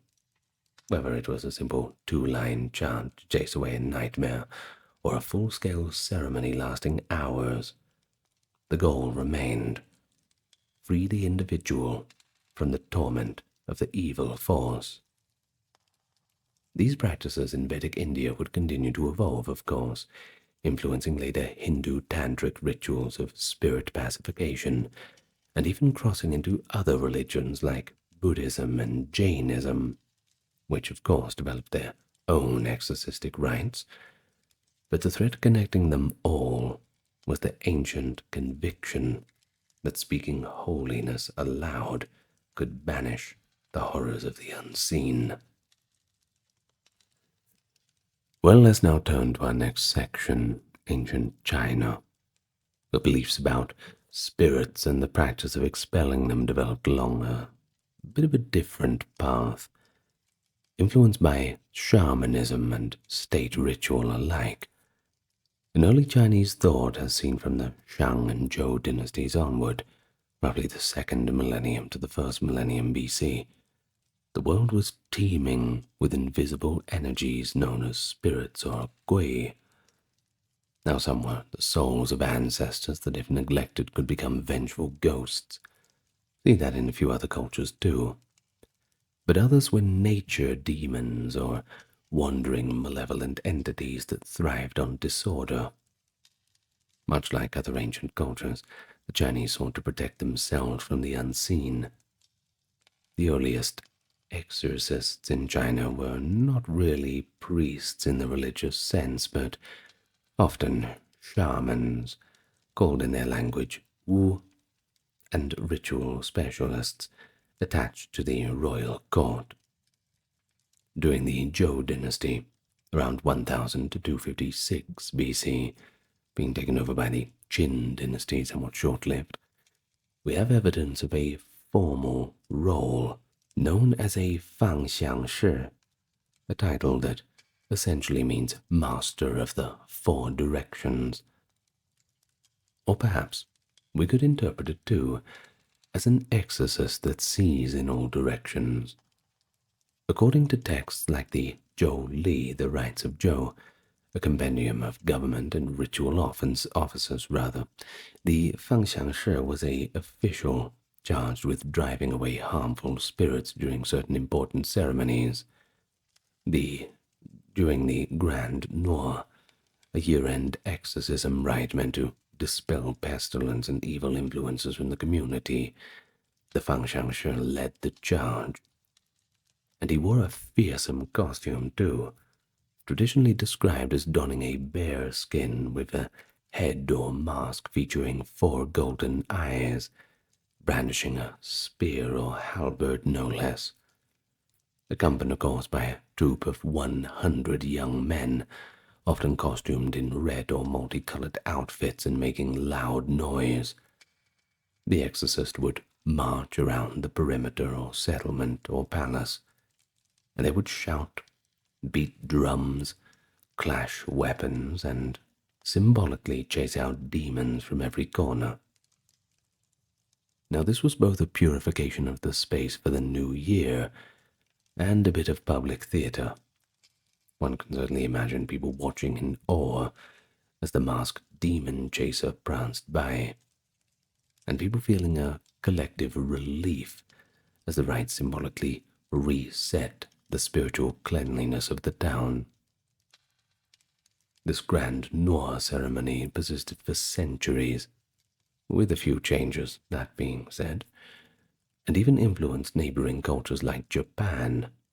The Nara period, Japanese adopted a similar year-end exorcism rite called the Oniyarai or Setsubun. It reveals an interesting facet of Chinese exorcism, though. It was not a private healing act, but also a public, state-sponsored ritual. Of course, there was plenty of private healing acts, but we'll get to them later. The emperor, or the king, saw it as his duty to protect the realm from all forces, and that includes demonic calamities, much as he performed sacrifices to ensure good harvest. By late antiquity, Chinese dynasties still held such rites. Even in the Tang era, that is post-6th century, slightly beyond our time frame, I will admit, records describe grand exorcistic parades at the imperial court. Another sphere of exorcism in China was the funerary context. The Chinese took great care in burial to ensure the dead would pass peacefully to the afterlife, and not linger as troublesome ghosts. As part of some funeral processions in the early imperial period, the fangxiangshi, or similar figures, performed a ritual at the tomb to expel any malign spirits from the burial site, and to guide the departed soul on its way. Small clay figures of exorcists with ferocious expressions dating to the Han dynasty and after have been found guarding tombs, indicating their role was deemed necessary, even in spirit, to protect the deceased, and the living, of course, from demonic influence. So whether in life or death, the presence of an exorcist was considered beneficial for keeping malevolent forces at bay. While the Fangshangshe represents a official, secular side of exorcism, shamanic practices in early China represent a more spiritual and ecstatic approach.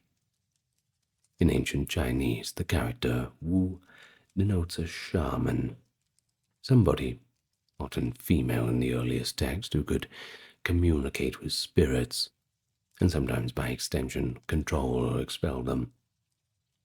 During the Shang dynasty, 1600 to 1046 BC, oracle bone inscriptions suggest that the king or his diviners attempted to diagnose misfortunes by divination, and they might call upon the shamans to conduct healing seances. A shamanic exorcism might involve trance and dancing, the shaman performing rhythmic movements, drumming and singing to summon helpful spirits or terrify the malign spirit tormenting a patient. In some cases, shamans would enact a spirit possession themselves, inviting a benign spirit or deity to temporarily inhabit them and then commanding the evil spirit to depart the afflicted person. This indirect battle of spirits seems to be a hallmark of many shamanic cultures. And one famous bit of lore suggests that the legendary Yellow Emperor instituted certain exorcistic practices. He's mythically credited with establishing the Fangshangshe roll and other medicinal charms. Whether or not one believes the legend, it certainly shows that by the time of the Han dynasty, the Chinese saw their exorcism techniques as rooted in ancient practice, venerable traditions going back to mythic sage kings. So let's envision a scene of a folk exorcism in early China, say during the Han period, around the 1st century CE. A family in a village is troubled. Perhaps their kid is sick, muttering nonsense, and they suspect a ghost or evil spirit has taken hold. They might call upon a Wu shamaness, renowned for her ability to deal with spirits. And so at night, by the light of an oil lamp, the shamaness arrives, wearing patterned robes and carrying a bundle of tools, maybe a sword or dagger, often talismans themselves, inscribed with mystical symbols, a gourd of water or wine, and a small drum. The family members would watch anxiously as she circles the ill child, shaking a bundle of chicken feathers or an animal tail whisk, objects used to sweep away spiritual impurity. She chants incantations, possibly invoking the revered Lord of Thunder or other divine forces to help. And suddenly, she breaks into a dance, stamping her feet to assert dominance over the spirit and drumming faster and faster. In a fierce voice, she might shout into the air, addressing the invisible foe, telling it to be gone, back to the shadows, commanding it to leave.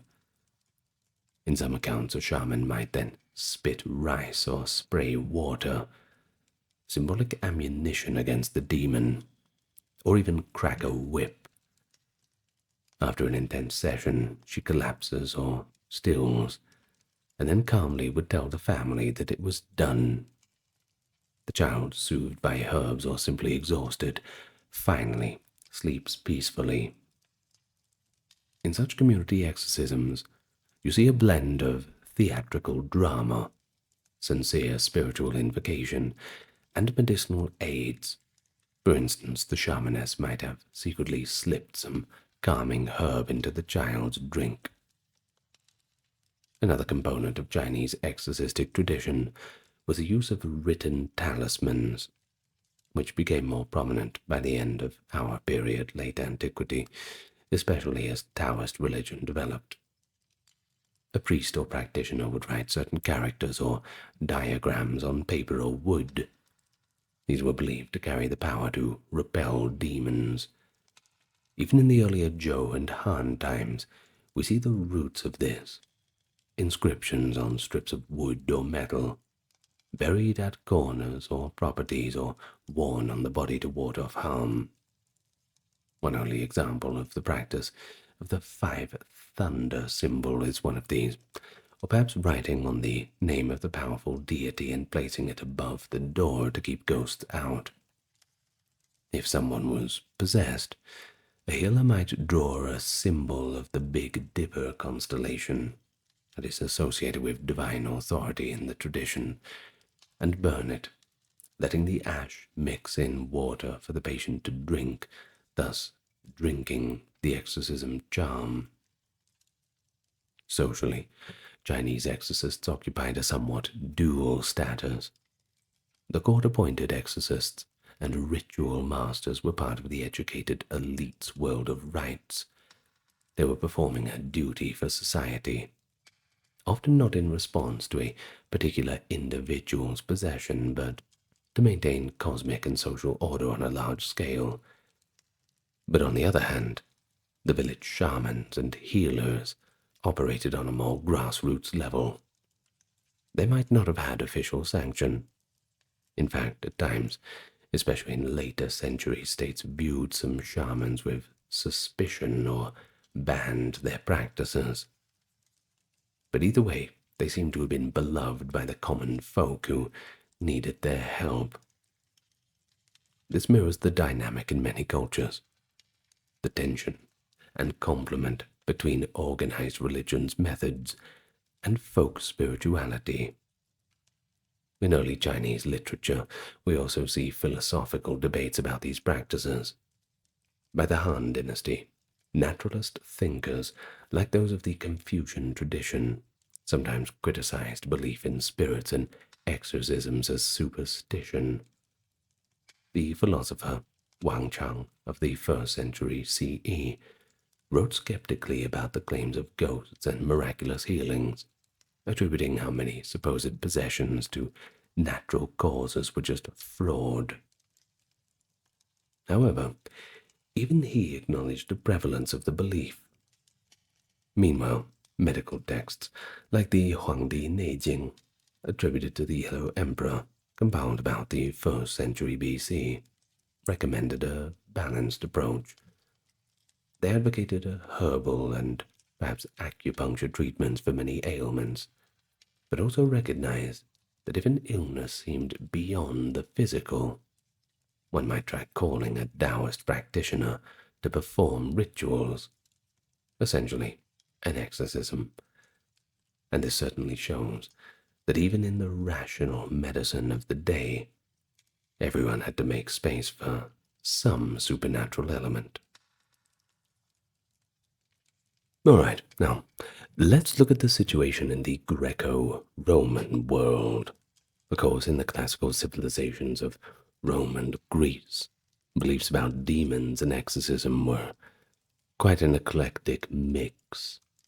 Greco-Roman world was religiously pluralistic and quite open to ideas from Persia, Mesopotamia, Egypt, and beyond.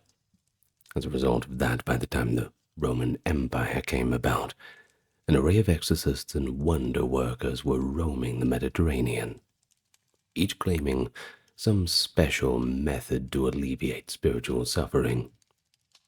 However, if we step back a little bit earlier into Greek history, we find that the concept of casting out harmful spirits was present, but in more subtle forms, often under the guise of purification or healing rites. Classical Greece, 5th to the 4th centuries BCE, didn't really have exorcists as a formal priestly class, but it did have seers, mantis, and purifiers, cathartes. One famous example is Epimenides of Crete in the 6th century BCE, a semi-legendary sage who was called to Athens to purify the city after it was afflicted by plague. This was, of course, perception of divine wrath. Epimenides performed sacrifices and rites to cleanse the city's guilt caused by an earlier sacrilege, and according to tradition, lo and behold, the plague lifted. Well, I suppose, while not an exorcism of a demon or a person, it was essentially an exorcism on a civic scale, the removal of a malign spiritual presence that hung over the entire populace. Similarly, certain families or guilds in Greece, like the Thracian physicians, were known as for, well, I suppose, incantations to cure illnesses that were thought to be afflicted by gods or spirits. Greek medicine in the Hippocratic tradition, that is, of course, named after Hippocrates, around 5th century BCE, took a famously skeptical stance on demonic causes of disease.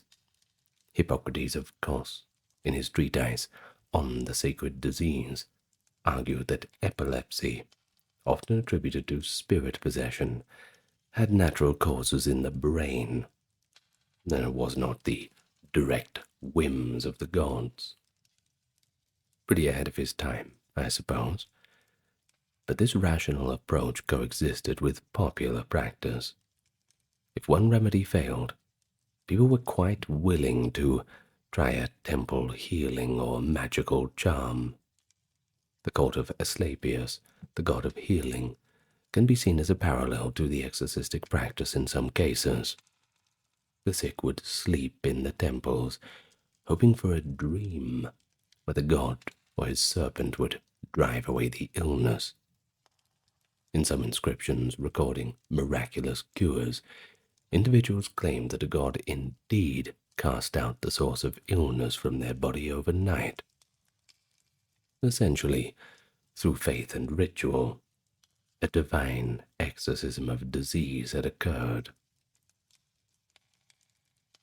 Moving on to the Hellenistic period, the 3rd to the 1st century BCE, Greek and Egyptian traditions merged in places like Alexandria.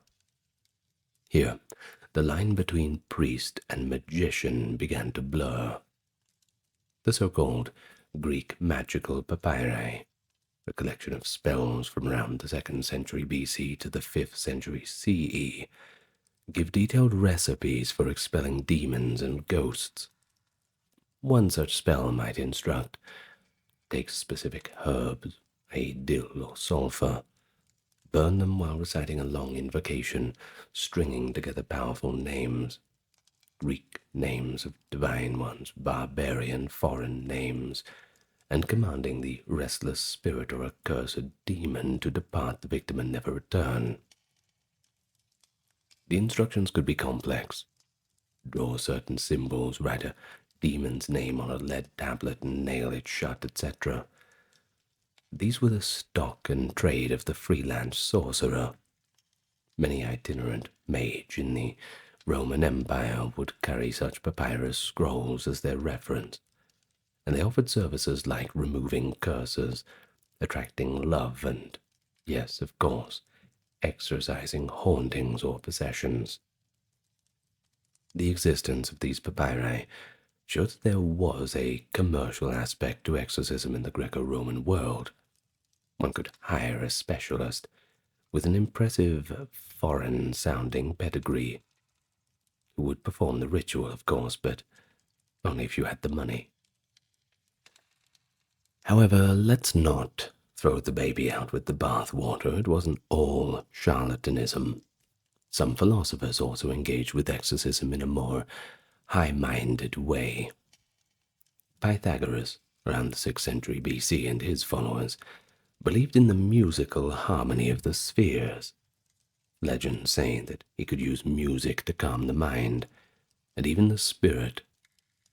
One story, admittedly from much later sources, tells us that Pythagoras pacified a drunken youth who was possessed by a frenzy by playing a soothing melody on the lyre, an echo of David and Saul's story, interestingly.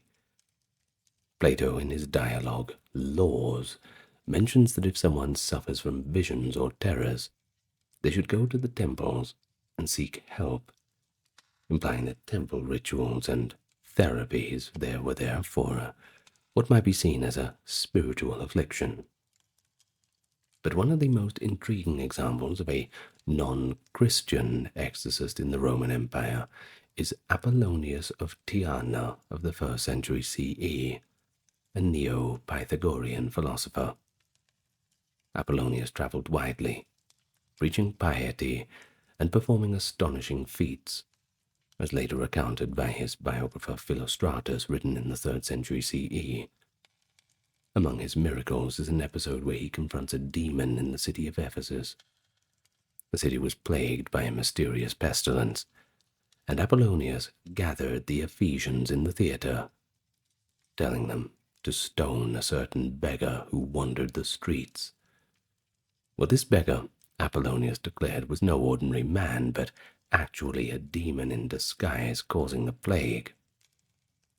Of course, understandably, the people hesitated. The beggar looked quite pitiful. But as Apollonius insisted, and they began to hurl stones, the demon revealed its true form, a snarling apparition, struck down by the barrage. While the pile of stones was removed, instead of a corpse, they found the blackened carcass of a monstrous hound. As for the plague, it ended. Apollonius essentially orchestrated an entire city to perform an exorcism by collective action. Another story of Apollonius, closer to a personal exorcism, takes place in Athens. He encounters a youth who has bouts of wild, irrational laughter and weeping in the midst of an otherwise normal life, and that's a sign of possession by a spirit. He looks into the young man's eyes and directly addresses the entity within. The demon, caught off guard by the sage's spiritual power, screams and promises to leave. Apollonius sternly orders it out, demanding a sign. Immediately, a nearby statue of a god or hero in the public square tumbles to the ground, thrown down by the fleeting demon as a final show of spite. The youth is restored to sanity, wondering what happened as a crowd gathers. Philostratus, who relays this, likely wanted to draw a parallel with the gospel accounts of Jesus, which by the 3rd century were well known in the empire. Perhaps to claim that pagans, too, had their holy exorcists. But regardless of the intent, the tale gives us an insight into the expected symptoms and signs of exorcism. The possessed person is unaware or not fully in control.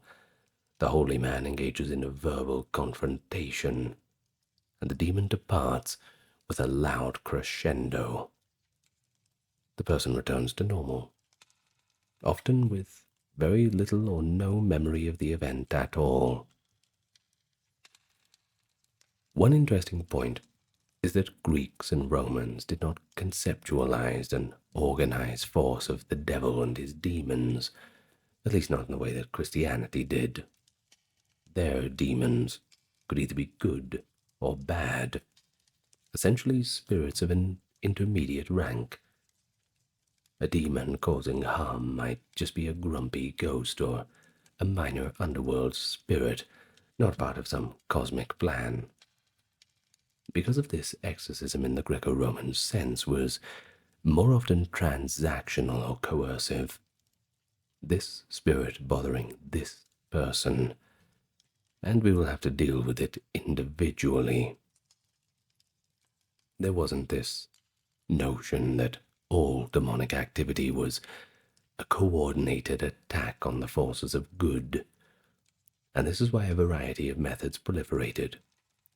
There wasn't a single church or doctrine to standardize how to cast out a spirit, so people tried everything, from the temple of Asclepius to the incantations of a Persian magi. And speaking of Persian magi, Oriental influences were respected in some circles. The Romans, fascinated by exotic wisdom, sometimes invited Chaldean or Egyptian priests for spiritual problems. For instance, if a nobleman's daughter had a mysterious seizure, the family might just consult with an Egyptian priest of Isis, who might use a rattle, in their tongue sistrum, and prayers to Isis to expel the possessing spirit of discord. Or perhaps a Syrian ecstatic could be brought in to perform a frenzy to draw the evil into himself and then expel it. There was a general sense that the East had this powerful magic that was rooted in the old world. Well, the old world of the old world. But finally, we should mention Lucian of Samosata, a 2nd century CE Syrian Greek satirist. In his dialogue, The Lover of Lies, Lucian comically catalogues a supernatural tale. One character describes a Syrian exorcist who, for a heavy fee, can cure the possessed. This exorcist stands over the afflicted under the full moon and asks the demon's name and story, which obligingly the demon gives in whatever language it knows. But Lucian Riley notes that the demon speaks Greek or foreign tongues, and then adjures it to leave. The patient is completely silent, but the voice of the demon speaks through, sometimes revealing it was the ghost of someone improperly buried or a spirit driven by rage. The exorcist then uses threats and formulas until the spirit departs with a ghostly howl, and the patient rises up, free and well, and with the typical confusion. Even though Lucian's intent is humorous skepticism, his account mirrors the genuine practice, confirming that in the Greco-Roman world of the 2nd century, the idea of a wandering professional exorcist, particularly one from the eastern provinces, using mysterious lore, was something familiar enough to satirize. Well, any talk about exorcism would not be complete without talking about Christianity and its influence. In this case, we're going to very early times. In the 1st century CE, in that far-flung corner of the Roman Empire, a series of events unfolded that would profoundly influence the practice and understanding of exorcism. And these events are recorded in the New Testament and other early Christian writings, centering on one Jesus of Nazareth and his followers. Early Christianity emerged from the Jewish context and inherited concepts of spirits and exorcism of earlier times, but it amplified it and transformed them in significant ways. By the end of late antiquity, the Christian exorcist had become a distinct figure, and exorcism was a well-established rite in the church, credited with real spiritual authority. Jesus' public ministry, around 27 to 30 CE, is depicted in the Gospels as being marked by frequent confrontations with demons. In fact, one of the key signs of his messianic power, according to the texts, was his ability to cast out evil spirits with unprecedented authority. For example, the Gospel of Mark, thought to be the earliest Gospel written around the 60s to 70s CE, opens Jesus' ministry with an exorcism in a synagogue in Capernaum. As the story goes, a man is possessed by an unclean spirit, suddenly cries out in the middle of Jesus' teachings, recognizing Jesus as the Holy One of God and shrieking in fear. Jesus sharply rebukes the spirit, saying, "Be silent and come out of him." The congregation watches in astonishment as the man convulses and the spirit departs with that typical loud cry. They exclaim, "What is this? A new teaching, and with authority he commands even the unclean spirits, and they obey him." Well, this reaction shows how Jesus's style was a little bit different from what people were used to. Unlike other exorcists who might recite long incantations, invoke a higher authority, or perform elaborate rituals, Jesus rather just showed up and issued a direct command on his own authority. And it works immediately. His brevity and personal authority was seen as something quite marvel. The Gospels recount multiple exorcisms by Jesus, freeing Mary Magdalene from 7 demons, healing the Gerasene demoniac, a man so utterly possessed that he lived among tombs, breaking chains and harming himself. Jesus expels a legion of demons out of him and permits them to enter a herd of pigs, which then run off a cliff. Poor pigs, though. Well, he also cures a boy with seizures by driving out a stubborn spirit that his disciples had trouble expelling. In each, Jesus is portrayed as effortlessly dominating the demons, sometimes after a brief dialogue. In one case, the demons beg Jesus not to torment them before the appointed time. Now, that indicates that early Christians believed demons recognized Jesus as ultimately destined to judge or destroy them anyway. But what is crucial here is the theological shift. Christian belief identified these various unclean spirits as agents of a larger evil, often associated with Satan or the devil, the cosmic adversary of God. So exorcism in Christianity took on a cosmic warfare dimension. Jesus Christ was seen as plundering the realm of Satan, freeing souls from demonic bondage as part of a larger mission of salvation.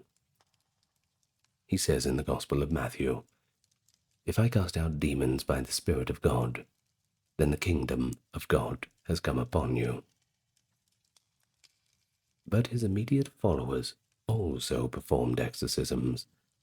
The Gospel of Luke notes that Jesus sent out 70 disciples who returned joyfully, saying, "Lord, even the demons submit to us in your name." And here we see the mechanism. The name of Jesus becomes the effective formula. The book of Acts continues this thread, showing apostles like St. Paul casting out spirits. In Acts 16, Paul encounters a slave girl at Philippi who has a pythonic spirit and is shouting after them. Paul, quite annoyed, finally turns and says, "I command you, in the name of Jesus Christ, to come out of her." And lo and behold, the spirit leaves, much to the dismay of the girl's owners who lost their source of fortune-telling income. But this shows how the early Christian exorcist operated, by invoking the authority of Egypt, which they believed compelled any demon to flee. As Christianity spread in the 2nd and 3rd centuries, the act of exorcism became institutionalized in 2 main ways: evangelistic and liturgical. Evangelistic exorcism means that missionaries and preachers often cast out demons as a demonstration of the power of Christ to potential converts. The early apologist Tertullian, 160 to 220 CE, boasts in his writings that Christians can easily cast out the spirits that pagan magicians and priests had failed to do so. He even suggests that if a Christian and a pagan disputant were in a public debate, they should bring forth someone possessed. The Christian would drive out the demon and thus prove whose God was real. Such confidence. It indicates that exorcisms were somewhat public in that era, serving as a tool to win people over to the new faith. Indeed, there are records of conversion stories where a person sought help because they were possessed or tormented, and they credited a local saint or Christian preacher with freeing them, leading them to finally embrace Christianity. Liturgical exorcism, on the other hand, took root in the process of preparing new converts for baptism. By the 3rd century, the Church had developed a structured program for instructing and purifying converts before baptism. Minor exorcisms were performed on catechumens, for those studying to become Christian as a routine matter. Prayers and the laying on of hands to drive out any lingering influence of evil or pagan error, and ready the soul for the indwelling of the Holy Spirit. In fact, documents like the apostolic tradition attributed to Hippolytus around 215 CE give prayers to be said over catechumens. I have trouble with that word, don't I? Catechumens, I think. Correct me in the comments, I'm sure you will. Well, these include exorcistic elements, of course, but eventually the Church even had a minor clerical order called exorcist, established at least by the 3rd century. Pope Cornelius in 251 lists exorcists among the clergy of Rome. But these official exorcists weren't roaming ghost busters or anything like that.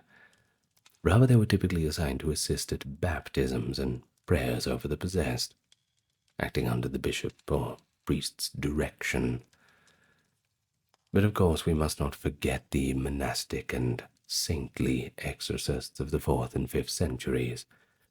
Once Christianity became widespread, stories abounded of holy monks and ascetics battling demons in the wilderness, and of course in the hearts of people. Saint Anthony of Egypt, the famed father of monasticism, living from 251 to 356, was said to be repeatedly assailed by demons during his solitary life in the desert. Sometimes they appeared as wild beasts or grotesque figures to frighten or tempt him. Anthony fought them off with prayer and faith, and as his reputation grew, people brought the sick and possessed to him, and he healed them through very simple prayer. Other saints like Saint Hilarion, a disciple of Anthony, and Saint Martin of Tours in Gaul were also famed exorcists. Martin, a 4th century bishop, went around dismantling pagan shrines, and according to legend he confronted demons both in idol form and in possessed individuals.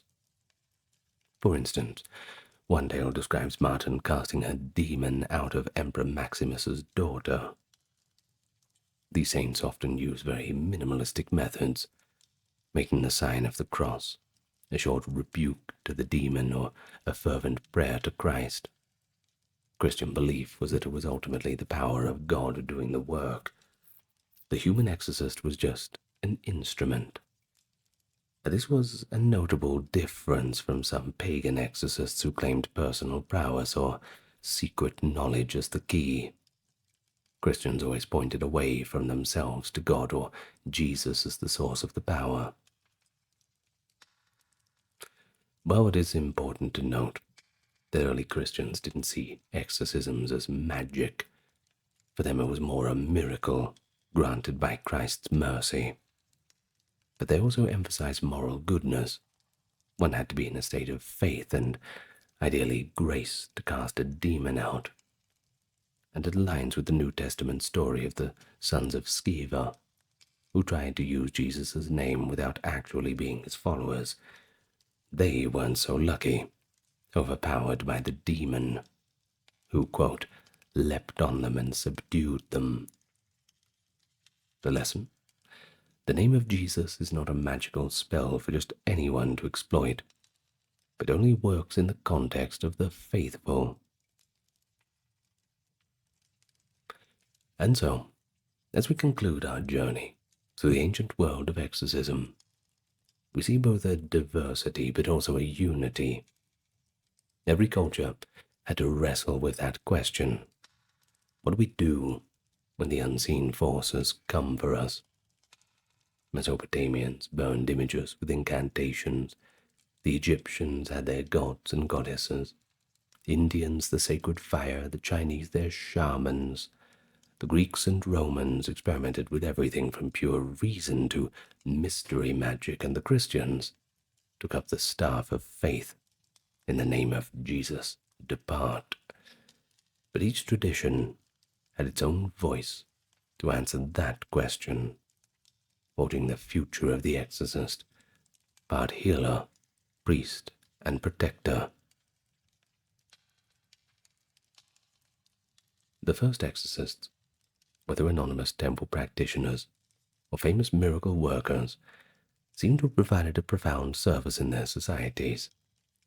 They offered hope that even in the face of an unseen terror, humans were not completely helpless. And that enduring hope, born in the ancient world, continued to echo down through the ages. Whenever somebody had cried, "Deliver us from evil." And just like that, here we are again, at the end of another video. It was a little bit longer, but a topic like that, you just can't resist. I'm going to thank those top-tier patrons and supporters now. Dark, Kimberly, Christine, Sally, Ember, Susan, Cameron, Legitmus, Gary, Charlene, Lynn, Therese, Katiana, Nicholas, Ulfit, Nia, Alexander, Charles, Christine, Dr. Neuro, Nerd, Aaron, Jaden, Jim, Jeffrey, Jessica, Madeline, Melissa, Orthodox Review, Scott, Stark Factory, Shell, Wendy, Josie, Sarah, Ryan, Thor, Cameron, Stefan, Kevin, HMSHH, Crystal, Dalbury, Anthony, Lucy, Brandon, and Gugu Bubonic. Thank you so much. And that's it from me today. And as I turn off my computer, I'm a little tired too. Perhaps you're already asleep. Or, I don't know, you've busied yourself doing some other task. But if not, leave your thoughts in the comments below. I'd like to hear about what you think about all this. Perhaps you're fascinated by the topic. Either way, that's it from me. As always, lots of love to you all. Thank you for joining me. And I will see you whenever you feel like hanging out again. You know where I'll be. Right here. Good night, everyone.